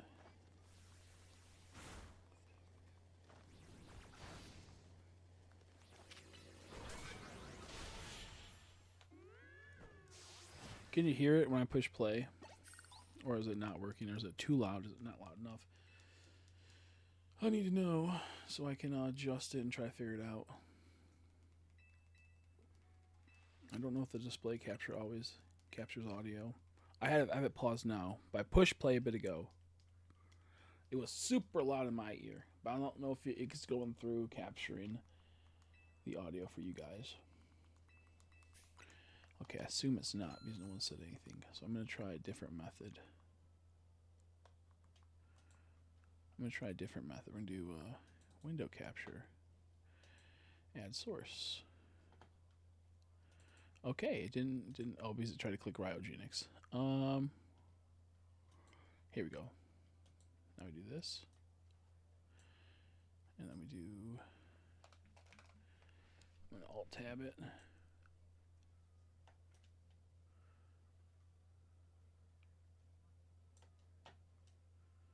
Why does it say the entire red arc? Is this another window capture? Oh, this is the old window capture. Oops, I screwed up the game. Yes, I want to remove these two items. Oh my gosh, dude. There we go. Cosmic, tell me if you can hear what's going on. You can't. You can't. One second, let me delete this display capture. Or I'll minimize it. And I gotta put the output differently. I gotta go to window capture, capture audio. There we go. Okay, I'm gonna turn down the volume because it's probably gonna be really. It might be really loud, so keep that in mind. My bad if it is. Can you hear through this? 1 second. Before we get into things, I want to give a quick disclaimer. Can you hear okay? Can't substitute for the original source, and make sure you go purchase the manga, as it's a really great read. Can you hear that? I see the thing that's showing it can read. I can hear it. Is it quiet? Do I gotta turn it up? Because we'll watch this while we do this, so it's something you can chill and watch it and play your game, do what you want to do. It's not as boring.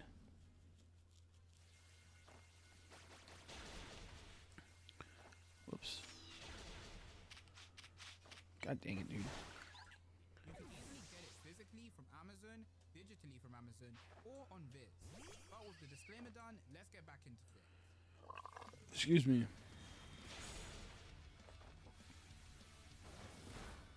Okay. We gotta switch to apps, so switch a bit faster. Our story follows the main character Red, an 11-year-old boy who's currently demonstrating to a bunch of kids That you get ads on YouTube. He's currently demonstrating that you get ads on YouTube. How to catch Pokemon. I hope you can hear the videos. I'm not gonna be talking much. Polly the Poliwag. The kids are all impressed by Red and his overwhelming strength, and Red tells him that his goal is to catch every single Pokemon in the world. The children of the town ask Red if he's ever heard of Professor Oak, which Red has, but he doesn't know much about him. The children explain that he knows a lot about Pokemon and taught his grandson how to become one of the world's greatest trainers. Red, however, doesn't seem to mind, since he believes that no one stands a chance against him. Can you hear the audio? Showing off his shonen Can you hear that? No, I see, but no. Bro, get ad block. Okay, yeah, I can. You can. Dude, I need to get ad block, but I don't know how to do all that nonsense. roaming the town. Yeah, I can hear. Okay, good. On the conversation, I don't know how like to do that. the phantom Pokemon, which piques his interest. And so Red heads into the tall grass in order to find this Pokemon before they can. And after a while, Red stumbles upon a battle taking place, being a boy his age and a Charmander fighting against a mysterious glowing Pokemon. The boy orders his Pokemon to return, causing Red to jump out from the bushes and ask why he forfeited the match. Alpha Fletchling, nice. Instead, giving him an unamused look. Congrats. With the boy forfeiting, now it's That's Red's awesome. turn. He sends out Polly to do battle, but it gets defeated with minimal effort, and the Pokemon flees.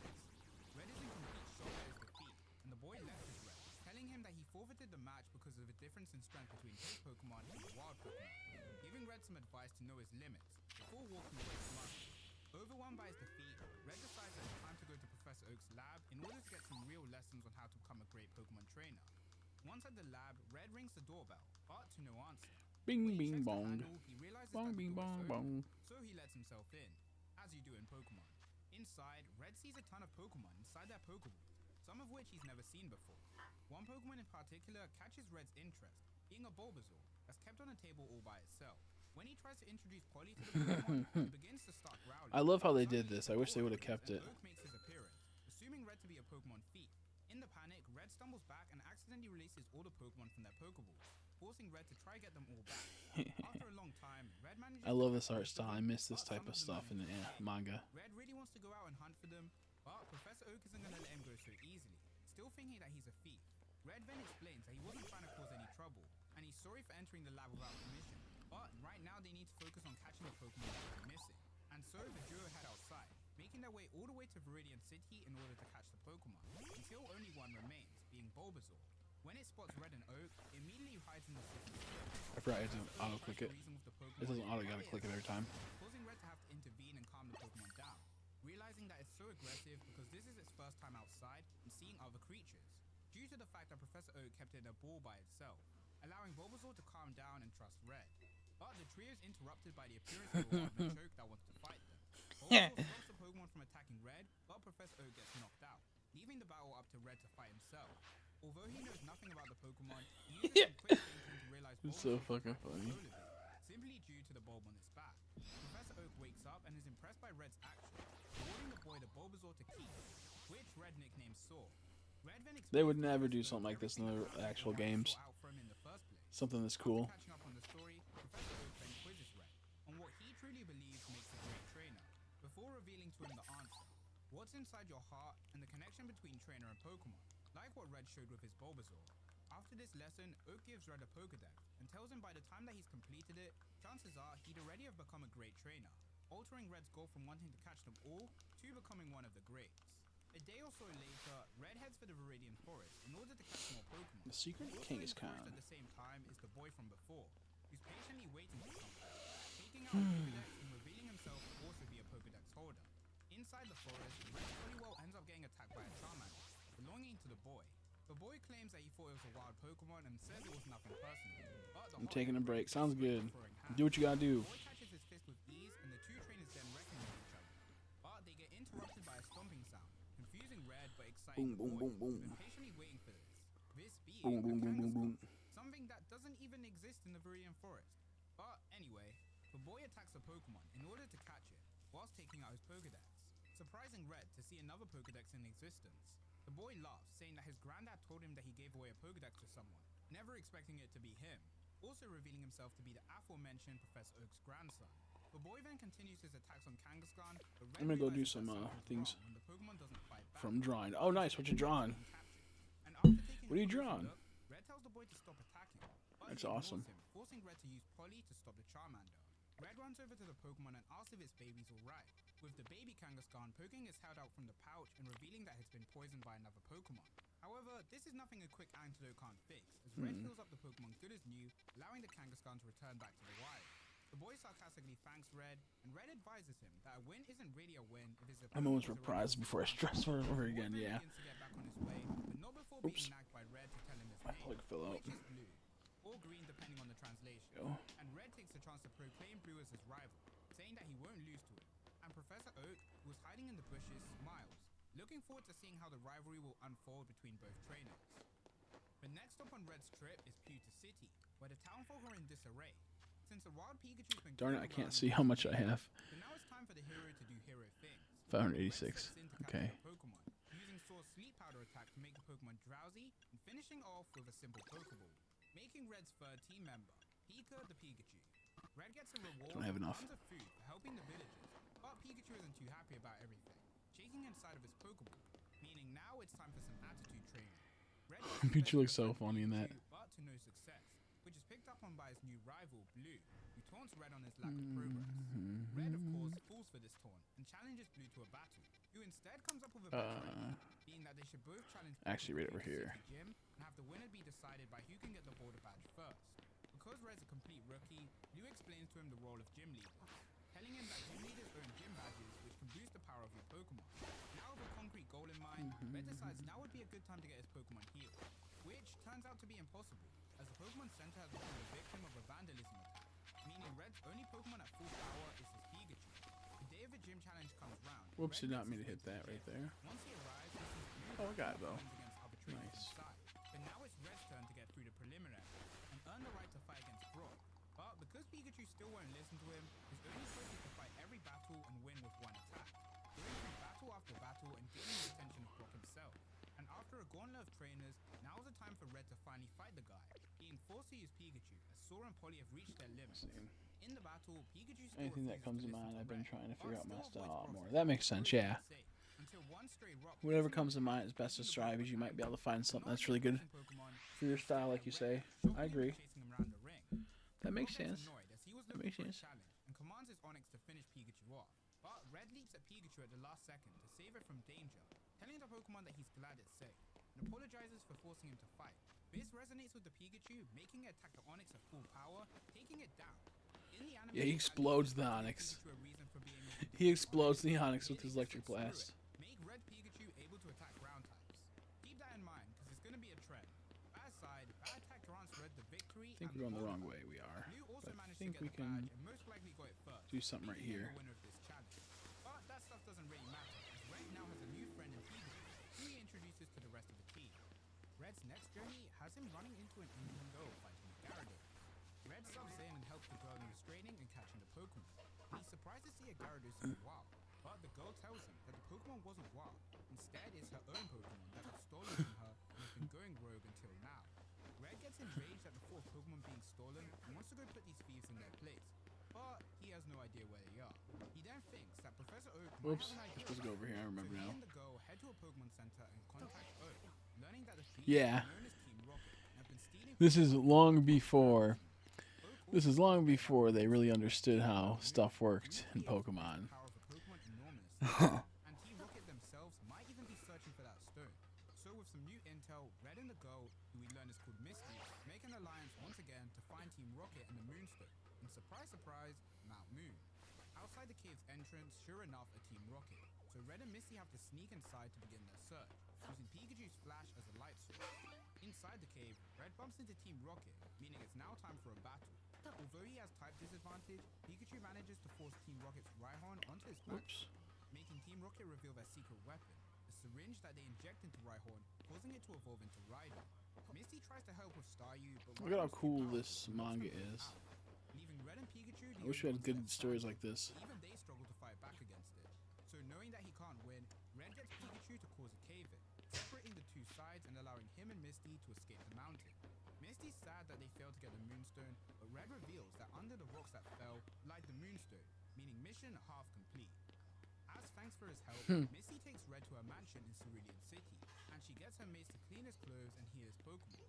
Later in the evening at the dinner table, Red brags to the maids about his power in defeating Team Rocket, Huh. and Misty tells him that after that encounter, the two should train This is not what I needed.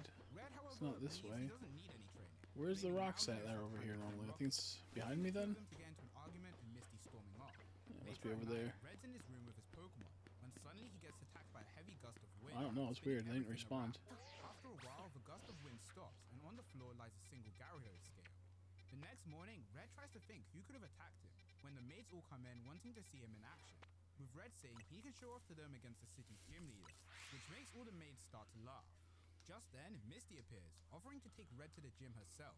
So he takes her up on the offer, and once inside the gym, she reveals herself as the city's gym leader. At first, Red doesn't believe her, but after an attack from Starmie, he has no choice. Red tries to fight back with Bulbasaur, but they get washed away by Bubble Beam. Red asks Misty what's going into her, and she explodes, telling Red that the two of them should have been a team who worked together to get stronger and defeat Team Rocket, making Red realize he was wrong and Misty was right. He I don't have enough screws for this. impress Whoops. girls, instead, he should be training. And after a few days of said training, Red says his goodbyes to Misty with a new gym badge under his ownership.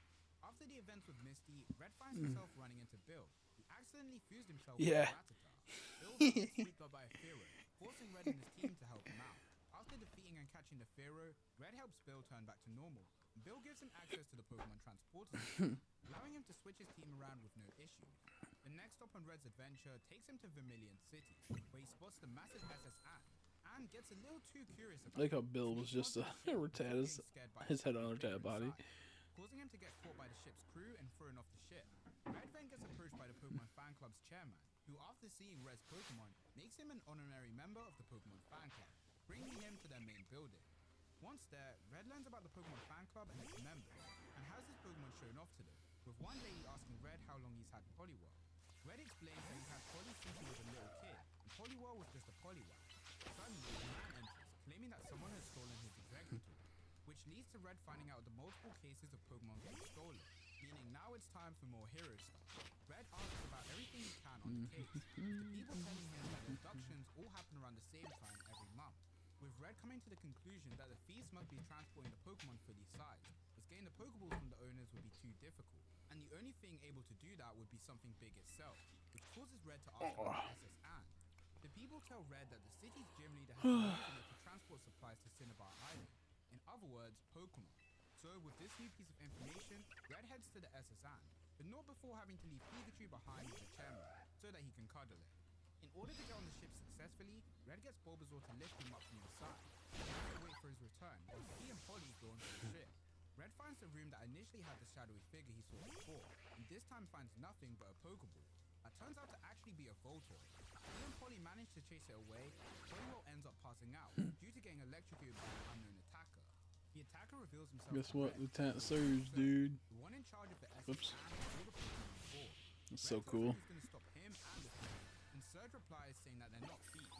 Instead, they're saving the poor Pokemon from being pampered and unevolved.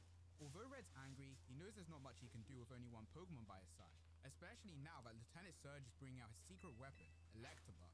Red barely dodges its attack, but with the use of Poliwhirl's Ice Beam and a Smoke Bomb, they manage to escape. Well, escape for now at least, because Lieutenant Surge has Magnemites flying all over around the ship looking for Red, leaving gaps in their formation to purposefully lead him towards a trap, which awaits him on the ship's deck. And once there, a Magneton appears using Supersonic, causing Red to fling Poliwhirl by hand, allowing Surge to catch Pokemon and throw it overboard. Bro really threw his Poliwhirl off board. By Magneton. That's Surge crazy. used Electabuzz to finish the job using Thunderbolt, then dropping him into the ocean to be fish food. As Red sinks into the bottom of the ocean, he recalls something similar happening to him when he was a little kid. And at that time, Poliwag evolved into Poliwhirl to save him. And in a great twist of fate, the same thing happens again. This time, however, with That's so Poliwag good. being Poliwrock. Surge tries to fight Didn't him, even need a water stone or nothing. Because he evolves through water stone, right? he overpowers the Electabuzz, Or is it just sending level? flying Or is it towards trade? Surge, forcing the two What is Poliwrath? So, although I can't Surge remember. got away, It might still just be were trade arrested or and the Pokemon evolve. that were stolen were Not to free. trade them through And level. due to Red's heroics, the chairman awards him with a bike, which allows us to segue into Red's next adventure, a bike race that's taking place in Route 11 and 12.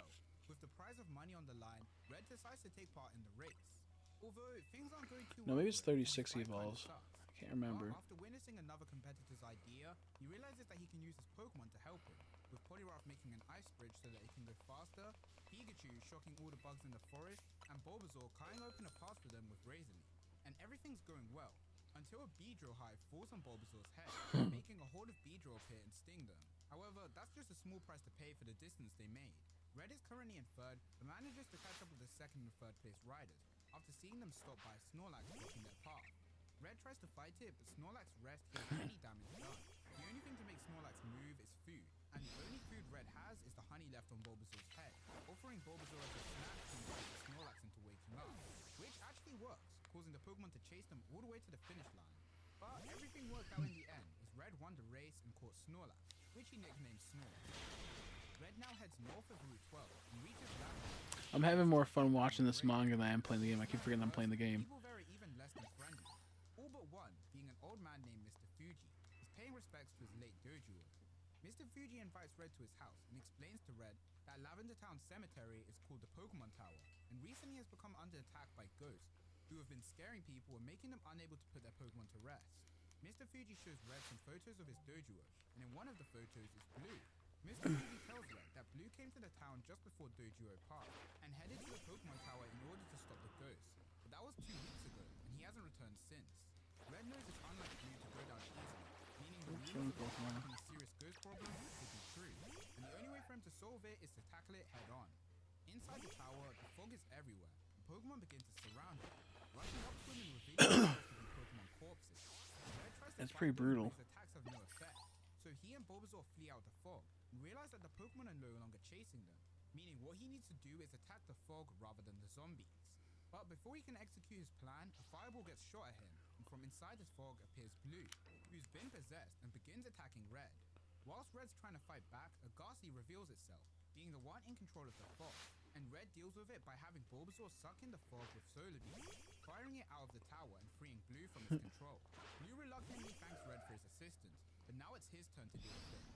As he reveals, Ghastly wasn't the only person in control of the tower scheme. Instead, a person was there too. So the two of them head up the tower where they get attacked by an Arbok and his trainer. This is crazy what's about to happen. Elite Triad and Ninja Koga, and the same guy Red saw at Mount Moon. Whoops, However, back. Koga is only here as a projectile. I hate this fucking game's auto aim, or not auto aim, just the aim. Koga's Arbok begins to attack Red and Blue, forcing them to retreat back to where the zombie Pokemon were, which actually turns out to be part of Blue's plan, using a dead Pokemon as a meat shield to take down the Arbok. Look at So with zoink. the Pokemon being defeated, He cuts the Arbok Arbok and is it gets now cut right in free, half and Red Blue dies. can continue on That's their crazy. journeys. Or should I say, adventures. Red continues to train up his team, and eventually Bulbasaur evolves into Ivysaur. A girl then appears and congratulates Red on his achievement, as well as to advertise her Pokemon item business, swindling him with her looks and personality into buying worthless gear.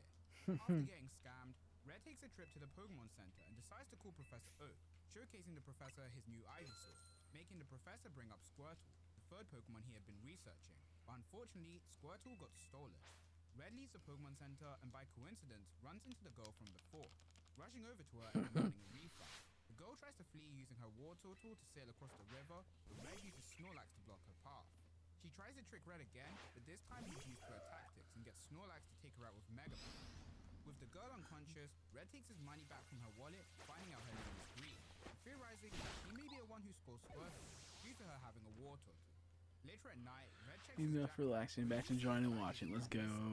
The next day, Red looks Hell around yeah. Celadon City. Also, what are you grinding for? The Shine Charm. Green must have stolen You gotta get, see, when it gets behind you at that angle, you can't lock onto it. It's annoying. So Red decides to ambush You gotta get 1,000 trainer battles in this game. And I'm at like 700 now. Red sees a bunch of scientists And this is the surrounding fastest the way, is to do these stupid battles right Red here. overhears their conversation on how they're lacking the cells from And it Green still to takes protect forever. Pokemon's body, and the cell data they need just so happens to be with Green, who stole it from them. A monitor then suddenly starts to beep, informing all the members that Green has been spotted. So they all, Red included, head for her location, managing to get her surrounded. Green tries to fight back, but struggles when she gets pushed to a ledge by Taurus, forcing Red to dive in and save her. Green then sends out her Like 500 was pretty bad, but 1,000, that's insane. chance to escape. Once the two escape, Green explains to Red her plans of wanting to Like 1,000's not bad in the totality if you're doing stuff, but it's only trainer battles. Red then recognizes it as the phantom Pokemon that he saw at Pallet. Green then takes out a machine that she calls the Mewview in order to search for Mew's psychic patterns. I have a question, While sure, what's up? searching, Red tells Green about what he saw inside Team Rocket's base, wanting to know her reasons for trying to find Mew, and Green says it's money, since she's the ultimate hustle queen. Suddenly, a whirlwind surrounds the two as Mew appears. Red and Green do their best to catch it, but Team Rocket appear. Wonder if you can trade Mega Red Stones in sends this out game. Poliwrath to protect Mew, I but it gets frozen by don't Jake. know. However, this wasn't all I'm for not nothing. 100% He sure. recognizes Red's act of kindness. Why, you want me to trade the Contract Floette? You trade me the Mew other ones? So you don't gotta do the Battle Royale. escapes as fast as it appears. Let me look it up on Google. See if can you trade Mega Stones and Legends ZA. If so, I'll pop you the Floette if you want to pop me the ones missing. For the first time and going over to Blue, who's recently racked up enough points in the game corner to buy a Pokemon. The man working there tells Blue that Pokemon that you buy are much. Because I was thinking about that too, because they can be equipped, and you do get like a mystery gift, But before he can, he bumps into Blue. Ralts, Mixing up the two's Pokemon that without them is realizing. for the After some shenanigans, Mega Stones. It says Red Gardiovite and Ralts, so I don't know. Blue's Pokemon start training themselves, impressing Red at their discipline. 3 days go by. Yeah, go to your mystery gift, by the way. You get a free Ralts. I'm not sure if it comes with the Gardevoir, the Mega Stone, whatever. He's training Red's Pokemon harder than they've ever been trained before. As Red's I got roaming that around earlier, Celadon, yesterday he runs actually. into a Ninetales who's fighting against Blue. I don't know if it comes with that. It just says that's Rushes what's. at Red. He counters by sending out Machoke. Red and Blue then start to argue about how they're treating each other's Pokemon. But suddenly, Machoke begins to evolve into Machamp, allowing both trainers to throw a Pokeball and catch the Ninetales. Although technically Red's Pokeball caught the Pokemon, Blue claims the Pokemon is his, as he did all the hard work, and the two trade back their Pokemon, with Red now noticing how his Pokemon all have a scary look on their face due to training with Blue. Now Red makes his way down the cycling lane, before he runs into a Tangler who jumps in front of him, causing him to fall off his bike.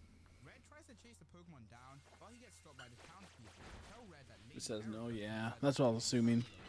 Whoops, I was watching the manga, forgot about playing the actual battles. Damn, that sucks. People mention that Erica's a gym leader, so Red decides to challenge her to a battle, and she accepts, but only under the condition that Red finally catches an Eevee. Since finding Eevee is not a simple task, Red goes to a Pokemon Center and hopes to contact Professor O, but he's out. However, there's someone else who can help him. You ever been able to trade something like Mega Stones? Yeah, I don't think so either, because it's only one per game. Bill contacts some friends who give them info. Sadly, and eventually this would have made it a lot easier for both of us. Eevee going around Celadon City breathing fire. Bill takes out a machine that can sense a Pokemon by its type and picks up on something. Red gets his Krabby out ready to fight back the fire-breathing Eevee, but the Eevee appears and evolves into Joki. I just don't like how you can't have multiple tickets, so you could just spam the battle royales and then go do the things. You gotta get your ticket and then leave and then go get the battle, then go back and get another ticket. Now into Flareon. You can't just get multiple tickets, which is annoying. Evolutions, then revert back to normal. And it can detect which Pokemon to evolve into by swiveling around its ears. So Red comes up with a plan, using Ivysaur's Razor Leaf to cover the Pokemon's ears, stopping it from evolving, then attacking with Solar Beam. Eevee goes down, and then starts to writhe in pain. Bill tells Red that Eevee can't have been born with these powers. Instead, someone must have experimented on it, evident by the chip on its ear. Red picks up the Eevee and heads straight for the Celadon gym, as after all, Erica's the one who sent him on this quest. Inside the gym, Red and Bill find a book that talks about Eevee reconstruction, and then right on cue, Erica appears. She congratulates Red on completing his mission, and now accepts to do battle with him. Red explodes Erica for experimenting on Eevee, and then using him to clean up her dirty work. Erica sends out 3 of her Pokemon, and Red does the same, while his team gets overpowered with Pikachu, leaving only Pikachu left to fight. Erica taunts Red, saying that he has potential, and that he should try rematch her once he's gotten stronger. Red then notices Eevee struggling inside of his Pokeball, and Erica walks over to it, saying that she should put it out of its misery. However, Red doesn't let this I'm gonna happen, kill it. learning Substitute to escape the Petal Dance and stop Erica from ending Eevee. Erica then begins to laugh, impressed by Red and Pikachu's willingness to sacrifice their health in order to defend Eevee. She then uses a machine to heal Eevee back to full health, telling them that now Eevee should have no problems. Red and Bill are confused by her That's switching crazy. personality, and she apologized, saying that it was just a facade to test Red as a trainer, with the real truth being that Eevee was experimented on by an organization Red knows all too well, being Team Rocket. Although he didn't win the gym battle, Erica gives Red her gym badge and tells him that her and Celadon City will be fighting alongside him in the battle against Team Rocket. And after a few days, Red gets ready to leave Celadon City, now with a new team member by his side, V the Eevee. And that's where I got my channel name from, if it wasn't obvious enough. Now Red arrives in Fuchsia City and takes part in the Safari Zone experience, but he gets in trouble when he tries to catch The manga's so Pokemon good. with Pokeballs rather than using the Safari Zone given Safari Balls, with the Pokeball accidentally catching a Nidoqueen by that two Nidoking were fighting over, causing them to chase after him. Because of this, Red ends up having to survive in the Safari Zone without the use of his Pokemon, instead using his own brains, having to fight against Nidoking and a whole horde of Bellsprout, Weepinbell, and Victory Bell. You see how cool this type of stuff is, and we couldn't have something mature like this in Pokemon ever. So annoying. After that traumatic experience, Red makes a big detour, going through Diglett's cave, where he, along with a man he met, was searching for. Uh-oh. Who was that? My boy. Red can't shake the feeling that he's met the man before, but the man denies this. As they approach Pewter City, they see that the city museum is on fire due to some magma. So Red uses his Pokemon to trap the magma and prevent them from causing more trouble. The man is impressed by Red's actions and gives him an old amber as a parting gift. Once Red leaves, the magma break out, allowing the man to send out his own Pokemon, Cloyster, to finish the job, revealing himself to be a member of Team Rocket, carrying Red this whole time. Next, Red heads for Route 19. That was crazy. Hidden machine surf. I'd love to see a game where, you know, Red becomes the bad guy and part of Team Rocket. You take over Kanto, then Johto. That'd be so goated. Pretty cool for them to actually treat HMs as if they're actual hidden machines. Because Red wants to go to the Seafoam Island, I know there's like mods with that type of stuff, you know, ROM hacks, but I want like a real cool game. things won't be easy as a Dragonite is blocking his path. Red tries to get the Dragonite out of his way, but his plan ends up failing. The Dragonite destroys the HM, and Red's leg ends trapped underneath some rocks, making him unable to escape. As Red begins to drown for the second time, he sees a Gyarados and a mermaid coming to his rescue. Now on the surface, thanks to help of Starmie, Red regains consciousness.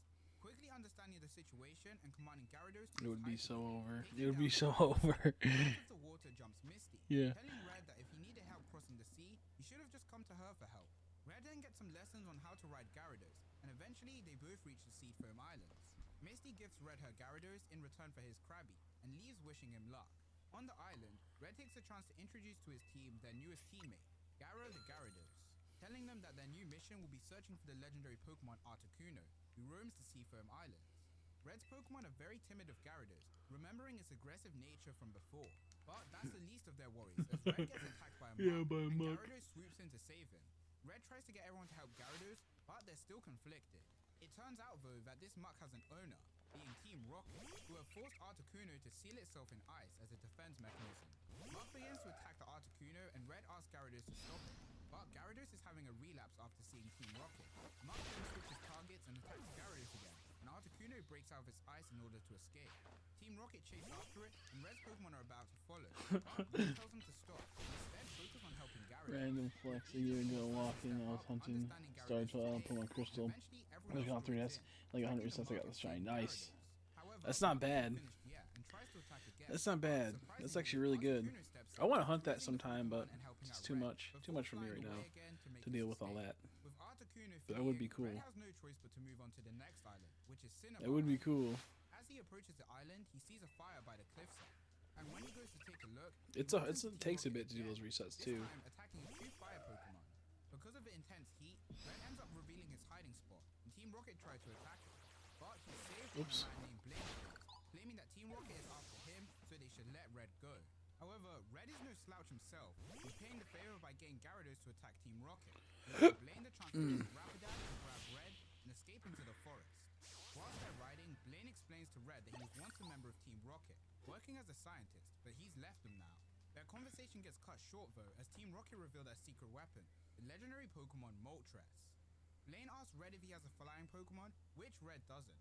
As they're dodging fireballs, Red's old Amber falls out of his pocket. There it is. Blaine notices it, telling Red to head back to his lab so he can revert the old Amber into a Pokemon. That's so cool. Once there, with the help of Rapidash, Red puts the fossil into a machine, breaking the old Amber and releasing an Aerodactyl. Aerodactyl picks up Red, flies him over to the battle, and Wow. it pushes back Moltres and forces Team Rocket into retreating. That's so funny. Red for his help, but now it's time for him to leave, as he has to chase down the bioweapon that he created to make sure it doesn't harm anyone. But before he goes, he makes sure to give Red his gym bag. Now we go to Saffron City's Silver, where we see a girl who's part of Team Rocket speaking with Clover, who successfully managed to catch Articuno.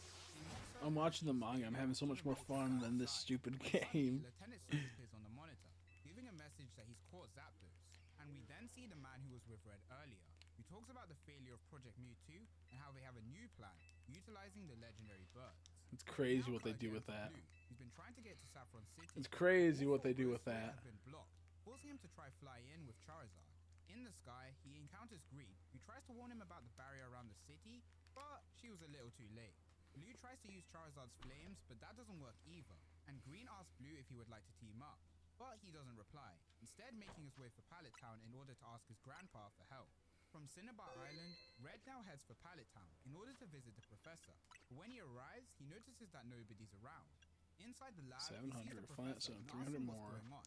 Only Not for the good, professor not to good. attack him. Super boring. Red gets Ivysaur to restrain the professor, but he starts using psychic powers, making him realize this must be a Pokemon instead of the professor. Ivysaur uses Leech Seed on the Pokemon, making it reveal itself to be Kadabra. Then suddenly, a voice starts to speak to Red. This voice belonging to Sabrina, the third and final member of Team Rocket's elite triad. She tells Red that Professor Oak and the people of Pallet Town have been kidnapped and taken to Saffron City, telling him if he wants to save them, he knows where to go, and makes her leave with teleport. Blue then appears with Charizard and shows Red a photo he took from above Saffron City, showcasing Team Rocket's there. The two discuss Oh, what they didn't happened and respawn conclude yet? that the Damn it. final battle between good and evil is about to begin. I was hoping they would Red respawn, also but they notices didn't. that his Eevee that he sent to Professor Oak is missing because of Team Rocket's interference, but Blue's Pokemon are still safe. Blue then tells Red that he thinks Team Rocket attacked Pallet Town because of him interfering with their plans at the time. And like usual, Red goes to throw hands. And also like usual, Blue catches his fist and tells him to stay out of this, as he'll be dealing with Team Rocket from now on. Blue also tells Red that Professor Oak built his lab here for the very same reason that he and Red ran into Mew when they first met. And that reason is that Pallet Town is the one place where Pokemon aren't threatened by pollution, like in the other cities. And it was meant to stay that way, until Team Rocket came. And Blue won't stand for that, taking flight and heading to Saffron City. And of course Red follows, believing the very same. Once at the city, Green from up above watches the boys as they struggle. Red then comes up with a plan Excuse me. to enter past the barrier. But once inside, it has no idea how to find the enemy. And it just so happens that Blue's Golduck knows how to find the enemy, but can't pass through the barrier. So, with a nudge in the right direction from Green, the gang work together to have Pikachu's energy clone find the Mr. Mime creating the barrier and defeat it. Look at Mr. Once the Mime. Mr. Mime goes down, everyone can now enter the barrier, with Red and Blue heading straight for the Silph Co building. Once they get inside, the floor underneath Red's feet drops, separating him from Blue. Although Blue wants to help Red, he's stopped when Koga appears. Blue tries to fight Koga, but Koga's using his Pokemon as armor, and has his Muk restrain Blue from moving. Down below, Red finds himself inside a ring where the walls are electrified. I'm getting sleepy, and dude. Voltorbs and electrodes are being shot at him. This being the cruel work of Lieutenant Surge, who's returned. Surge is taking no prisoners and shocks Red continuously with his new electric immune gear, supplied to him by Team Rocket. Red wonders why Surge's Pokemon aren't getting weaker when he reveals that his Pokemon are being charged by Zapdos. As for Blue, he sees what's happening to Red. What the- look at- with Golbat, and Koga tells Check out my game right now. I'm fucked. so that they can force Professor Oak Bruh. in their experiment, as their previous scientist ran away. Bruh. Blue knows now blamed. Blue tries to fight That's back, crazy. killed by Koga's Golbat Razor Wing. That's crazy. Green, who's now making her way through the floors without I'm being stuck. I noticed. got a fast travel to get out of that. Fuck me, dude. This game. Suddenly, Sabrina appears and tells Green that she's using her psychic This damn game. to bring out Green's deepest fears. Oh, fuck. I Green, almost however, manages to hold broke something. Coach here, tell you about an all-star bundle. It's Disney Plus, Hulu, and ESPN. And right now, Imagine if I got off locked the there. smoke screen, making the psychic trainer unable to see her surroundings. Back on the first floor, Red's still getting tortured by Lieutenant Surge, but he comes up with Okay, a plan. there. I think the using crystals Ivysaur's respawn razor now, to cut the hopefully. wires and clothing protecting Surge. Yes, okay. I had to just fast travel one more time. Knocking him out. Red takes the Thunderbird from Surge as well as his electric immune gloves, thinking they may come in handy later. He then hurries up the stairs to help out Blue, but he's already been taken down. Red does his best to fight Koga, but easily gets caught by Muk just like Blue did. And Koga goes to finish off Blue, but at the last moment he's directly hit by Blue's Pidgey. Blue reveals that he survived the attack thanks to the pendant he received from his Ooh, one grandfather. big ass hit. Now That's on the back nice. foot, Koga brings out his secret weapon, That's Articuno, nice. and tries to freeze both Red and Blue to death. And Blue realizes that Koga didn't catch Articuno, instead it's using the Soul Badge to control and boost Articuno's powers. And Koga says he's not only using the Soul Badge, but also the other badges held by the Triad and their leader. Red and Blue begin to get completely frozen over, but they manage to break out with Charizard, who is outside of the building, setting it aflame. Red and Blue then finish Koga off and take his badge for themselves. The duo then have to split ways in order for Blue to help out Professor Oak and for Red to go help out Green, who's currently under attack by Sabrina, who doesn't need to see with her eyes, instead using her psychic powers to direct her. After some struggling, Green uses her Clefairy and Jigglypuff to confuse Sabrina with Growl and Sing, allowing her to flee. On her way out though, she manages to grab the Marsh Badge. Now we go back to Red, who's running up the floors, and suddenly finds a room holding an item called the Badge Energy Amplifier, which is a bit of a mouthful. Sabrina then walks into the room Red's hiding in. Red realizes that the indentations on the machine make up the 7 gym badges, and he only needs 1 more to fill every slot. Sabrina then notices Red, and he sends out Pikachu to do battle. But Pikachu doesn't attack, noticing that Sabrina is actually green in disguise. Down in the basement, Blue finds his grandfather and rescues him, and Oak tells him that the people from Pallet Town are being held in the floor just under them, and they need to go save them now. Green and Red discuss making a trade, as Green just so happens to have the Marsh Badge, and Red just so happens to have the Moonstone, an item Green really wants. So over to trade. Because she's such a nice friend, Green tells Red to be careful, as the machine will amplify a Pokemon's power big time. Or at least, that's what she tells Red. But in actuality, the machine creates a whole new Pokemon, and that's the reason why she's here to us. Just then, the real Sabrina appears, and Red tries to use the Badge Amplifier to boost Pikachu's power. But nothing happens. As Green forgot to say that she never actually returned Red's badges, instead gave him Fates. And Bruh. she takes the machine and the real badges and makes a run for it. Bruh. Red to fight against Sabrina, as well as the 3 legendary birds under her control. Around the corner, Green puts in the real badges, and out comes a light, which flies up and then comes back to the direction Red was. Outside the building, Team Rocket's grunts are all trying to escape, but they're stopped by Brock, Misty, and Erica, as well as the people in Celadon City, who have arrived just in time to help Red and Blue. Back inside, the flying lights hits the legendary birds, fusing them into one legendary Can I monster. make it? Oh yeah, I made it. She Nice. faints at the sight of the creature, meaning Red's just gonna have to fight alone. Sabrina then throws Red his Eevee, saying that they stole the Pokemon and revealing it to be the prototype of this experiment they had. Not gonna go that way. Fight Dang ends it. up, Red's Ivysaur ends up getting flung outside the hole in the wall, and things are starting to look really bad for Red. But luckily, Blue appears in order to lend Red a hand. However, against the legendary beast, they don't stand much chance. Red then remembers that Green wanted the Moonstone from them, and it must have been for a reason, picking up the stone and holding it to the moon, making Green's Clefairy get out of its Pokeball and evolve into Clefable. The Clefable uses Metronome to fight against the legendary bird, and holds it back for quite a while.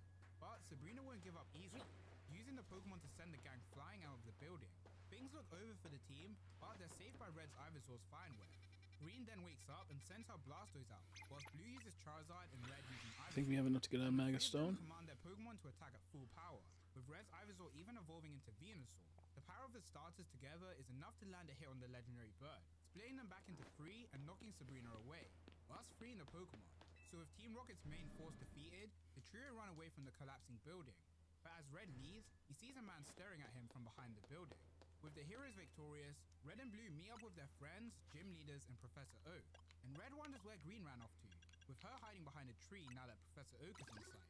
Blue then tells Red that he looks forward to fighting against him in the Indigo Not enough. Plateau. I can't see how much I have. Accepting him as a proper rival and Oh, I had enough to get that. Okay, cool. I had a enough to while get 2. later, we see a flashback of Team Rocket's lab, where Mewtwo has broken out and escaped, causing massive damage. This flashback is actually a dream though, belonging to Blaine, whose arm twitches now that he's arrived at his location, Cerulean City. Also in Cerulean City is Red, who's come there after hearing about the beast of Cerulean from Bill. Although I'm sleepy. Red still persists, and he and his team walk around until they find a cave. But Red's Pokemon are all too afraid to go inside of it.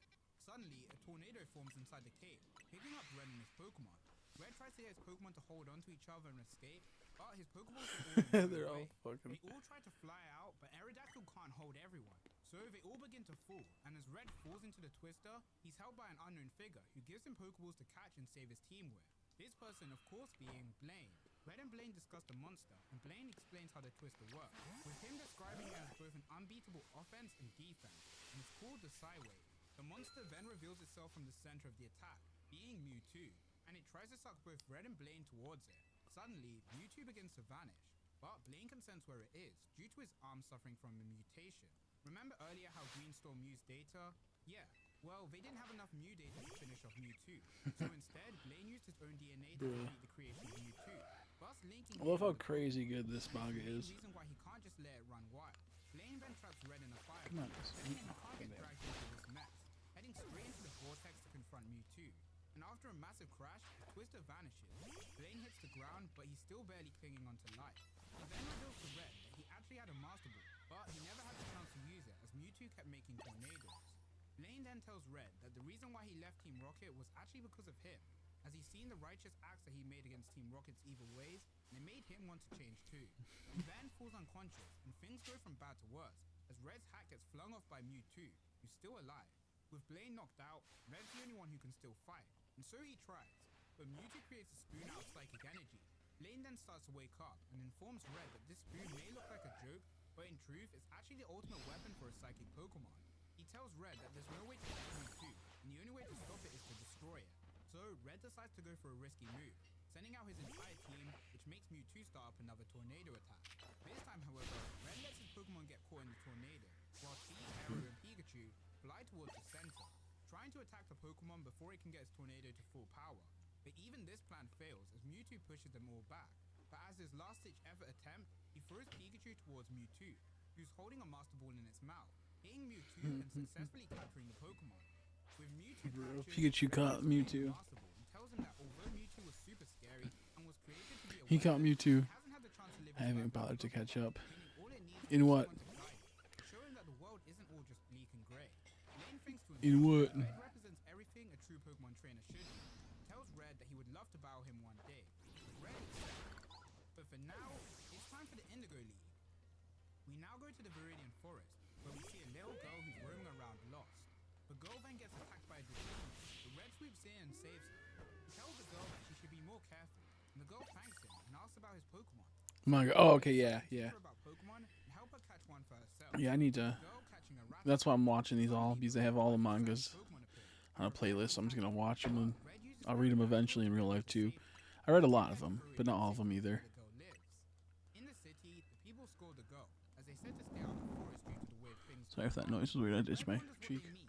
Red also tells the people who he is and why he's here, and that's to find stronger trainers to battle before the Indigo League. But the people tell him that there's no one in town who could give him a decent match, as the city's gym's been closed for a really long time, with no one really knowing who the gym leader was.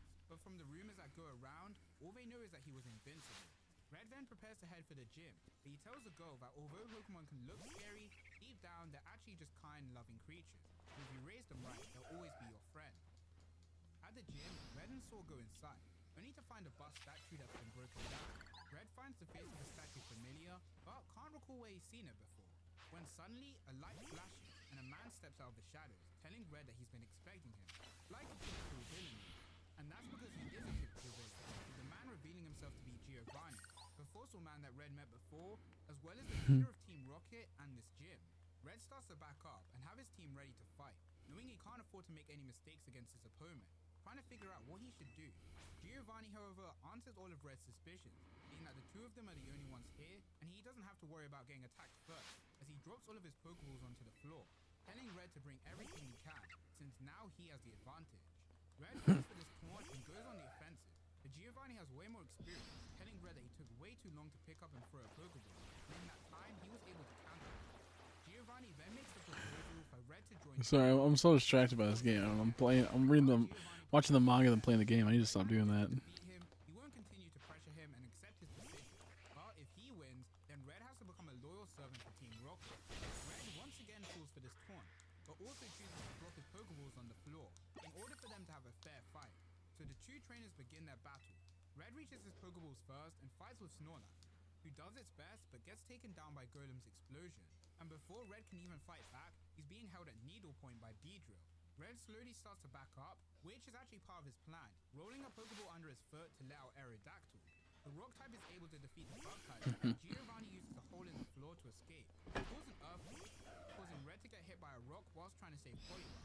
Red barely makes it outside of the gym, but all that awaits him outside is Giovanni's full team. Giovanni's Dugtrio then hits two of Red's Pokeballs, sending them flying and breaking the mechanism, trapping the Pokemon inside, which is genuinely really scary if you think about it. Giovanni then begins his evil villain monologue, telling Red that he's taken control of every area Red's been to, such as the Desert Anne and Saffron City, and now even Viridian Forest, where the Pokemon are going savage all thanks to him, as him and his group of scientists have been experimenting on the Pokemon, trying to create the ultimate army, and the only one who knows of his evil plans is Red, and he's the only one who Pikachu then jumps inside his Pokeball It's so with Red's cool. hand, allowing Red to think of a plan, rushing at Giovanni, who knows everything Red will do, such as having Pikachu leave its Pokeball and charge a Thunderbolt. But because he knows this, he'll finish the job with Nidoking's Poison Sting. As Red throws Pikachu's Pokeball, it enters the field, just like Giovanni predicted, but it's already charged its attack, allowing it to strike with Thunder Bomb, powerful enough to even take down Giovanni's ground type. I wouldn't advise trying this in the game. Red explains that he let Pikachu charge its energy inside of his Pokeball. Usually this would be impossible, as the voltage would be in the thousands, but because of the gloves he got from Lieutenant Surge, he can hold it with no problem, thus granting Red the victory and defeating Giovanni. However, he faints soon after, due to his injury. When he wakes up, he's back in Viridian City, thanks to the goal from before and the people who managed to calm down the Pokemon in the forest, as after meeting Red the first time, they felt inspired by his heroics. Wow.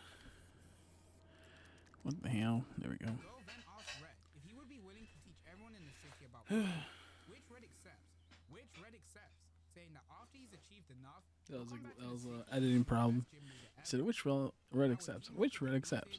Our final stop is the Indigo League. It's hard which is to filled with tons of people go back running on an around edit and watch your whole thing over. Pokemon fan So club it's president understandable. amongst people. He finds a Spearow waddling around. The owner of the Pokemon then appears, being a muscular man wrapped in black tape. He goes up to the desk and asks to enter the tournament, seeing on the desk that Red, Blue, and even Green have entered as well. Inside the building, Red's already qualified as the winner of Group C, placing him in the semi-finals. Another challenger who's qualified is Blue, the winner of Group D. Red and Blue have some rival talk about how Pallet Town has always been the winner of the Pokemon League, but this time the question is who of Pallet Town will be the winner. Will it be him or Red? Blue tells his rival he looks forward to their battle in the final round, then goes on his way. Red then notices that Green is also here, trying to swindle a trade with a fisherman. But not only that, she's also qualified herself as the winner of Group A. And she plans on winning this tournament as a resident of Pallet Town. I like how they make like Green just evil. She's just like an asshole. Before we can ask any more questions, Bill arrives. Bill showcases I like that Red a lot. with the semi-finals having Red and Blue battling out already, upsetting Red as he wanted to fight his rival in the final. But before their semi-final match, we have the other semi-final match, which is Green fighting against a man called Dr. O, or the guy we saw earlier. Their battle begins with Well, that's Green fine, using so. Jigglypuff and Dr. O using his Spearow. The audience begin to underestimate Green for using a cute Pokemon, but Red knows it's probably part of her strategy. Green attacks Dr. O, but the Spearow is way stronger than she thought, tanking the attack and retaliating against Green. She tries to use Sing, but Spearow is too fast to be affected by the attack. So Dude, Red tells Spearow's Green to use so the flying cool. type Pokemon to fight back, but Green says she doesn't have any flying types, which right on cue prompts Dr. O to show off his team, being a team filled with flying type Pokemon. He then sneaks up behind Green and tells her this is a lesson that stealing is wrong. Green, although on the back foot, takes this opportunity to use Disable on the man and reveal her new weapon, being Blastoise's ability to fly with its water cannon. The spray from the Hydro Pump starts to make Dr. O's mask fall off, so he commands his Spearow to use Mirror Move, bringing Blastoise and Green down to the ground.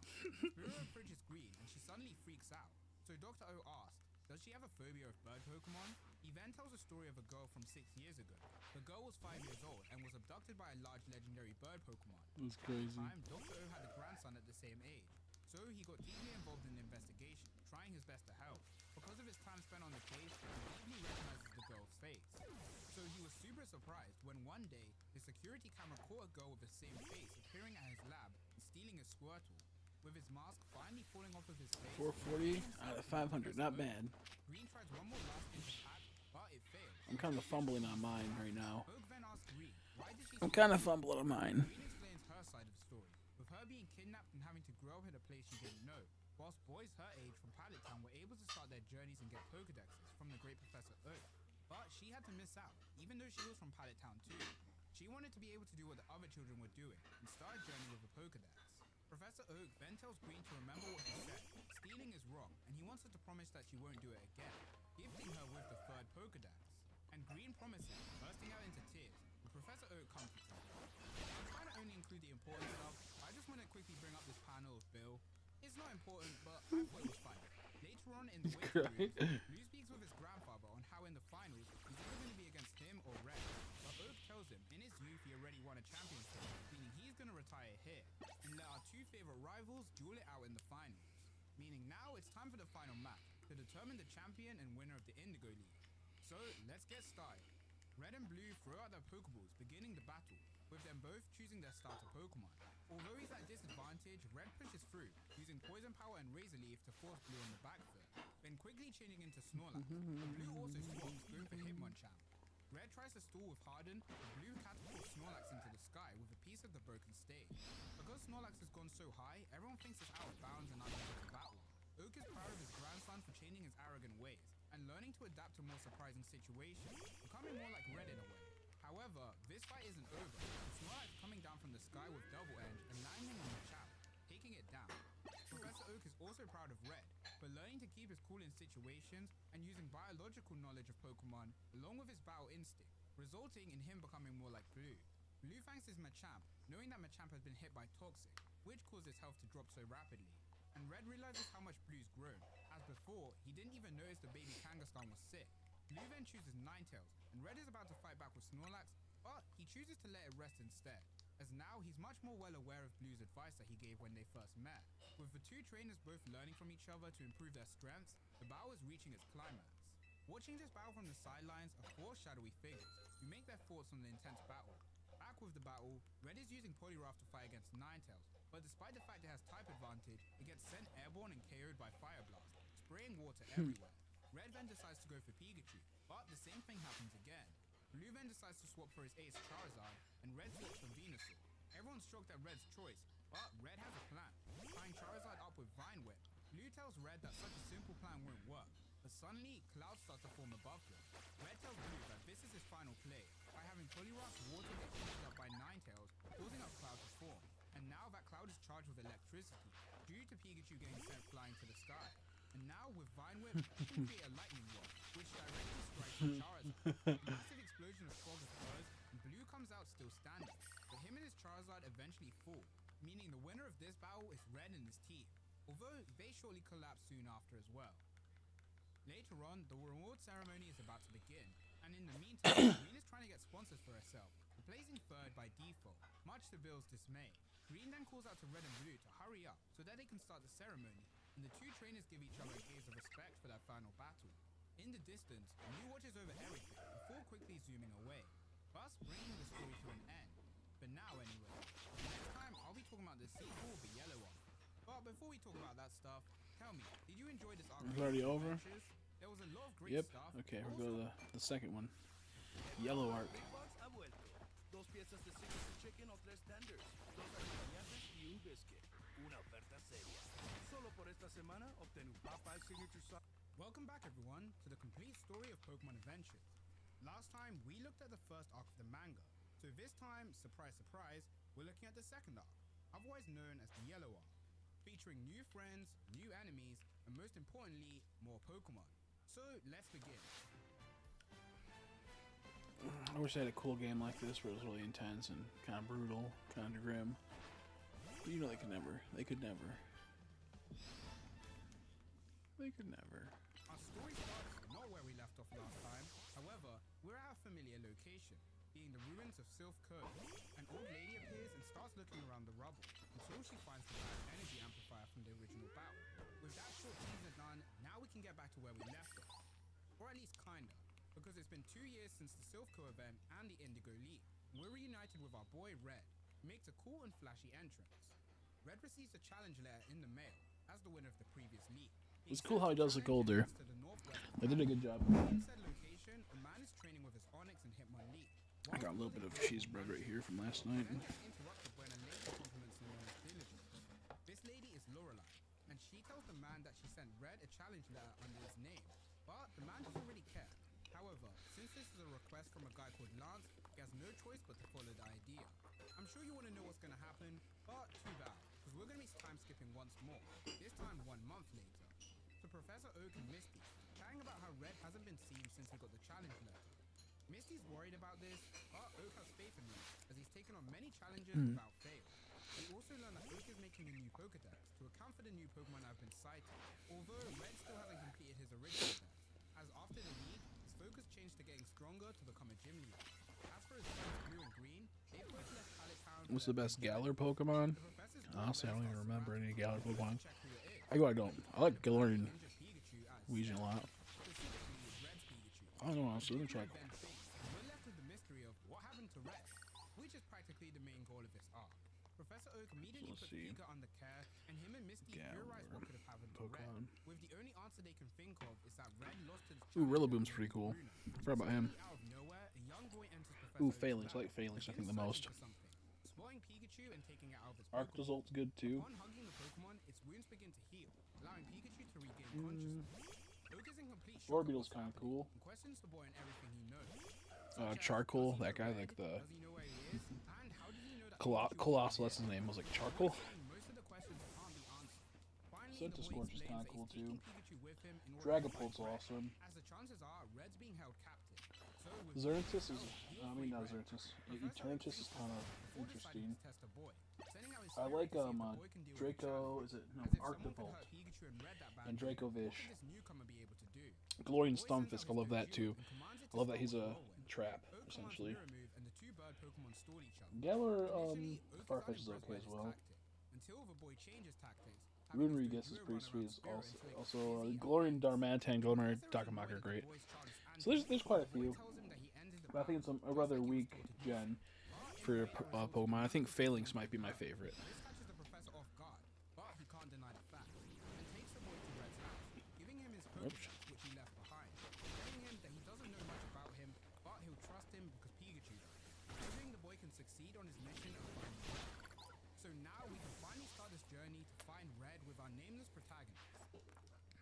However, this journey is going to have a pretty slow start, as the boy spends his time in the middle of the forest doing some fishing, rather than making any hurry. So Pikachu decides to go for a walk. There you go. And just when he leaves, the boy figures up a secret, trying to catch him with his fishing rod Pokeball, but to no success, as he didn't weaken it first. Also in the Viridian Forest is a familiar face, being Bill, who hasn't seen Red and the gang in 2 years, and he's looking forward to their reunion. But for now, he's doing some research on Pokemon ecology. How about you? What's your favorite for Galar? A shadow then goes by Bill, and he tries to Unless you're just consult asking the him, actual but he strong slips wise, I and don't know. falls You don't into play the river. competitive. This shadow turns out to be Pikachu. I couldn't And tell you. after seeing Bill struggle to get out due to his heavy bag, he runs back to the boy. The boy puts his hand out to the Pokemon and immediately understands the situation, allowing him to head to the river and help out Bill. But things take a bad turn as a Seedra is using I would a say Whirlpool in the river. Yveltal looks the coolest, The boy tries to stop the but Pokemon Zygarde from has 3 forms. but it only makes the Pokemon Kind of more 4 if you count the angry, its power the and mini. breaking Plus he the has a river, Mega. causing So both Bill and Pikachu to start getting swept away into the river. The boy then gets his fishing pole and magically controls the ball. I would say Zygarde's cooler because he has so many different unique forms. Bill thanks But I like the boy, Yveltal and more. says it's all thanks to Pika, making Toxtricity's him pretty good too. realize this is Red's Pokemon. We now come back to Oak, who tells Missy to take Pikachu and the Pokédex to the boy, which makes her worry even more. But he tells her it's all fine, as he attaches a letter. He's pretty cool too. Back with the boy and Bill, Put it past we him. see Lorelai watching over him, going to capture Pikachu. Bill wants to ask the boy some questions, but he's sleeping. He notes that the boy was able to move his Pokeball without swinging the rod, as if it moved on its own. But when he looks at it, it's just a regular fishing rod. Not to mention, the Seedra inside the Pokeball is now healed to full health, as if it had been to the Pokemon Center. Lorelai then makes her presence known, asking Bill to give her the Pikachu, attacking the group with her It Judo. does, but I love The it. boy wakes up after feeling the immense cold. He kind of looks like raw bacon, but I love it. What does she want? But she answers with her own question. That's why I got that bacon wing. They know about the battle between Red and Bruno of the Elite Four, which completely confuses Bill, but catches the Sometimes when you look at Yveltal getting closer, he doesn't look as cool. Red stood no chance against the Elite Four, but Pikachu managed to get away.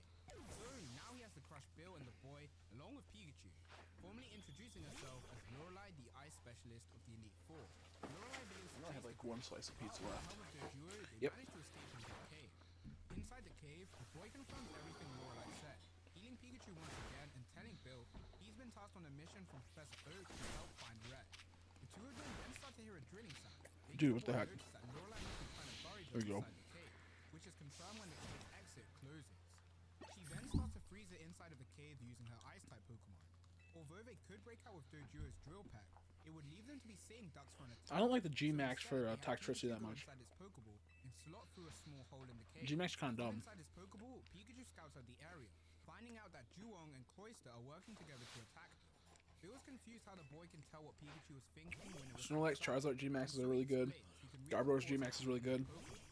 They then send Pikachu outside once Cool again. start from This time overall. Lorelai's ready, having her Pokemon attack the Pokeball. But at the same time, the cave explodes open, and the boy and Bill make a run If we're talking about traditional, quickly showing Lorelai that Pikachu is inside if we're talking about traditional starters from Gen 1 through it's just an empty decoy. Gen, was it 9? And something like that, Gen 9? Meaning now Lorelai can't make any more ice missions. But this doesn't mean she can't fight, so they have to continue running away. Bill asks the boy I like Bulbasaur. And the boy explains that they're not a match for Lorelei's power. Bill can tell I don't her think this it's the isn't the coolest. case, as their thunder shock did damage. Charizard Instead, is like one of the coolest. Oh, shit, I'm getting fucked up because I'm not paying attention. but in my opinion, now really isn't the time to be a pacifist. Lorelei compliments the boy on his skills. Greninja and Decidueye are both really cool. Get the name for our protagonist. And it only took 7 or 8 minutes. They both have really good style. Revealing his name to be Yellow of the Viridian Forest. In the skies above, a Jigglypuff is floating around, holding a signal dish for I think coolest factor definitely goes down to Greninja and Decidueye. Getting angry at Yellow for revealing his name to the enemy. I'm at 11. Yellow Nice. still continue to flee, but Dugong creates an ice path for itself to keep up with them and block their path. So with Because, no like, routes, they head into the he river. has that, like, This gives Lorelei an even they have that cool guy factor. Like, they just look cool. along with their feet. Like the silent deadly type, since they're both like assassins. Then approaches the duo and asks Yellow about how she knew about Cloyster and Dugong earlier. So I'll put them in the coolest. Really see a Pokemon's fort, and Yellow remains silent. What do you think? I think Charmander actually is also really cool. Asking Yellow Well- if he can read a Pokemon's thoughts, then shouldn't he be able to read a Pokemon's memories? Which is at least what she I think the thought.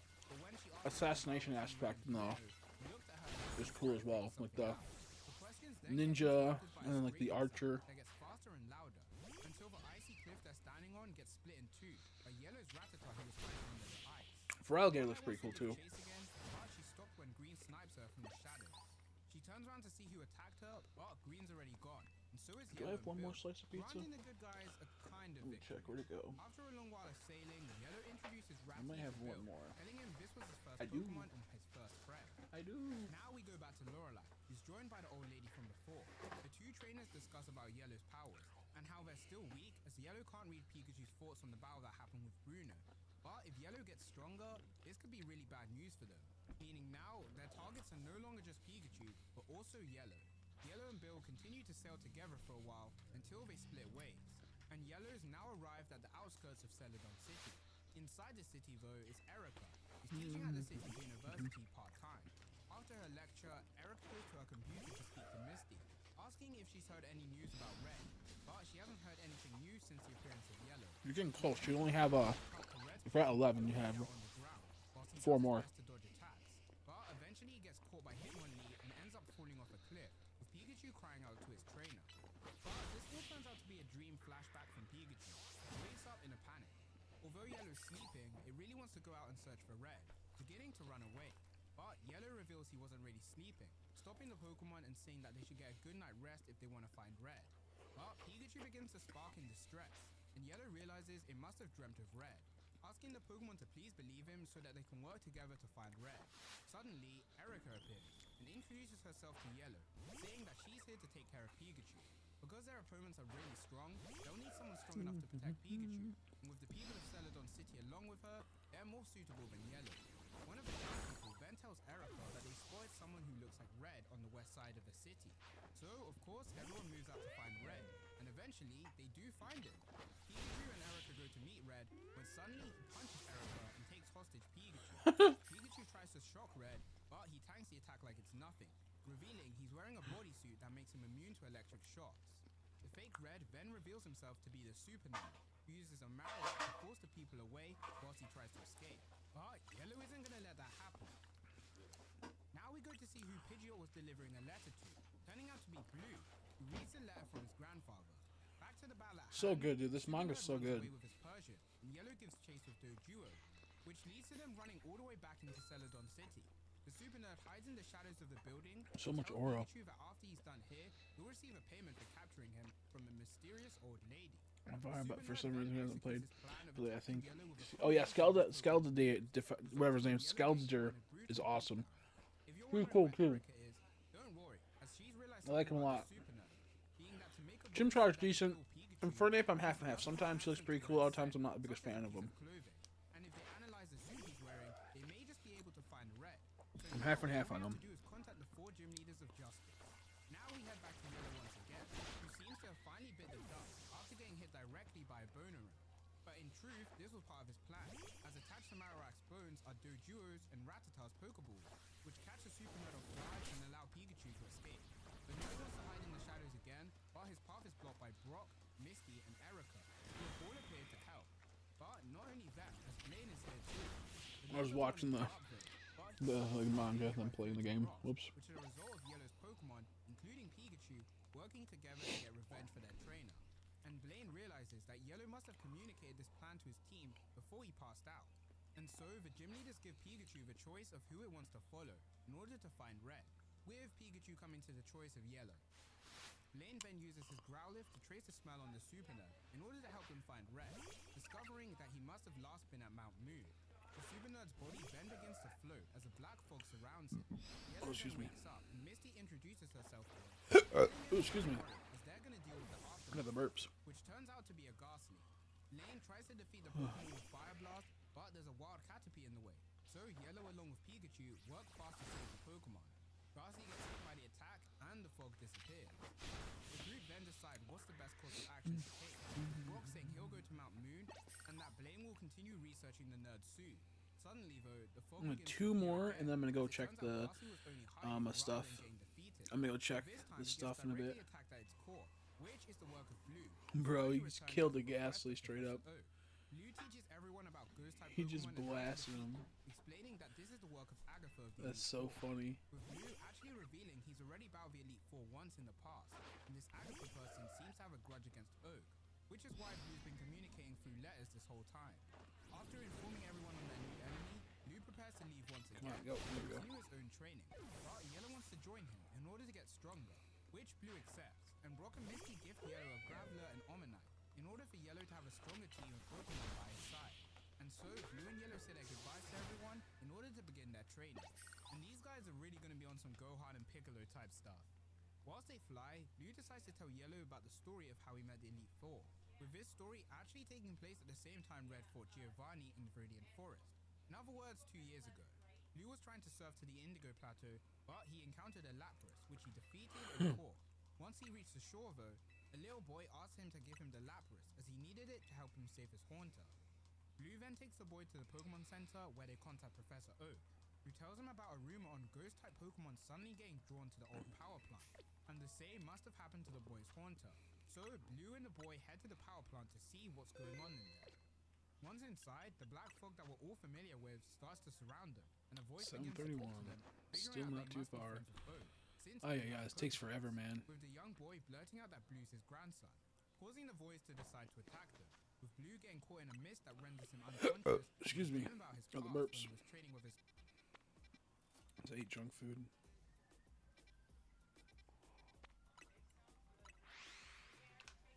What the fuck is this? What the hell is this commercial? Bruh, old master.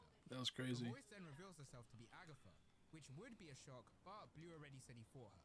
However, now we have a name for the old lady. Agatha has her Gengar suck away Blue's life force with Dream Eater, but because Blue's dreaming about his old master, it allows him to remember a lesson he taught him on how a trainer needs to be strong himself in order to fight alongside their Pokemon. So Blue has his Golduck transfer his force to his Pokedex, so he can instruct Okay, the boy good. how They're to spawned train back. from Agatha. And the plan works, with Blue using his Cypher. Oh, they're not all spawned Master's back. What the words heck? to Only a defeat few. those Pokemon and force Agatha to Ay, retreat. ay, ay. Has a But at plan least they're here, big Blue clusters. uses the Lapras in order for the boy to catch it, and leaves to head to the 17, Indigo 16. Plateau. Whoa, that's crazy. Are they just So bigger now we clusters get now rather back than to the smaller present, ones? where What the Blue and heck? Yellow have arrived at their training destination. Still not as much as Now the at other. sea. In the morning, Yellow goes to check up on Blue, only to find he's already training with Charizard and Cypher. He asks him to teach I him still how get to more the train, other way, so but that's kind of Blue ignores frustrating. him. Suddenly, a Caterpie emerges from some grass, the same one from Celadon Going on City. 16. Blue notices it, explaining it must have wanted to follow the person who saved its life. So he gives Yellow the instructions to catch it in order for him to train it and make it part of his team. And so the day passes, and Blue is cooking dinner, thinking if Yellow caught the Caterpie in the morning, by now he must already have a Metapod. But when Yellow returns the next day, he still hasn't caught the Pokemon. Explaining to Blue he just can't bring himself to hurt the Pokemon. Blue tells Yellow just to ask Rattata to attack, but surprisingly, Yellow doesn't know any of the moves of his Pokemon. So after a whole nother day, they finally catch the Caterpie.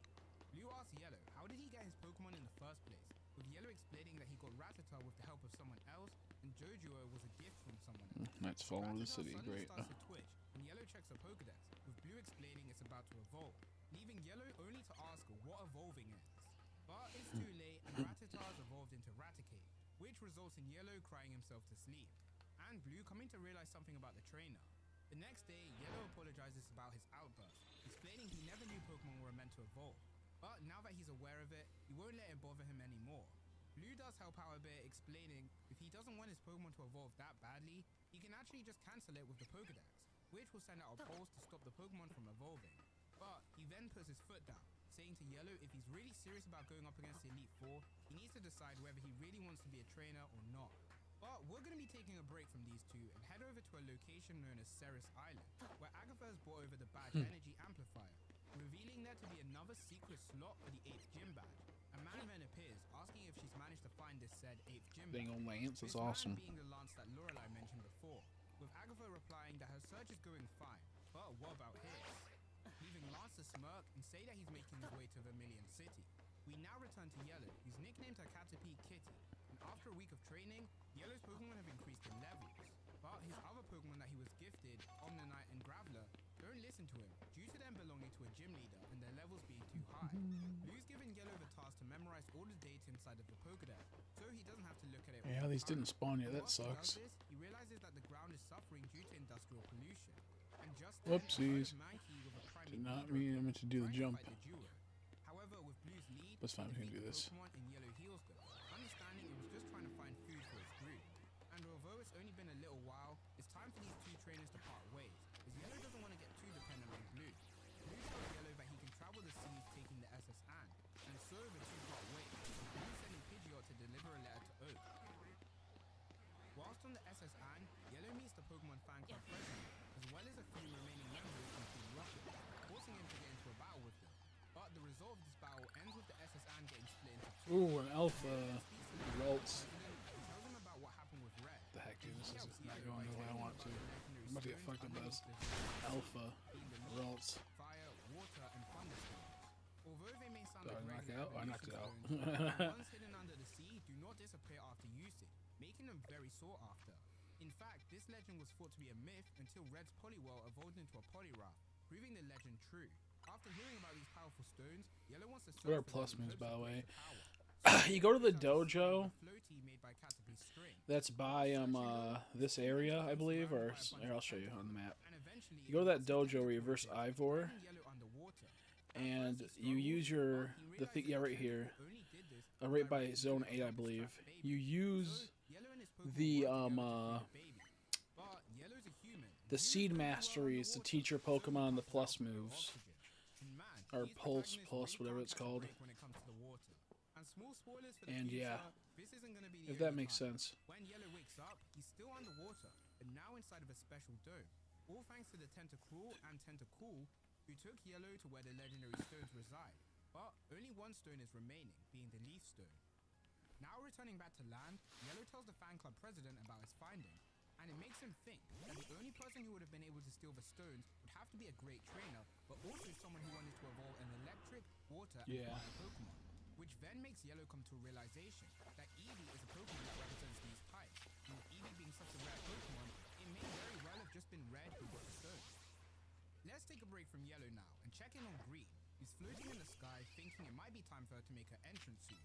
Green eventually arrives at her destination, which is Bill's home, and she breaks in, apologizing to Professor Oak for breaking her promise, but this time it's for a really good cause. Bill's sleeping, but Green's not here for him. Instead, she's here to find the history and records of the Pokemon PC system. Bill wakes up and thinks Green's a burglar, so she has to tie him up and explain the situation, telling him he's probably going to be a target for the Elite Four, since he got involved with the battle with Lorelei. Bill asks Green why she even knows this, and Green reveals not only did she bug Yellow's hat, she was also the one who sent Yellow on the quest. As it turns out, the Elite Four are her enemies as well. When the Kanto Tree split up 2 years ago, Green went on a search to find out who controlled the bird that flew, with one of the potential candidates being the Elite Four. Now Green wants to get into the serious business, being to take a look at the user data of the PC, which Bill says is illegal. But Green explains they need to do this to see if Red's alive, as he must have used the PC to replace his missing Pikachu, and the only way they can see if this is true is to check the PC information. So Bill decides to suck it up and take the risk, checking the data and confirming Green's theory to be true, as Red recently accessed his box and withdrew his Eevee, meaning he's still alive. Now all they have to do is check which center it's taken from, but they get attacked at the last second by a Hitmonlee, which confirms Green's other theory of Bill being a target, so he and Green chase after the Hitmonlee. Whilst chasing, Green checks her laptop to see Yellow's current location, which is still at Vermilion City. And the reason for that is that Yellow doesn't have a way to cross the sea now, with the SSN being destroyed. And even when Yellow searched for water Pokemon, all he could find were tentacles. So in the meanwhile, Yellow's decided to continue training, trying to master the move Substitute, when suddenly a massive wave appeared, washing away the clone. Also on the wave though was a surfer who crashes into the shore in pain. Yellow helps him out by making a cast, and the surfer thanks him, explaining he was actually practicing for a surfing contest where the winner wins a Dragonair. Yellow is interested in the idea of it, so the surfer gives Yellow his Slowpoke to take his place in the contest. Now we can head back to the chase, with Green and Bill managing to catch up with the Hitmonlee, but it bounces them away from Blastoise. Green notices that the Pokemon's trying to find them, as their trainer is currently present, but hidden away. So their best choice in action is to stay hidden and command Blastoise from afar, with Green's new device. What this device does exactly, we'll find out in a bit, as now it's time for the surfing contest. Before the contest begins, the announcer demonstrates the Dragonair's ability, but suddenly the Dragonair starts to cause a whirlpool, and a caped man appears on top of its head. This man being Lance, who gets the Dragonair to destroy part of the city with its Hyper Beam. Holy Lance shit. goes out to someone to show themselves, but he notices that they've already left. So he takes the Dragonair and begins to leave. Yellow chases after him with their duo, giving the Slowpoke back to the swimmer. Now we once again return to Green. His machine allows him to send commands in bubbles, and by hiding this bubble in a herd of Blastoise bubbles, the instructions make it to Blastoise, who defeats the Hitmonlee. Green then tells Bill that they now have to go help Yellow, as this whole attack was a decoy to stop them from helping Yellow. Speaking of, Yellow is still chasing Lance along the shoreline, but the shore isn't long enough for Yellow to continue, so the only option they have is to catapult Pikachu towards Lance, whilst he and the rest of the team flow along with Caterpie's string. Lance notices this and asks Yellow and Pikachu why they're following him. Yellow interrogates Lance on why he destroyed the city, with Lance replying what we already know. But now that Yellow followed him, he has to take him down. So the two get into battle, with Lance explaining his ideals to Yellow, that Pokemon shouldn't be kept as pets for humans, especially in a busy city like that. And worst of all humans must be destroyed apart from their lead. Lance then uses his power to control dragons and commands Dragonair to bring thunder and lightning. Pikachu tries to attack, That's kinda crazy. easily taken down by Hyper Beam. I hate how this controller has drift. It keeps fucking up. Lorelei and Agatha are chasing, and that Yellow must be the one trying to stop the Elite Four. So, as a gift for his fellow members, he captures Pikachu and leaves Yellow stranded at sea. But Yellow has Pikachu use Substitute and have the clone attack Lance. The attack lands, but it just pisses him off, and he attacks Yellow and Pikachu with the intent to finish them.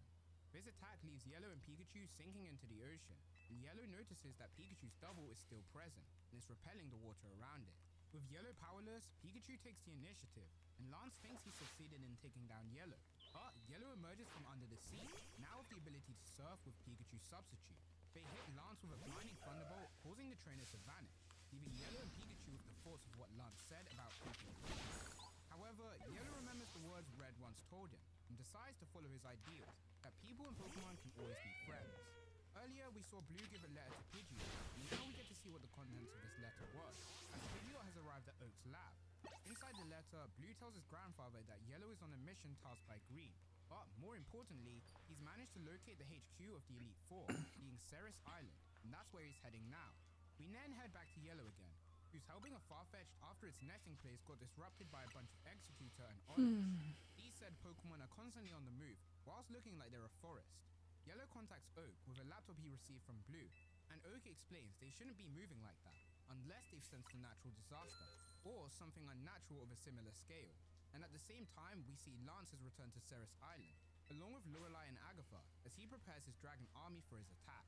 Blue's sister, otherwise known as Daisy, then appears, giving Oak some textbooks that he needed, and they both discuss on the current events, and that Yellow has a tough task ahead. They put but they both Gen console games Speaking of behind Yellow, them. he sets sail once Oh yeah, again. you pay He's well. now at Cinnabar He's alright. Island, and he Buying needs to GameCube save and Void games. of Yeah, Doom that's what action. exactly. Because they make more money in the Boy is now a true long trainer. run. He's gathering rocks Because if you only want one or two GameCube games, in the idea and even if they sold them at $60, that's 120. Now compared to what if you paid for 3 years of your, online, they're making a lot more money. The boy then starts throwing more And people forget about their renewals, and it ends up hitting, and it's a whole thing. similar to Blue's training. So that's why they do it, because they're jackasses. And they want to have a reason why people buy the Switch online and all that stuff in the, Game Pass type situation. Very much don't like it. I feel like you put the games up for $20 each on the eShop, you'd be making a killing. And if you're wondering about his mustache, well, he burned his real one off in training. Just then, they get a message from Brock, who informs the duo that he's seen Red at Mount Moon. Switch of games. You need a virtual accessory with the expansion pack membership to play. Exactly. Exactly. It's insane. It's insane. They just want to make as much money as possible.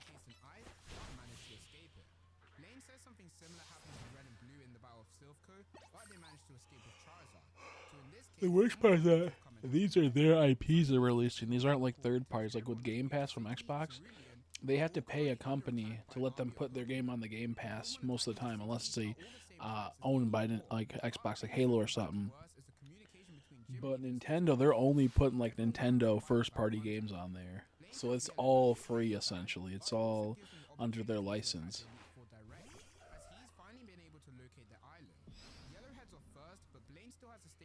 Yep.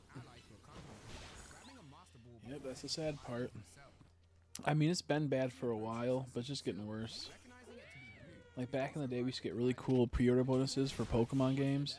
Like go back to like Heart Gold Soul Silver, you got little mini statues with the pre-orders. You got stylists and whatnot for the other games, and other ones had, depending on where you got it from, also had little tiny mini statues. Whereas nowadays, like, hey, look some places might give you some stuff like pencils or something like that. Maybe you'll get a plush, but it's a plush that's not like a rare one. It's just a Sitting Cuties plush.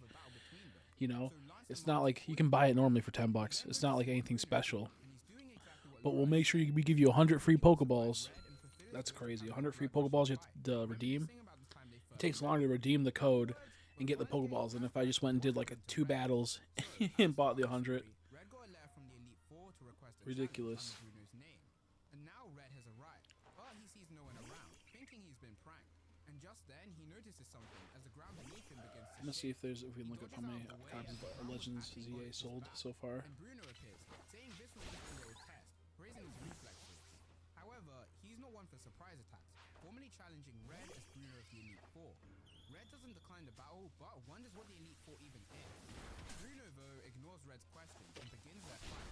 The two trainers end up being quite equal, as Red is excited at the thought of having a serious fight after 2 years. Yeah, it won't be for a bit. Whilst they battle it out, though, Lorelei and Agatha are menacingly watching over them. And the story decides, might as well have a flashback in a flashback. Yeah, they only need to sell 200,000 copies to break even. What some people have said, which is crazy. So if they sell 1 million, they're making bank. Like a game needs to sell at least double to triple the budget, so all that new money can go into the next game. Anything after double to triple the budget is all profits and all more reason to make another game.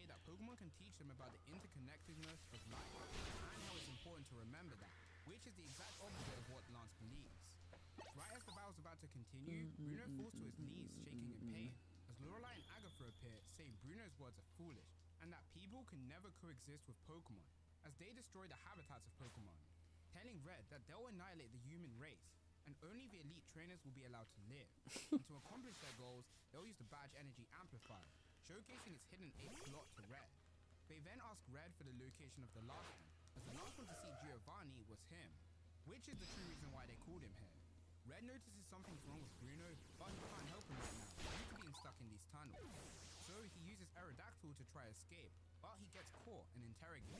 Red reveals he doesn't know where Giovanni or the Earth Badge are, so the villains ask him their next question, being will he join their side, as he has what it takes to be one of the elite himself. Red of course declines and tries to fight back, but with a controlled Bruno by their side, it's a 3-on-1. The group reveal that Red is too strong and a threat to their plans, so if he won't join them, they'll have to wipe him out, with Lorelei creating an ice voodoo doll of Red, trapping his wrists and ankles. They also do the same for Pikachu. Lorelei and Agatha don't want to see Red dying, so they leave him to Bruno to deal with. Red only has Pikachu left, but it can't move its body, and Red gets kicked directly by Hitmonlee, dropping him even further down into Mount Moon. Pikachu is about to chase after him, but Red tells him to stay away, as his entire body is beginning to freeze over, asking the Pokemon to run away and find help. And so the Pokemon does exactly what Red said. Red loses his grip and falls down into the mountain, as part of his glove rips and floats away. And although he tries to keep going, Red gets completely frozen in ice. Pikachu then wakes us up from this flashback, and Yellow comforts the Pokemon,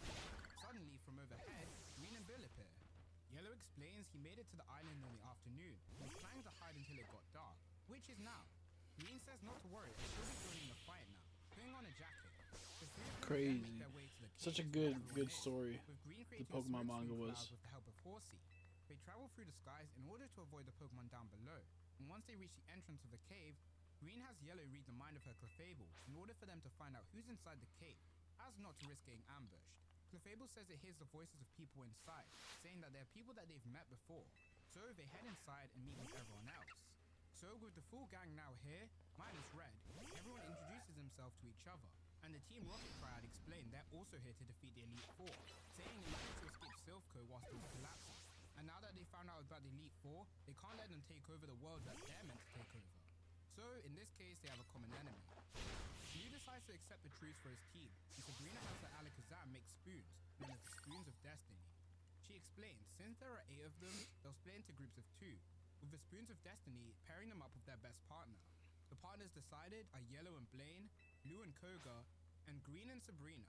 But for Bill and Surge, their spoons don't bend. In Bill's case, it doesn't bend because he's scared to fight, but for Surge's case, it's because Red's not here. So Surge will be teaming up with Bill. So if the pairings That's so decided, funny. everyone splits up and makes their way to fight each of the Elite Four. The first pair we're following is Blue and Koga, who reminisce about their fight at Silphco, with Blue taking the chance to return Koga his Golbat. Koga uses the Golbat to project the images into its mouth, using Supersonic. This allows Shit, I him got to distracted reading, watching the manga. Like, forgot what I was doing. I was just spamming the A button.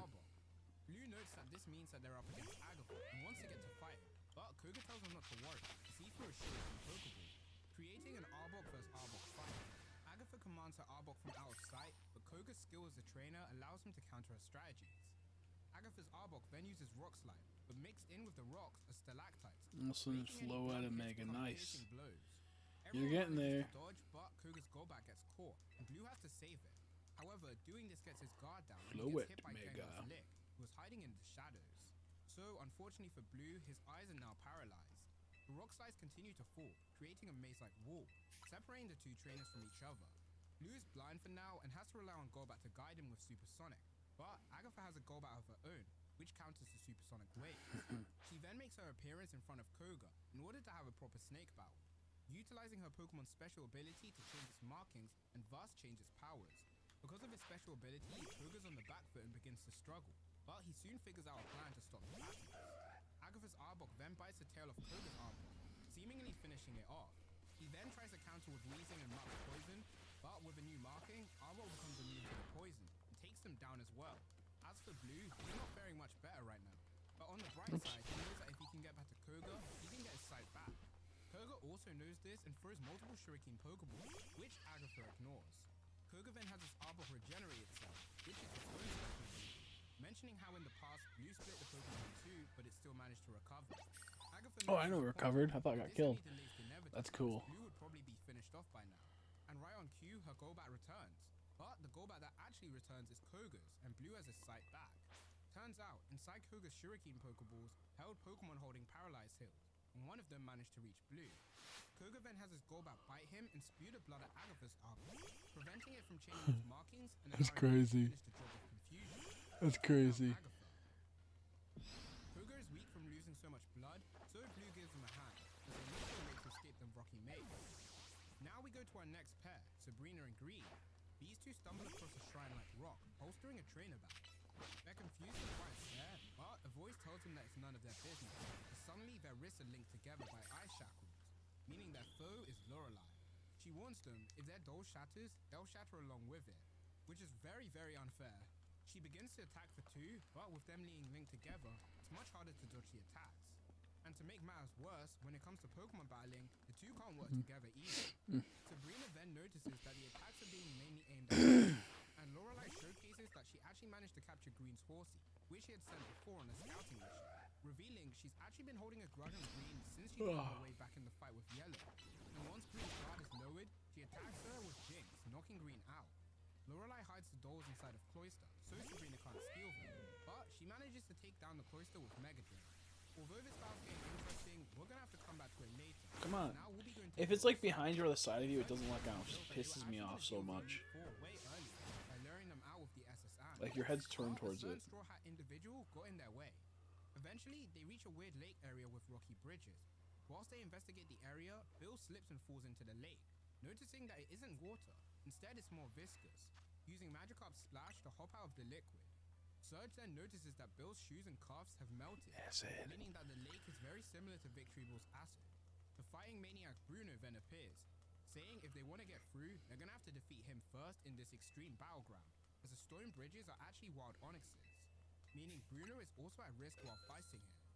He then challenges the duo to a battle, which Surge accepts, but once again we'll be leaving a battle behind, as we're going to be moving to our next pair, which is Yellow and Blaine. The two look at Red's Pokedex, and Blaine explains that Oak added a new feature, allowing you to check Pikachu's emotions. Blaine checks it and the levels are high, noting that Pikachu might be close to remembering something important, bringing up the good point that Pikachu was at the battle between Red and Bruno, so he should know everything that happened. But it didn't say anything to Yellow, who could read its mind, meaning that it's not because it didn't want to, but most likely, due to the trauma, it created a mental block, blocking out its memories. And it also explains why Pikachu's scar on its ear isn't healing. They eventually reach a place in the island where they can see Surge's battle with Bruno. However, they're being blocked by a weird screen, which doesn't allow the others to see or hear them. Surge and Bill get into battle with Bruno and his team of Flying-type Pokemon. Bill and Surge are doing their best, but things are getting really close, and Yellow and Blaine want to step in, but they can't break down the magic screen. Bruno can sense them trying to break it down and yells at them not to interfere with the battle. But of course, Yellow and Blaine say screw that and continue attacking. Bruno then gets his Onix to appear and constrain the two, getting back to the battle. Bill and Surge notice Bruno shouting, realizing that they must have set up an arena specifically not to allow interruptions. However, things aren't over for these two. They come up with a plan to lure Bruno away whilst dropping Pokeballs on the floor. Once they reach a dead end, they reveal their Pokemon, being Electrode and Execute. And the special thing about these two Pokemon are their Explosions, yeah. attacks, which they detonate straight on Onyx's back, causing it to shake around and drop everyone off. Bill and Surge manage to survive though, using Surge's infamous electromagnetic field. As for what happened to Bruno, however, they can't really tell. So because of that, we'll be taking a break from this battle and now going to Cinnabar Island, where the junior trainer is taking care of the super nerd and his Pokemon. He mentions that the nerd's been in a coma for weeks now, but suddenly he wakes up right on cue, and one of the first things he sees is the image of Red's ice shell, trying to figure out how he managed to escape it. Revealing when he went down to Mount Moon, Red was still frozen, and that's where he found a scrap of his torn glove. He did actually try break the ice with Marowak's bone club, but it didn't even crack it. He shows the junior trainer some photos he took at the scene, and the trainer mentions in the background of one of the photos is a shadow. Now we head back to Cerise Island, but not to Bill and Surge's battle, but instead to Koga and Blue's, whose battle isn't actually over, as Agatha still has some gas in her tank. Dude, she just won't die. With the traditional villain monologue, giving us a much-needed flashback on what This RPG game is crazy. why he has a grudge against Professor Oak. It may be a Years poopy ago shitty. at the Indigo Plateau, Oak was competing for the title of the champion, but he stopped in the hallways by Agatha, who asked him why he left their research group. Oak replies saying that they've become inhumane with their research, instead only focusing on trying to make Pokemon do as they say. The two have a little tussle, and Oak explains he's going to do his own research and create a Pokemon encyclopedia in order to help strengthen the bonds between humans and Pokemon alike. Later, the two meet again in the finals for a battle that lasted over 8 hours, with Oak barely coming out on top. And because of his humiliation and disrespect, this put Agatha on a quest with revenge.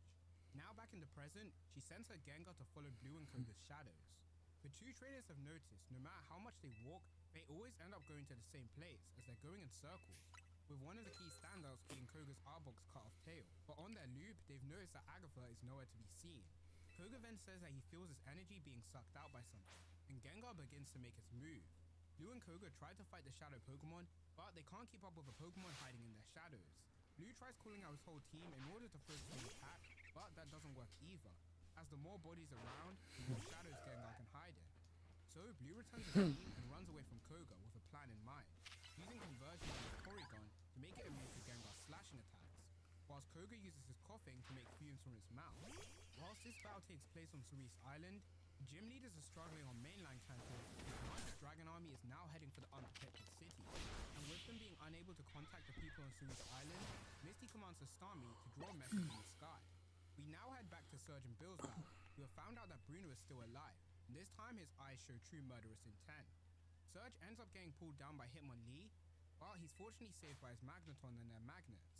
Bruno, however, does the unthinkable, commanding his Three Hitmonlee more to shoot battles. Let's even go. more and kick the Magneton away. But Yellow Surge Let's is about to meet go. his end. He's saved by a vine. And the spoon in his shirt begins to bend towards the smoky area, where you guessed it, excuse we me. get to see our best boy and former main character, Red, alive in the flesh. Red wastes no time in proving why he's the champion by disarming Hitmonlee with Sweet Scent and pulling Surge back to save him. Yellow and Blaine see Red, but no matter what they do, they can't get through the mirror. And Blaine notices that the explosions from earlier must have disrupted the cave, as he can hear water coming their way. The two get washed away by a massive torrent. Yellow's hat comes off, revealing It's a girl. but before any questions can be asked, a tsunami of water pushes them down even deeper into the cave. They're a girl the whole time. Checking back in with the gym leaders, Surprise. Erica contacts Misty through phone and tells her that she's noticed that the Pokemon are only attacking cities with gyms, and mainly the gym leaders themselves, meaning what they're after is the gym leaders' badges. With Misty telling Starmie to add this to the message. Now back on the island, Lane wakes Yellow up and asks questions, but Yellow says they can't answer right now. And to make a bad situation worse, she's lost her sketchbook and Red's pronouns. Oh yeah, I'm also going to be using female pronouns for Yellow, since we've got the reveal that she's actually a girl now. Lane accepts Yellow's wishes and says that they probably can't leave this island until the Elite Four is defeated, lighting a torch with his growler. A voice then mocks them, and Yellow uses Pikachu's flash to light the area, revealing their opponent to be the Dragon Master himself, Lance. Lane tells Yellow not to worry, as he'll be taking on Lance by himself, but she should still watch the match carefully. Lance starts things off with his favorite, Hyper Beam, but Blaine is completely protected by Mewtwo, who catches the beam with no issues. However, Lance isn't scared though, breaking open the roof of the cave in order to have a proper battle. Mewtwo is doing perfectly fine at holding Lance back, but the issue is Mewtwo's power puts a strain on Blaine's body, meaning this unstoppable duo is held back by a time limit, just like the fusions in Dragon Ball. Mewtwo uses its deadly Psy Wave, but it only helps Lance's attack as he switches into an Aerodactyl with its sharp wings, forcing Mewtwo to bust Man, out this is its so iconic speed. so boring. The battles are Flash aggressively, and although Blaine wants to move like back, mind-numbingly but boring. since the two separate, it'll be causing trouble for Mewtwo, saying that for this battle, they'll only have 3 minutes left.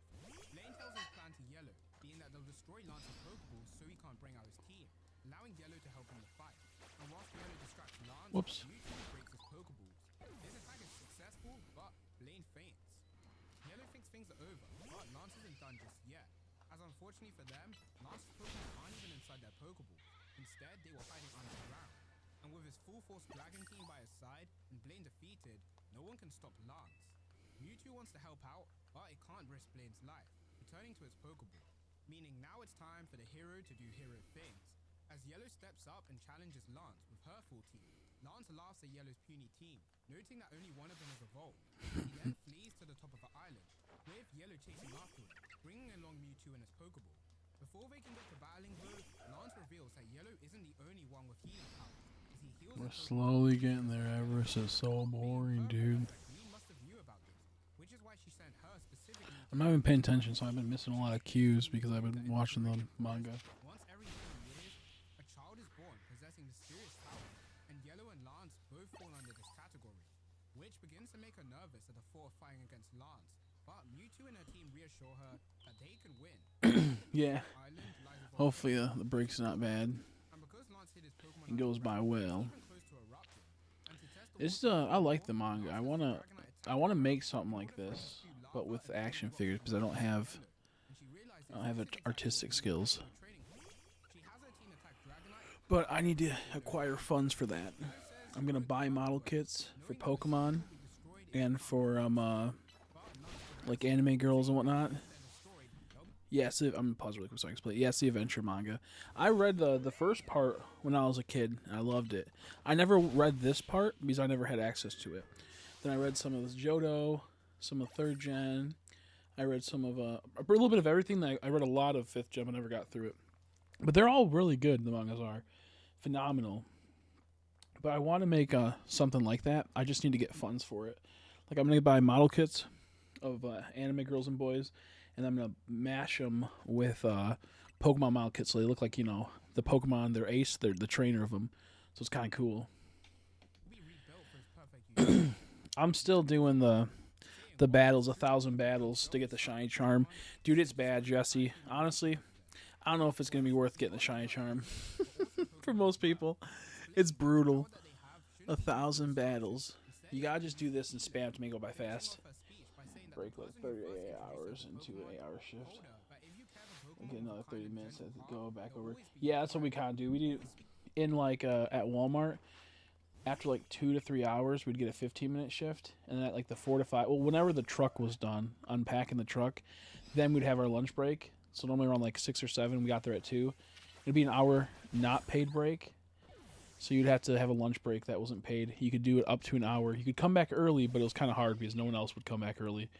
And then you would do some more, and then you would have another 15-minute break about an hour or two before work ends. So it kind of sucks because that, long of a break is like sucks. I had the big mind books 1 to 3 from it. That's awesome. I want to get them at some point. I just don't have the area to put them. I want to make a Pokemon room again eventually, but that won't be for a long time. I had to get like funds to build up again because we have a side room that if I clean out and gut and sort everything, which is there's tons of stuff in there, I can turn it into a streaming room just for like Pokemon.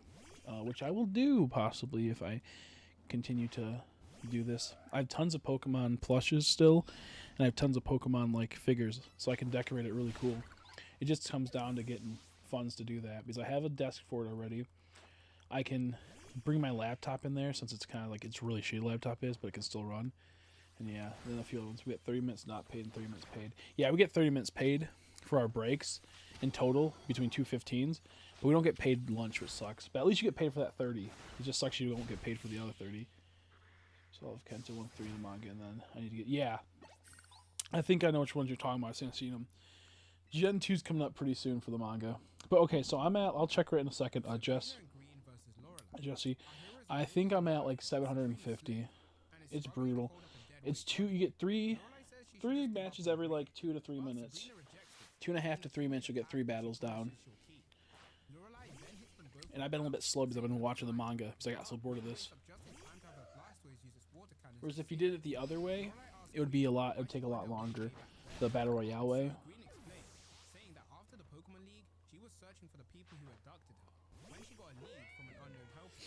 I wish there was one that had like more powerful Pokemon, but they only had 1 Pokemon each. That would make my life easier.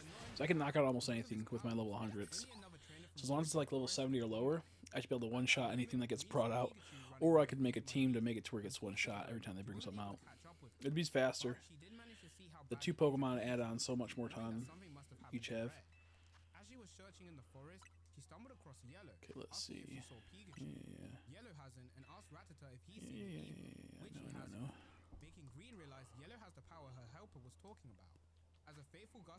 Let's see. Trainer battles, not Pokemon. I wish. Trainer battles only. 761 out of 1,000. That's actually not too bad. Once I get to like 200 left, it'll go by a bit faster. Once you get to 100 left, it goes by so much faster because you're like in the clear. Then I got to work on getting the last couple megas, which I'm pretty close to. Which I'm gonna go grind some of those mega stones now. I want to say, Jesse, if you do want to do the Shrine Charm at some point, you might as well just hit all these freaking things right here. And one of the best ways is that the tower, Prism Tower, always farm that before the end game because it breaks, and that's where you can get so many for so easily.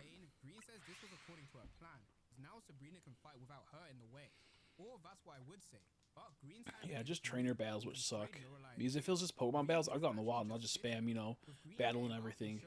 I think it should have been knocking out like 5,000 Pokemon. I think would have been better because you can spam like 5 hits with 1 attack in some areas. It's so much faster.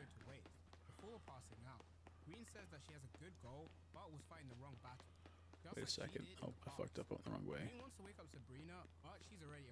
Let's see. Please respond to all the crystals. It's this cafe. It's a 1-star cafe. I'll show you. It's by the Racing Construction. I'll show you in a bit. It goes by fast. It's just still slow. That's the only problem. Whoops, I did not mean to do that. Well, the quick attack actually does pretty good too. It just takes a bit to charge, so you can't really do it. Surf's still the way, I think.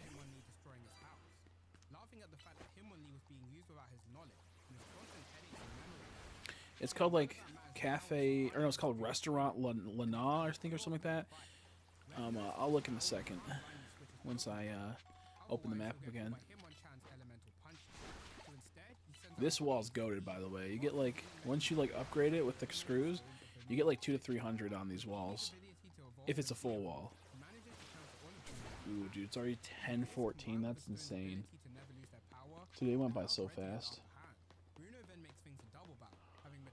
So if you go to, it's this cafe down here. A restaurant. It's not a cafe, it's a restaurant. It says the one-star restaurant where you can relax and enjoy the cuisine of Kalos in the casual atmosphere. So we're gonna have the sweetest game room. I have an N64 and all the Japanese stadium games. That's awesome. You put on display, plus a bunch of old stuff like plushies. Yeah, that's cool. That would be so wicked. Bruno lost, claiming to be beaten, as well as making the grand reveal that he didn't actually care about Lance's plans, saying that humans and Pokemon can work together to get strong. After all, this is how he's always lived, and will continue to live, taking his leave and thanking Red for the battle. Surge then drops Bill down to Red, saying that now that Bruno's defeated, he's going to meet up with Koga and Sabrina. Bill then notices a path that's opened up after I get that screw up there. I don't know if it's easy though. I think I failed getting it earlier because I was about to get it, but then I fucked up and it made me mad. But no more. I don't really need the screws anymore, honestly. I think I have all the upgrades I want for the most part. Oh shit. Maybe one more catching upgrade would be nice. But if I was going to recommend people, oh, fucking hate, dude, I fucking hate this controller. If I had to recommend what you use your screws on, I would say the best one's gonna be the Mega Crystals. Get the Mega Shards. It's only good for up until you get the Shine Charm. After that, it's kind of pointless. But you can still use them to get like EXP and whatnot, like candies and whatnot. So it's not too bad. And other items. Oh fucking A. Oh fucking A, dude. Okay, I'm not doing this. I'm gonna lose my shit in a second. And then let me pause it for a second so I can think. I would recommend doing the Mega Crystals. If you're gonna have problems with a Zygarde battle or other battles where you get knocked out a lot, you can upgrade you like faint less, so it means you have a bit more HP. And then the money is pretty important. You won't need it too bad, I think, once you get the Shine Charm, because at that point you're not going to be using Pokeballs as much. And unlike Legends Arceus, you don't really need to use Pokeballs to catch Pokemon. You only need to catch 50 of each species essentially after you catch one of each Pokemon. So I feel like it's kind of weird, like how they set up the charms. Trade bigger than smaller candies. Wait, do they ever trade for bigger than smaller candies? You mean what do you mean by that? You mean in the one place? These crystals for them? Yeah, later on you get bigger. You get large candies. That's what you're asking for the crystals. I'm just farming some crystals at the moment. I don't think you can get anything by releasing Pokemon, unlike Arceus. Which, if that's the case, that's stupid. Because Arceus had like a whole entire suite system with it. You could farm Pokemon and get rewards, essentially, and that felt nice.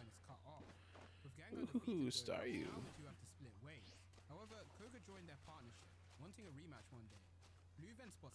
God damn it. Yeah, so if you trade in like these crystal Mega Shards, I'm not sure when it happens. You can trade these Mega Shards in for larger candies later on. So if you end up having a whole lot, and also I think there's a cap of 999 shards you can have at a time, which you can get fast. So make sure you're always spending your Mega Shards. Because I got capped like 3 times, and I would have saved up like 5,000, but it didn't go over. So whenever you feel like you have a lot, just go buy stuff really quick. Pissed me off, dude.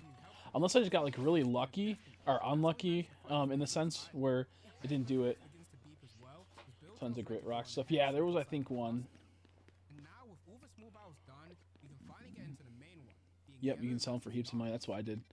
What I would do is I'd go and I'd battle tons of alphas, and then I would sell majority of the grip rocks that came, like XLs and whatnot. It was awesome. Oops, I did not mean to go zone 20. But I'll do a quick run really quick at zone 20. Give me a little break from the bullshit. I can't even hear if there's going to be a shiny because the manga I'm listening to is too loud. I'm going to pause it for a second. Because the in-game is so quiet. I'll do one little run really quick, see if I get anything cool.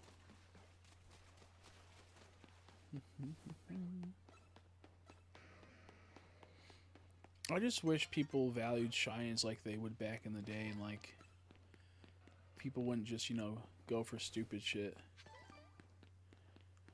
in the cheap ways. I wish that we still had that like type of, you know, people cared. But people just don't care as much anymore. It's just frustrating. I think it's because people are too impatient and they don't want to admit that they're wrong about how this is and wrong about being impatient. And most people just don't have time like they used to, so it's unfair that, you know, other people can get tons of shinies, but they can't because they don't have time. But at the same time, it's like, to me, it's like the more time you put into something, and the less time you have, and you actually get something, it's more valuable than someone that puts, you know, 100 hours a week in a shiny hunt compared to the guy that put 20 hours a week in, type of thing. If that makes sense, I feel like people just get too caught up in the bullshit of it. Okay, there's nothing. I'm gonna check to see if these respawn to anything new. Oh, in daytime. So I gotta do another run around to double check. Some more of this manga. Power. Now that he has his full team, there's nothing she can do. Yellow continues to flee, thinking back to what Blaine said about Lance's fighting style. So she creates a whirlpool of lava, just like Mewtwo sideways. Because of the current, Lance starts to get sucked in. But he Shiny doesn't Jolteon would be Yellow awesome. into the lava. Yellow can't believe her eyes, but she doesn't have time to process things. As instead, she has to focus on escaping out of the volcano. He's like a weird Mountain Dew color. What Who the fuck is fucking Jolteon zap me with thunder? Lance makes his presence known. I think it tracks you, Thunder does. Dragons in a bubble of lava. The bubbles start to disappear before attacking Yellow, breaking her Yeah, arm. let's get the card 2 times. I know, right? And Yellow realizes that Lance Isn't that so annoying? But not only that, Isn't that so annoying, Nora? Nora? make the bubbles look like they're invisible. It's so annoying, Yellow dude. runs around and has Caterpie create threads in order Then you gotta go skip a day just to do 2 more, then you gotta teleport to the thing, then you gotta switch back to it, and it's like and distract redundant, Lance dude. so that Graveler can throw Doduo into Lance's main bubble with Drill Peck. However, Okay, the we plan did fails. the reset. Now it's time to. Yellow's about to be finished I just off like to check by the series. There's some last pretty good village stuff. saved I by want to check the Lance. stars really quick. She thanks the man for his help, but explains that only trainers from Viridian can defeat Lance. But fortunately, this man is also from Viridian, being leader of Team Rocket and 8th gym leader Giovanni. Yellow reads Pikachu's memories to learn that the trainer is Giovanni. However, he's on the side Damn of it. good this time, using Sandstorm to break the smaller bubbles, whilst Nidoking tries to break the big bubble. However, even it doesn't have enough power. Giovanni drops a Pokeball that rolls gonna- out of sight and bursts open, allowing Beedrill to Twin Needle directly through the bubble. Dude, Twinio's goaded. Lance gets dropped, falling into the thread made by Yellow. One of the mega battles on the roof of the building. I don't remember which one, but as you go into the battle, the floor changes to grass. About unfinished, just making the roof of PNG. I think I've seen that somewhere too. I don't think it happened for me, but I've heard that happen before. Yeah, I heard that happen before. Ridiculous. He finally has all 8, allowing him to execute his main plot, with Ceres Island actually being one massive badge energy amplifier, hence the stone shrines. And with the energy from all 8 badges accumulating into one, the giant bird is created, which Lance calls the legendary spirit. Back down in the caves, Sabrina notices that the battles are finished and teleports away. Green is a bit down that she didn't get to use her ace in the whole snubble, but she does. Look at that Gen 2 Pokemon in Gen 1. Chasing after it. Yellow and Giovanni are in shock at Which the is spirit, crazy. and Giovanni even runs away. Lance heads up to the legendary Pokemon in order to have it join his team, leaving Dragonite to finish off Yellow. Yellow pleads with the Pokemon to stop, and it falls down, with Yellow realizing that having it wait underground in the lava must have made it so exhausted. The Pokemon tries to follow after Lance, and Yellow grabs onto it. Yeah, in this cafe, you just keep doing the battle over and over again. It's 3 battles, and it's the same people over and over again. 2 Pokemon at level 30, and that's 3 battles. Then you just do it again. You pay 30, you pay 3,000. Then each match you'll get some money back, and then at the end you'll get some small mushrooms to sell. So when this is over, you'll have a chunk of change, but geez, it takes forever. Finally allowing her Pokemon to evolve, with Metapod evolving once more into Butterfree, allowing Yellow to fly. Excuse me. Two trainers then battle it out, with Lance saying that in just a while everything will be all over, and in the heat of the battle, Yellow's task begins to come undone, reaching down to the top of the mountain. Yellow reads Pikachu's mind, realizing that its lost memories are starting to come back, and Yellow learns that the only way to defeat the legendary Pokemon is to blast it away with energy just as strong. Down below, Red, Green, and Blue all cross paths, allowing them to have a quick reunion, though they have to act quickly, Come on. Sometimes it doesn't register my click of the thing and it makes me mad. Trainers put their powers together, just like they did in Silph Code, but direct their energy up through the thread. Yellow feels the strength from her friends and their Pokemon, channeling it all to Pikachu, who unleashes a powerful Mega Volt at Lance in the legendary Pokemon. The attack hits so hard that we see part of Lance's childhood and what he had to suffer through, but he gets quickly blown away. Giovanni watches as this happens from down below. Flowers begin to sprout on the ground. As he leaves, he gets stopped by Pokemon out Surge's walking with scream, you who wants to in join the battle his zone squad. and they But catch he you. refuses, Instead, your character will telling them throw that the because they Pokeball have to out work with with the Pokemon heroes, inside. this isn't Really? enough proof that Team Rocket That's is funny. and so he'll be leaving on a training journey on his That's own so funny. to realize his path, telling them to go back to their gyms. The power from Mega Volt I never even realized that. mainland Kanto, making the army of Pokemon use their It's just like an unfinished mess, it feels like, and it sucks because this game could have been turn into the power of literally light. so amazing. Yellow thanks the legendary Pokemon for working alongside of them before she passes out, allowing Red to catch her. Yellow then wakes up in the middle of the forest, but Pikachu isn't with her. So she and Ratty search for him, but they run into Dodie, who is now a Dodrio, along with Omni, Ravi, and Kitty, who have all evolved. They lead her down a path where she finds Pikachu, but the Pokemon runs away from them. Map 14, nice. Yellow remembers that Pikachu actually belongs to Red. At the But because they were 14. together for so long, she had forgotten, reminiscing on all the Very times they had together. good. Before waking up, revealing it all to be a dream, as now she's heading back to mainland Kanto along with everyone else. Red tells her that Lance got blasted away and the legendary Pokemon flew off to the west. Blaine is surprised at Yellow's power to evolve her Pokemon, with Graveler even evolving, who usually only evolves through traits. What do they think was going to happen with people doing 1,000 battles? If it's online bad, then I can get that, but even then, that still would take forever. But it's like, they have, we'll say, 20 cafes. In each cafe will have 3 to 5 people in it, I would assume. That's still not enough to get you close to 1,000. And then to get from the battle royales, going all the way up to 15, that's maybe you're going to hit about 500 from the very beginning of the game to about then. Maybe that'll hit you around 500. But it's just crazy. Like, they really want you to sit here and just grind forever. So dumb. What she does know is that it disappeared west to Johto, so she wants him to continue investigating, saying that she's counting on him. This him being Silver, who's currently in Johto. Who is this Silver kid, and what's going on in Johto? Well, find out next time in Pokemon Adventure. Next time, I'm going to be Part covering Pokemon 2. Adventures Gold, Silver, and Crystal. So, as usual, make sure to like and Part subscribe. 2.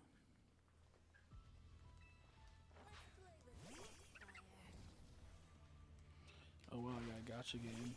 Well, it's like a fighting gacha game. Hey That's there, cool. everyone. Welcome back once again to the complete story of Pokemon Adventure. In the previous 2 episodes, we covered the entire first generation, meaning now we've only got 8 more generations to go. Yeah, still a pretty long way. Either way, today we'll be knocking out Generation 2 by covering the Gold, Silver, and Crystal arc of Pokemon Adventures. And if you thought the other 2 arcs were good, well, this time you're in for a major treat. Because if you ask me, this is easily one of the best arcs. I haven't seen this one actually. No, I think I never got to read these. If you haven't watched the other 2 parts, I suggest you do so before this one.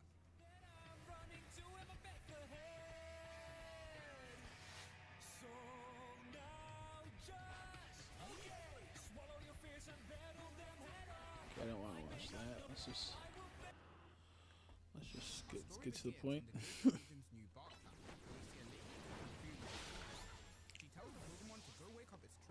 Great, I'm fucking burnt now. So that means I'm gonna take. Oh, I had the wrong Pokemon out. That's why. I was wondering what was going on. I forgot I used that. I thought something was weird. Professor L, a Pokemon researcher who's currently researching work done by Professor Oak. He also mentions how a year's passed since the Ween. Look at that. Say Ween all over him. are 3 Pokeballs containing the Johto starters. Now, at the end of the day, the boy has returned home and is playing billiards while listening to the radio, when suddenly his radio begins to stop working. The boy then notices someone sneaking in his yard, so he goes outside to confront the person. But this person just turns out to be a youngster named Joey, who claims he has Hamster joke. Instead, the issue is that his bag and the boy's antenna have been stolen by a Murkrow, who's currently nesting in a Murkrow, tree. let's go. The boy then grabs his billiard stick and shoots a Pokeball containing an Apom into the sky. Apom jumps out of his Pokeball once atop the trees and ties a rope around the items before throwing them off the tree. Turns out, this rope was connected to the boy, lifting him up to the tree and allowing him to catch the Murkrow. And with some help from Apom, he manages to get down safely. The boy then introduces himself to Joey. Awesome. We learn his name is Gold. He's one of my Joey favorite thinks to himself people. it would've Is been nice to Gold. drop the bag, as he was meant to deliver it to Professor Elm. My favorite characters in Pokemon. Gold's house, and the next day the two head out together, as Gold learned from Joey that he has connections to Professor Oak, who's actually the person who tasked him to deliver the bag to Professor Elm. This interests Gold, not for the reason you may think, because he only cares about Professor Oak because he works with DJ Mary in the radio station. So Gold decides to take the opportunity and deliver the bag with Joey, hoping it can lead to him meeting DJ Mary. As the two walk through New Bucktown, We're at 8 hours into the stream almost. Grinding away. This is crazy. Exposes the man's scam. So However, bored. whilst he was doing this, he didn't use his key eye on his bag, allowing his Pokemon to get stolen. Eventually, Gold does notice this, but it's already too late. Joey realizes that the thief must have been trying to steal his bag and mistook it for gold. As he further explains that inside his bag wasn't only Pokemon, but also valuable information from Professor Oak. Because the thieves will probably realize their mistake soon enough, the two of them head to Professor Elm's lab as soon as possible. At said lab, the professor hears his door open and goes to greet Joey, only to find no one outside. So he heads back in. However, looming over him is this mysterious boy, who we actually know the identity of, being Silver, the boy who was helping Green in the yellow one. Taking inspiration from Green, Silver sneakily steals Totodil's Pokeball when Professor Elm isn't looking, then goes back into hiding. Elm turns around and starts to panic as he notices Totodile is now missing. At the same time as this, Gold and Joey have arrived at the lab. Gold comes up with a plan. Instead of entering through the front door, I do like how the mangas show how that could have happened, you know. by going through the second floor, as chances are that's what a thief would try to do. And it turns out just like he planned, as Gold runs into Silver, who's trying to escape from the second floor. Silver acts quick though and jumps away, and Professor Elm thinks that Gold stole his Totodile. Gold of course denies the accusations, but in the confusion, Silver takes a chance to knock Professor Elm out with Icy Whip. Joey hears what's going on, but slips on the frozen floor when he enters, knocking him out as well. Gold prepares for battle, managing to outsmart Silver, and demands that he returns his bag. Surprisingly though, Silver doesn't know what he's talking about. Gold knows that Silver's pretty skilled, so he grabs a Pokeball from Elm's table in order to fight against Silver. The Pokemon being Cyndaquil, who's currently angry at Silver for taking his friend. Gold sympathizes with the Pokemon, and the two agree to work together to battle. Nearby the lab lurks Team Rocket, who are actually the ones who stole Gold's bag. They look through it, hoping to see their spoils, but they realize that they stole the wrong bag. So they throw away Gold's bag, and one of the Pokeballs holding Poliwag ends up rolling out of the bag and into the sea. Meanwhile, Gold and Silver are continuing their fight, and Silver manages to escape from the window. Gold stops him in his tracks though with Cyndaquil's fire, burning Silver's hand. He then traps him in a ring of fire and tries to interrogate Silver, noticing him trying to use a device behind his back. Suddenly though, Gold is attacked by an electric attack, shocking even Silver. Team Rocket then reveal themselves to be the one under this attack, explaining to Silver that they made a mistake grabbing the wrong bag. But whilst they're here, they may as well steal some more stuff from Professor Elm's lab, specifically the starter Pokemon that he's been researching. But Silver replies saying he's already taken Totodile and the boy has already taken Cyndaquil. So Team Rocket go for the attack, but Silver dispatches them with ease, forcing them to run away. A while later, Gold wakes up, only to be told he's gonna get arrested by the police. Fortunately though, Joey's around and has him covered, explaining to Gold that Professor Elm had to be hospitalized after injuring his hip. The police ask Gold about Silver and what did he look like, since he was the only one who saw his face, and Gold agrees to cooperate. So whilst everyone leaves, Gold picks up a glove that Silver threw away. Later on, the group arrive at Cherry Grove City. Gold is finishing off his witness statement about Silver, but when it comes to the appearance of Silver's face, he actually chooses to lie about it. Him and Joey then leave the police station and prepare to camp outside, and Gold explains to Joey that he lied to the police so that he can deal with the Silver issue by himself. Out of nowhere though, the two are approached by another familiar face, being Professor Oak. Although, unlike the other two protagonists, Gold isn't looking for any assistance. Instead, Professor Oak is, asking Gold if Silver was carrying the Pokedex, showcasing what it is. And Gold does indeed recognize it. Professor Oak explains that only 3 exist, but one of them was stolen recently, and chances are, Silver's the guy who did the crime again. Gold finds the Pokedex interesting and asks to have it for himself, but unsurprisingly, Professor Oak rejects his request, as he only has 2 left and he uses them for his research. Gold continues to pester the professor, but no matter what he tries, Oak just says no. Eventually, he even lashes out at Gold, saying that the Pokedex are only given to trainers that he trusts and have the character and skills to help others. Taking this in the worst way possible, Gold then tries to show off his skills by battling the professor, but embarrassingly for Gold, this backfires, and Oak actually manages to defeat him. then complains that no one could use a Pokedex better than he could, and this confirms for Oak that Gold isn't suitable for a Pokedex. Recognizing the boy is too headstrong, to the point that he doesn't even consider people or issues around him. Gold then storms off, saying that he doesn't need a Pokedex. In fact, he'll do better without one. And the next day, Gold is training his team hard, and even Joey is starting to get worried for them. The sky then begins to start chucking it down with rain, and elsewhere, Professor Oak is concerned about the storm, coming across Joey's tent and hearing a voice calling for help. Checking over the cliff, Oak finds Joey and Apom clinging on for dear life, and Joey explains to Oak that Gold jumped into the river in order to save his Rattata. Speaking of, Gold's managed to save the Pokemon, but he and Cyndaquil are still in danger. So he returns his Pokemon into his Pokeball, using his cue to carefully shoot the Pokeball onto the shore. Gold gets pushed by the current though, and is about to fall over a waterfall. But at the last second, he saves Oak's Lady back. Oak catches Gold, and if he wasn't there, he would have died. But Joey bails Gold out once again. So if it wasn't for Gold, his Rattata would have died. Gold, however, chooses to man up and accept the fall for himself, confessing he just wanted to become stronger in order to receive a Pokedex. Oak can see Gold's determination and asks him the age-old question, what are Pokemon to him? Bringing up the answers of the previous protagonist, wondering if Gold also sees Pokemon the same. But Gold doesn't. Instead, for Pokemon such as Apom, he sees it as his family. But for a Pokemon like Cyndaquil, it's his partner. A partnership united by the same goal. And Oak accepts his answer, giving Gold the Pokedex. It's time for the story to really That's funny. That's pretty good, actually. Joey. Pretty good. Totodile on his backpack back. Good. Professor Oak then mentions that he actually found a backpack by the river, which just so happens to be Gold's. Gold asks Joey if he can return his bag back home. Joey agrees. He then calls his mom and tells him the situation, preparing his gear to head out. Noticing on Silver's glove is his name, allowing him to learn the king's name. Back at New Barktown, Elm is speaking to his assistant, and although all that bad stuff happened, they're at least happy that their Pokemon egg didn't get stolen. Gold then calls in on the computer, introducing himself to the professor and explaining his situation. Meanwhile, Joey returns Gold's Pokemon to his mom, but she notices that Polybag's Pokeball is missing. So Joey calls Gold and informs him of this, meaning Gold's gonna have to make a quick detour and search the river for his friend. But things are never that simple, and all he finds are Chinchou, so he's gonna have to search again later. Whilst he's doing this, Silver's roaming around the city and finds his wanted poster. Gold continues his journey and arrives in Violet City, where another thief is stealing people's stuff. Nailed off, traveling man. with a herd of Donphan. The thief's antics end up getting dust all over Gold's food, so he decides to step in and intervene. This pretty much summarizes what kind of hero he is, only helping others if it helps himself. In this case, it pays off, as he actually gets a reward from one of the victims. This man is the guy who runs the Pokemon Academy in Violet City, and right now he has to deliver something to Professor Elm's assistant, reminding Gold that he has to get serious as he's on a mission. He shows the thief he caught a photo of Silver, asking if he's seen him before, but the thief unfortunately hasn't. A girl who's passing by though has seen him, directing Gold to the Sprout Tower.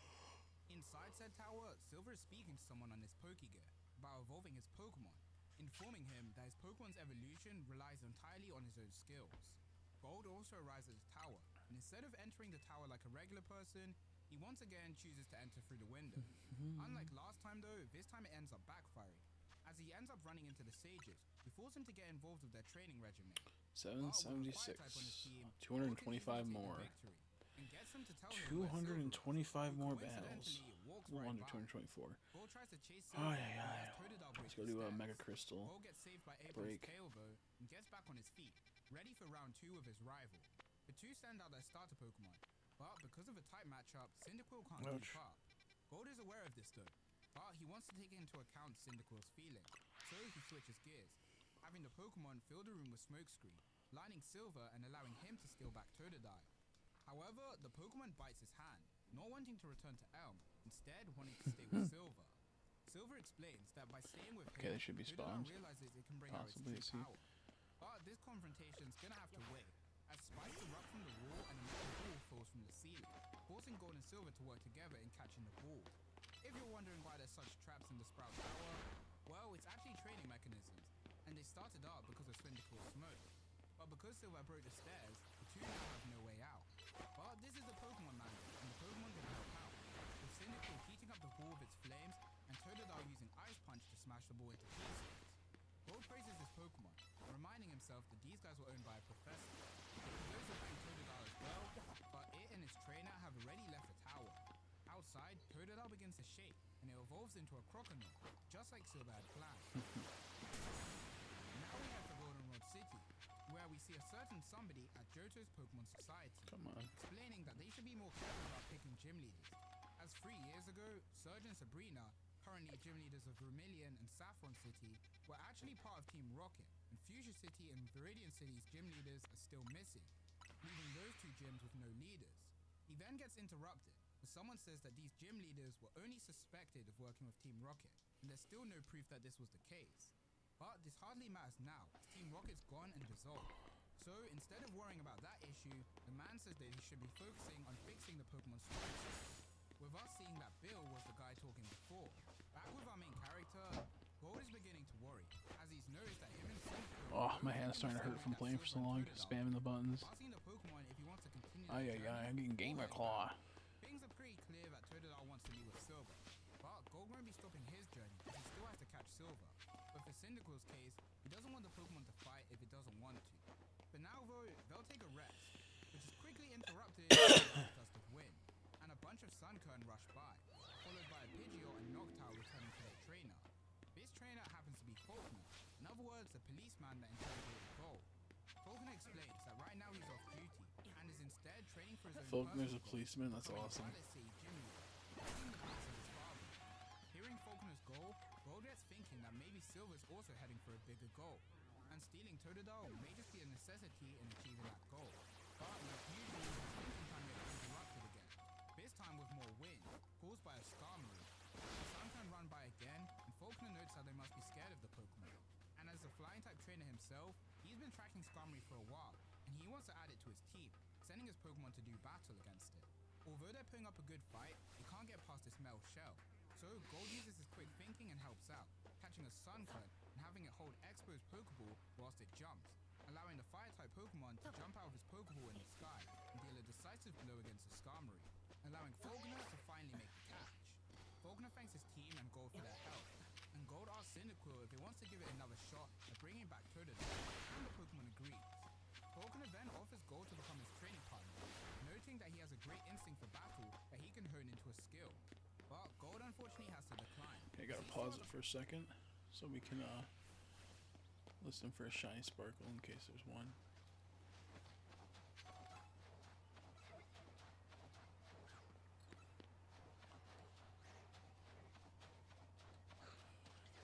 Okay, doesn't look like it. Couple jobs to finish, so the 2 split ways. As Gold leaves, Bill walks by him, noticing the Pokedex, but he doesn't have time to chat since he has to give Faulkner the good news that he can take part in the gym leader qualifying exam. At Violet City's Pokemon Center, Professor Elm's assistant hasn't been able to find Gold, which is a shame, as they wanted to give him the Pokemon egg. Elm had recently heard a theory that Pokemon eggs hatch after being near high-energy Pokemon, so having Gold with the Pokemon would be perfect. Speaking of, the boys just arrived at the ruins of Alph, where he spots a girl, using his natural charms to try hit on her. But this Ruins of girl turns Alph. out to be a guy, and not just any guy, but Bugsy of Azalea type. Bugsy explains that he's looking for his missing friends, who disappeared after searching the ruins, and Gold explains he's doing the same and trying to find his That's Polygon. crazy. Apom then begins to hit That's on the crazy ruins about of the Froakie. So Gold breaks down the wall and the 2 enter to search the ruins. Once inside, Bugsy finds code written out by Unknown, explaining to Gold that there have been rumors of symbol Pokemon, and he hopes to decipher them one day. But that one day is gonna have to wait, as Team Rocket are here. Gold buys them some time with Sunkern's Flash, and the Unknown begin to move, getting angry at being woken up from their sleep. So Gold and Bugsy have to make a run for things. Eventually, they realize their path is being blocked by Spinarak's web. Cool, 20 mega In the work shards. of Team I'll Rocket, take it. who tried to get the Unknown to I'll chase take it. Gold and Bugsy, but with the use of Smokescreen, they confuse both sides, and the Unknown end up taking down Team Rocket, before returning back to sleep. And after a while, Gold and Bugsy manage to find Bugsy's friend, so now Gold can get back to his mission once again. And Bugsy gives Gold a tip based on a rumor of Pokemon going missing. Although things on the surface are all good, down below, Team Rocket have managed to recuperate, and are currently trying to uncover the secret behind the ruins. But unlike the Giovanni you would expect, this time Team Rocket's boss is someone else. Now, Gold makes his way to the fisherman, where he meets a fisherman who explains the rumor of the Pokemon getting stolen, with a super fast thief coming to take a Pokeball out of the trainer's hand, then disappearing. And right on cue, this happens to the fisherman, billiard cue to fling the Pokeball at the thief. It actually turns out to be a Grand Ball. The Pokemon actually thanks Gold. As it turns out, its jaw was stuck, so it was stealing Pokemon to try get trainers' attention. The Grand Ball then returns all the Pokemon it managed to steal, and among them is Poliwag, Gold's Poliwag, allowing Gold to reunite with his Pokemon. The Fisherman wants to exchange contacts with Gold, but because he's in a hurry, Gold has to go. However, this I'm would be a getting missed sleepy, opportunity, guys. as the Fisherman thinks to himself I'm that getting Gold uses sleepy. Pokeballs just like our previous protagonist, Yellow, and he thinks he should get in contact with her about it. With Polibo back on his team, Gold calls Joey and lets him know the situation. But since the transfer system's down, he's gonna have to bring Polibo with him. Professor Elm's assistant then appears, finally managing to find Gold, giving him the Pokemon egg, and explaining how he wants Gold to hatch it. Now let's check in on Gold's rival, Silver, who's reached Azalea Town. Silver commissions Kurt to make him a special Pokeball, in this case a heavy ball. Later on, Gold also approaches the town, Because I'm but he's facing run my out of rival, supplies and yeah. food.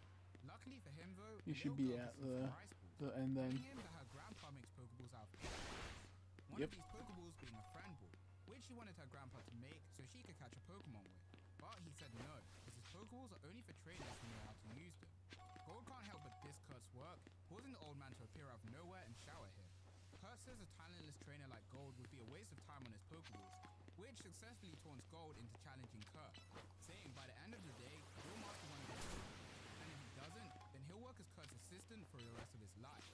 And so, Kurt makes Gold a friend ball, and Gold and the little girl head out to find a Pokemon. In return of her kindness, Gold offers the girl to catch the Pokemon she wanted. The only thing is, the Pokemon that the girl wanted lives atop the mountain her granddad always told her to stay away from. But with Gold by her side, there's nothing to fear. The Pokeball the girl wants is a Teddiursa, and one just so happens to walk by. But also occupying the area is an Ursula, who attacks Gold. Out of nowhere though, Silver steps in, revealing the Pokemon he wanted to use the heavy ball on was this Ursula. And like the brat he is, Gold decides to swap targets from Teddiursa to Ursula. Both Gold and Silver attack the Pokemon in competition. Who can hit it first? Until the Pokemon gets angry enough to attack the girl. Gold swoops in for the save, but Teddiursa is also on the attack, catching Gold with guard and causing him to twist his ankle. Ursaring's about to attack for the final blow, but he's saved by Silver sneezing.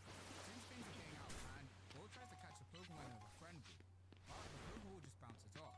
Silver explains there's a trick to using Kurt's Pokeballs, and he's about to demonstrate, but Apon gets flung at him, forcing him to get the Pokeball. The group end up getting pushed back to a cliff, and the girl apologizes to Gold for asking him to complete this task. But Gold reassures her that now isn't the time to give up, swallowing his pride and asking Silver for some assistance, since all they have on hand is the friend ball. So Silver explains that when using these Pokeballs, you have to hit a Pokemon at its energy point. In the case of these two Pokemon, That's so the dumb, Ursary energy is point, its center really. circle, and the Ursa it's its crescent. And Gold decides to lock in, preparing a technical shot with his billiard cue, shooting the friend ball at the rocks, which ricochets into the heavy ball and allows the two trainers to get their Pokeballs back. And with a well-placed throw, both trainers catch their Pokemon. Gold teases Silver by saying now they're even, but he just gives him a warning, not to get in his way. Get my Mega Stones. Gold and the girl head back down the mountain, and Silver goes to the Slowpoke well, after hearing about rumors of Team Rocket. Kurt lectures his granddaughter on her actions, but most importantly, he's glad to see her safe, saying now she has to take good care of her new Pokemon. At the well, Gold asks Kurt if he captured all of Team Rocket, but he explains when he got there they were already like this. Also at the scene is Bugsy, who's just as surprised to see what's going on. On the well lies claw marks, which Gold notices, realizing Silver must have been there. But not only that, he must have also known Team Rocket were going there, which is why he caught an Ursaring, making Gold suddenly not want to catch Silver anymore, but instead find out just who he really is. After Azalea Town is Ilex Forest, where a woodcutter and his Farfetch'd are cutting trees, but suddenly the area gets surrounded by mist, and the trainer gets separated from his Pokemon. The trainer then hears a voice telling him to leave the forest, but it's too late for the guy. Gold also arrives at the forest, seeing it covered in mist, but he's not here to mess around, instead choosing just to go straight through the forest. But the map on his Pokegear gives out. I won, Gold nice. trips over the injured Farfetch. Good. His team somehow managed to trip over his trainer. Since they're this injured, Gold can't just leave them stranded, picking them up and trying to escape. He then feels a cold shiver go by, and the trainer's body starts to get really heavy, to the point that he can't even ignore it, throwing the duo away, revealing everyone's favorite ghost type to be controlling them, Ghastly. Ghastly forces the trainer and his Pokemon to attack Gold, so Gold tries to run away. I'm gonna pause this. I'm gonna get hiding some water because I'm really thirsty. I'll be right back.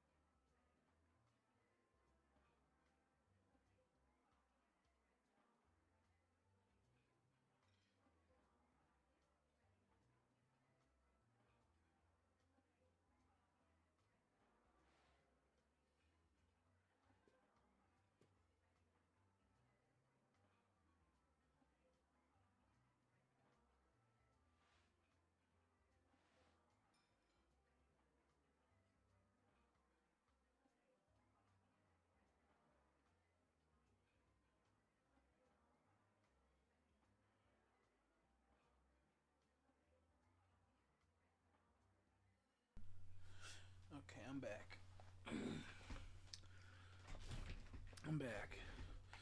Went pee too. I got water, then I went pee. That's just kind of how we gotta do.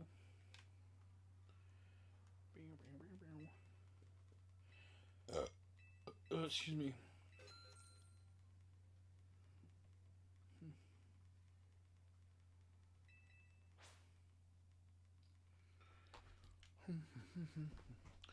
I was like, why isn't it playing? I tried to push play. Poliwag, however, gets left behind, so Gold has to rush in and save him. But in doing so, he gets caught by a new group of foes. And although it's a 4v4, Gold's never done a group battle before and can't keep up with his commands, allowing his whole team to get blitzed. A mysterious man in a mask then appears, telling Gold to stay away from the forest. From his looks, Gold can tell this guy is no good, so instead of trying to fight, he's gonna have to ditch the other guy and run away by himself. Or at least that's what he would say if he was a loser. Gold has his Pokemon attacking the Masked Man directly, but he still can't break through the defensive line. The man praises Gold for his bravery, giving him a present, which ends up being a present bomb, blowing up in his face. The man then takes down all of Gold's team, apart from the Cyndaquil, who once again saves the day with Smokescreen.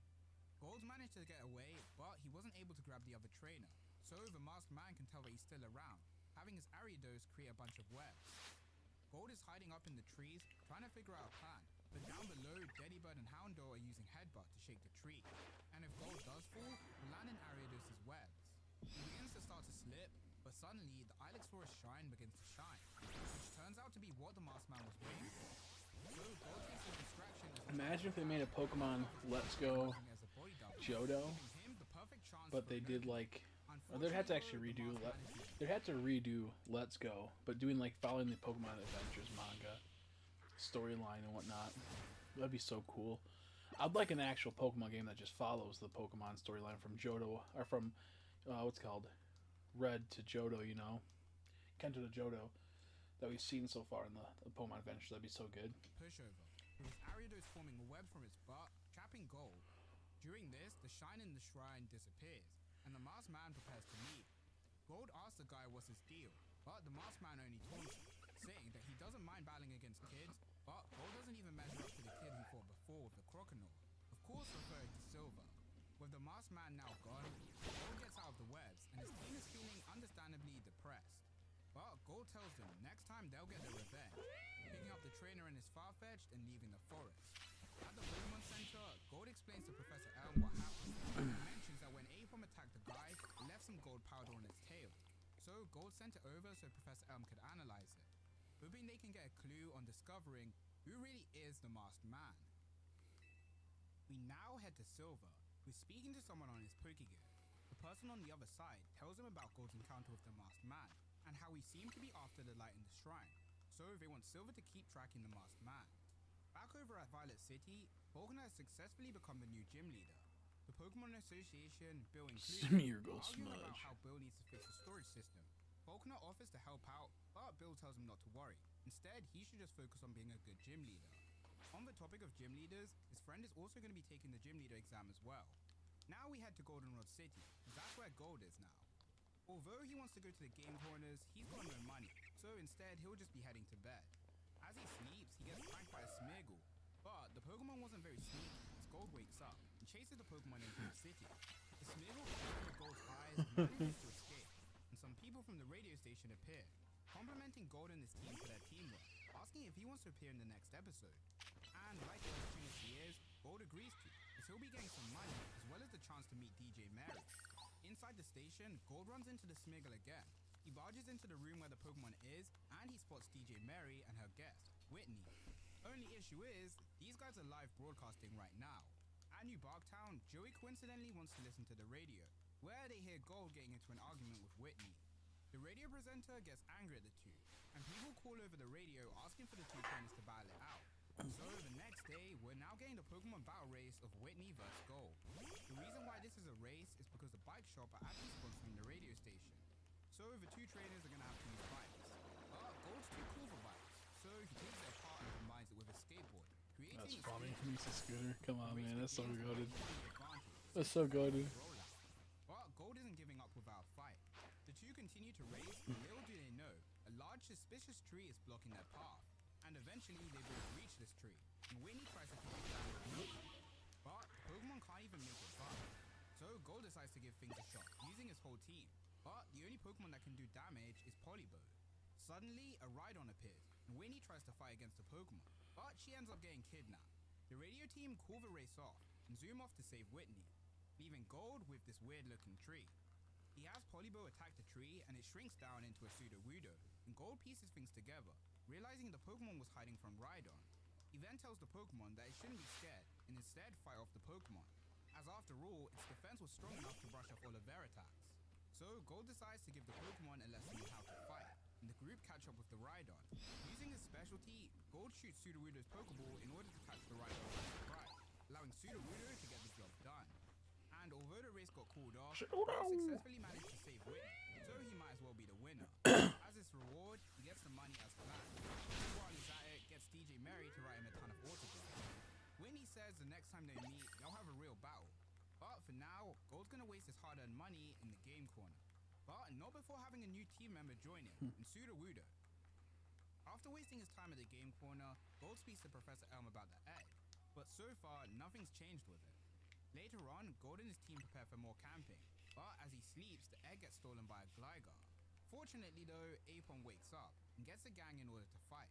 Gold, however, is fast asleep, so the Pokemon will have to fight without him. They all work together, but their fighting causes the egg to crack open, and Gold's Pokedex reports that it's about to hatch. The Gligar still wants to eat the egg though, but it hatches into a Togepi. The Togepi immediately gets into a fighting stance, and with a double-edged metronome combo, successfully defeats the Pokemon. Oh, it's Gold so funny. wakes up and the next day reports his findings to Professor Elm. With such a leap in scientific history, Elm wants to see what the egg hatched into. But to his dismay, the newborn Togepi is busy playing billiards, cards, and even dice. Elm has Gold take the Pokemon to the daycare, as that's where the egg was originally found. It's so As he funny. travels, he runs into the daycare lady, whose baby Pokemon are all escaping her, so she has Gold lend a hand. Eventually, he catches all the Pokemon. She brings him to the daycare, but they explain Pokemon X to him. Gold's about to leave, but the daycare lady offers Gold some training, which surprisingly, he accepts, as now he wants to really beat Silver. The man of the daycare couple then calls his granddaughter, being Jasmine of Olivine City, and arranges a meeting with her. Inside the daycare, Gold comes across a library, and inside a photo album, showcasing the previous Pokemon League winners. And in one of these photos includes our original boy, Red, standing proud with his league-winning team, most notably Poliwrath, which gets both Polibo and Gold excited at the thought of it evolving. Gold eventually reaches the training league, where he has to fight against powerful Pokemon, but the catch is he can't use any of his tricks and tools. The training's hard, but Gold and his team manage to progress through it. After some time, Jasmine arrives at Equipede City, but when she does arrive, the city begins to shake as an earthquake occurs. Back over at the daycare though, Gold has realized a new strategy for his team, being Sunbow's Sunny Day helping X-Bow's Firepower. However, he can't help but be worried for his team, as they've been training really hard. The daycare lady assures him though, this is what they need to do in order to get stronger, and right on cue, X-Bow evolves into Palava, reigniting Gold and his team's passion for the training. Over the radio, they Oh, hear this about is the 1,000 earthquake at battles, not Equipede bad. City, and quickly You'll get there in no realize that they time. must have passed through that city. Just as a So, grind. in order to rescue their dear Just as a granddaughter, grind. our hero Gold is being sent to Equipede City. Just before he leaves though, the daycare lady gives Gold a King's Rock. On the other side of our protagonist's coin is Silver, who, surprise surprise, is also heading to Equipede City. Inside the city's tower, Jasmine is struggling to move, as her leg is trapped under some debris. She sends out its Ampharos in order for it to let people know that she's there, which works like a charm, as outside the tower, Gold sees the light, and makes his way there. But as he does, he feels some aftershocks from the earthquakes, as the tower begins to collapse. Once he reaches the top of the tower, he runs into Silver, who's also already made it to Jasmine. He gives Jasmine to Gold for him to deal with, and whilst there, Gold notices the statue of the legendary Pokemon, Ho-Oh. The group begin to leave the tower, but they don't have much time, as the exit is about to get closed off. So, Ursaring holds up the building in order for Jasmine and Ampharos to at least get out. My turn flood is This, modest. however, means Gold What's is that stuck mean? here with his best buddy. The tower begins to sink into the ground. that good or and a bad? landslide erupts from the sides of the walls. Things are I don't know going much from about bad to the really natures bad, and the if two they're are good or getting bad. actually close to dying a horrible That is that his but best Silver nature? realizes that they can use their water Pokemon to wash away all the sand. But Polibo isn't putting much work in until it evolves into a Poliwhirl. As you have noticed, Poliwhirl has a King's Rock, and Silver's noticed this as well. Yeah, Asking Gold to play with Polytoad. it. And as the tower fully crashes down, the two trainers barely bust out, with Gold's Poliwhirl evolving into a Toad. Gold is understandably confused about this evolution, Politoed, but Silver doesn't Politoed. have time for explanation, since he knows this landslide was caused by a trainer-owned Pokemon. And just then, the two find themselves surrounded by Team Rocket, who waste no time in ambushing the duo. But these two aren't going down without a fight. Gold especially wants to get his revenge on Team Rocket for getting in his way in New Barktown, taking on all the Right, I grunts by believe she himself. uses special while attacks. Silver Yeah, okay, fights that's against crazy. Team Rocket's massive Pilot Swarm. That's not With bad. training to be worth it, Gold comes out on top, and Team Rocket decide not That's to not continue bad, fighting man. since they destroyed the Tin Tower just like they wanted to. And most importantly, their plan involving Ho-Oh should be completed, so they retreat. Gold and Silver trade back Pokemon, and Gold asks Silver about Ho-Oh, noticing his rival's reaction to hearing its name. And whilst he's asking questions, he also takes a chance to ask him what his plan is, as after all, in all of their encounters, instead of choosing to focus on battle, he always chooses to flee, officially challenging his rival to a proper Pokemon battle. And as cool and collected as he is, even Silver can't deny the fact that when two trainers lock eyes, it's time for a battle. The rules are decided, with it being a 6v5 tag battle, as Silver's decided to give Gold a 1 Pokemon handicap. Both trainers send out their Pokemon and the battle begins. As usual, Gold's at a disadvantage, since they both went for their starter Pokemon. So just like at Violet City, he tries to outsmart Silver, using Double Team. But this time, Silver's one step ahead. So Gold has his Sunkern help out Expert, just like planned. But with Sneasel in the way, it's not going to happen so easily. To counter Sneasel, Gold switches for Sudowoodo, who trips Sneasel up with Low Kick and nearly finishes it off with a Dynamic Punch. The debris from the battle causes Silver's Pokegear to fly off, but the battle is still on. Silver also decides to switch, sending out Ursaring to fight against Sudobo, then switching again to his newly evolved Kingdra, which he traded with Gold earlier. The two are about to continue their battle, but Silver's Pokegear begins to ring, and the person on the other side tells him to go to the Lake of Rage. In other words, it's time for this fun rival battle to end. Silver sends out his secret weapon, his 6th Pokemon, Tyranitar.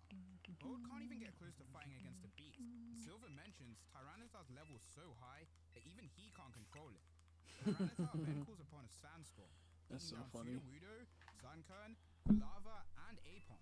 Politoed tries to fight back, but Silver's got it covered with Murkrow, allowing Tyranitar Dang, to he got the finish shiny off charm. as well. Dang. Tyranitar then suddenly stops moving. as it begins Bro to got the roll. shiny charm. The Mainly because he explanation for cheated. this He, being Gold's I saw him own hack secret the weapon, game. I saw Zelda hack the Double game. Dash.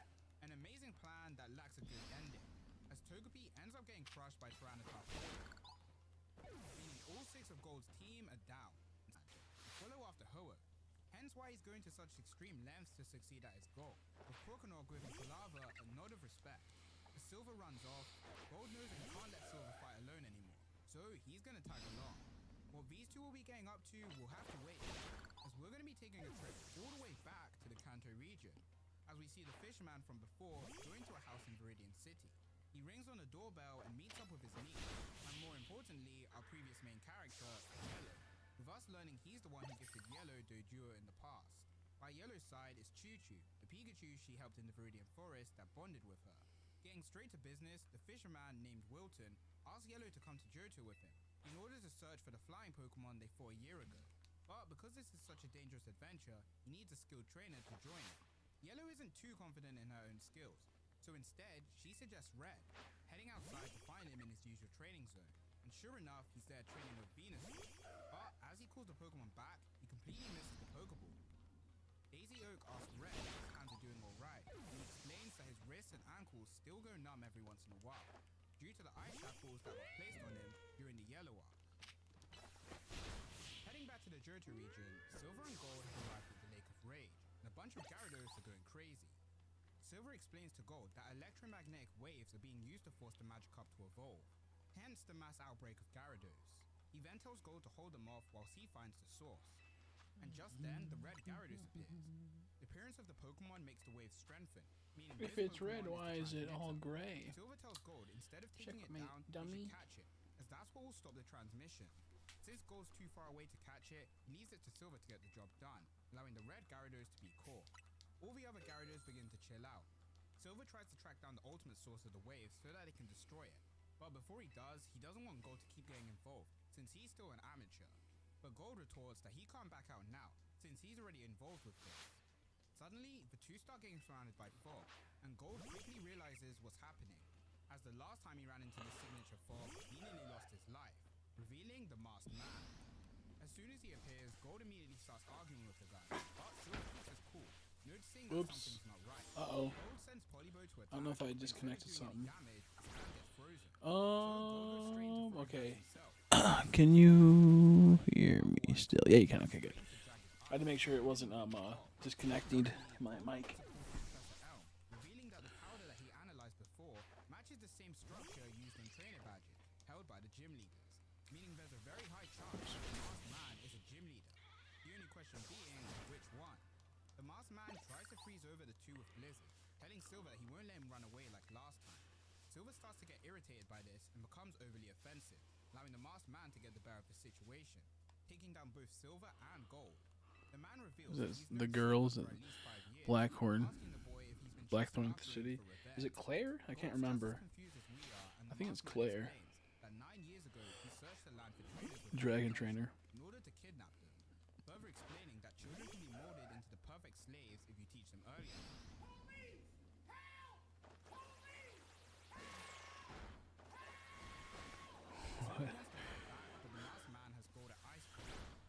It's not Akratik City. It's not Morty.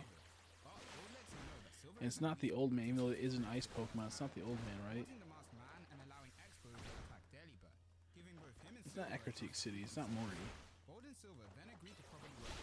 I think it was something weird like it's Claire. And they're actually doing really well, but the masked man just knows how to get under Silver's skin, bringing up a lot of these paths that he escaped. Gold tells Silver to chill out, but in his rage he freezes Gold's legs, leaving him behind to chase the man. But doing this gets him exactly what he deserves, as the masked man easily pushes him back down. Silver won't give up without a fight though, as he's sick of the masked man, all of his schemes, showing us a little flashback to his past, such as when he got kidnapped by a bird Pokemon and escaping with a girl that looks oddly familiar. Just like in the yellow arc, this is very obviously green. Silver then reveals his plan, being to force the masked man near the lake, where all the Gyarados from before appear, attacking the masked man. All thanks to Silver having the ownership of the red Gyarados. Back with Gold, It's supposed to be. Well, it's not supposed to be Lance. manages to get his revenge on It's the not supposed to be Lance. He runs over to Silver, but the lake is completely frozen, including the Gyarados. And atop the lake lies a completely defeated Silver. A massive shard of ice then smashes a hole where Silver was lying, making him sink into the lake. No, I don't think it was Claire. I thought. I haven't read this manga in a long time or seen the bits of it. With Gold dying, now would be a good time to check back with our old protagonist, as Red's Pikachu is met up with Yellow's. Daisy asks Yellow if she's told Red that she's a girl, but she hasn't yet. More importantly though, Yellow asks Red about his hands, and he says Hey, it's Crystal. I was waiting for you to come in so I could reply to you easier. I'll be honest, Crystal, I don't know any Pokemon music. I always play with the volume off. The best I would say is probably Gen 5, maybe Gen 2 of the old game. I play with all of it off. Dude, the grind for the Shiny Charm in this game is brutal. You have to get 1,000 trainer battles. 1,000 trainer battles. I'm gonna pause this. Trainer battles. That doesn't seem that bad at first, but it takes about 2.5 to 3 minutes if to do 3 battles at this place. It's so grindy. And on top of that, you have to do the Battle Royale. Once you beat the game, you got to do the Infinite Royale. You have to do it multiple times. You have to have 15 battle tickets. So, the Shiny Charm's brutal. Brutal. And make sure you're constantly buying the Mega Charms with the Mega Shards. Because you only can hold a certain amount of Mega Shards before you don't collect anymore. And it's very little. So, I think it's like 999. So, just as heads up, if you're going for the Shiny Charm, prepare yourself. Beat the game first before you take it seriously, because you need to do the Infinite Royale, which is brutal. I know. It's horrible. It wouldn't be that big of a deal if it was like 5,000 Pokemon knocked out, because you can do a whole bunch of area attacks at places where there's tons of Pokemon in like a small area. Like those Spinnerax, you could just farm that over and over and over again. But nope, they're like, how about we do 1,000 battles? And it didn't seem that bad at first, but then, like, as I looked at like when I saw the 300, or it was like I think 150 or something, I'm like, oh, that's not too bad. And then did it again like 500. I'm like, oh, this is pretty bad. And then reality said, I'm like, it's probably gonna be 1,000. It's probably gonna be 1,000. And then sure enough, it was 1,000 battles. I've been sitting here for about 5 hours doing these knockout battles versus the same 3 people. It's brutal. It's brutal. The good thing is consistent. But you have spicy ramen and decaf coffee. That's a pretty good combo. That's a pretty good. I had a little bit of a stir fry earlier, chicken stir fry, and then I had some cheese bread I had yesterday. Yeah, 2,000 battles for the shiny or charm. Yeah. Obtained by catching every Pokemon. In the older games, it was, and then in Legends Arceus, they changed it. I'm not sure Pokemon, and then get the research levels up to the highest. And that was brutal, but it wasn't too horrible. It still took about the same time, I bet, as this one, but it was kind of like you could get a lot of them done at the same time, and it was like there was ways around it. In this game, you got to catch all the Pokemon in the region, because there's only 230, and there's a whole bunch of other bullshit. There's a whole bunch of other bullshit. Luckily, so that's good at least. I'm not confident either. Okay, well, that's good at least. That's good at least. Yeah, I'm really only good at Gen 2 and Gen 5 if I'm even good at anything. Excuse me. But yeah, the shiny charm, it should have just been like knockout like 1,000. In this, if you play the story before you do Infinite Royale, you'll have like 200 trainers like burst if you didn't really do any of the side quests. You didn't really do too much. You just kind of sped through it. So it's kind of a... Probably have a little bit less than that, honestly. So it's kind of insane. It's kind of insane. It's also dumb that it's only 230 Pokemon in this game. That's so ridiculous. Like, they're going to add more with DLC later, but they should have been at least 350 to 400 at the minimum. At the minimum.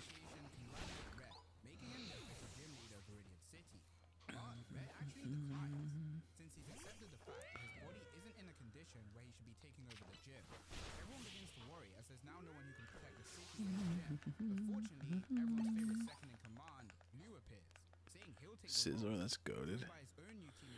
Why don't they make more people to battle and have more variety? Well, they do have a lot more variety, but it just takes long. Like, there's like battle cafes all throughout there, but those people have like 3 to 4 Pokemon each, and you do battle more Pokemon in a run, but it takes longer. So there is a big variety, from my understanding, but this is the fastest way to get rid of that 1,000.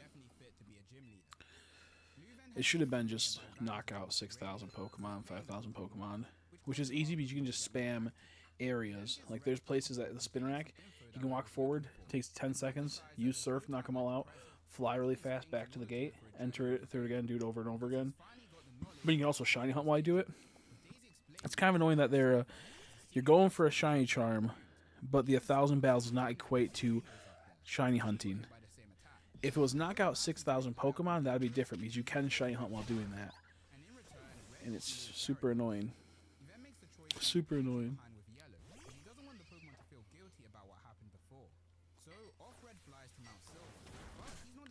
Oops.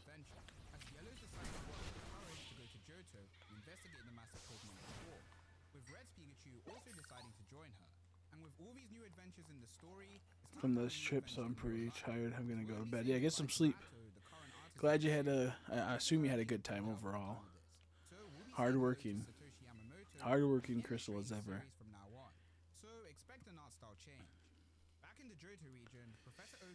Yeah, make sure you relax. I definitely want to read these again. I want to collect these and read them. I loved reading the ones I did have.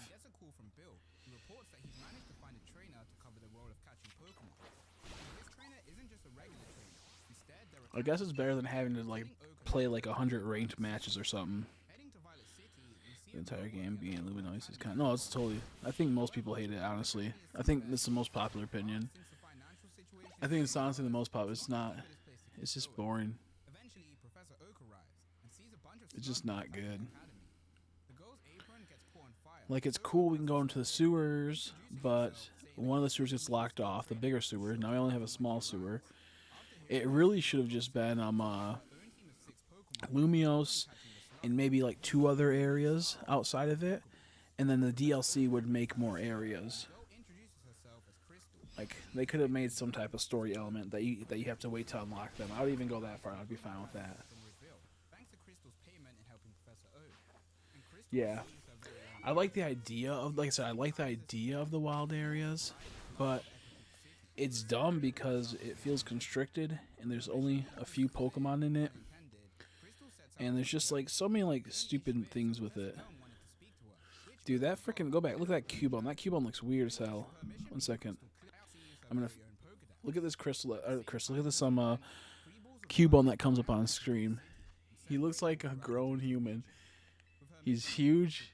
Look at his like arms and like legs. He looks weird, dude. He looks like a Marowak, but like also a human.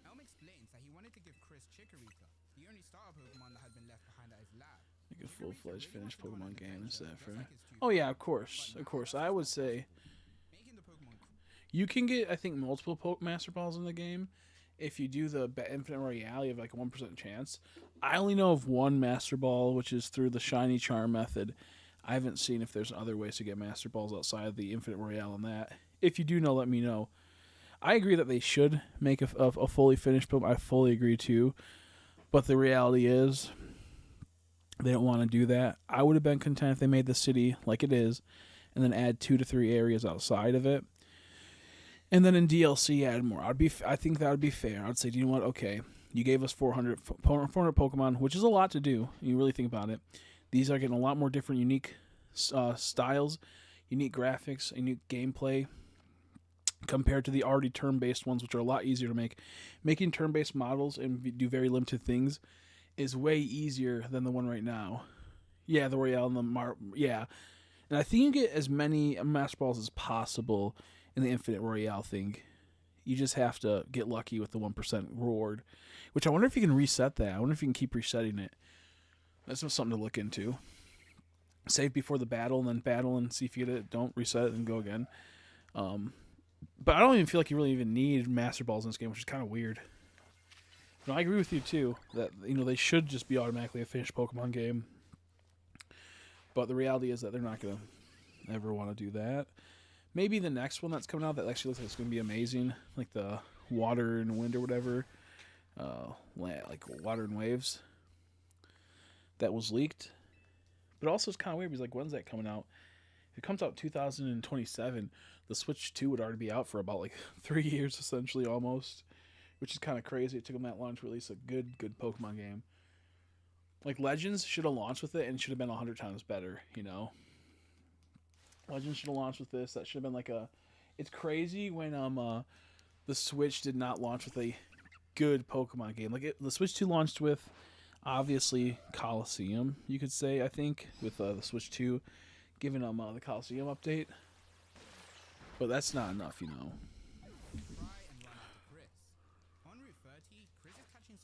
Yeah, I'm catching wild Pokemon. Look at Victory Bell, just like how I have.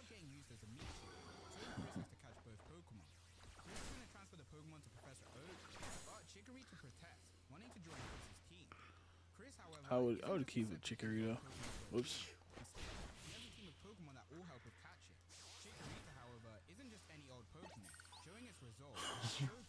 It has a little muscle that's so funny.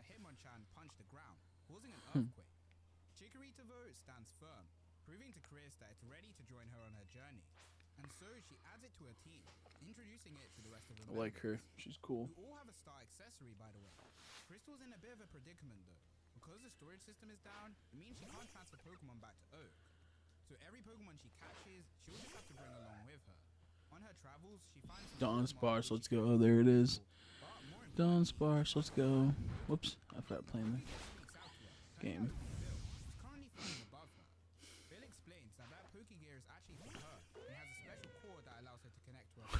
So stupid. That's for you. Pokemon without using the PC system. They'll then get surrounded by a bunch of Staryu, which chase him all the way to an amusement park.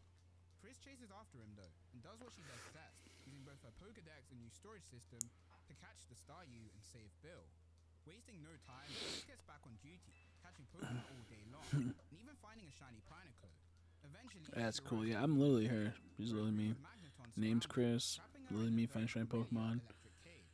Lily me. Chris faints from the shock, and the Pokemon carry her over Even to though a I think the name's submarine, technically Crystal, dumping but her into it let's before not flying even away. talk about that. Lieutenant Surge then makes his grand reappearance. There he is. That's Doing my it, there's guy. no way a trader could be wandering around these caves, getting back into his machine and heading underwater. He speaks over his radio that connects to the SS Aqua, saying he'll be making his return now. But before he can, his ship gets caught up in the reef of Corsola. Crystal wakes up, shocking Surge, since somehow he didn't see her in there. Acting fast, Whatever she happened to tells Surge Supreme to focus Arcanine? Does his he still make content? I just thought focus. about He him. has to his ship, having her naturally Just thought about that return guy. to the ship, That's allowing them crazy. to resurface, and Good Crystal old catches Supreme the Arcanine. Pokemon. As thanks, Surge invites Crystal onto his ship, and one of the crew members gives her a tour around it. He then explains that Surge isn't the captain I of want to the look it ship, up, but I but don't he's in charge because of I'd it. have to Since stop he's the been game. captain of another ship in the past. Look it up on my phone really quick. However, there's a rumor floating around that he's actually part of a criminal gang. Oops. The story of it, though, is gonna have to wait for another time. They've arrived at their destination, Olivine City. Crystal gets off the boat, and as she walks, she listens to the radio, learning about the free Pokemon that flew out of Critique City, with some people speculating that they could be the free legendary Pokemon. Dale is his She then name. comes across the battle tower, which is under construction. As she passes by, a tank full of liquid trash bursts open, spilling into the ocean. This pollution causes massive quillfish Yeah, it to looks like appear it in kind anger. of stopped So you can probably guess what's gonna happen making now. content. As Crystal catches the Pokemon, one of them signals to her about a smaller quillfish that got sick from the polluted water. So she has to hurry to a Pokemon. Is he just like on? Instead, Suicune Is he just on the one thing? creating a bright flash of light, healing the quillfish. Is he just on? 1 second. Is he just like on like Twitch or something now? Because he's not really making content. Like 2 months ago was something.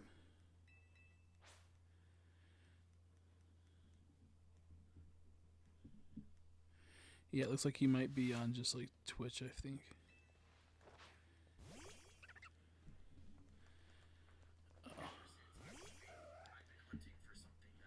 Yeah, I do not care. I do not care.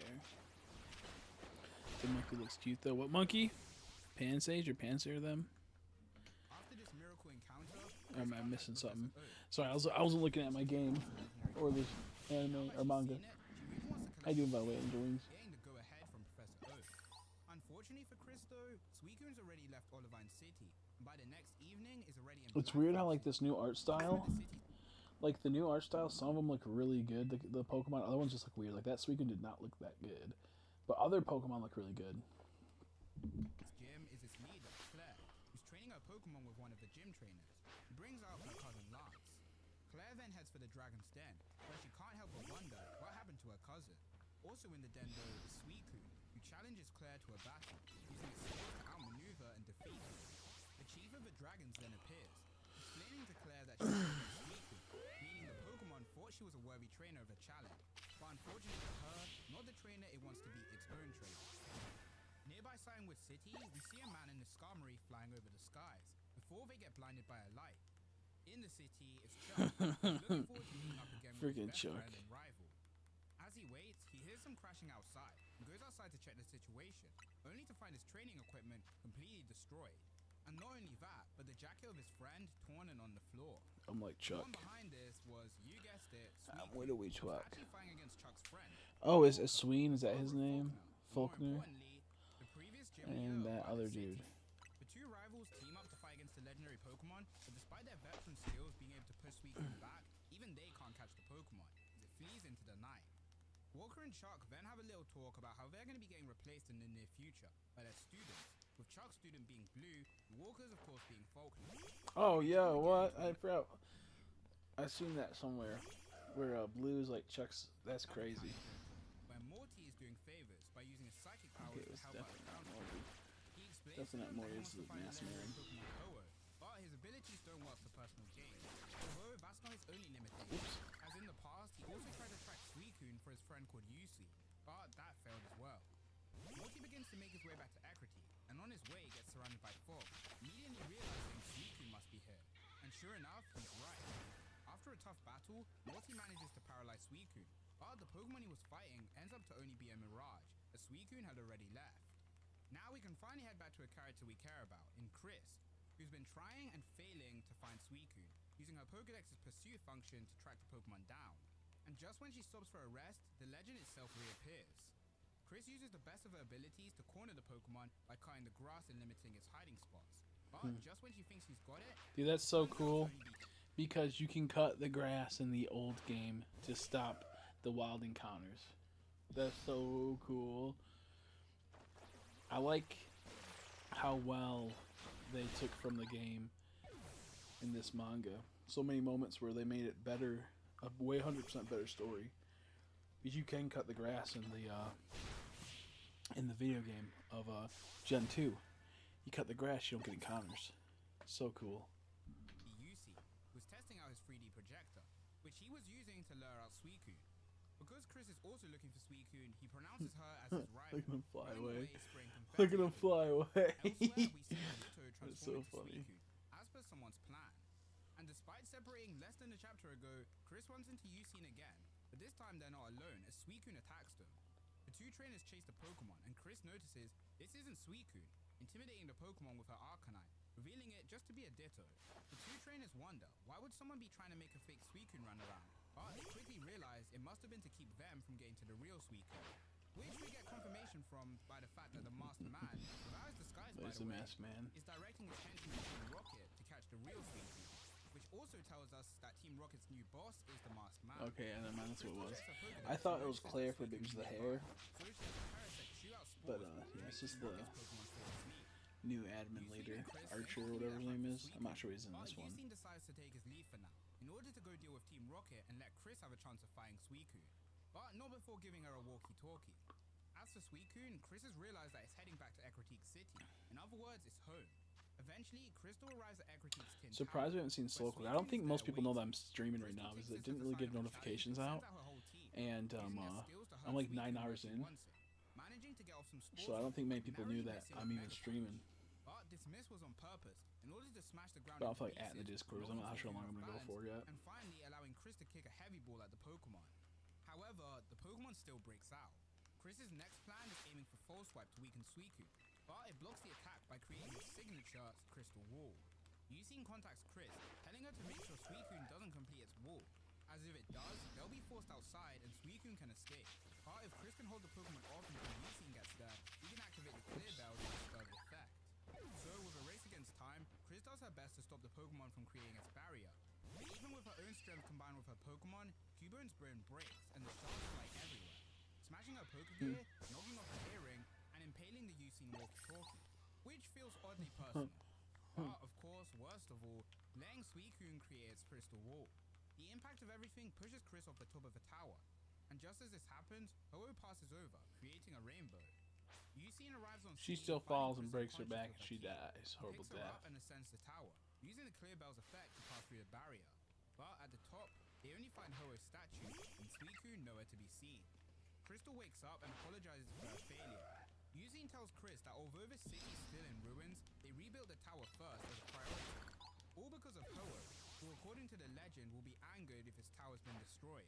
But the people were too late to rebuild it, so Ho-Oh's already been angered. Soon enough, he'll unleash his wrath. And chances are, Suicune probably came here to meet with Ho-Oh. Now it's time for the amazing Suicune Hunter to make his leap, giving Chris's hand a kiss and saying his farewells, and that he enjoyed their time together. Oh, that's funny. Now gone, Chris can finally let it all out, speaking to Chikorita about how she's disappointed in herself, but not realizing Suicune's true intentions and instead getting in her way. Nearby the city though is Suicune, who picks up Chris's earring and takes it with her. Crystal knows though that she doesn't have time to be depressed, since she's on a mission, so she begins by trying to catch a Psyduck, but she completely misses. Over at Team Rocket's base, its admins are speaking to the Masked Man, who orders them not to focus on Yusin anymore, and instead only focus on Suicune. Crystal continues to fail to catch Pokemon, not knowing what's wrong with her, and now that she's at her lowest, she recalls the training she had to undergo to become a capture specialist 5 years ago. Back then, her only Pokemon was Smoochum, and the two of them got rushed by an She looks Archer, funny. who ended up making her fall off The the ledge Smoochum's and so break her funny, too. arms. And now she's pretty much back at that position, since she can't catch anything. And with perfect timing, Crystal's mother appears, asking her daughter how she's doing and That's giving her some funny. more Her Pokemon mom's with awesome. her. I like that And design. whilst it's there, she also wants Crystal to catch what's wrong, and Chris breaks down, explaining to her her story. Her mother tells her that this is a job, not just a personal Only mission, 8:15. meaning she has to Dude, this is complete it, suggesting she goes back to her roots. So Crystal does exactly It's so that, heading to the summit of slow. Mount Mortar and tying up her arms, trying trying to get back into the swing of things. Whilst Crystal begins her training arc, Suicune has made its way to the ruins of Alph, where Bugsy and some researchers are looking at unknown. Bugsy sees Suicune zip by and chases after the Pokemon until he reaches a dead end. And in this rune, some unknown engravings spell out a message that he has to decipher. With the word spelling out escape, he links this to the escape rope item, holding one up to the wall and causing it to break down, revealing Suicune. The Pokemon challenges Bugsy, who accepts, using his bug Pokemon to create a net that links to his phone. Reach so good if Bugsy catches it, no one else did. That'd be funny. As you probably expect, Suicune breaks out and runs away. Behind the wall that Suicune broke reads a love message that says Ho-Oh. The next day, Bugsy explains his findings to his fellow researchers and thinks maybe Suicune wasn't just trying to test his skills, but instead trying to leave a message as well. Back with Crystal, we get to see what happened with her back in her past. As after she fell off the ledge, both of her arms were broken, but she didn't feel any more pain. This was all thanks to Cubone and Parasect, who treated her injuries. Hitmonchan and Natu then also greet them, and Chris notices that they're all injured due to fighting against the Arcanine. The beast itself then appears, but Chris has noticed that when it was chasing them, it was hurting them to its left, and that's all due to its right eye having a massive cut under it. So Crystal asks her new friends to help Arcanine just like they did her, and that's how she met her. All thanks to one happy misunderstanding. Now back in the present, Crystal's finding her training very difficult. Now out of nowhere, Arcanine starts to get angry, as a Larvitar has made its appearance. The Pokemon attacks Arcanine on its right side, seeming to know its weakness, and Crystal realizes this must be the Pokemon that hurt Arcanine back in the past. The fact it stayed a Larvitar for all those 5 years... Larvitar is so mean. Look at him, he's like, fuck you. Helps Arcanine, even managing to evolve into a Bailey, allowing Crystal to sweep in and finally get a successful capture. And now with her skills successfully back, Crystal can re-begin her journey, heading to the southwest of Johto, and as she does, Suicune watches over her. In Goldenrod City, we see a ninja girl break into a building in hopes of stealing a big pearl. Is her name Janine or Jasmine or something? I think it's like But the Janine. girl's fortress manages to leave a fight from the ground, allowing the girl to escape. This act of thievery, though, only turns out to be a security test that the Fuchsia City gym leader, Janine, helped with.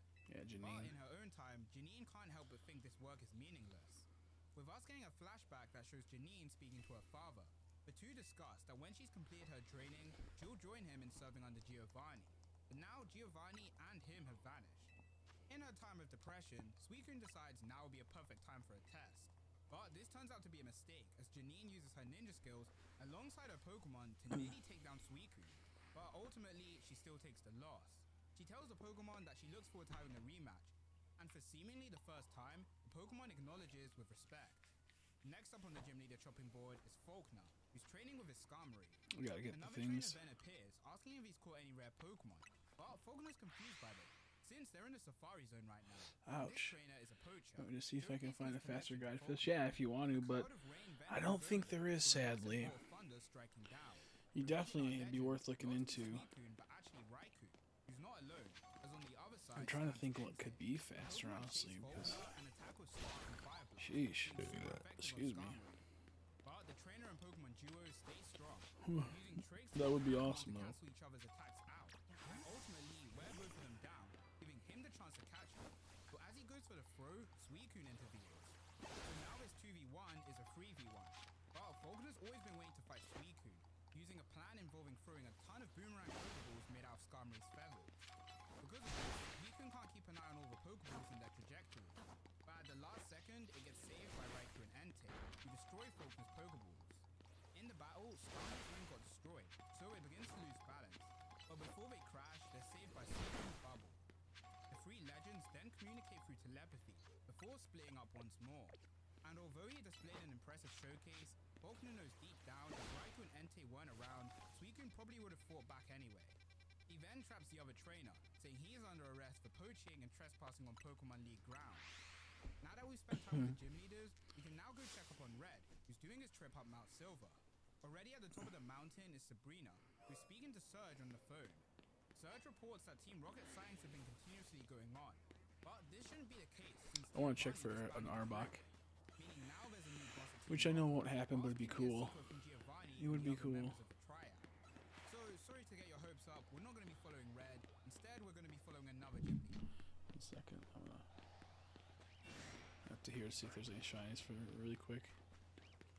just to be safe. Gotta make sure I can hear shinies because the volume's down pretty low on the game. One day I'll get that shiny Alpha Arbok. Oof, nothing. Alpha Dratini. I feel like I see a lot of Alpha Dratini over there. I wonder if there's like a higher chance to be Alpha Dratini than if it was a normal Pokemon there. Surge, being you guessed it, the masked man. Surge wastes no time in surrounding the man, but he doesn't feel threatened at all. Instead, having his Houndour howl and now lying at the bottom of the lake. But the masked man isn't the only person with allies. Surge busts out all of his electrodes to explode with self-destruct, allowing Surge to escape. Well, barely escape, as he crawls to the lake, knowing that he can't battle the masked man without more power. As he gets closer, he sees bubbles coming from under the lake, so with no other option, he gets his submarine and heads down. And what he finds there is the red Gyarados, frozen solid. Oh, that's The so cool. Gyarados then breaks out of the ice, dashing past Surge and smashing his head on another block of ice. Surge gets a closer look and sees something inside the ice, and Gyarados eventually passes him. Using the power of his ship, Surge melts the ice and grabs what's inside of it. But unfortunately for Gyarados, all he can find is belongings, no bodies. Although this isn't all bad, as inside Gold's bag is his Pokédex, which begins to buzz. Whatever happened to Gold and Silver will have to wait, as Chris has got her Pokégear fixed and repaired. So now she's fully back on. Just can't find anything. Yeah, sucks, but it is what it is. Was meant to be signed with It is what it is. but because she can't surf, she has no other options. A couple of surfing Pikachu. Well, it was though. It's funny.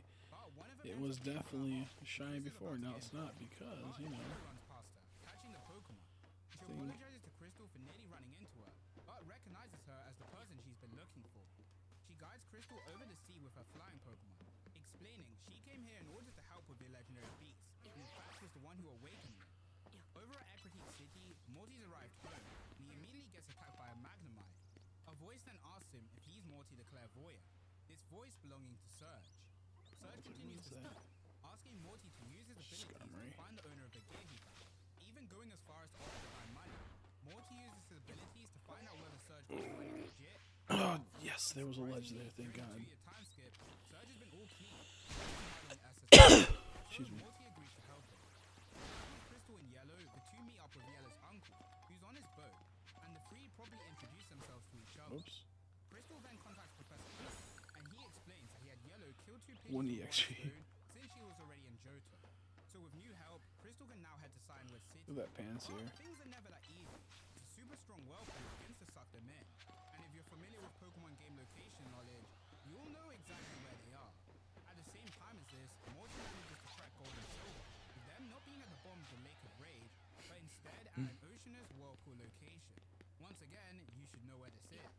And we finally get to see the two boys. We're surrounded by a ring of fire created by Entei. Now we're going to make a really odd jump away from the action to DJ Mary, the Pokemon Association director, and the radio crew, who are all on the way to Mahogany Town. Also joining this odd party is Whitney. This group of people is all here to meet Price. Why, you ask? Well, that's due to the actions of Suicune. They can now tell that Suicune's probably going to be next battling Price. Price himself then appears to greet his guests, showcasing his ice sculpture, one of which being a Suicune that begins to move, making the group realize this very well could be the real Suicune. Winnie never got a turn against the Pokemon, this time we battle against it. So she does just that, confusing it and hitting it with a roller. But against Suicune, that's nowhere near enough. So Price steps in. He knows all about the tricks that Suicune's used against the other gym leaders, and Whitney wonders how he knows this. But now that the battle's begun, there's no time to explain.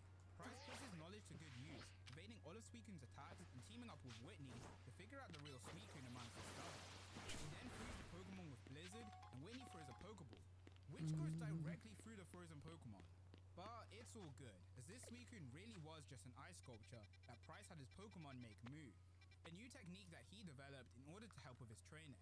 With their meeting of Price complete, the group heads back home, and Price speaks with his Pokemon, saying that Suicune will probably never come to challenge him, and that's for a good reason. Now we can finally get back to the main story, as Gold is finally waking up after being out of commission for 3 whole weeks. Sorry, I was also checking wakes up something. and realizes that they must have been saved by someone. I want But all to they can remember is a check shadow to see if coming there's to their any rescue cool and shinies melting their here. frozen bodies with flames. Or as Silver likes to call Arbador? them, the flames of light. Skarmory. That's why they managed to survive for 3 weeks. Jarbador. Lieutenant Surge has now arrived at the Ooh. island Morty told him about, Big ass finding Gold and Bulbasaur. Silver and returning them their belongings. He He asks the two of them if they fought against a masked man, but first, Silver has a more important question, being, did he arrive here on ship? Because if so, they should turn around, as the SS Aqua has begun flying. And not only that, the ruler of the seas, Lugia, has appeared. Also flying in the sky is Crystal's group. Silver recognizes the Pokemon as Lugia, and the Pokemon attack him. So he decides to fly to the Pokemon and begin his battle. As for Gold, he's gonna have to stick with Surge, since he doesn't have a flying or surfing Pokemon for his own. Whilst in the cage, Gold explains to Surge that the Masked Man is all about ice, but against Surge, he didn't use any of this ice. Down below, Yellow confirms Lugia was the Pokemon that she saw 2 years ago, and Crystal's Pokedex begins to beat. Yellow explains that this means there's 2 other Dex holders nearby, but they don't have any time to be chatting, since Lugia aeroblast their ship in 2. Silver tries to understand why Lugia's going berserk. Look at that, Electros. I'd love to get a shiny of that. Alpha. From up above also spots this and hops down to do the same. Would be so And good. like usual, the two arrive to save the girl at the same time. But in doing this, they've unintentionally caused the first Imagine if of Game both Freak Dex actually holders cared to about their, and allowing you their know, star Pokemon to all fan unite base as and well. listen that we kind of just want a bike at These least. guys can't get along with each other at It'd be all. so easy to add a Silver bike wants to in, see dude. Gold says that their Pokemon are ready to fight against Lugia, so they should give them a chance. Free So gift Silver bike. decides to cooperate. Then we can Coming up with upgrade the plans bike to a whole stop bunch with Lugia's aeroblast. cool stickers and Gold's other plan is things to bring and Lugia make it all underwater, fancy where and there's no fun. air. So him and Crystal fly up to the Pokemon, getting into close combat, leaving Gold unfortunately stranded. He then gets a phone call from Wilton, who tells Gold that he has something useful for him. But then a massive wave comes through, washing Gold underwater. As he sinks down below, he Goodra and sees a bunch of Simisage. Remoraid and Pokeballs. These being some Pokemon Nice. that Crystal caught with Yellow and Wilton earlier. But not only Nice. that, there's also a wild Manta, and with this he comes up with a plan. Blasting One out more the circle water and we're by going using back to Remoraid's battles. water gun, paired with Mantine's gliding abilities. Well, first we'll They buy some attack Mega Lugia, Stones, and with and then their we're gonna go combined back to power, battle. manage to lodge Gold's billiard cue in its mouth. Gold then gets sent down to the beach, and Silver and Chris head to help him out. But Lugia rushes after all of them, trying to flatten them with its massive wings. Luckily for them though, their Pokemon all work together to hold it up. And at the same time, they all evolve into their final stage. Gold asks Silver where Lugia's weak point is, and Silver says that it's his forehead. So Gold goes to throw a Pokeball but misses, allowing Chris to follow up like she's a Sagi Take and score a Glaceon. hit on Lugia. The group celebrate, thinking they've caught a Pokemon. But when Silver goes to pick up the ball, it's empty inside. Glaceon. They all theorize what could have happened to the Lugia, using the Pokemon tracking system. As I'm they gonna do toot. this, they probably introduce themselves to each other. Silver investigates the area, you know that noticing family, one yeah. of the caves has signs of a battle. The Lugia was probably attacked before it got to them. The Pokedex then comes back with a reply, reading Okay. error. Lugia Let's didn't reset escape. that Goodra, Instead, it got caught by and then someone we else. will go As for buy Surge, our he Mega makes his way Stones back to SS Aqua and head and out gets a message to reading the he and battles. other gym leaders need to head to Goldenrod City immediately. We're getting closer and Back with the closer. gang, Silver takes flight, realizing the person who fought Lugia must have been waiting for the chance to attack them. In other words, this was just a setup. Crystal says that he should wait and ask the professors for some assistance, but Gold says just to let him go. As after all, they all have a common enemy, so even if they go separate ways, they'll reunite eventually. Crystal then remembers about Yellow and Wilton, but before they can worry about that, Professor Oak calls. He tells the two not to worry about Yellow, since she's pretty tough. Instead, they need to head for Go the away, Indigo Goodra. Plateau. As for Silver, he makes his way to one of the otherworld islands, and has his water Pokemon open a secret path with the hidden moves, thus opening a route to the secret lair, where Silver reports to a shadowed figure on his return. This figure being Lance, the ex-leader of the Elite Four. Whilst these two mysterious trainers meet, the Kanto trio of Brock, Misty, and Erica have arrived at the Tojo Falls, trying to get to Johto just like the request. Dude, this Goodra will not As they disappear. travel, though, Misty's zoning out, It's a Simisage falling again. off the damaged Huh. bridge. I wonder if there's something to that. Starmie says I wonder if it's like on like a queue or like some type of thing. Because how's it go from being Simisage, also Glaceon, back to Simisage? Like that can't be just random. Like there has to be something going on with that. The director explains that the gym leaders have trainer badges. That Oh, are we meant to see give out that? to trainers. And if a trainer can get Oh, he's trying to kill my Pokemon, bruh. bruh. In the league finals without having to go through the preliminaries. In the past, these badges were used for evil, so now they need to restore Ooh, one got a of these Charmander. badges. The other reason for calling them here, though, will have to wait, since not everyone's present. Misty wakes up now behind the waterfall, realizing that Starmie saved both her and Krabby. Seeing the wild Krabby makes her reminisce about Red, since they actually traded Pokemon and he gave her a Krabby. If you haven't caught on yet, Misty has feelings for Red, which she wants to tell him about, but can never seem to find the right chance. Suddenly, appearing through the waterfall is Suicune. The Pokemon challenges Misty like expected, but unlike all of our other challengers, Misty is a water-type expert. Outside the waterfall, Suicune's always been my least Professor favorite from the association of the say that Pokemon. all gym leaders will against each other. However, there's no time to be shocked by this news, as Misty's fight ends up with both her and Suicune falling to the bottom of the falls. They continue their fight underwater, and Suicune then sends a message to Starmie, who writes it out in the ancient starglyphs, which Misty can understand. The message reads, Oh, did I get all the 360s? and it requires a I think partner I to help did. it in battle, Nice. so it has chosen Misty, and of course, Misty accepts. She then reunites with her friends, and the group continue to Johto. Now that Suicune's finally settled Okay, down, 1, let's 2, talk about how the legendary 3. beasts awakened in the first place. 3 left. 3 left. Awesome. I think I have 3 left before we hit the final Mega Stones. Why is Duolingo all creepy? Like some anime. After the Tin Tower had been attacked, the 3 Pokemon woke up from their slumber, realizing they must find some human allies to repay their debt from the past, as soon Ho-Oh will be returning. As the townspeople rebuild the tower, Yellow arrives. Jasmine explains the legend behind the Towers of Ecruteak, the Tin Tower and the Burn Tower, which is coincidentally burning right now. Yellow uses her Pokemon to put the fire out, but something pulls her into the smoke. I think we're at 818. Let's take a Inside look this rock, she encounters the legendary before beasts, I do thank Yellow that. for freeing them, and the 3 escape out of the tower. Yellow is 818. continues the story, which I trust that we all know about, being the classic Ho-Oh resurrecting the 3 Pokemon, 182. which eventually became the legendary beasts. Back to the present time, we now go to Team Rocket's secret base. 182, Team that's Rocket crazy. members called Ken, Ao, and Harry are being punished for failing a mission. The Masked Man then appears, angered by Team Rocket's uselessness, but at least he has his 2 admins, Sham and Carl, who he personally trained by himself. The 3 of them then speak to the other members of Team Rocket about how it's now time for Team Rocket to be reborn. And now they'll finally announce this with the Pokemon League. At City League, we see Evan and Miles, who we met in the previous arc, training against each other. These 2 want to compete in the league, but like most people, they don't have all 8 badges, so they'll be taking part in the preliminaries. Before the actual league can begin, the gym leader exhibition matches have to happen, and everyone's favorite radio gang are here to host it. The league director then begins the opening ceremony by introducing the previous champion, Red. But Red isn't around, so they'll just have to begin the matches.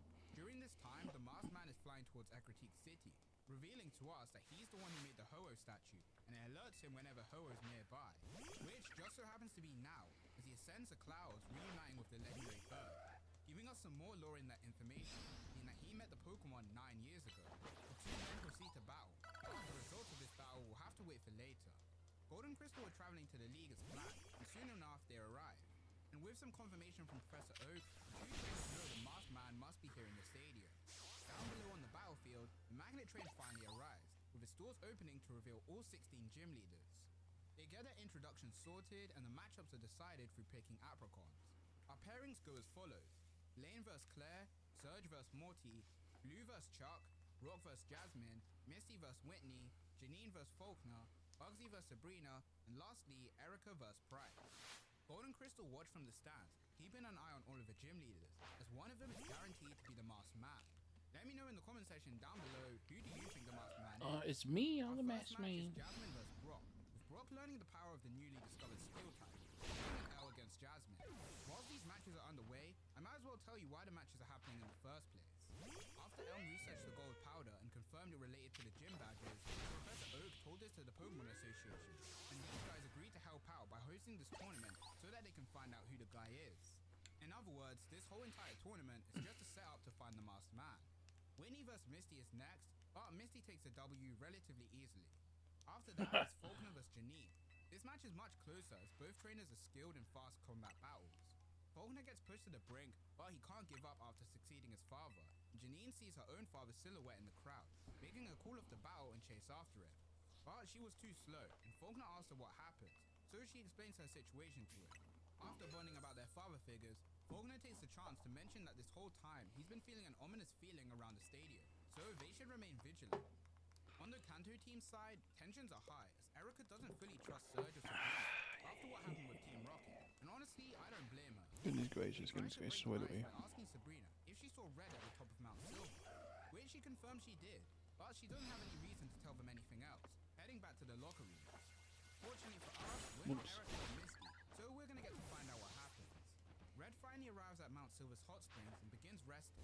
Charizard's pretty curious about the water and puts its tail near it, making it erupt. A voice then explains to Red that these hot springs have flammable gases, so fire-type Pokemon should stay away.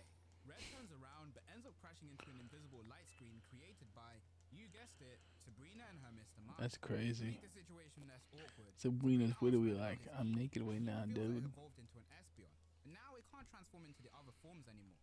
But he's fine as long as it's happy. Sabrina then prepares to leave since her injuries have healed, informing Red about the meeting of gym leaders. However, Red isn't going to have enough time to heal himself and make it for the tournament. So Sabrina leaves him with a spoon of destiny, as well as a note telling him of a more effective hot spring that has the power to heal his wounds faster, but is much harder to get to as it's even further up the mountain. Back to the present, Surge's battle with Morty has begun, and although Surge is stronger, he can't keep up with Morty's tricks. One second, I'm gonna pause this. Oh yeah, no, we're good. The next Fillet your bagel? Of course. Fillet your potato. battle is Bugsy vs Sabrina, and although Bugsy has the type advantage, This everyone over knows here. early gen psychic types are unmatched, and Sabrina takes the victory. Jumping away from the action again, we go to the Well Islands, where Silver returns Lance's Tyranitar, saying he failed to control it. He then surprisingly holds Lance at Sneasel Point, as the only reason he worked with the guy was because he wanted to get closer to his enemy, demanding Lance reveal everything he knows about the Masked Man. Lance reminisces about the first time he met Silver, being in the dead of the night at the Battle Tower construction site, where Silver ambushed Lance a while after his defeat against Yellow. Lance uses his power to read the minds of Silver's Pokemon, finding out what he wants from him, which of course brings her on the kidnapping. Unfortunately though, Lance has nothing to do with this crime, and now he wants to live his life in solitude, regretting his previous actions. Although he does have some info that Silver can use, with the price being that he allows him to train him, and so Silver agrees to becoming Lance's student for 6 months. Which brings us back to now, where Silver wants to know this knowledge. Lance reads the mind of Silver's Sneasel, as he's had it since he was kidnapped, revealing when they were with the Masked Man, there were 6 children there, 3 males and 3 females. All of them had to wear a mask and train under the Masked Man, who aimed for them to excel in a specific skill. For Silver it was trading, and for Green it was evolution. But Green, who was paired up with Silver, managed to find a way to escape, so she took Silver and left, along with stealing something from the Masked Man. This something being the Rainbow and Silver Wing, which makes Lance realize what the Masked Man wants, and that's the ability to control time. So with this newly acquired information, Silver heads straight for the Indigo Plateau. Now seems like a good time to check in on Yellow, who wakes up at the Pokemon daycare, getting greeted by the daycare couple. Yellow recognizes the name of the place, because in the past, Jasmine gave her a note with its address. The couple revealed Yellow and her uncle got washed up at the shore, and the only identification they had was the address of the daycare, hence why they're here. Yellow finally notices the egg that Pika and Choo-Choo had together, but questions surrounding this will have to wait for later, as the lady wants Yellow and Wilton to blow some balloons, for whatever reason. They're Yellow then freaking, notices a photo dude. in the house, showcasing the daycare couple in their youth, along with Agatha, Oak, and Kerr. Silver arrives at the Pokemon League, getting straight past the security by presenting all 8 gym badges, which in truth he actually stole. He then sneaks into the gym leader locker rooms, trying to find out who could be the Masked Man, eventually coming across Blue's room. At the same time as this, Blue receives a call telling him to head to the stadium. But suddenly, he feels an abnormal heat rush over him, busting down the door and finding Silver hiding. Silver can also feel the heat, and the 2 trainers get straight to battling, both thinking whatever caused the heat. But they soon discover what's really causing this heat is in fact the legendary Pokemon. Since he's late, Daisy makes her way to Blue's room, only to find him and Silver battling against Entei with their Gyarados. Entei then runs away, and Silver chases after him. Blue wants to do the same, but he can't, since now he has a match to attend to, and his opponent is his teacher. Blue apologizes to Chuck for being late, and the 2 get ready to begin. Blue starts off by showcasing his whole team, which consists of the Pokemon he caught at the start of the arc. But for this battle, he'll only be using Rhydon. Although we know Blue's only second to Red, Chuck is no slouch, pushing Blue's new Pokemon to its limit. We then get to see a flashback of when Blue first met Chuck. Back then, Blue was just a little kid, and he came to Chuck in order to get out of Professor Oak's shadow, and become a strong trainer of his own right. In his training with Chuck, we learn that trainers have to sync with their Pokemon in order to truly fight. Back with Silver, he continues looking for Entei, understanding it was the very same Pokemon that saved previous balls from the Lake of Rage. It turns out though, Entei's already partnered with a trainer. This trainer being Blaine, Fire-type gym leader of Kanto. That's crazy. Blaine still suffers from the same arm mutation he did in the previous arc, but with Entei's Flames of Life, it might just be the cure he needs. Back with Blue's battle, he's finally got the chance to counterattack against Chuck, having his Rhydon's drill. It is pretty cool when certain people aren't main characters get legendaries. It does make me mad when the person I like doesn't get it though. I'm like, fuck. Allowing him to defeat Chuck. Chuck congratulates his student on his victory. A officially letting the student surpass the master. Blue also explains his reasoning for just using Rhydon, and that's because the previous gym leader Viridian was a ground expert, and he made a book covering the secrets behind ground Pokemon. So Blue read and learned from it. But enough small talk, as both trainers can sense that the stadium is being engulfed in some kind of evil aura. Back with Blaine, Entei begins to burn his arm, but instead of injuring him, it disconnects him from Mewtwo. As we now see Mewtwo leave Cinnabar Island as a free wild Pokemon. Just around the corner, Silver comes across a mysterious old man and his Abra.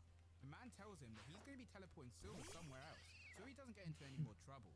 Silver understandably thinks he's an enemy, but in truth, this person's his one true ally, being Green. She apologizes to Silver for making him do all the hard work, but now she'll be stepping in to get the job done. Heading back to the tournament, we now have the captain battle of Erica vs Price. Although she has a type disadvantage, Erica puts in good work against Price, but in the end, she still couldn't match up against Price's ice attacks, which was so subtle. I was gonna say, like, you'd be screwed with your grass type, you know. Morty respects Price for his skills, but finds him very enigmatic. The league director can't see Price being the masked man, since he's way too modest. But Gold and Silver find his similarities to the masked man something they can't ignore. For example, they both use Pokemon, and they have similar strengths, meaning he very well could be their enemy. The two then clock on that someone's watching them, and when Gold runs after them, they run away. They chase the figure into the control room, finding the guy who's meant to be in control knocked down by, you guessed it, Team Rocket. They reveal their plan has already begun, and they're about to broadcast this to everyone tuning into the league. They show Gold and Crystal on a monitor the masked man fighting against Ho-Oh, but this shouldn't be possible as all the gym leaders are present at the stadium. Gold wants to waste no time and take down Team Rocket, but him and Crystal can't move, as they're currently under the effects of Raw. Apon comes in clutch though, getting a Pokeball from Gold's bag, allowing Polybo to use Hypnosis.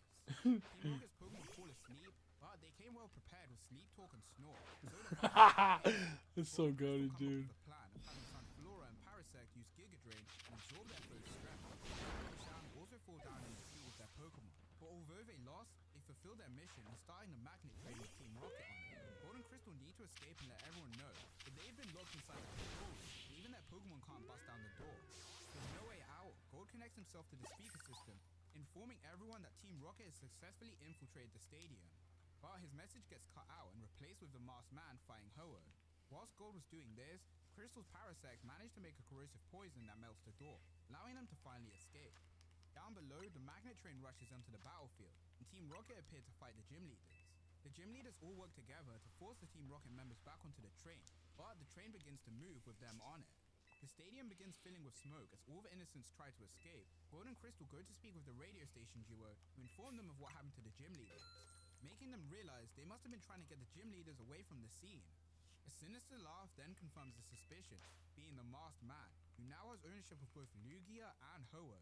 The two legends attack the arena, destroying everything, and Gold and Crystal run for their lives, trying to think of a way to stop the legendaries. They realize that the Pokemon are attacking in unison, meaning for now, they have to separate them. Gold fights against Ho-Oh while Crystal fights against Lugia. And despite its legendary status, Gold manages to push back Ho-Oh, making the masked man target him specifically. But in doing this, it allows Crystal to catch Lugia off guard with a Future Psi attack. With the two trainers actually working so in sync, they actually have a chance of victory. But the masked man begins transforming into a larger form, revealing he's waited 10 years for this and won't let anyone stop him now. He's actually a commanding Ho-Oh to Pokemon the trap whole Gold and time. Crystal in a ring of fire. He then goes to attack the crowd, grabbing Kurt and demanding him to create the Pokeball that can capture time itself. Gold asks what he means, and he explains that the previous evil leader... Concealer is an important product in my life. It's not Okay, like I'm Miley erasing Cyrus, who who I gives am a or fuck? erasing something that's imperfect. I really celebrate those imperfections. It's just about Just like Team Rocket and the Elite Four, all try to rule the world for their own reasons. His reason trumps them both, as he wants to control time. Stealing the Pokeball creation scroll from Kurt, revealing the needed materials to be the Rainbow and Silver one. Gold's enraged at the masked man for his ability to use people like Silver, Kurt, and even Team Rocket, but the masked man just remains silent. Gold then asks him, what about the Pokemon? He can't really believe that they're just tools, after all he's experienced in his life. But the masked man waits a bit before answering, before confirming his beliefs that they're in fact tools. At this point, Gold's angry enough to go Super Saiyan, but the masked man traps Gold in Ho-Oh's flames. He then makes the bad choice of flying away, since he has no more reason to fight against him. Although Gold's will to fight hasn't given up, his body has, causing him to fade from his wounds. A aboard the magnet train, Claire notices that the members of Team Rocket are being controlled, which is evident by the mask they're wearing. She also thinks that the person controlling them is most likely Blaine, since he was gone for most of the tournament. But not only that, she's still got a grudge against him for what happened with Lance, wanting to battle him here and now. So the other gym leaders continue to fight, with Missy especially being on her A game.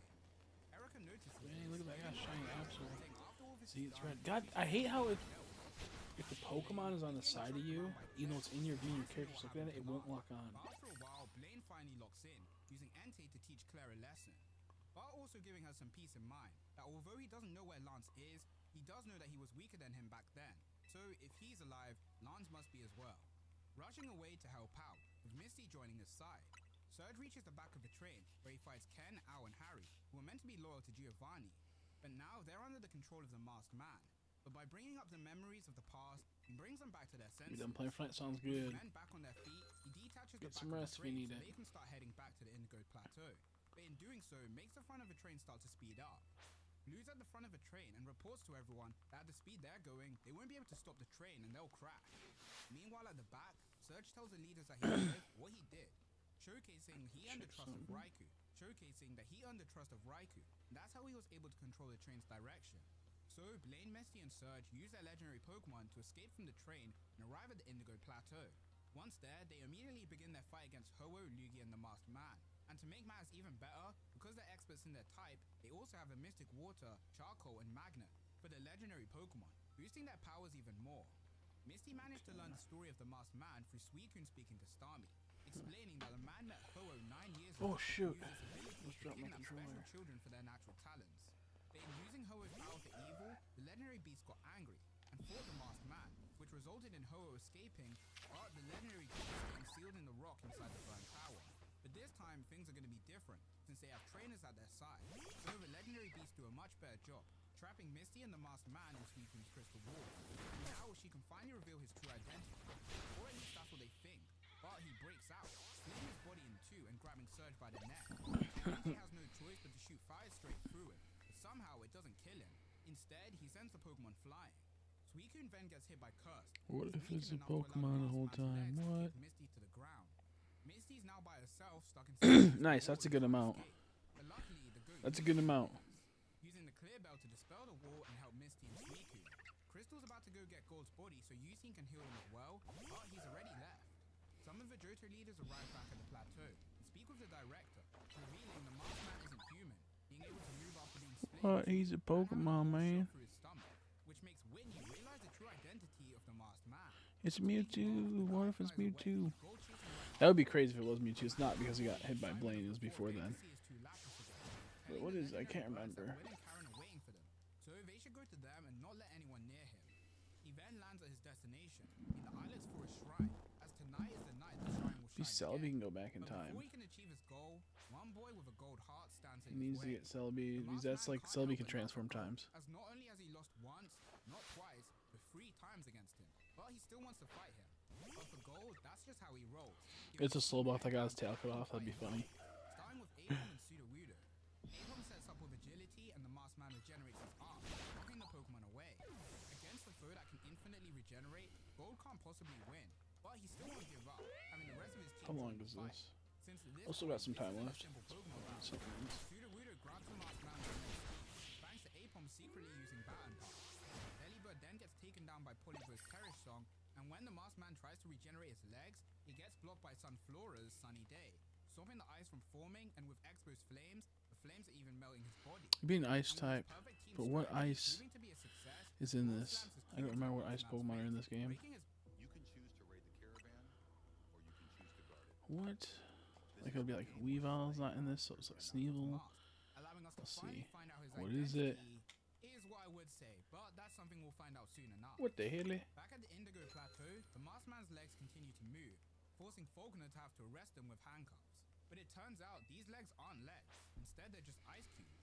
And as for Whitney, she knows the identity of the Masked Man, and Morty does too. And I'm gonna show who it is in 3 seconds, so put your predictions in the comments. That's over 3 seconds. He tricked me. 3, Feel like a slow poke would be the it's funniest, I think. Bryce. It's It obviously is Bryce, yeah. If you didn't guess correctly, I'm gonna be I guessed honest, Bryce a I'm long a bit time ago. disappointed in you. Because, like, Anyway, I was like, yeah, it makes sense. It's the ice type gym leader. It makes sense. Have to wait. She's being held up by Karen and Will, the other two children who were also raised by the masked man. Green does her best to fight them, but she gets afraid when Will stops using fire, triggering her fear of bird-like Pokemon. She does her best to run away, but they corner her, wanting her to return the feathers that she stole all those years ago. But those feathers are currently somewhere else, somewhere safe. In other words, Yellow's hat. Everyone at the daycare listens to the radio, wanting to know what happened at the event. Just then, Team Rocket break in, trying to attack. Yellow fends them off with her team, and Pika and Choo-Choo escape by holding on to a bunch of Choo-Choo. balloons. The Team Rocket members all Pika chase and after Choo-Choo. Yellow, trying to steal her hat. Back with Green, Will, and Karen, they reveal that they already know where the feathers are. Ho-Oh then arrives on the scene, and the two force Green to face her trauma, practically making her faint. And to rub salt in the wound, they show Green that they caught Silver as well, and managed to find out where Green was headed. Ho-Oh rushes at the group, but this time Green isn't going to let her fear take over, as after seeing Silver in danger, she decides now's the best time to show off her trump. Three legendary birds, Zapdos, Moltres, and Articuno. Will calls for Lugia, and the battle between birds commences, with Silver even tagging along on Lugia's back. Whilst they all battle, Forest Shrine begins to glow. Back over at the front half of the bullet train, things are looking really bad, as now they finally arrived at the station. But suddenly, a trainer appears on the tracks, sending out Snorlax who catches the train. This trainer, of course, being the GOAT Red, here with not only Blue's Charizard, but also Green's Blastoise. He apologizes to his friends for his lateness, but now he's here to save the day like usual. The rest of the gym leaders will hold off Team Rocket, whilst Blue and Red dig a tunnel underground to get to the stadium. As they travel, the Spear of Destiny alerts them where they should go, so they change direction from the stadium, heading for the Ilex Forest. Suddenly, two shadows appear behind them, these belonging to Bruno and Koga. Before trainers get into a scuffle, but Koga and Bruno call off their attack, revealing they're actually here to help the two reach their destination. They're also heading for the Ilex Forest to defeat the Twitch Masked you, Man. win away. Now, That's so they funny. don't work for anyone, but instead they're friends. The two random trainers became friends as Bruno helped Koga escape from Cerise Island. Oops, I hate this little. It always fucks up my whole entire They thing. were training partners, striving to get to the point where they could beat their Dex holder rivals, Blue and Red. Before they can get out of the tunnel though, Bruno tells them about a mythical Pokemon called Celebi, which can apparently travel through time, and the Ilex Forest is said to be the home of this Pokemon. Look how Once big his fucking outside, arms Red are. and Blue are already at the shrine, and their Pokedex begin beeping, meaning that Green is here. And like usual, it'd be right, as Green is above them fighting. She notices her friends down below and lends them a bird each, giving them the upper hand against the tower duo. Atop Lugia, Silver's fighting Will, and here we learn that Will and Karen didn't actually get kidnapped. See where we're Instead, at. they went Please to be the at least Masked Man 850. with Will. Silver then Only uses her relationship 839. to This stop falling back sucks. against his former childhood Oh, this friend sucks so or much. ally? I don't really know what to call their relationship, but he pushes them both off Lugia, having his team use beat up on Zatu as they fall. Silver then uses the move that he's always been trying to master, Return, which defeats Will. And that's some good character development, as before his Totodile would use frustration, and now they're friends. With his defeat being evident, Will retreats, telling Karen to do the same. And whilst they're leaving the forest, someone new arrives, being Yellow, who's finally escaped the Team Rocket grunts. And with nearly all the main actors reaching the stage, we can finally get back to the fight you've been waiting for, and that's Gold vs. Price. Knowing he's been cornered, Price takes the chance to grab Pika and Choo-Choo's bad timing to create a hostage situation. At the stadium, Morty uses his powers to fight Price's cane, which holds a special Pokegear inside it, which is what allowed him to see what his Ice Double was doing, and command his team using Morse code, which the Pokegear can translate. And honestly, you gotta respect the hustle. Price was a pretty impressive mastermind, and his evilness doesn't stop there, as he forces Gold to surrender. In a situation like this, he'd normally kill Gold, but now he doesn't need to anymore, since he's going to be escaping to another timeline. But still, since he has the chance, he mercilessly beats down Gold with his ice body, whilst waiting for the GS ball to complete itself.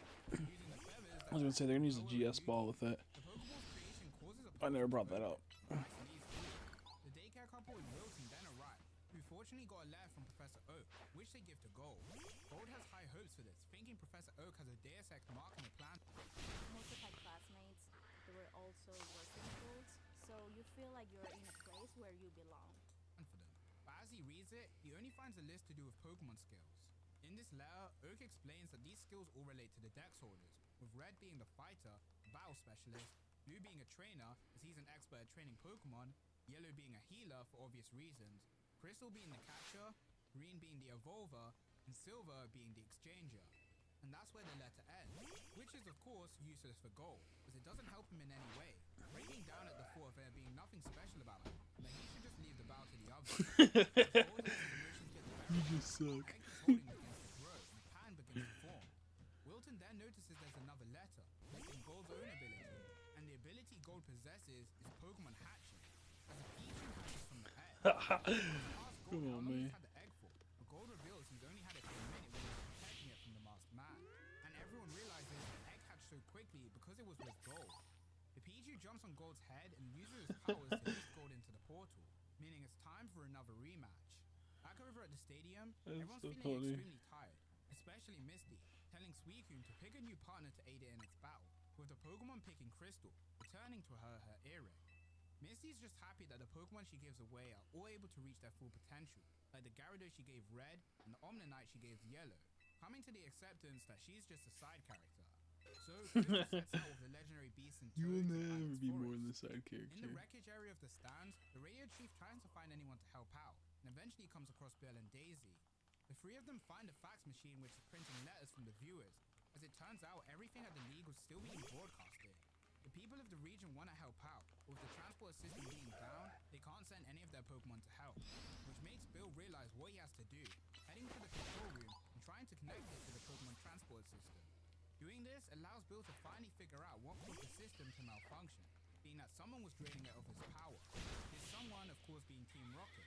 So now all they need is a way to power it. Unfortunately for them, Raiku's energy is still flowing through the magnet train, and with some simple redirection, they finally get it to work, fixing this transporter system. The radio director then broadcasts this to everyone across Kanto and Johto, and they send their Pokemon to Azula Town Center. Whoop. And we get to see tons of characters who we've met in the past, all preparing to send help. And just like that, the Pokemon burst out of their Pokeballs. Back in the forest, Red and the gang see the army of Pokemon flying their way, and the Pokemon all attack Ho-Oh and Lugia. And with them carrying the feelings of their trainers, it frees Ho-Oh and Lugia from the Maskman's evil grasp. The two legends land back on the ground, thanking the Pokemon for their help, then making their leave. Red returns Blue and Green their starters, saying they should use them for the final battle like usual, as they run towards the shrine. However, the Maskman's already at the shrine, capturing Will and forcing him to stay and help him. All the Dex holders arrive on the scene, as well as Gold's Typhlosion, who carries Pika and Choo-Choo there as well. With the full team finally assembled, Silver leads the charge against the Masked Man, and Crystal notices that Gold's still missing. The Masked Man protects himself with ice, creating more ice dolls to fight the Dex holders' Pokemon, and they actually manage to defeat them all, restraining the Dex holders, which is all thanks to him having the GS ball, which increases his strength. The shrine then finally opens up, as Celebi appears. Price wastes no time immediately catching the Pokemon, commanding it to take him back in time. Ice dolls then begin to get colder, trying to freeze over everything. Crystal's worried for Gold, but Price reveals when they went through the portal, they were in a crash of time, and the two fought each other there. And during the battle, Gold managed to nearly blind Price with Flash. Entei frees Silver and Crystal with its flames, and Price reveals that Gold was an annoying foe, and now he's trapped in his ice walls in the crack of time, escaping into the shrine. Gold tells his friends that he can't escape, and Silver tries to help him, but inside the shrine, time is completely twisted, so they can't simply just enter. If they want to be able to move around like Price, they'll need the feathers from Ho-Oh and Lugia to make this possible. How many But this candies do weird I have? I one, have to Yellow check was that out. absorbed into that rock was actually a crack in time that the beast I actually fought want to see how many against candies Price in I the have. past. And Gold puts two and two together, that all they have to do is get the two feathers off Yellow's hat, so they can free her. 325. Feathers are stuck to Yellow's hat, but she doesn't Oh want to my remove it gosh. since it will reveal that she's a girl to Red. But since this is an end of the world situation, she has no choice, revealing her secret to Red and the Johto trio, which is a bit awkward, but at least now Gold's free. Gold, Crystal, and Silver all pair up with the legendary beast and follow Price into the shrine. Inside, they see the memories of their journeys, but not only theirs, but Price's as well, showing his oh-so-tragic backstory, where his two Lapras got into an unfortunate accident, leaving him with only their baby. Present Price then appears, confirming his goals, to go back in time and save his two Laprases, which is really not worth all the evil he's committed, which the gang point out, This guy's going immediately crazy. knocking away their feathers. Price then says that he has to be honest, he lied when he said the Pokemon were tools. Instead, the tools were all the people he used to achieve his goals. Stains can run. So stupid. I will save my Laprases. Back outside the forest, So everything's dumb. starting to freeze. And not even Charizard and Typhlosion's flames can melt the ice, since it keeps regenerating. Blue realizes that only Entei's flames can melt this ice. And luckily, there's still some flames left over. Unfortunately, this works out well, as Red refilled Blastoise' water cannons with the water at the hot springs, which, as we learned before, contains flammable gas. So they spread Entei's flames and free themselves of the ice. Inside the shrine, Gold and Silver see the moment they first met. Gold apologizes to his now friend for refusing him, saying he doesn't think he's going to be making it out of here. Gold reaches out for the feathers, saying he only fights for himself, but in doing so, he can end up helping others too. Telling both Crystal and Silver he's had fun in the short time he spent with him, giving them both the feathers and jumping further into time after Price. Inside the time stream, Gold has his Pichu, which because of his ability has extremely high potential.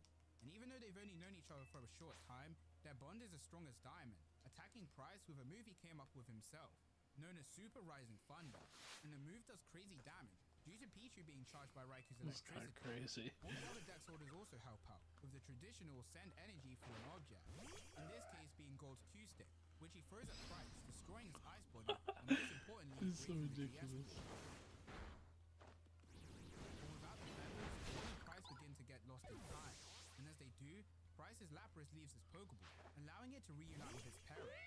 Price then hears a song created for him by his old childhood friends, and it's also the song Gold was listening to on the radio back in the first chapter. That's so good. Back then, Price's heart was too cold to accept his friend's help, but now that he's truly lost, the song connects with him, allowing him to finally accept defeat. Price thanks Celebi for using his powers to help him, asking the Pokemon to at least save Gold, since he still has a life ahead of him, before allowing himself to finally get absorbed into the time stream. Crystal, Silver, the legendary beast, and Pichu all get shot out of the shrine, and the others help him out. Pichu reunites It's kind of with his fucked parents up that and he Yellow died, gets but Pokemon also makes Pichu, sense. since it didn't have an official name yet. Although this is nice and all, the Pokemon's trainer has been lost to time. This sad news has to be interrupted though, as Blue isn't just gonna let Silver have a sob story without getting punished for his crimes. Everyone tries to protest this, but Silver says it's fine, since he's finally completed his revenge, so he's ready to receive any punishment against him. But someone points out that Blue should get his facts correct first, as the wanted poster clearly shows that Silver isn't the culprit. This someone, of course, being Gold. He's a bit annoyed that everyone thought he was done for already, but that doesn't matter now. The rest of his team then come to meet him, and Green notices that Gold's Sunkern evolved into Sunflora after being near the rocks in the area, which have similar properties to Sunstones. And Gold does something that would certainly get him cancelled today. From afar, Karen and Will have nowhere to have their fun, and Bruno and Koga offer them to join their group, which they accept, creating the Johto Elite Four. Back over at the stadium, Misty calls Erica to say everything's going well, but Red answers instead, since he was borrowing Erica's Pokegear.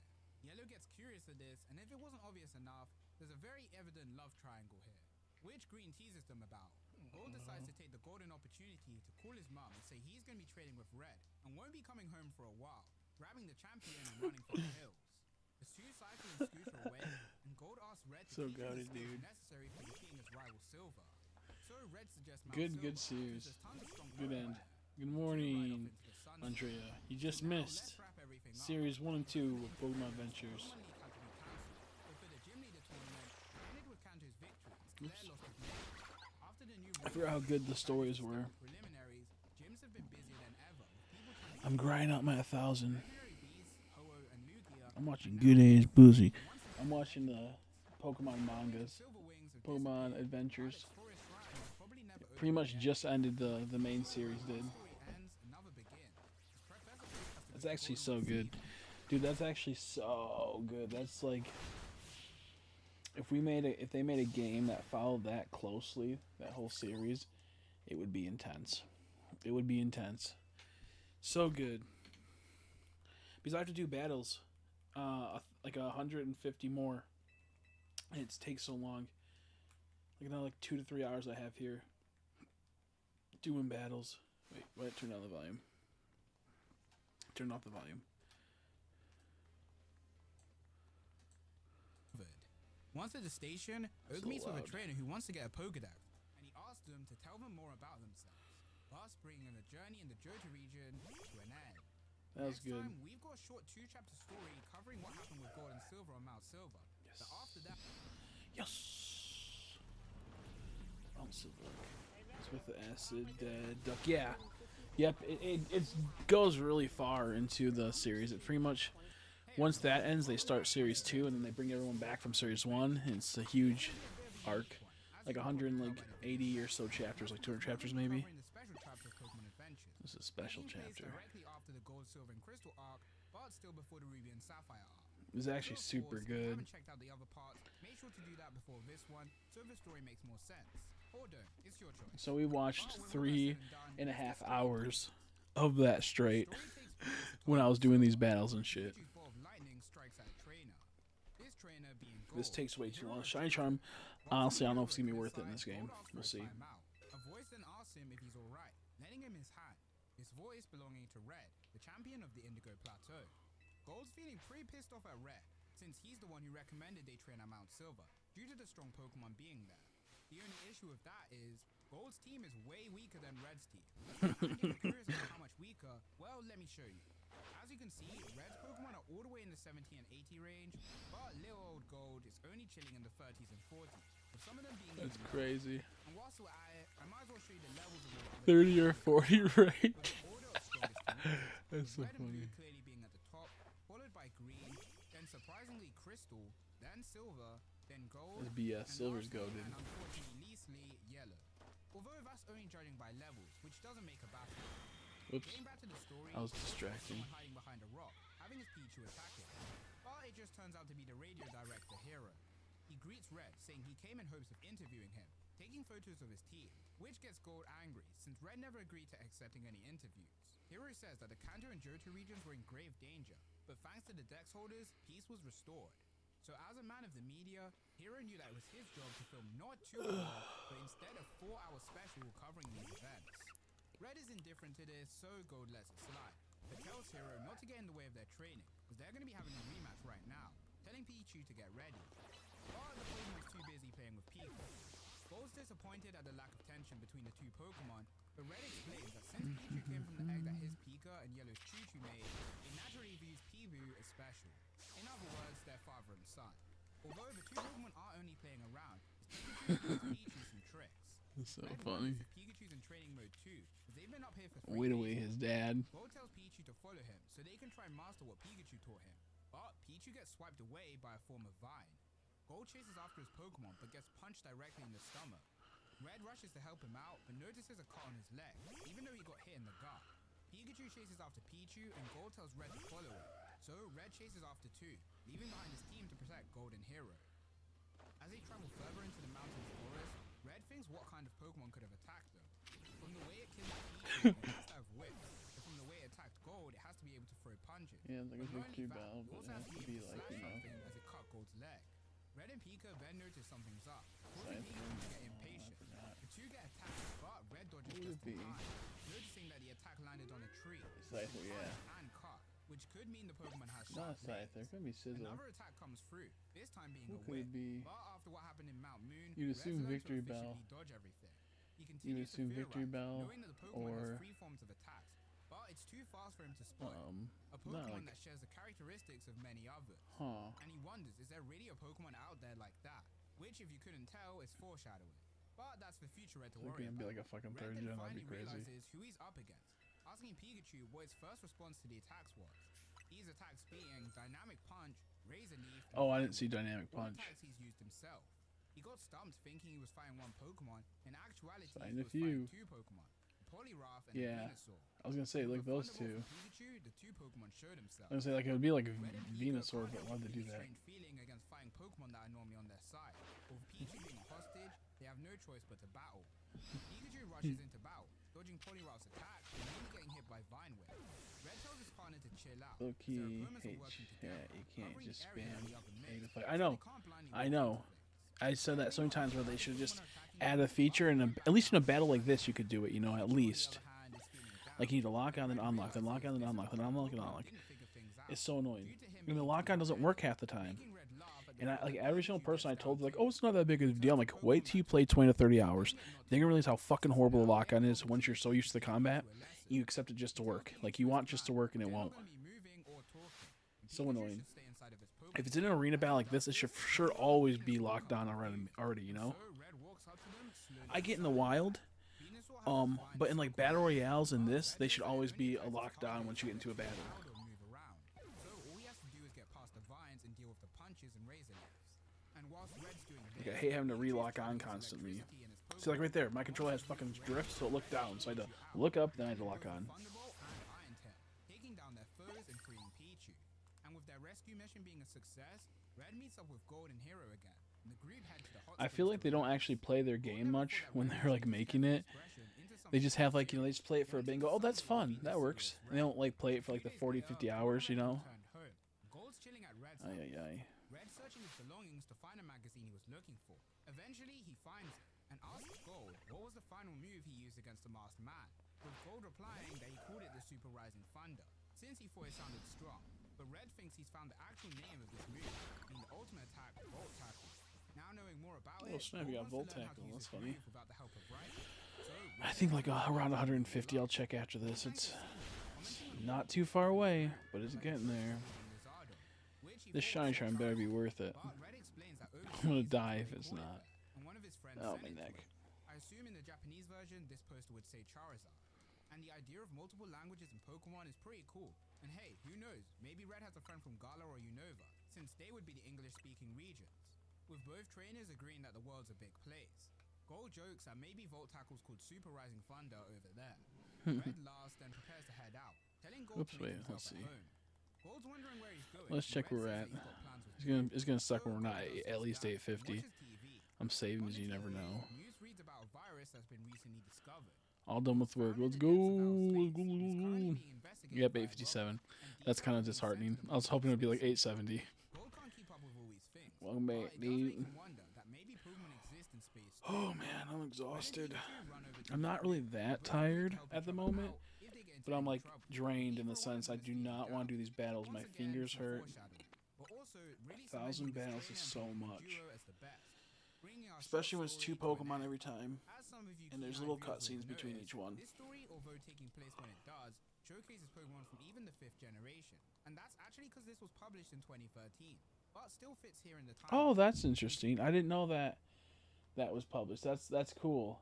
I like when they go back on stuff, you know. That's so cool.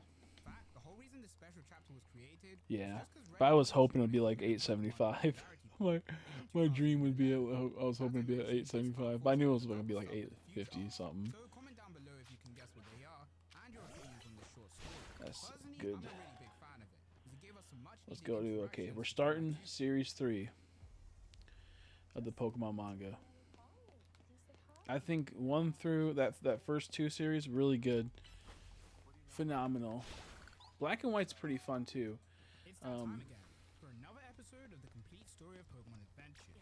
With Journey's encounter in Johto finally being complete, We almost got all the now Mega move on to Stones. the 3rd generation of Pokemon. Here in the Hoenn region, we'll begin Pokemon Adventures Ruby and Sapphire chapter, where we'll have new characters, new villains, higher stakes, some shit. deaths, Come and on. even more amazing moments.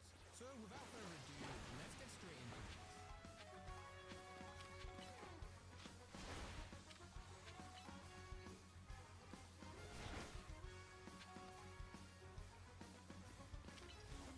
Whoops, I did not mean to hit that one. But it's okay because I ended up doing well and hitting all of them. Hell yeah. Full clear. Goated. Full clear. Who's messaging me?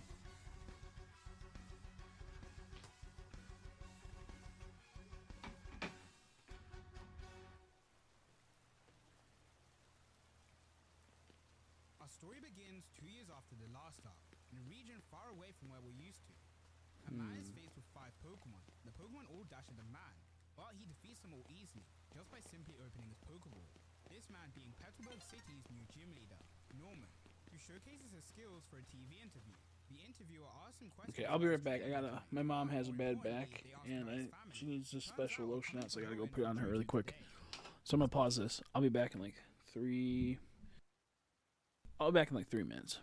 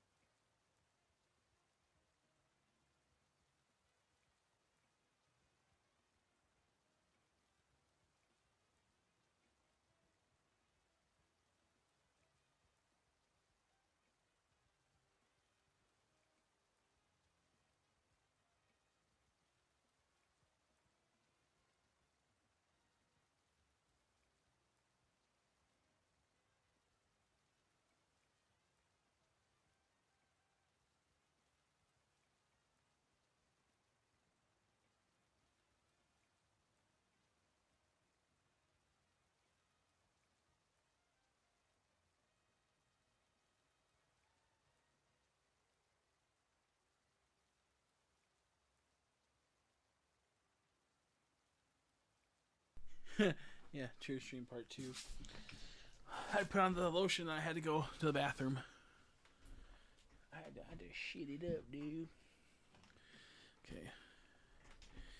I had to shoot it up. Yeah. Said family, we see his wife driving a moving van. Oh, my She calls butt. out to her son Ruby so My he can call butthole. the TV of his father, but he doesn't reply. That guy Turns named out he's too busy knitting hats for his Boy Pokemon. Tweaky blew up this with his platinum, 1,000+ hours saved. It's dope, and his voice put me to sleep. I don't think so. What's a platinum with 1,000+ hours mean? Because I put like fucking 5,000 hours in platinum. But that's only because I shiny hunt. I don't do all the tasks he probably did. He was making it stank. Yeah, it wasn't that bad. Stank pretty good, Caring about his honestly. father. Suddenly, though, the truck gets stuck in the mud. Ruby's mom asks him to come help. But just like before, Fuck, he where was I refuses. going? He doesn't want to get himself messy. Instead, having Over here. thoughts use confusion to use the truck. He probably did all like the special missions and complete everything. Me, I just ran around in circles for over 1,000 hours. And of course, beautiful. On Route 110, Fuck is there we see wild Ruby's gas professor, out doing? Professor Birch, doing his usual field research, and now he has a newly acquired Pokedex to help him out. He then gets a phone call from Dude, my Norman, butthole hurt. two are friends, and they're now going to be neighbors, inviting him and his family around for dinner.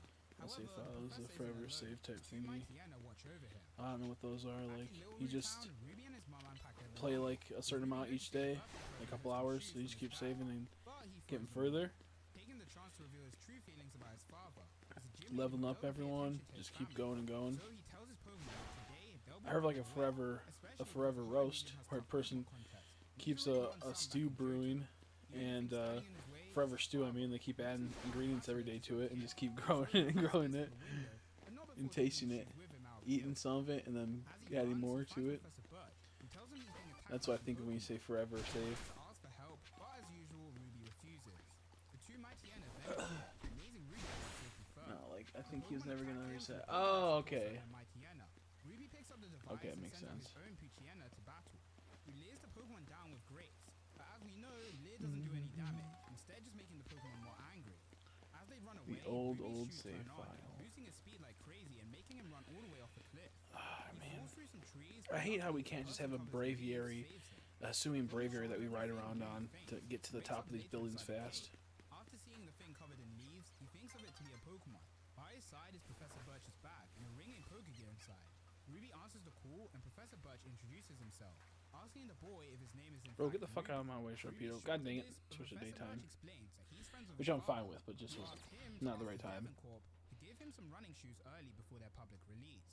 Birch asks Ruby why he's not home. No prize Before he can medals. answer, the leaf person speaks to him, scaring Ruby and having his Pokemon attack.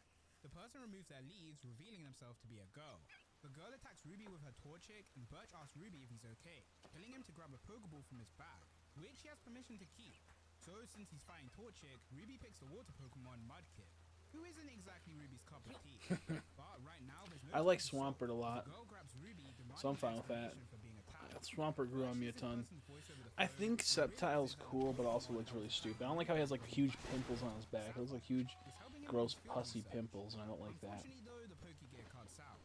Ruby I kind of like his apologizes to Mega's the girl kind of for cool though with its misunderstanding. weird Christmas This tree, story's gonna jagged have to rocket wait tail. until Survivor appears. But Swampert's my number one. Swamper's go to dude. Muddy water, you kidding me? It's over. But as we're all used to by now, Ruby declines, as after all, his team is competing in contests. Sapphire is unimpressed by this, defeating the Pokemon by herself. She then gets into an argument with Ruby about which is better, Pokemon battles or Pokemon contests. Ruby's a girl's Settle the name, bro. argument and decide They which should have one just Ruby like is named him better. Emerald. The She two said, you know, trainers predict agree the upon a future. bet, being who can complete their But he looks kind of weird that Ruby Pansage taking on did. contest, with Sapphire taking on the gym leader. I do like how like Pansage and Pansear both spawn up here. Suddenly, though, Sapphire collapses due to an injury she got while protecting Ruby. And as some thanks for saving him, Ruby gives her some first aid and prepares to leave. But the Survivor that Sapphire took down wakes back up and prepares to go for the kill, only to be instantly defeated by Ruby, who simply opens his Pokeball. Ruby then explains that there's a difference between not having the power to battle and choosing not to battle, with Ruby evidently being the latter. Later on, New Sapphire messages. wakes One up, second, I gotta see noticing if I her got. injuries are Still got healed new up, messages on. finding a letter from Ruby. The letter reads that Ruby left Sapphire some clothes, specifically tailored for her, which is pretty embarrassing for her as he took her measurements while she slept. What As happened for to Ruby, him? he's already arrived at Odale Town. They and is put. struggling Did they to block decide me or what they to put do, a? mainly with Mudkip, since his Pokemon all fit a That's category crazy. in contests. Poochyena is coolness, Skitty is cuteness, and Waltz is smartness. And little old Mudkip Someone that was here making doesn't tons of really fit any content these categories. used to Back in message me and Little Town, whatnot. Sapphire reports to her father what They happened it with says Ruby, Instagram which of account, course false worries account. See Ruby's their mother, photos. since She's her not. son Did they get just their randomly account ran away deleted? from home. The two Bruh. adults decide to call Norman, who That's after hearing what crazy if they happened, did. crushes the phone, saying he'll find Ruby himself. Speaking of, Sorry, I'm like Ruby's checking now this find himself out. in a battle with a wild Dustox, who poisons his Pokemon apart from Mudkip, who comes in clutch with Well, his that's water gun. insane. Hopefully, he Ruby gets his thanks stuff the figured Pokemon for out. his help, giving it the Some nickname guy who Ruby. makes content Though he also doesn't know what for category it action is in figures yet, like he I tells do. the Pokemon He got his account deleted. It looks like they'll make a great that's team. insane. And so the Yeah, group head off to the next Alpha town. Sharpedo's so Same good, time as dude. this, Sapphire is putting on her new clothes and prepares to head out for her That outing. does feel good right there. When you do a Father roll wishes her into a luck, Rotom phone, that bringing does feel along good. her two Pokemon, Chick As and much as I Wolf, talk shit about this and phone, Roman it is Arrow. pretty sweet when it works. With the help of the super quick running shoes, I almost have enough to get the last couple stones, and I can just focus on to find a hotel battling. before he runs I'm gonna into jump his down father. there after I The check group up of here wild really quick. Pokemon then attack it, but Mudkip manages Yeah. to fend them off. Actually, not much to do. Intrigued by this, Ruby follows the Pokemon into the woods, where he finds a boy struggling to catch a Pokemon. The boy thanks Ruby for his help and tells him that his That's Pokemon are Ralts. very tough. Which Ruby greatly appreciates his toughness Or and Ralts, I meant his Wally, in who combat, has Ralts. offering to help the boy catch a Pokemon. Which he Speaking of actually Ralts, there's one right declines, there. since he's already got someone teaching him, giving Ruby a bad feeling. Damn it, wrong especially when fucking the silhouette one. begins to appear. Oh, got it though. Ruby grabs Regardless, the boy and nice. hides behind some shrubs, revealing the There you go, silhouette to dude. be his father. The boy, who we learn is called Wally, is shocked by this information. Wally. Wally hiding and brings him the bad news that he won't be teaching him how to catch Pokemon, due to the fact that Wally never told him about his illness, which is so bad that it's forcing him to move out of Pelberg City so that he can get treated. And because of this, he can't risk Wally battling any wild Pokemon. Before he leaves though, Norman senses the presence of someone else, having a slacking attack with Swagger to confuse them. But Wally successfully escapes thanks to Skitty's safeguard. Norman then leaves, and soon after, Wally collapses. So Ruby takes him back to his home. I can't wait to get the Tell him that he's Shiny too Larvitar dangerous at for some Wally to go point. out and catch Pokemon, offering Ruby the choice to stay the night if he wants. Wally then wakes up and apologizes for the inconvenience he caused. But Ruby tells Wally that Excuse me. feeling that they're similar in a sense, he decides he'll personally help Wally catch a Pokemon himself, temporarily giving him his roles. The two trainers then head to the outskirts of the forest, where they find a wild Kekleon, and with some help from Ruby, Wally catches his first Pokemon. As a thank you, Wally gives Ruby a Pokénap, which works as a map but also allows him to check his Pokemon's condition. Suddenly, an earthquake starts to occur, and Wally tells Ruby that recently in Hoenn, these have been starting to happen. Shit. The two try to run away, and the ground starts to split, separating Wally and Rose from Ruby. I think I who should ends be up getting almost washed at away enough to get the to last see three. I'm just 105. double down so I have to go The back next and day, check. Sapphire also arrives I in can Petalburg City, fully where focus she on ends up finding 150 herself in an battles. awkward situation, trying to save a 100 Pokemon that was stuck in the fountain. Unfortunately, though, Sapphire has a 147 keen sense of battles. smell, having her Aron eat the fountain to open it up. Did that saving just the Pokemon. respawn right away? This Pokemon Bruh. in a cast form, Didn't we just belonging bust to the that a second president ago, or was of it the other? Oh, it was probably the other Corporation, side had it. And there's some down there. Okay, we got what we need. Gotta get fist this. and then do the other side. But Sapphire isn't too interested. Gabby then notices that the fountain's been tampered with, which is how the cast form managed to get stuck. The tamperers being some people dressed as waterwork employees. They call their boss over the Pokegame, who tells them that Sorry, Evie. cast form I'll catch you refuses as an to serve, apology. commanding his grunts to make sure Bro, that my cleanups fucking are done Ultra by Ball's the right end of next the to a day. Master Ball. With That his is not water good. people being Team Aqua. That is Back not at the good. fountain, Sapphire notices that something's still in the fountain. And a bunch of I feel like if I use my Master Ball, it'd be on like something like a Nombre Froakie, attacks where it could like run Mr. away. stealing something from it. So Sapphire, Gabby, and Kai all chase after him, eventually reaching Pelberg Woods. How much is this one where gonna Team be? Aqua reveal themselves. Nombre then attacks 14, Gabby and Kai. only Sapphire tries to 14, or fight was it back, a multiple but with the together? I hand think it was used multiple for Water together. Stone, Just made it look Nombre like one. evolves and overpowers their team. It hit 3 wide at that. Aqua tell their boss that they successfully stole the parts needed for their I think we have submarine enough to fleet. get all of them now. Now all that's left is to defeat Sapphire. Castform though comes to her rescue, turning into Sunform with Sunny Day, boosting Torchic's power and giving them the chance to run away. Once they have their freedom, Sapphire apologizes for failing to get the parts back, and the TV jurors say they'll report this information to the police. Mrs. Stone has one more request for Sapphire, though, Noted. giving her a letter and asking her to deliver it to a man named Steven, which she accepts. But before she can go find Steven, she's going to need to train at Rustboro City, or else she'll just end up losing again, challenging the gym leader Roxanne. But before she can take part in the gym battle, she'll have to pass a written exam. But because she sucks at reading, she has a reader help her, passing the test with a perfect score. So now it's time for a battle, being a one-on-one with Aaron versus Nosepass. While Sapphire's making big progress with her dream, Ruby's getting his life saved by Mr. Briny. You know, I never used Aggron really in the games. In like even in like Ruby, I was like Aaron was cool, but I just never used him. He wasn't inherently strong right away. So I just used my main character, my main Pokemon. So by using Dig, he gets behind Nosepass and lands an attack, figuring out that the Pokemon's weakness is that it can only face north. And with only a little bit of struggle, Sapphire earns her first gym badge. So with this victory under her belt, she can now head to find Steven, who we see is headed to Granite Cave for Ouch, my investigation. frickin' ear. Sapphire's in a hurry to go, but Roxanne tells her that the next town and city, Fort Laba and Moorville, are super far away, but Sapphire explains that she's headed to Juford, calling upon a Pokemon owned by her father, being a massive werelord named Laura. Dude, that's crazy. Heading back to Ruby, he wakes up remembering what had happened with Wally. Mr. Briny then appears, revealing to Ruby that they're on a boat in the middle of the sea, with Ruby commenting Yeah, on so you how can get cool the large guy is. candies. Although They he's cost retired, 100. Mr. Then you get Briny power has weights, come power out to lenses. sea in search of the special water Pokemon Relicanth, telling Ruby about Relicanth its is so legend cool. on how no one knows if it's come to the surface, as it used to help people head deep Please tell me down I have into enough. the sea with Whoops. its power. Mr. Briny then Oh, fishes yeah, I up think I a got 'em product all. that throws him off the Yeah, I boat, did. knocking Awesome. him out with the force We did of the it. waves, forcing We Ruby did to it. We get filled my involved. Mega Dex. Now I gotta go Ruby speaks to the and do these Pokemon, stupid noting things, its got a these hard battles. shell that protects it from crits. Gotta Despite lock the in. size difference, Ruby drags Mr. Briny out of the sea, and with no one around to watch him, he has his Skitty run in circles, creating a flash of light. Mr. Briny later wakes up finding the Crawdon tied up, with Ruby explaining that it smashed into the boat and collapsed.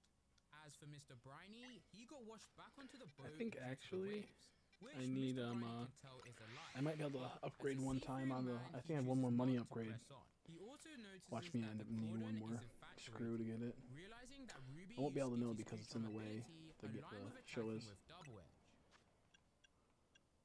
Also traveling the seas is Sapphire, who's been on her Wailord for days. Wailord Yeah, I have enough, then damn it. I don't sneezes, feel like causing dealing, a looking for massive more. wave.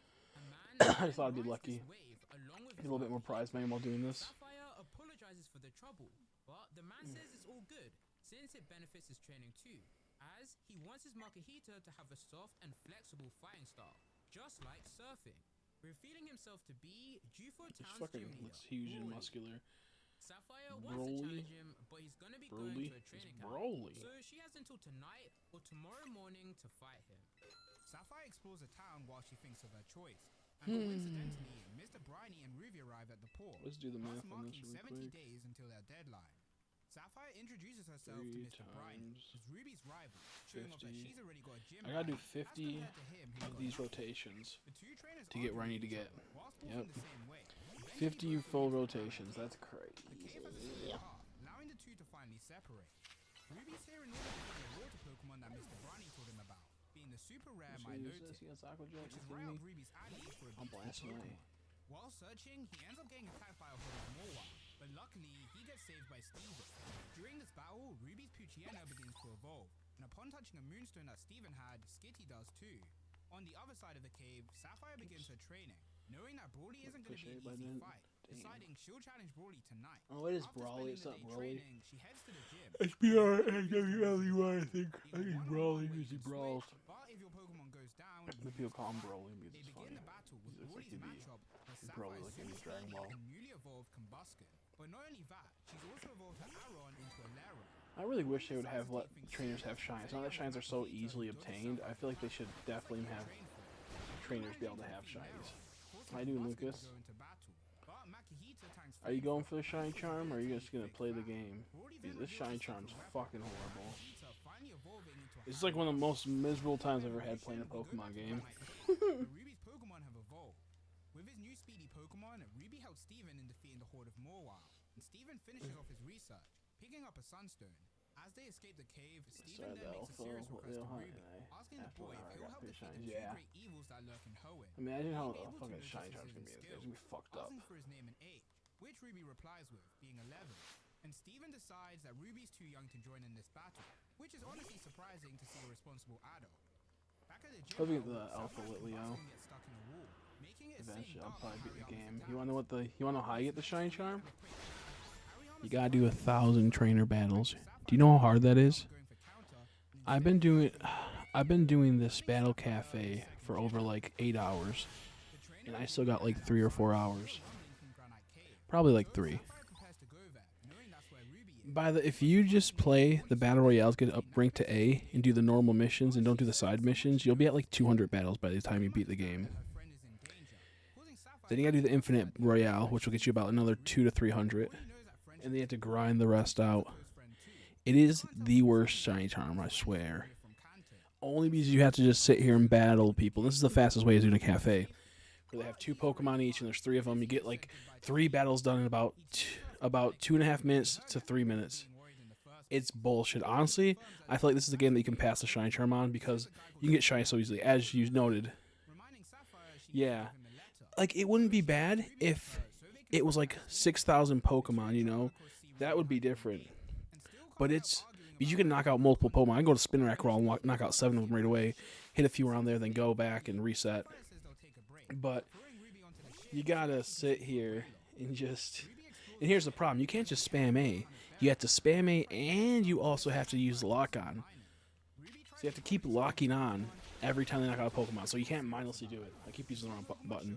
You're supposed to use like a Pokemon with Quick Attack, essentially, to make it fast. And I have a Pokemon with Aqua Jet, but it's like, you know... How you doing, Oreos? How you doing? Dude, this game's killing me. I definitely want to get Shiny Spider. Yeah, he's like one of the easy ones to get since you can go to Zone 4.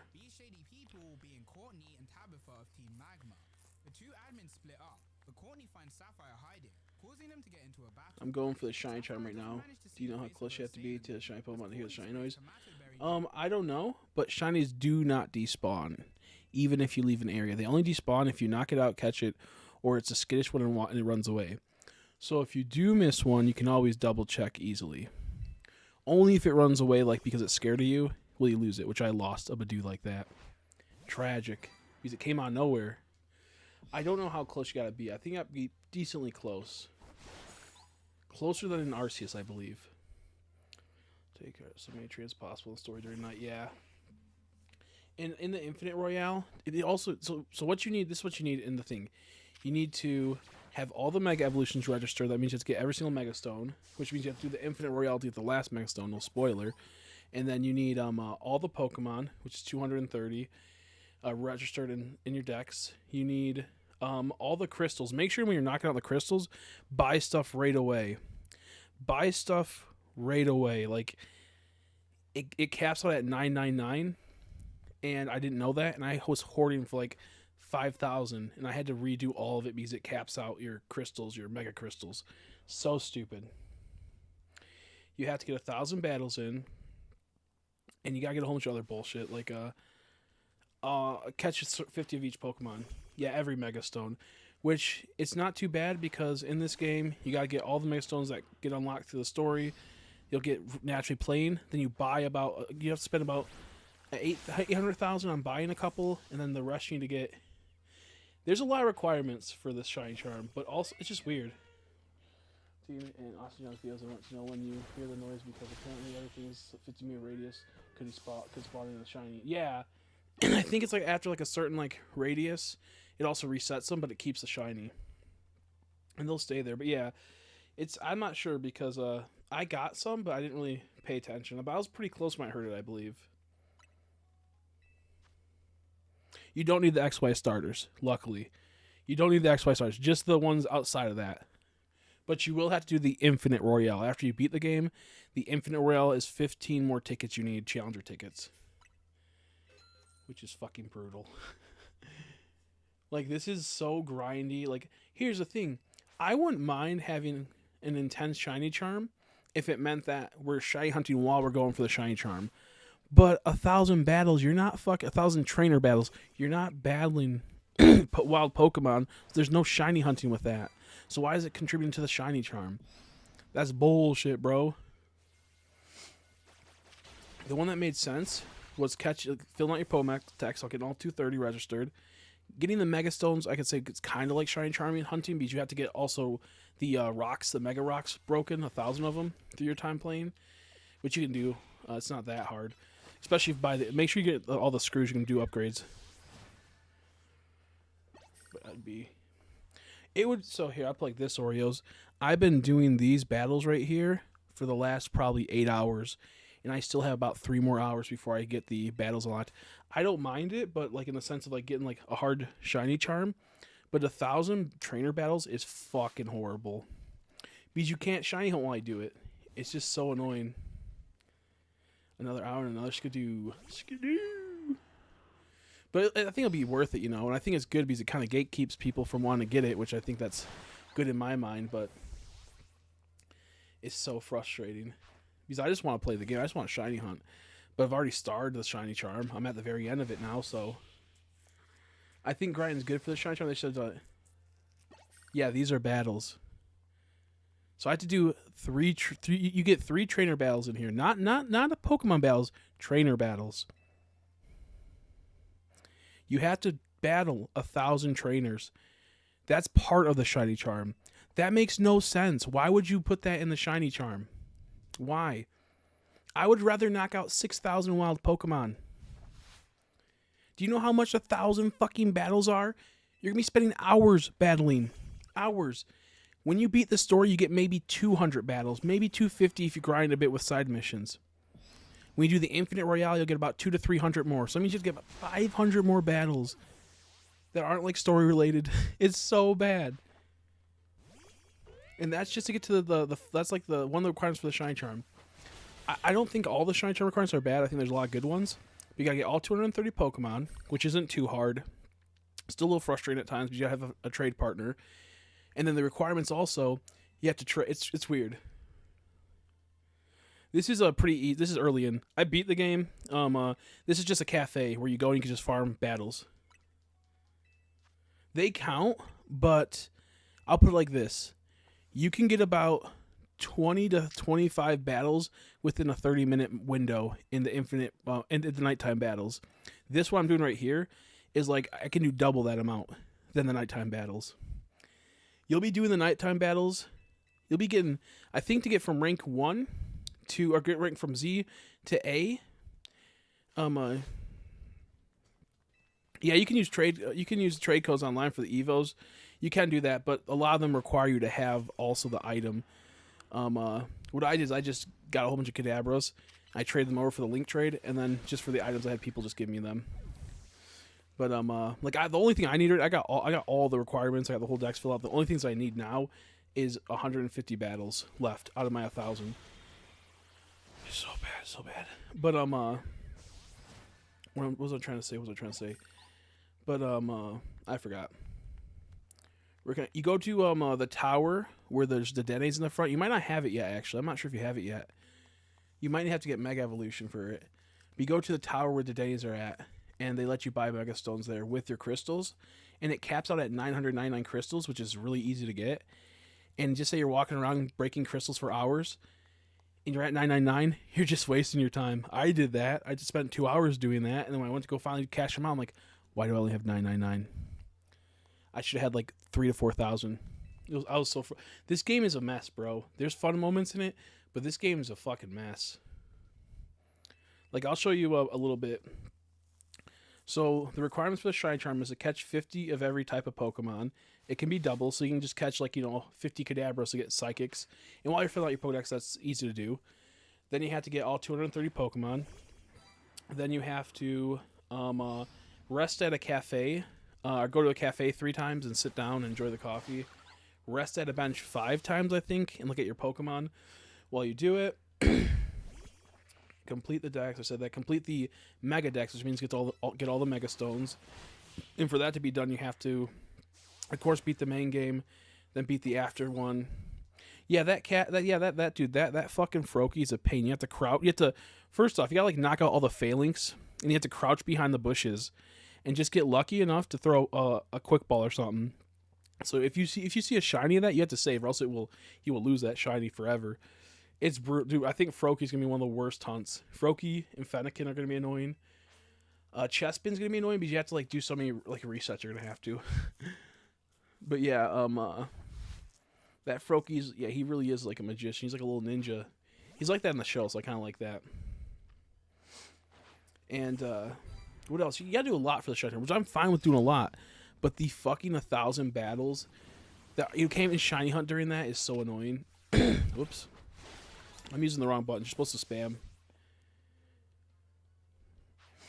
Okay, so Oreos. The Froakie is on a statue, and even with Pokeballs, you can't easily hit it. It's like glitched. And on top of that, if he even sees even like the idea of you, he runs away and it disappears. See, if you get a shiny of him, you have to save. You have to know beforehand, which is not that much of a change of a shiny. Save, and then you have to attempt it, but it's annoying. You'll see when you get there. He's on the statue above, kind of like the Fletch in your area. And then he constantly spins around in circles looking around for you, slowly spinning. If he sees you, he dips. He flies out there. He goes boink. And when he dips, you can't really catch him within that time frame. He's like, it has like a 2-second hitbox. Yeah, it's fucked up, dude. It's fucked up. I'll show you actually in a bit. Actually, yeah, I'll just show you right now. He's just kind of fucked up. You get tons of tiny mushrooms and tons of money doing this cafe, and tons of small candies. But yeah, no, it's crazy. It's crazy. What I've been telling people is like, just please do not shiny hunt until you beat the game, because there is no point. Because half the Pokemon you're gonna get will be easily obtained in time, or if you're gonna get the shiny charm you want to go for eventually, don't even shiny hunt until you get it, because it'll make it so all the other Pokemon will be useless. Yeah, you can get a Froakie. I'm talking about if you want to shiny hunt a shiny one. Like, this one's so dangerous, dude. I'm still here. Okay, cool. I'm still here, Nora C. Like, I'll show you how dangerous this is. There's, like, when you get a shiny Pokemon, it stays in the area unless it's a runaway type and it sees you, then you lose it, which happened to me. I was in the area, I was just in the field. So he's up there. See him up there? Barely see him. You have to, like, knock out these failings because they will kind of notify him that you're around just by them being chaotic. You can knock them out if you do it right, but half the attacks don't work in this game, and it's really frustrating. So you gotta knock out both, at least these. Yeah, I'll show you how fucked it is. He might have already seen me. I can't tell from here. Sometimes he can see you, sometimes he can't, even if he's not even looking. Okay, he doesn't see me yet. And then this fucking Phalanx comes around and fucks with you. And it's super frustrating. He's like, you gotta, sometimes, you can keep your Pokemon out sometimes, other times you can't. And see how he's not looking at me yet? I kind of want to wait until he's not looking over here, like right now. Great, but then a Phalanx spawned. Yeah, no fucking Phalanx spawned. So he's not probably gonna fucking ruin it. And you want to get to the fucker. You want to get to this bush right here. And even now you can't click onto him. You want to know why? Because this game sucks and it doesn't register hitboxes for shit. So now I can finally hit him. I can throw a fucking Pokeball. Guess what? Didn't work. Finally it worked. But sometimes he'll see you. It probably won't catch. And then he'll fucking run away. And you don't have another chance to throw up a Pokeball. So if it's shiny, you have to know which has a very small shiny change. A very little one. It's brutal, dude. It's brutal. Making it stink right now. Bro's tooting up. He's shitting it up. It's brutal. I'm not going to continue the manga while we have people here to chat with. I only kept on because I had nothing to really talk about. But now we have people here. Glitchy, yeah. It sucks. It sucks, man. So that's what I'm not looking. That's the hunt I'm not looking forward to. Pokemon with teleport like Ralts. Do not look forward to that. This area is brutal. And like the final area you unlock, it's good. But the problem is that you get like everything at this area. The other areas like Zone 2, there's some okay ones. You know, like there's other areas you can't see because the Pokemon manga's in the way, but there's others that are pretty good. But most of the late game areas are all awesome. Where you're not going to really be hunting the beginning areas too much. Because the end game ones are awesome. And the problem is that the very end game area, if it's a Pokemon in here as final evolution, it can spawn as an alpha there. And 2 can spawn at a time. So it's like if you are hunting for something particular, well, you could probably just hunt there because it has like tons of starters there you can try to hunt. It has tons of late game cool Pokemon. And then the alpha of any late evolution or beta or no evolution Pokemon can spawn there as an alpha. So it's like they made Zone 20 so good that makes the other zones not so great. Because they could have spread out those. It's so annoying. You check it in the Mabel's research. You go to Mabel's research, then go over to her quests, and it's I think the very bottom one. In Houndour last night, Magikarp was like gold, like reflective gold. That's awesome. I heard that they fixed Slowpoke shiny, and now he's gold like a Slowbros, which was much needed. That was so needed, dude.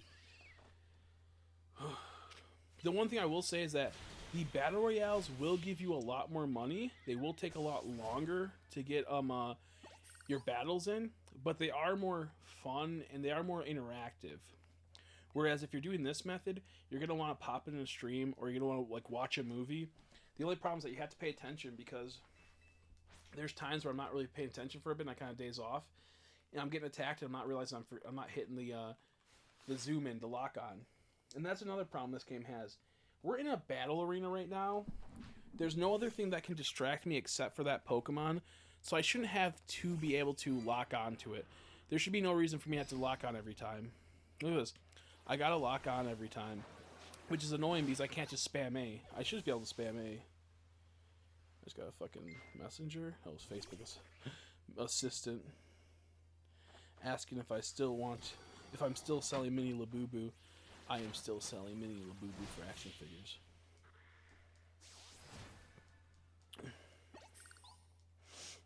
Excuse me.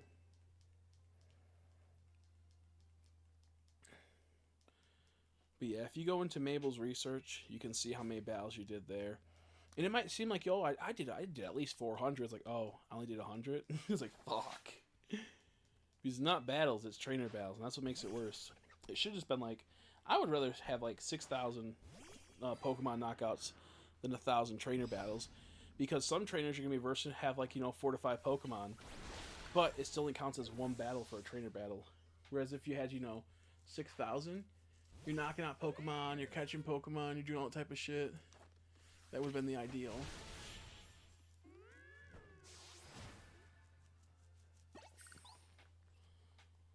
I know once you get the Shine Charm, though, it's going to be busted, and it's going to be cracked, and it's going to be like, whoa, this is crazy. But just the grind for it, I think it's going to push a lot of people away. It's going to push a lot of people away from going for it.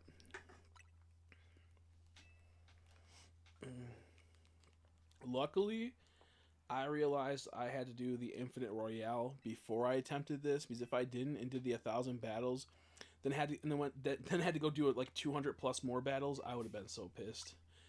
I would have been so pissed.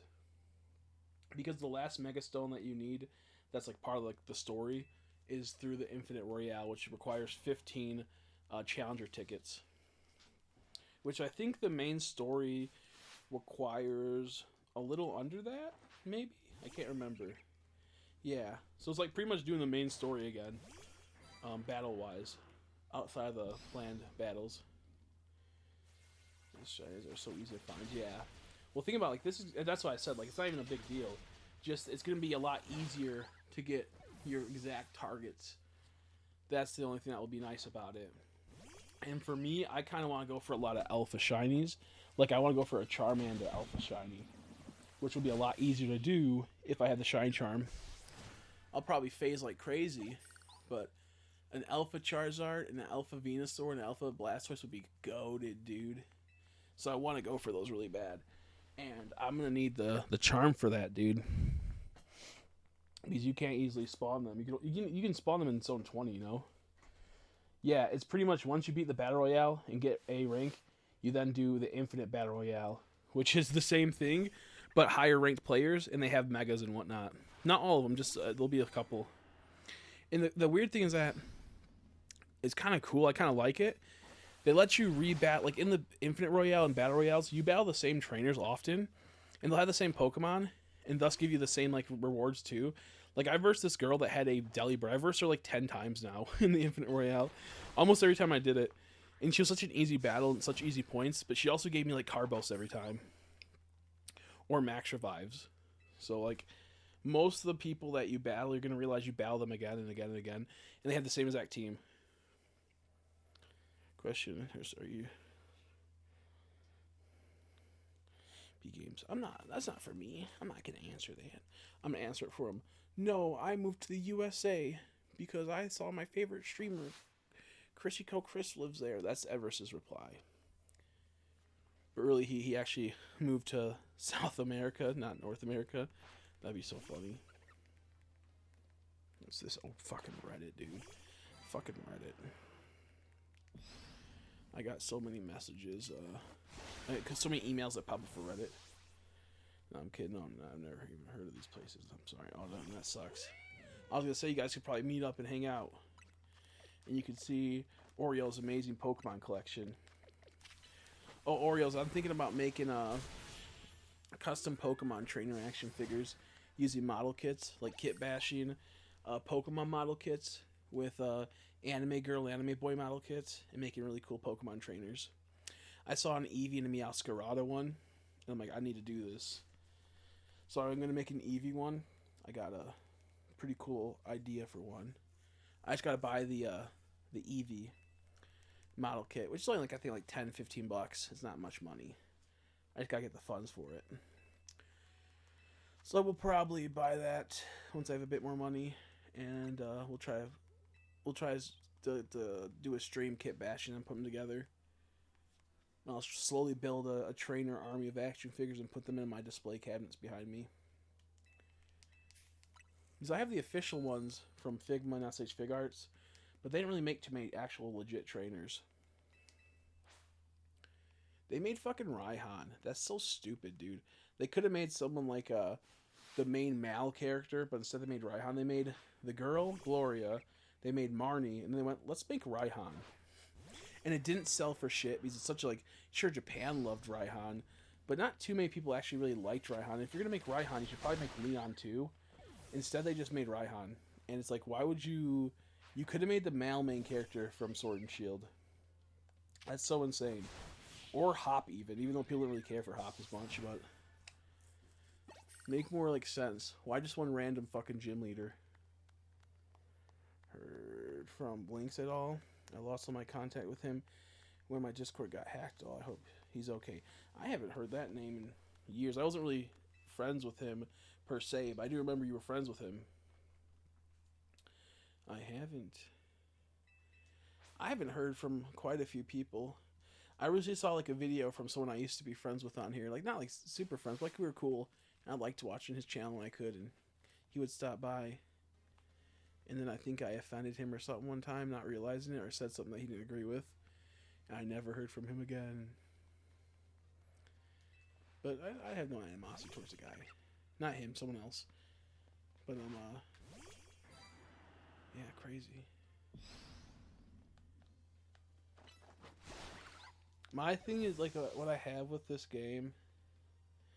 I haven't messaged him in a while. We'll do now. Yeah, we'll do now. Nice. Hey, Blinks, why your name should be named Stinks? Hey, Blinks, your name should be named Stinks. You're shitting up the place. No, I'm kidding. I don't even... No, no. Dude, my butthole hurt.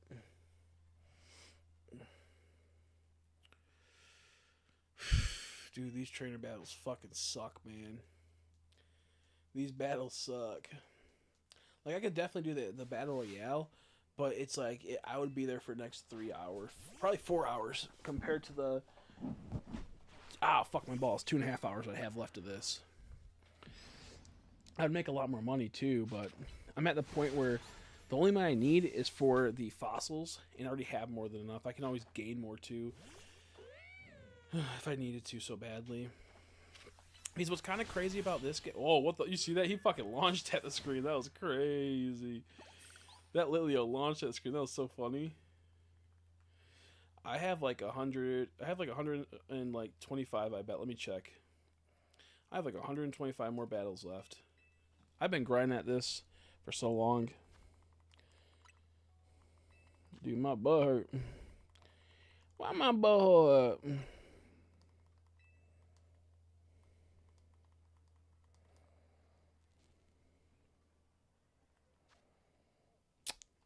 Maple's research.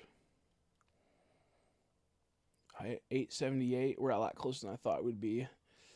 Ooh, we're 12. 122 away.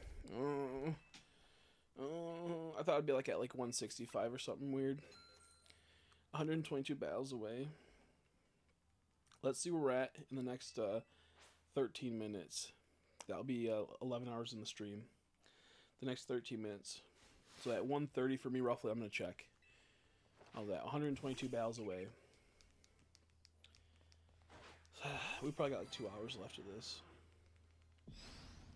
It's really hard to speed it up, too. Nope. If you didn't have to lock on every time, it would be a lot easier. Every time they switch out, you got to re-lock on, and I hate that. I think the controller is the controller layout for this game is like one of my biggest ops. And I think one of like the really big reasons why this game feels so awkward at times when battling, especially in really intense battles where you get swarmed with Pokemon. And you don't want like your Pokemon get knocked out. You want to do a quick switch. You can't do quick switches. It's frustrating. They should have used the top bumpers. Should have been the if you want to switch Pokemon. That's what it should have been. Not having to push the D-pad and then push up or down to bring out or take away your Pokemon. So frustrating. There's like a limit to where at like the 12-hour mark, it will like stop recording the stream, I think. Which I'll probably honestly end the stream and then start the stream again.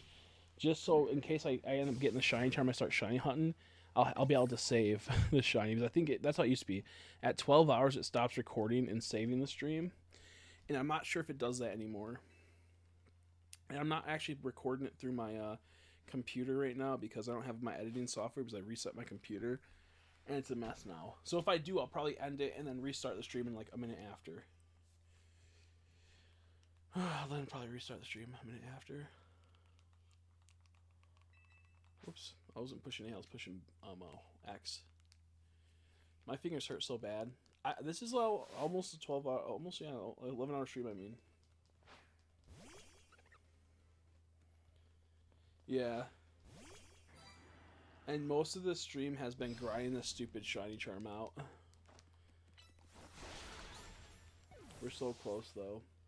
The last like day, probably like 20 hours of gameplay have been grinding out the shiny charm.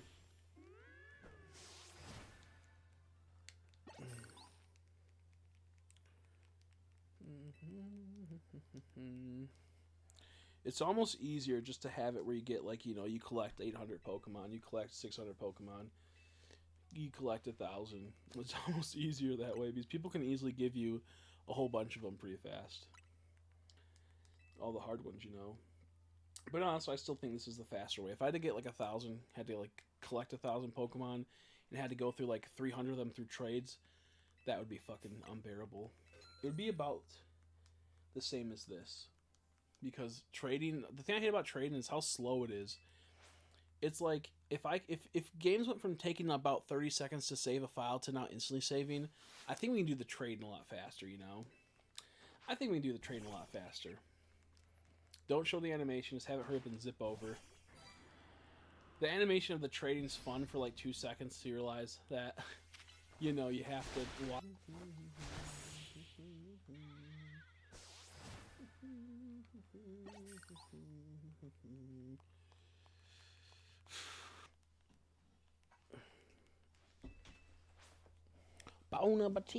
Boner Batiste.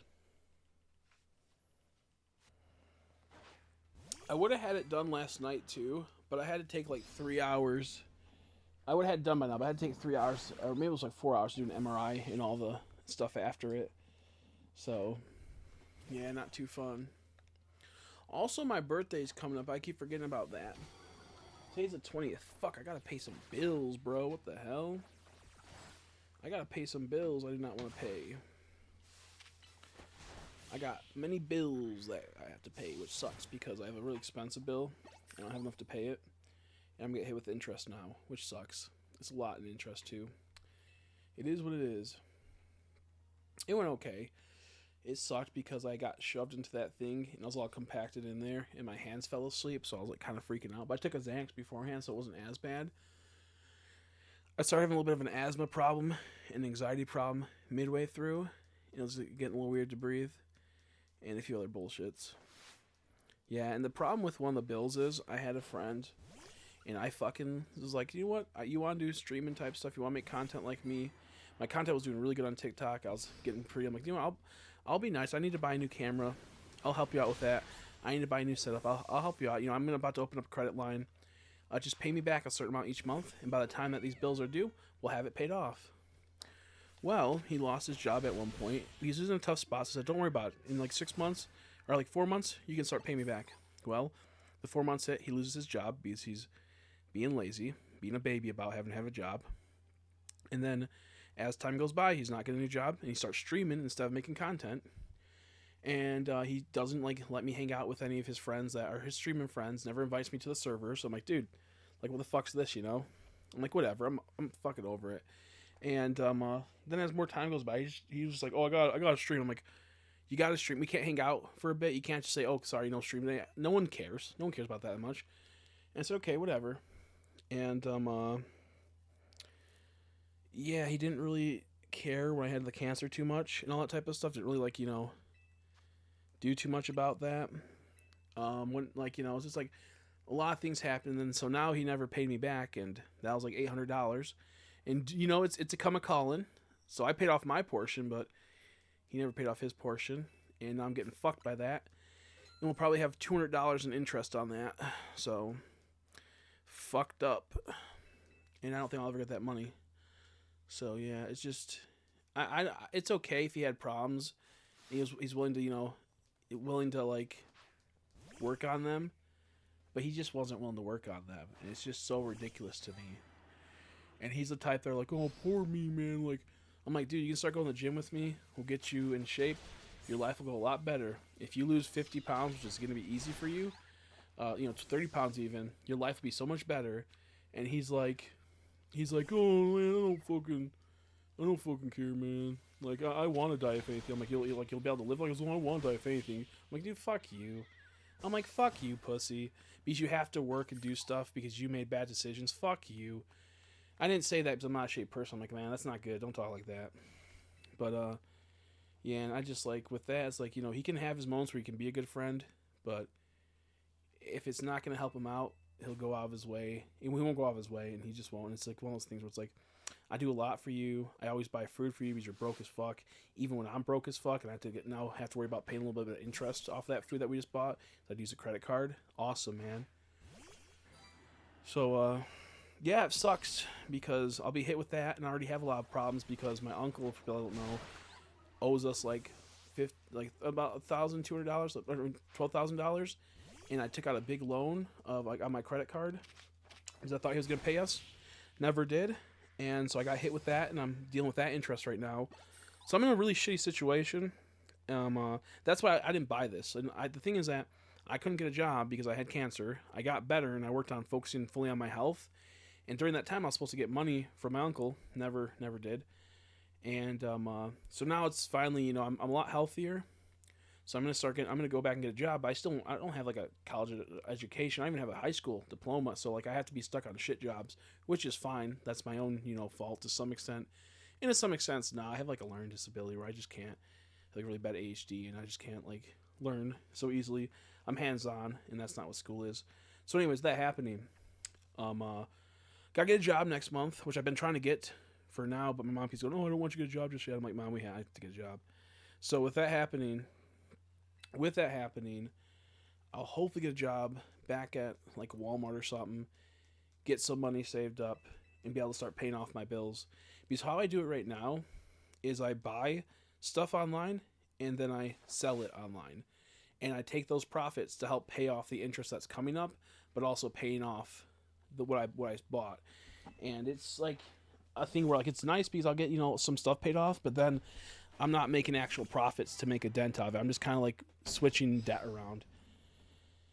And it's frustrating. It's frustrating, but it's one of those things you just gotta keep going. So that's also why I haven't really been streaming too much, but been dealing with all that and making content. So it has been a very brutal last year so far. Oh, excuse me. But I'll get things figured out. Did you catch that Sharpedo on the moon ball? No, I don't even know what I fucking caught it in, dude. I freaked out. I think I was in a great ball. I was freaking out, and I had to just catch it. It was an early game, too. I almost lost it. But no, I caught it in a great ball. It would have been cool to catch it in a moon ball, or to catch it in what's it called? More of like a purple ball. But nope, I freaked out and did not catch it in anything cool because I had like no Pokeballs. I ran out of Ultra Balls. I think I don't even know. No, I didn't even have Ultra Balls unlocked yet. I had Great Balls, Pokeballs, Premier Balls. And what happened was I paralyzed him, knocked him down to low health, and then that motherfucker, dude. I swear to God. I got glitched and pushed off the map of like where he could see me. He couldn't register I was there. So then he went back to his spot where he spawns and reset his health. He did that twice. So I was running out of Pokeballs. I was getting fucked up. My team was all dead and my healing items were going out. And I caught him luckily. Whew, it was an intense battle. Because I had other Pokemon attacking us too. I had like other Carvanas and whatnot. Yeah, I got a few. I got Lure Ball and I got 2 Fastballs, I think, from the Infinite Royale. The problem with the Infinite Royale and the Apricorn Balls is that they cost... It takes so long. And it's a percentile chance. I wonder if you can save in front of it, do it, then reset. Going to leave, lurk on the stream, going to play some ZM myself. Sounds good. I'm glad we were able to chat. Mega Smurgle will be interesting. Multiple tails that paint, maybe. What else could he be with him? I don't know. I think they might have changed Slowpoke's color, his shine color, to look like more Slowbros, more purple, I think. I saw like someone post a picture of that, but I think it could have just been like, you know, rage bait. Could be like, you know, I'm not sure. I haven't got a shiny Slowpoke yet. But I think they actually made him more purple than the shitty like light blue he is, or light pink he is.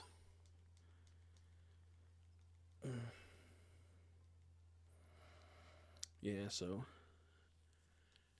And I don't like talking about this because I never confronted him about how I feel and whatnot and why I stopped talking to him. But yeah, it's purple now. That's so goated. Even if they just kind of kept it in these side games and still maintain the normal color, I think that would still be kind of cool. I wouldn't even mind that. I like when games decide to change the color sometimes of a shine that's shitty. Yeah, it looks so good. Yeah, they didn't change Gengar, Garchomp. Yeah, I think they're too much of a staple that's hard to change. I think they're too much of a staple that's kind of hard to change. But it would have been better. I don't know why they just can't make Gengar white. Or like red. I don't know. Just something different. Not that the red would even look good per se. I think it's actually kind of cool. But just something different. Don't know. Helioptile and Heliolisk, those two, I fucking hate how they look when they're shiny. I hate how they look normally, but when they're shiny, they look kind of weird. They look weirder than when they're not shiny, I feel like. Looks like they got skinned. Like someone skinned them.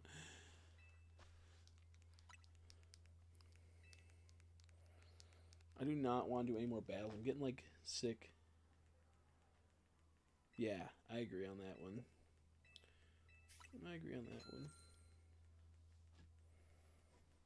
Make the tongue look really great. I love Haunter's tongue when it's shiny. It's so awesome.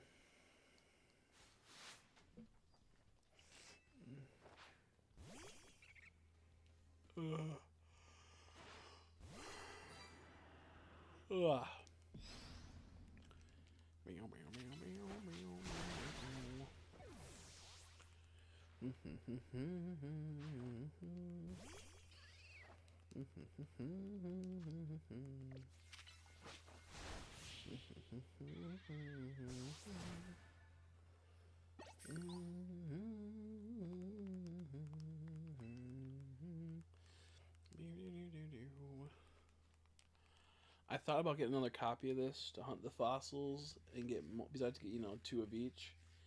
And then I have to get, you know, Aerodactyl. But then I thought, well, that's kind of dumb because I'm not going to pay $60-some for this game just to do that again. Because then all the other things I could do is just like soft resets. I don't think I want to do that. I like Gem 5's my favorite, dude. Gem 5's goated. Gem 4 is good, but Gem 5's goated because it has like two phases. It has like 2 phases, and I think that's amazing. It has like the sparkle where it's big, and then it has like the helium aspect of it. It looks so cool, like the crescent moons. Gen 5's goated for me. Those Terra leaks about Gen 10 and Infinite Evolution Pokemon. And the Infinite Evolution Pokemon. I haven't read much about any like leaks.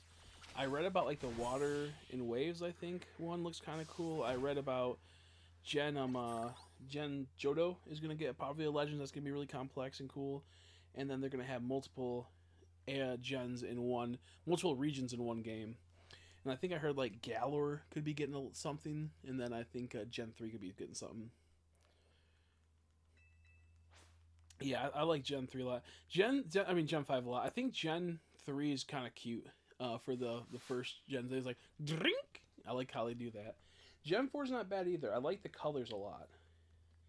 And I like how they re-sparkle when they jump out of the Pokeball. I think that's something that they should bring back. Just don't make it have me wait a little bit extra, you know?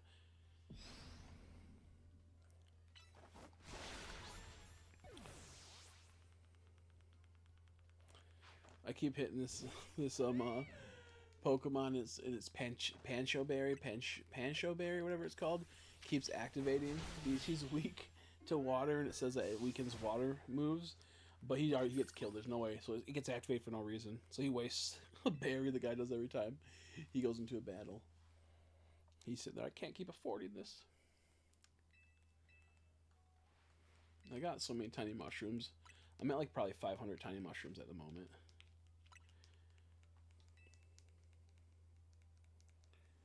That's how many battles we'll know that I did here. By the time this is over, how many mushrooms I have, because each mushroom was one. You get it'll be a little bit under, because you get 5 mushrooms per 3 battles. So I'll have to do the math on that. But you'll be roughly able to see how many battles I did by taking off doing 3 times whatever the amount after you take off 2 per each one. So I'll add up I'll figure out how to do it. I know how to do it. I can't like say the algorithm for it, the thing. It would be like we would knock it off until it adds up to the right amount. So if I got 500 of it, I'll take 200 off. So that means I did 300 battles, which would be silly. Then 2 shines were sick too. Yeah, there's a lot of good ones. Sparkles were pretty intense. Ching ching ching ching ching ching ching. I liked how ching ching ching ching ching. There's so many cool ones. There's so many cool shines in Gen 2. Yeah, it's hard because I feel like the shittiest ones are like Gen 6 is pretty decent too. Gen 6 is pretty decent. Not that bad. But Gen 7 where it all went to shit. Gen 7 Let's Go was pretty trash. Gen 8, what's it? Gen 8? It was like kind of cool, kind of not. Wasn't really that fancy. The new gens, the last couple gens fucking suck ass. I just don't get why they can't make really cool shines when make it complex, dude. It's a very rare Pokemon. Make them complex. Just making a whole bunch of fucking sparkles come out, like a whole bunch of stars come out. It's kind of dumb. Kind of dumb. Oh, fuck me, man. Fuck me, mother bitch. There you go. Oh, I just sold something? Hello. That's not what I wanted to sell. Fucking and I gotta go look for my Sudowoodo minifig. I sell the little finger puppets, on Breon.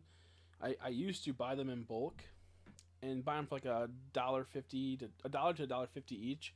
Sell them for like $3 to $7, sometimes more. And then sadly I never got any shinies, which sucks. But then we had taxes on fucking Japan and tariffs to where if I were to buy them, they would be like jump up to like I'd pay $3 for each of them, and it's just not worth it. But I have like 300 to 400 of them, and I sell them for about like $3.50 to like up to $10, depending on which one it is and how rare it is. But it's so I just sold a Sudowoodo, and I know I have a Sudowoodo. I probably have like 2, but now I have to go dig through all 400 fucking of the finger puppets. Jay didn't mess up the diamond sparkle. It'll be cool. Yeah, exactly. I know you had so many shiny finger puppets. They were so awesome. I would love to collect them too, but like they are way too expensive. Excuse me. And I have a lot of like things I collect currently, so I can't justify on something so tiny and small, even though it has value, and even though they are sweet and they are rare. They're still so awesome. So awesome. I want to go to Japan someday in the future and try to search for them there. I have one shiny Marshtomp and a Swampert still. That's so awesome. That's cool. I want to eventually get enough money to where I can display and start collecting one of each of the, one of each of the finger puppets and put them in like a display back here or like a different type of display. But right now it's about, getting out of my debt and my, essentially just my debt. Like that becomes secondary and whatnot. That becomes secondary. They're super expensive, dude. It's insane. I have one shiny, and that's a Rayquaza, and that's just because I bought him at the store for $5 when he was that much money. Now he still is about like $5. Like you can get him online, he'll go for like 10 or so, sometimes a little bit more. I do have like the one Rayquaza that's kind of cool, but he's a modern day one. Like just came out like a year ago. I'm gonna display him soon. I also have like these little mini Lucario and shiny Rayquaza squirt guns. Like little tiny mini squirt guns. I'll try to find them and show them one day. It's nice that they're making a lot more shiny Pokemon merch, but they always just do fucking like Rayquaza. Always. Because he's the most well-known shiny, one of them, Almost more well-known than Charizard, honestly. Because, he had those appearances of the Hoopa movie, and he's been in so many cards. While there has been a ton of shiny Charizards, he's been more of a staple in the competitive game, too. Shiny Rayquaza one. Those are expensive. Yeah, those ones are expensive. I know which ones you're talking about, especially the Shiny Gyarados one. I'm hoping one day I can go to Japan and search for them and try to get some good deals. It'd be so cool. I just hate how much like stuff costs now. How much fucking Pokemon cards are. Even for new shit, it's so much money. And how like stuff that we used to have, me and you did, we sold them now they quadrupled in price. Like gold stars and shit. I remember I bought a Flareon Gold Star for $25, perfect condition, sold it for like $50 in like 2012, 2013. That motherfucker's so much money now. For so long, but the prices were insane for it even back then. Yeah. No, it's wild. It's wild. Because you know that there's definitely some out there that people don't even know what they have. They're just sitting in like a box somewhere. Just collecting dust.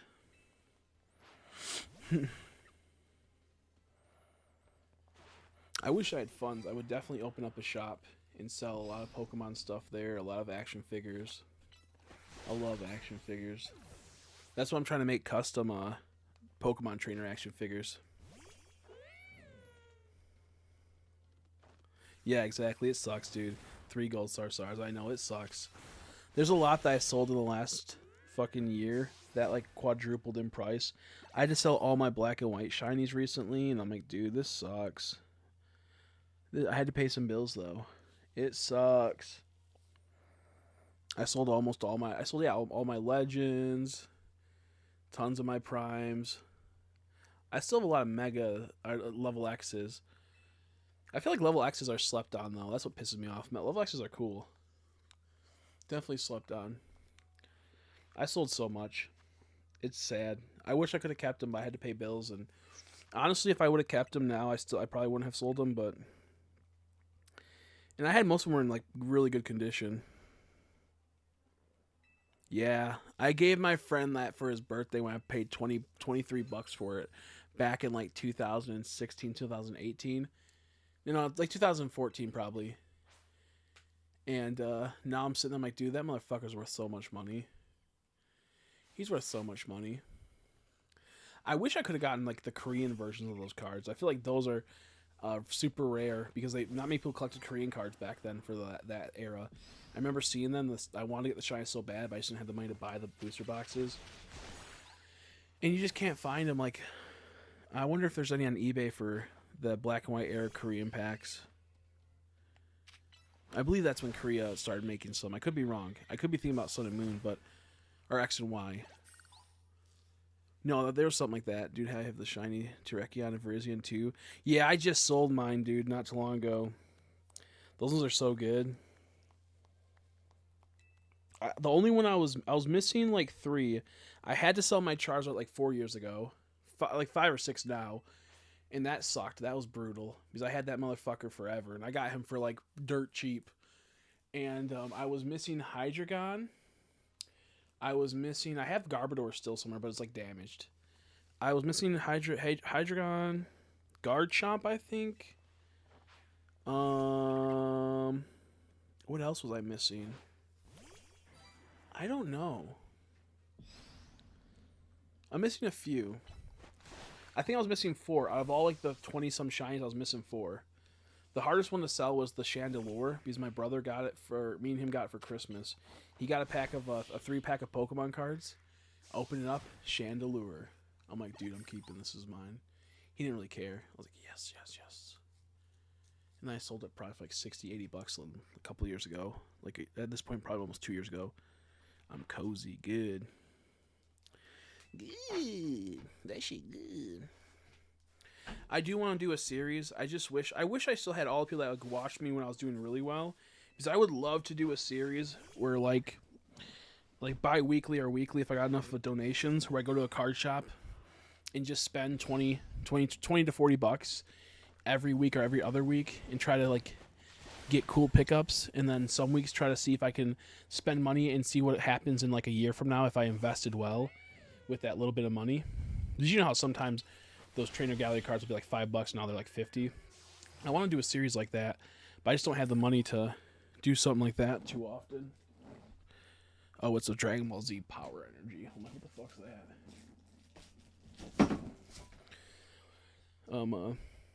I didn't sell was Karen's Umbreon first edition. So yeah, that's like $1,000 card. That's so expensive. That's so good too.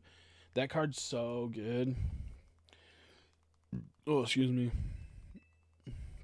Yeah, that sucks. Such a rare card. Such a rare card. But I want to do something like that where I make a vlog video, go into a card shop, showing off all the cards that week or that month or something, and then picking up what I think might be a good investment or something I want in the collection, and see where we get at from a couple months from now. I remember when Scarlet and Violet first came out, I was getting tons of packs, and I kept pulling this fucking Drowsy card, which I thought was awesome. The Drowsy card looked cool, but it was only worth like $4. And then like about 8 months ago, it skyrocketed to like 100, dude. It was crazy. I sold both mine ASAP. I went, whoop. One was a misprint, so I sold it for like 130. I was like, this is crazy. Then it went down in price. I'm not sure where it's at now, but it was wild. I'm like, this motherfucker, if I knew, I would have bought that motherfucker out so long ago, and I would have flipped him and made a killing. Shiny Umbreon, good, yeah. GX, yeah, keep that. Jeffrey's Gold Star Anniversary Edition Umbreon, yeah, keep them. It's just too cool. You just can't. Even if they're not as expensive as other ones, it's still worth the keep. Whoops, I was not attacking. I was just sitting there getting blown up.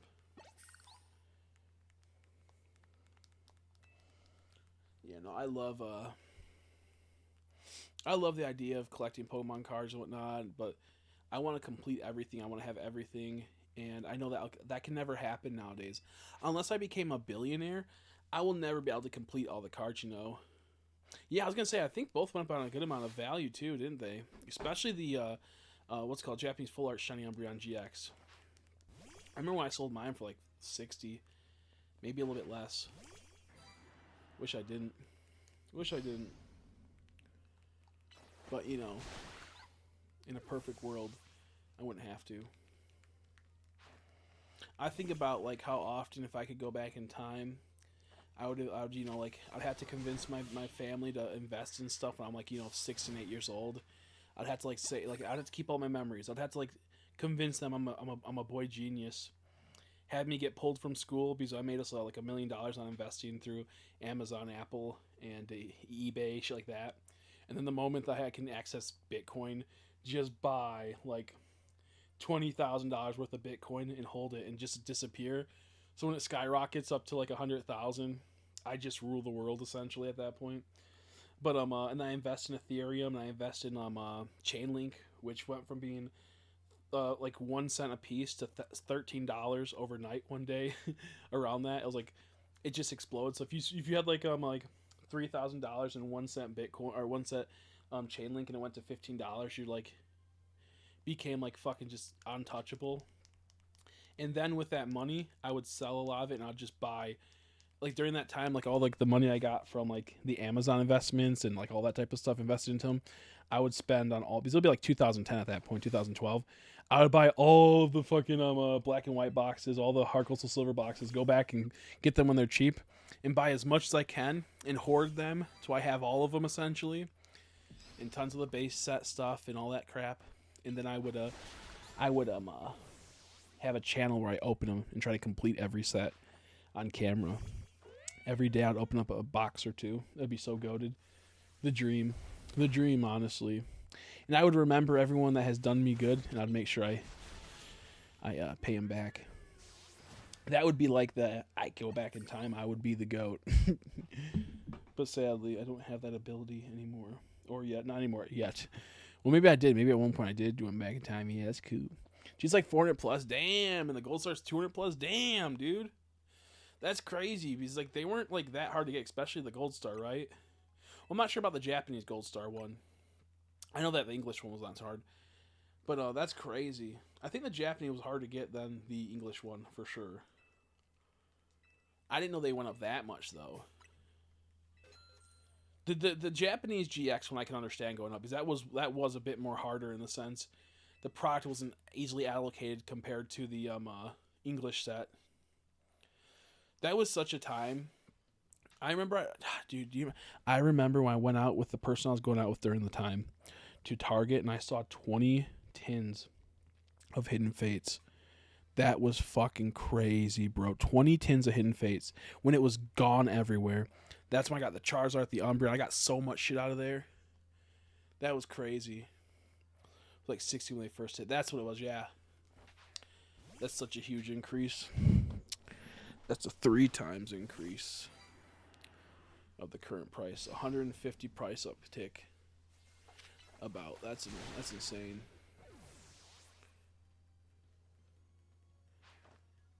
Absolutely goated, though. Whoops. How far are we in Mabel's fucking research? 905. 95 more battles to go, bros. Hidden Fates. Tins for 30 to 40. I know. I wish I would have hoarded them. Like I said, I just wish I had like the funds like I did. I wish my back wasn't so fucked up and I wasn't getting sick from my cancer all these years, because I would have totally could have got a job and just could have invested so much, and I could have been so good. I wish I didn't have like all the anxiety I had when I was younger. I could have invested so well, but instead I was too sickly and anxiety ridden. When I made about 25, let's go. I think I remember that.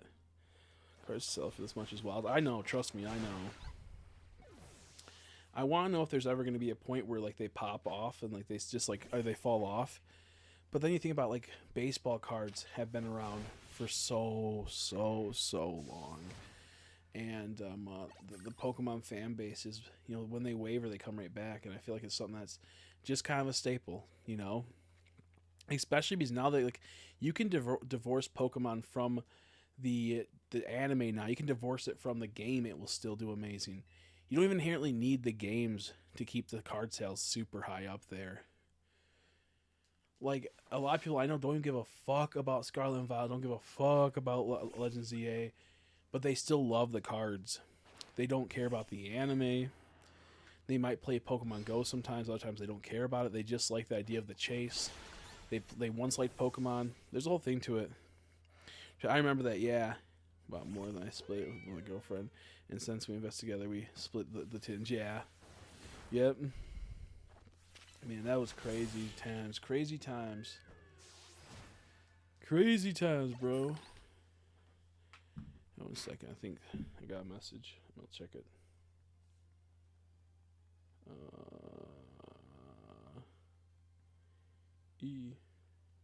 Yo, that's cool. 2 Bubble Mews. 2 Bubble Mews. That's awesome. Nora has 2 Bubble Mews. I want one of those so bad. But the thing is that like I can't like go after things anymore because if I just can't collect this is the dream right here. I am able to eventually open up like a flea market booth. I can start buying and selling cards, and then when I get a really good deal, I can maybe keep some of the cards and slowly build my collection again. But outside of that, can't do it. I got super depressed stone and opened everything and I didn't pull shit. Yeah, oh, that's the worst, bro. I think didn't you tell me you did that a while back? I feel like that happened when I wasn't streaming or something. That still sucks because like you just need that dopamine hit and then it makes it 100 times worse. Then you start thinking, oh, I just fucking lost so much money. I did the same shit. I did that recently, not that bad, but I had like a couple of the anniversary Blaine's Charizards, and they were a little pricey at one point, and now they're kind of like just average price. I think now I think they may be $30-$40 at max, if you're lucky. I don't know. I haven't checked in a while, but about like 4 months ago, when I had the cancer whole situation, I fucking I opened one and I immediately regretted it. It was so fucking bad because I opened one and I got that fucking Umbreon Alt-Art. Umbreon V Alt-Art. I sold that boy for like 150. Now it's worth I think like 300 or something, maybe a little bit less now. But yeah, it's 2 major collections and doing it a 3rd time, and this market is just too much. Yeah, it's just too much. It hurts too much. It's too much. Oops, it's too much. That's why I collect things that don't have a demand like that anymore. That's why I like action figures. Like, sure, there's a couple that are worth a lot of money, and you have to like, it might have been 50 when it came out. Now it's like 150, but that's peanuts compared to fucking Pokemon. And I can always resell a figure if I need to, and sometimes I'll make more money where, it's like, I don't have to worry about that so much with Pokemon. Yeah, I think I remember that, dude. I remember you sitting there and I was like, no, don't do it. You're like, I already did. And now I hate myself more. I'm like, oh no. It was a time. It was a time. It's funny because like about a month ago, maybe less, I was talking about how I used to listen to your songs on a stream and whatnot to one of my friends. I'm like, yeah, dude. I'm like, I had a lot of people that I really loved talking to, but I just kind of lost them. I don't know where they just kind of went to the ether. And I'm like, I used to listen to my friend Frank. He had songs and they were good. And it was just so crazy because I was not even joking. That was like probably like a month, maybe 3 weeks ago.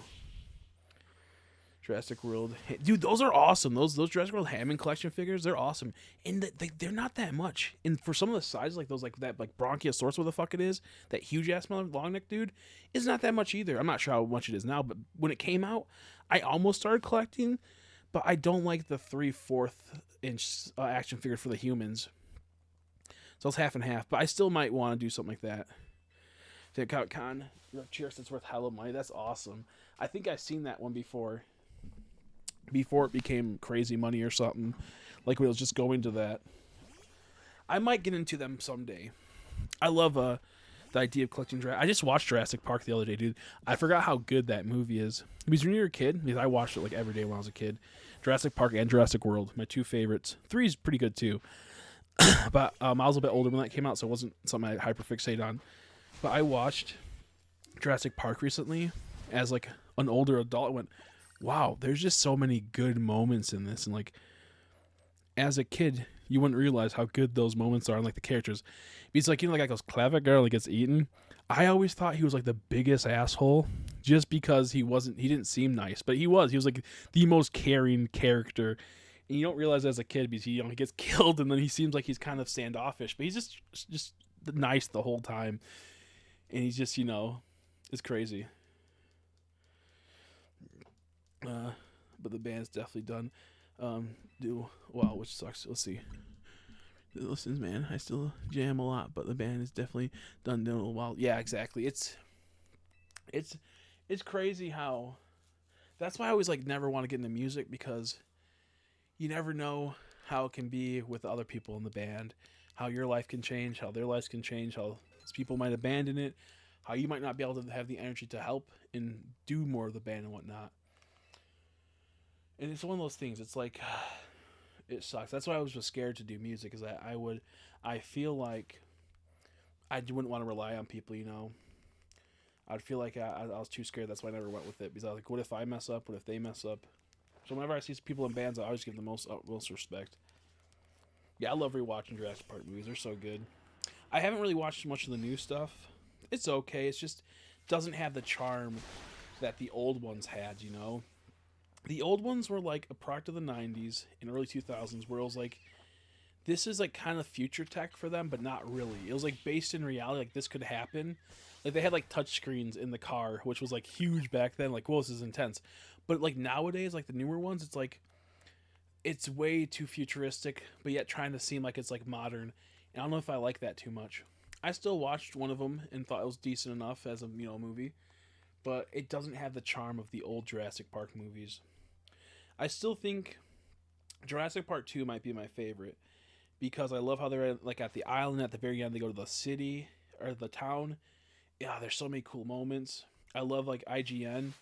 There's so many their vehicles are sweet. So many cool things. You know, we'll bring it back. We'll see our drummer. Yeah, it's hard to replace him. It's just not the same without him. He just doesn't feel. Yeah, I get that. He just doesn't feel exactly. And especially with drummers, because they're kind of like the hidden foundation, which people don't realize how important drums are and how like to have a good drummer, you have to be like in sync with them. Because if the drummer fucks up something, it just kind of throws everything off. And you notice it a lot more because how like bombastic drums are. It like because a guitar, if it kind of fucks up, it's not a huge deal. Like you can go, oh, okay, it's a little out of sync, but a drum can really, because it's so like intense and it's hard to find someone they can really chill with. No, it's frustrating. That's why like I feel like I don't want to ever do music when I was a kid, was because like you never know, one little piece could crumble the whole band and it could be out of your control. It could not even be your fault, you know, and it's just that's why bands are so risky. Yeah, Gypsy is my favorite. It's awesome. Me and Meeks were just talking about that. I don't remember the Meeklemore. We were talking about that Jurassic Park 3, how it's really good. I think it's up in my favorites, but I don't know, because the problem with it is that I like the kid. They made him a survivalist. They made him pretty cool. I love the Spinosaurus. I think I just want a bit more. I don't know. I'll have to watch it again. I thought it was good. I liked, especially when it's in his stomach, the Spinosaurus's ringtone. That was always like canny. I think how some of the people died was pretty cool. Yeah, I'm not sure why I think that one's not as good as the other ones. I think I just love Jurassic Park 2 so much. That's awesome. I need to look in the Hammond collection again. I just don't have space right now. I'm more into the medieval stuff right now and the fantasy line stuff. It's good. I think from like a technical standpoint and then like a mood standpoint and character standpoint, Jurassic Park 1's definitely the best. I love the world of Jurassic Park 2. I love like expanding into the area, bringing in the militarized IGN. I love all of like the gadgets and the ideas. I didn't like how stupid and how they got killed by like velociraptors at the end. That was kind of frustrating. That really pissed me off because then like that little girl could like out gymnastic and kill a raptor, and it's like I know that, you know, if you go on a tall grass you're gonna get fucked up, but I feel like there's certain parts of Jurassic Park 2 where it was kind of bullshit. I love the trailer scene where they're hanging on by the wire as the fucking trailer's falling and collapsing. With the T-Rexes. There's a lot of good moments, but I can get that where it kind of fumbles a lot too, though. Like they're up in the tree and they see the trees moving and they go down and that guy sacrifices himself pretty much. And he wasn't even like a piece of shit. He just was like, oh, I don't really want to do this, but I guess I can. And then he gets fucking ripped apart. That was brutal. Ripped apart by two T-Rexes fighting over him. When they kill people sometimes, I'm like, man, they didn't gotta be that fucked up. He wasn't that much of an asshole, right? Like he wasn't. Oh man, love those movies. Yeah, the new ones I haven't really watched just because it's kind of there.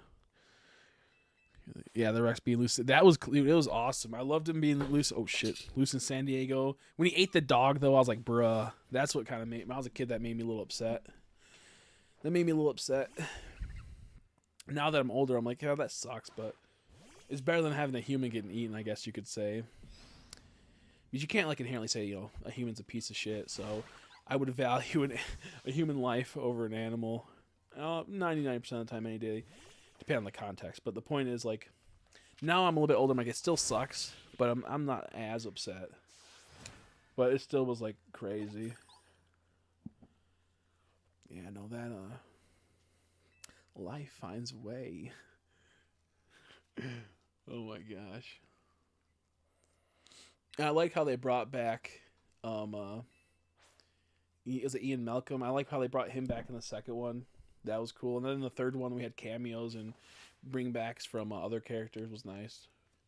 I should watch number 3 again. I wonder if it's on Netflix. That one's cool. Yeah, before you got here, we watched a retelling of Pokemon Adventures of Series 1 and Series 2. And honestly, those are so good stories. I really wish Pokemon would just adapt them into an actual game and make them pretty accurate. The problem is it's really brutal. People die type of thing, and like Pokemon get fucked up and die, so like they couldn't tell a proper, I feel like that's something you gotta kind of deal with. It's okay, I guess, but if they made a game where it followed, like, the Team Rocket henchmen and the gym leaders being a part of Team Rocket and whatnot, and Elite Four, it would go so hard. But they just don't have the balls to do that. I was on the third manga before everyone came in, so I was like, I'm just gonna pause and just chat while we have the time, because it does pass the time a bit more better than the other bullshit. I gotta check something on my phone really quick too.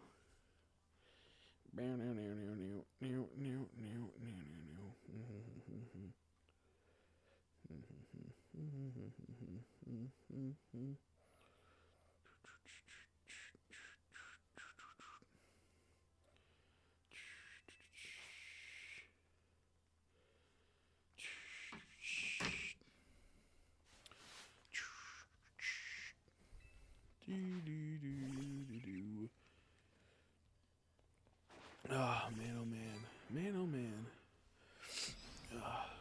I'm trying to think what I really want.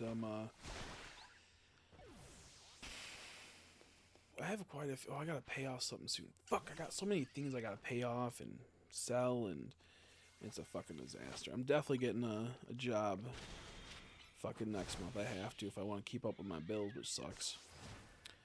And then recently my mom got fired from her job, which was bullshit, dude.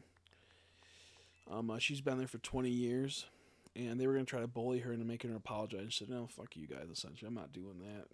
She did nothing wrong either. She's like one of the hardest workers there, does everything for that place. And then they fucking can her because management, like the higher-ups, like the CEO type person, the one below the CEO tried to get in her face and cause problems. My mom's like, I'm not budging. You don't scare me, dude. So she stood her ground, and they sadly fired her. So, not the easiest situation right now for us, especially with our uncle fucking us over with the money. So I'm hoping she has already jobs lined up, but they don't pay it near as much as what she used to get paid for. And with that happening, we might have found a way to where she can work and make a decent amount, but not as much as she was before, but possibly won't be as bad work. So we're hoping that goes through. But yeah, it's just a mess. Imagine being like working somewhere and doing everything for the company, and then they just say fuck you. Kind of want a shiny hunt, but okay, if I should just do this to get a shiny charm. To me, I feel like shiny hunting is going to be kind of pointless in this game once you get the shiny charm, and I mean like the normal shinies. And what's going to be really valuable is the very rare shinies like a Froakie or a Fennekin, and then alpha Pokemon. Not so much the alpha hard spawns, but like when a random Eevee pops up and becomes alpha. I feel like those will be the actual real hunts in the game, because you'll probably get so many. So like, for example, if you go to zone 20 and you're going to hunt there, just say you hunt there for 10 hours and you get 3 shinies. Well, if you're going to eventually get the shiny charm and hunt there, that 10 hours will just be kind of wasted, because you'll probably get a lot more in the time span you play in totality. So I would say just keep pushing forward and just try to, push on. I would say keep pushing forward, and because I know you have 2 Switches, I would say get another game like Pokemon Legends Arceus, and maybe open up and try to do some distortion hunts, because you haven't done that for a while, I bet. maybe pop up in Legends Arceus and wait for a distortion to form, and then when it forms, go play that for a bit, and then go back to ZA and continue your spamming. That way you can kind of shiny hunt, and possibly you can get something rare in the distortion, which would feel nice. I don't think there's any... Or you can play Pokemon Let's Go. You can pop up Let's Go, go to area that you like the Pokemon at, and you can just watch it while you're doing this. So you can, you know, shiny hunt while doing that. Because you could just chill and do that, you know. Or you could do trades in Let's Go. Use your toe to click the A button, spam it. You could do this and you can tap with your finger. There's a few things you can do. I mean, they don't have to. I'm just saying, I'm giving you some ideas. If you want to do something and not feel like this is taking forever. That's why it was kind of nice when we were watching the manga, which I think we might go back to watching for a bit because I kind of want to take a break from talking for a second. I mean, you can talk, but I mean, like, you know, me monologuing and talking and just yapping nonstop without break. So, and then in a second, we will pop open the manga again and continue Gen 3, which seems to be pretty cool. I think, sadly, though, they do become more baby mode as they go further into the series. They're not as intense as the first series, but that's okay. As long as it's still interesting. We'll actually start right now. Fortunately, Sapphire still manages to cause a diversion, giving her the chance to escape. And by using her keen sense of smell, she searches for Ruby to tell him what's going on. Speaking of Ruby, I smell his dirty dick. With by Placid and Minor, until he realizes that their patterns are trying to lead him away from a specific door. But before he can open the door, he gets knocked out by Tabitha, who takes down both Plusle and Minor. Sapphire arrives on the scene, helping Ruby. Tabitha's a girl's name. Corny also arrives, and Tabitha reveals Tabitha's are mostly assholes, dude. Being a scanner. The two exchange information about Ruby and Sapphire, and our heroes realize that they're in trouble. With Ruby's Pokemon being confused and Sapphire's Pokemon being burned, it only leaves Plusle and Minor for them to work with. Jumping down from the trees and whispering to the Pokemon before getting them to use Double Team. This move, combined with a discharge, allows them to get the upper hand against Team Magma. But it's still not enough, and Minor gets taken down. Plusle's about to get crushed. Or then sometimes since I have energy to do it. Yeah. Picking up the diary and revealing he has the password to use the scanner. So he Yeah, it's not easy, but it'll be worth it. takes the bait, allowing Sapphire and Minor to pick up Plusle. He's like, just say you get like a shiny, you'll probably get that shiny like 10 times over. Probably would have been better just to go for the charms how I see it as. Hiding with Waylord. Although they won the battle and got away, they did get themselves tricked. Because like essentially you could be wasting 4 hours of having fun shiny hunting kind of, but you'll eventually get those shinies once you get the shiny charms. So might as well just, you know, work on shiny charms. I'm getting at. You'll have to get a lot more different, diverse ones if you have the shiny charm than if you just went for a few. Ruby says he'll take his leave now. But you can do what you think is fun. I'm just recommending. Just trust me, I'm in this boat with you too. I was at, you know, 300 and something yesterday battles. It's not fun. At said city, Ruby sets up a camera, capturing the evolution of his Mudkip into a Marshtomp. Suddenly, the Pokemon fan club president from Kanto appears, picking him up first to He asks Ruby. Hey, it's that guy, Pokemon fan club dude. Taking a good look at his team and accepting him as an honorary member of the fan club.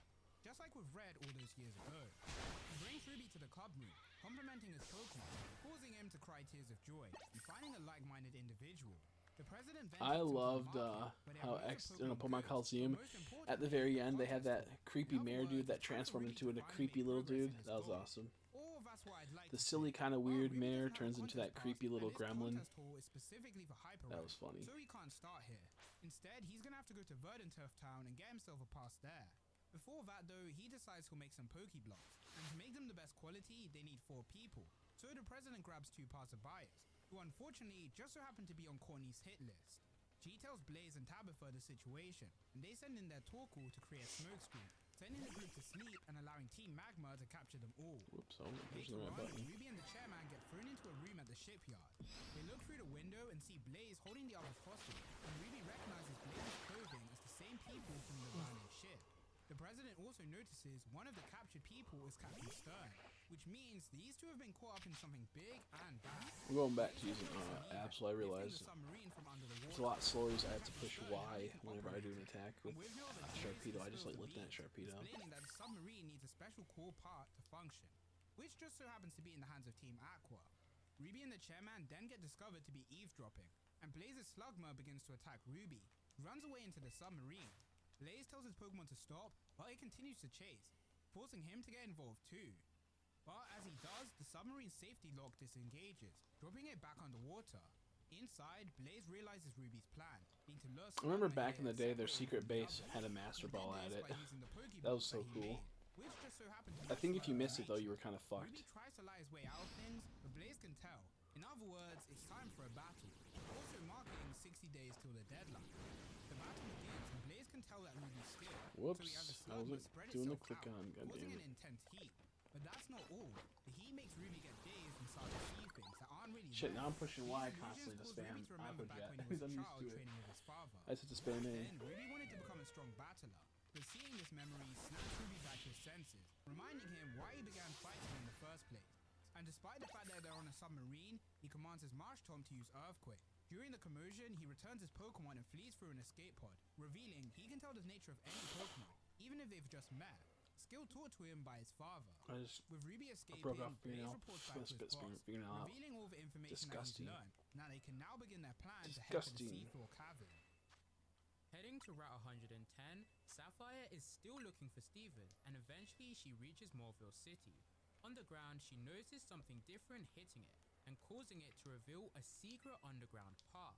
She swings back up and gets met with a bunch of robots that catch her and bring her to Watson and the Trick Master. The two apologize for the mix-up, revealing that they're trying to catch a Dauphin. Sapphire's overwhelmed at how confusing this city is, with the ground flipping and robots catching her. But this gets Watson's attention, revealing that she might have found the secret entrance to the underground city, New Morville. So, Sapphire leads them to where she found the entrance, but at the same time, Dang, I did it again. kids come and challenge Watson to a gym battle. Watson sends out his team and defeats them all in a flash, but despite the result, he still gives them all badges. Sapphire questions this, but Watson says that's just his style, offering Sapphire a badge too, which she obviously rejects as she wants to become a master Pokemon trainer, and to do that, she needs to earn the badge Watson by the doing goat. something. Unfortunately, the badge Sapphire smacked away ends up stabbing into a Dauphin, enraging it, and causing everyone to fall down into New Morville. Sapphire, the Dauphin, and the Trick Master all wake up, but Watson's missing. Whilst they search for him, the Trick Master explains they were looking for New Morville, as it's rumored to be a massive playground, which is just what they need to help with the tons of kids in Morville City. So, Sapphire decides she's gonna help them in investigating this area. As a It's New substitute Morville, for but Jim it's Battle. old or it's in the pet. I don't get it. To Watson, I wasn't paying who asks attention. them to hurry over, finding him stuck to a generator. The generator begins to attack them, and the Trig Master uses his gadgets to find a way to defeat it, revealing they just have to attack when it begins to absorb energy. So, Sapphire teams up with Watson's Electrike, who has Lightning Rod, and the Wild Dauphin, who's immune to electric attacks, to defeat the generator. The generator then prints out a letter from the Trick Master's ancestor with instructions on how to correctly activate the city, thus making it a safe place for kids to play. With this task completed, Sapphire gets a new teammate in Fado the Dauphin, and of course a new gym badge. Back with Ruby, Nice. he and Marshtop have finally made it back to the surface, and are now on Route 118. Ruby spots the TV broadcasting of what happened at the ship. I do like when they show two different stories, Trying to stay hidden like from two different the character stories On the topic in of these family, mangas. Ruby's mum sees this very same It's broadcast, cool. where lo and behold, Ruby appears. Ruby continues sailing in the escape pod, but ends up getting handled in the He forces Ruby to stay and help him.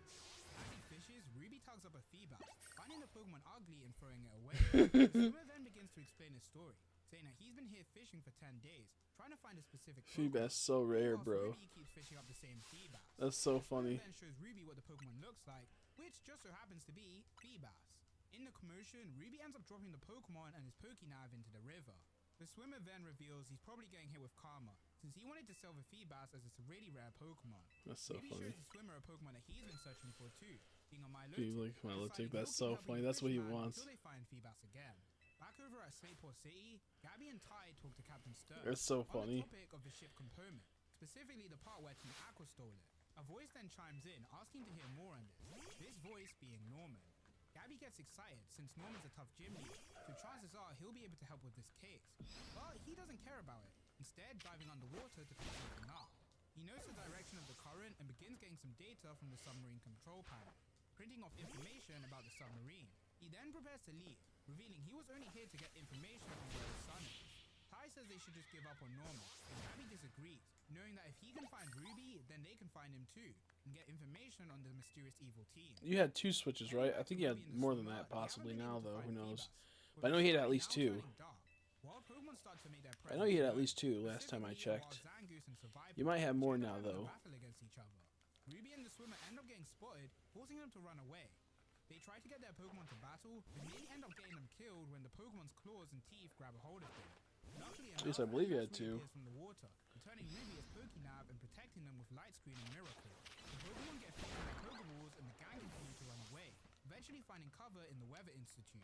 The swimmer tells Ruby to thank Feebas for helping them out, and to add the Pokemon to his team, making Ruby's team even more contradicting. A Pokeblock then rolls across the ground, which attracts the attention of Ruby, leading it to the roof. Ruby notices that his Pokemon is missing, heading after his trail, noticing that the Pokeblocks taste exactly like the ones he made. F3 OG switches and a Switch 2. Nice. Norman has now found his Nice. son. Right off the bat, a battle begins between That's the good. father and son, and nearby, Gabby and Ty are closing in on the Weather Institute. Whilst Mr. Stone's in the hospital, they've been taking care of his cast form, and he now tries to break out of the window. Eventually, they arrive and see Norman. I sold a few of holding my Ruby over Switches. I the didn't have the head, money. heading inside to get involved. Norman isn't holding anything back against Ruby, throwing him around. Ruby weighs up his options, either to apologize or to try and run, or maybe a potential third option. His thinking time gets interrupted though when Slacky picks up the ladder, swinging Ruby around. So Ruby grits his teeth, deciding to go with the third option, and that's to fight his dad here and now. So a double battle begins, with Ruby picking Nana and Kiki to fight against Slacking and Vigor. Ruby claims that he'll become the champion of the Strong move. contest, but Norman isn't impressed by his skills. After all, he's the one who taught Ruby every move he knows. But now Ruby has a new Pokemon by his side, having Marshtomp spam mud shots at Norman's team. And although impressive, Ruby's plan still doesn't stop Norman's offense.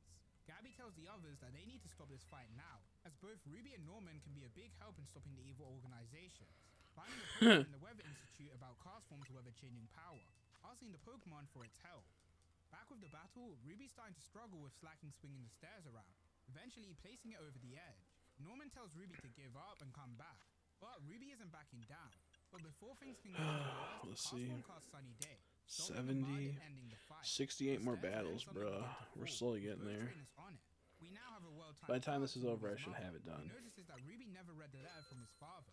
The letter reading that after Ruby's birthday dinner, Once I they were gonna get let him go out to and like agreed. Back to the battle, 160, the father and I son might duo go to barely 2 carrying Infinite on right into Royales the just to fight, with the only thing under them being just to jagged see if it rocks. helps out with the They try speed to of get it back making me up, feel but good. things aren't that simple, as the pipe breaks and they So that one's cool. Yeah, the Scout Now Vest was always awesome. Think about selling since I have a Switch 2 now, but I don't care if I should charge more because Pokemon popular. Well, it doesn't have to be. Doesn't have the box, but everything else.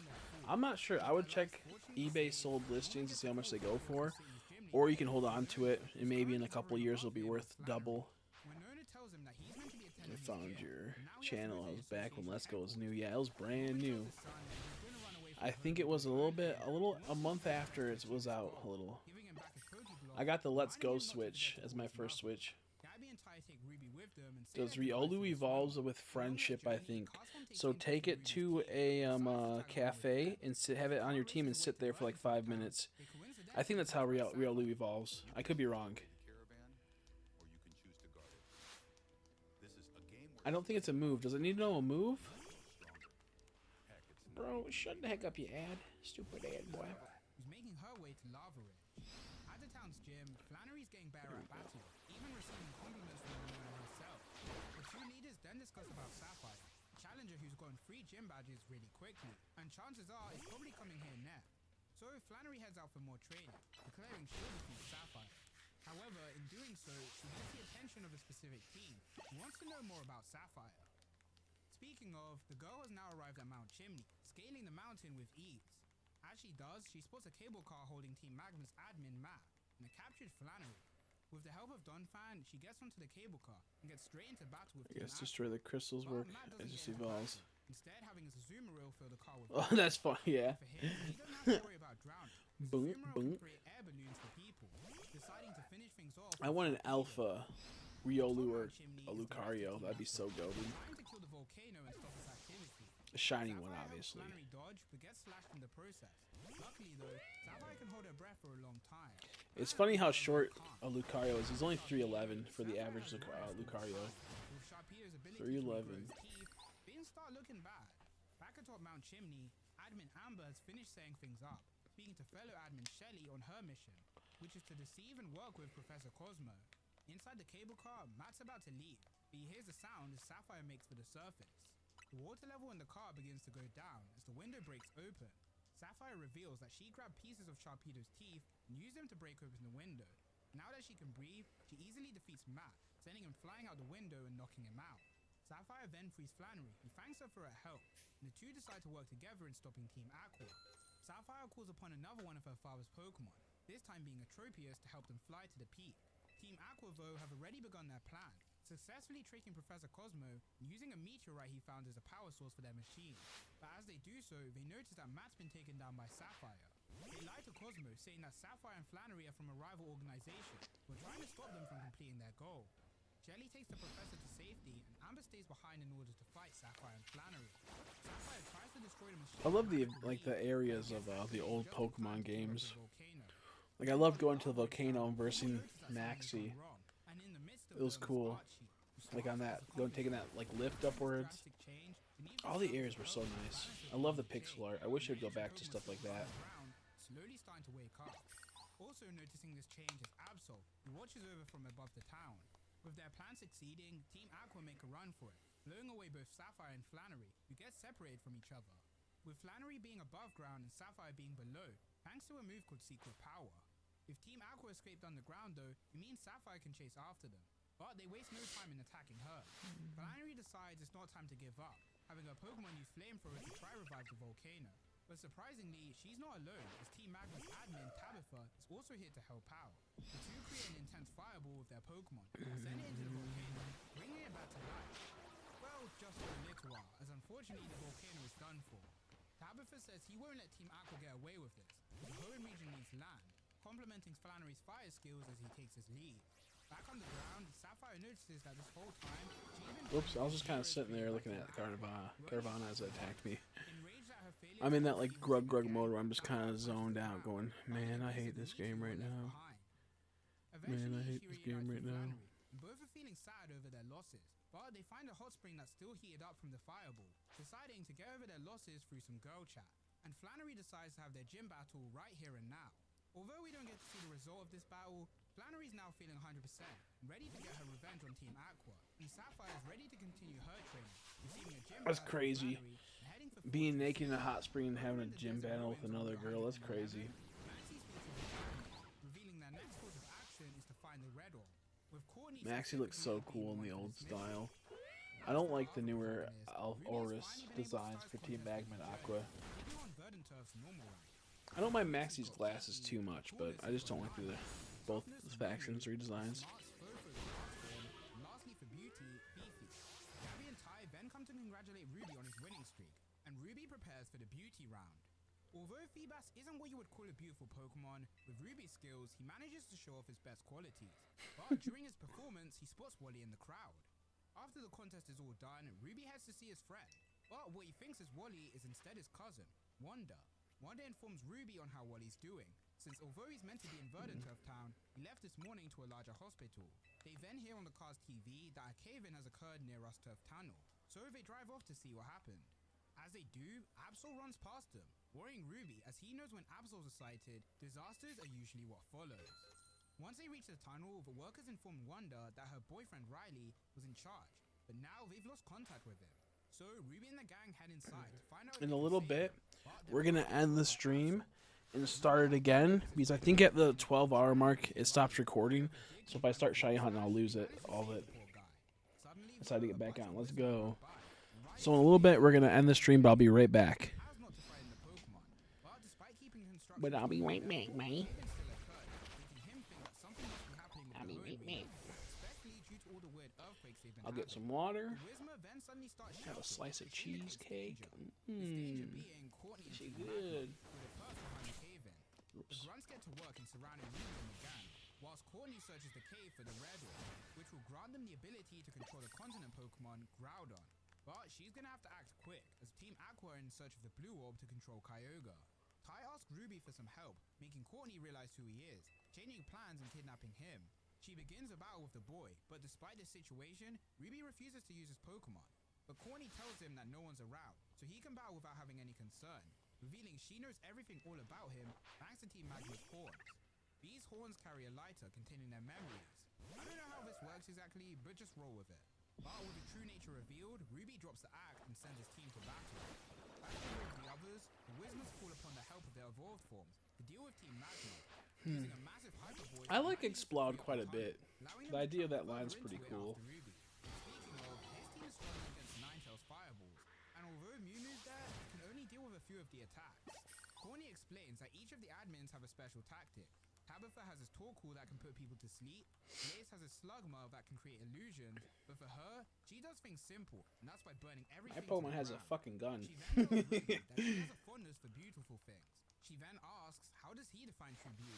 Because to her, it's not competing in contests, picking up one of his ribbons and throwing it into the flames.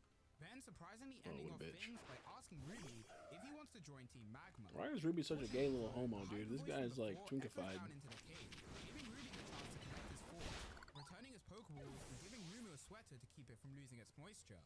Then having it carry them all to safety, sacrificing himself to allow his Pokemon to be safe. Corny is impressed by Ruby's guts and chivalry, which he shares with all the other protagonists.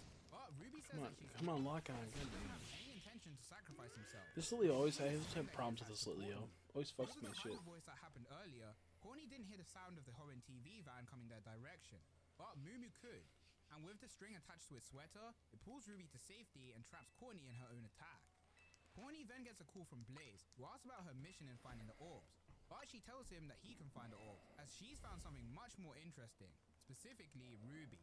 As for Blaze, he's finished making the scanner to find the orbs, which are both located in Mount Yo, Ryan. hey Meeks. Around the Hoenn We're region, watching the Judy Pokemon decides to manga go while I do for these Flannery, fucking asking them battles. to attend an urgent meeting. And The so, mangas are before so they get good. to Portray City, Like retelling the well, story. not everyone. His three gym leaders Series are 1 and absent, 2, being Tate, Liza, phenomenal. and We're on Series 3 right now. Fortunately, though, Wallace is attending over video call. Flannery explains to the group what happened on Mount Chimney and how they need to work together in stopping the evil Oh, the organization Pyroar? that's The Pyroar area, I think that is? Is that the Pyroar area? Red at Slakeport. Fucking Flannery bullshit, says dude. Red helped her. I had 3 Alpha Pyroars there before. Blew me up instantly. I literally woke them up and they blew me up. I'm not even joking. I died within 2 seconds. Flannery thinks that Team Magma must be trying to help them, but Brawley disagrees, as increasing the sea would mean more room for surfing, forcing the water-type gym leader Wallace to agree with it. But what's an I'm almost at 12 hours. At 12 hours, I'm going to end the stream and then I'm going to start another one. So if I leave in about 4 minutes, I'll be right back in about a minute or 2. So just so you guys know. Because I'm trying to get the Shine Charm. I'm close. So I at least have another 2 hours. 2 to 3 hours tonight. If I got like a donation or something, I'd probably go longer. But I don't think we'll get any, because I don't have my people that mostly donate. They don't watch me no more, which is fine. Not a big deal. But if I get up there, I'll do it. tries to stop him, explaining that they're gym leaders who work under the Pokemon Association, so they need to protect their towns and cities. We'll do it though. I'll try to do at least 2 hours, 2 more hours tonight. Thinking about the Pokemon Association, Wilson chases after him. Yeah, most of it was just battling, bro. About 8 or 9 hours of it was just doing these battles right here in Battle Royale. Because you need 1,000 wins, 1,000 trainer wins to get the Shine Charm on top of a whole bunch of other bullshit. The bullshit's just the 1,000 wins. Would rather not continue to speak on the subject. Back inside, Flannery suggests We are having all some sort of poor. training Yeah, we are all battle. poor. For example, Sapphire. But Roxanne Hurry up thinks and win the they'll just get lottery away. already, Luna buddies. decides they should end the meeting here though, and wait for Tate and Liza to get in touch. Contacting the Pokemon Association to tell them Who the what's fuck's happened, that guy? Wallace asked Luna for some of her time, explaining that his city of Sutopolis is starting to be affected by all the changes in the region. Brutal. So now he's at Fall Arbor Town to It is, it's analyze fucked up. information that Professor Cosmo has. I'm at like Winona 950 in a asks bit to see what he finds out of out. 1,000. But truthfully, that's not Wallace's I've been at this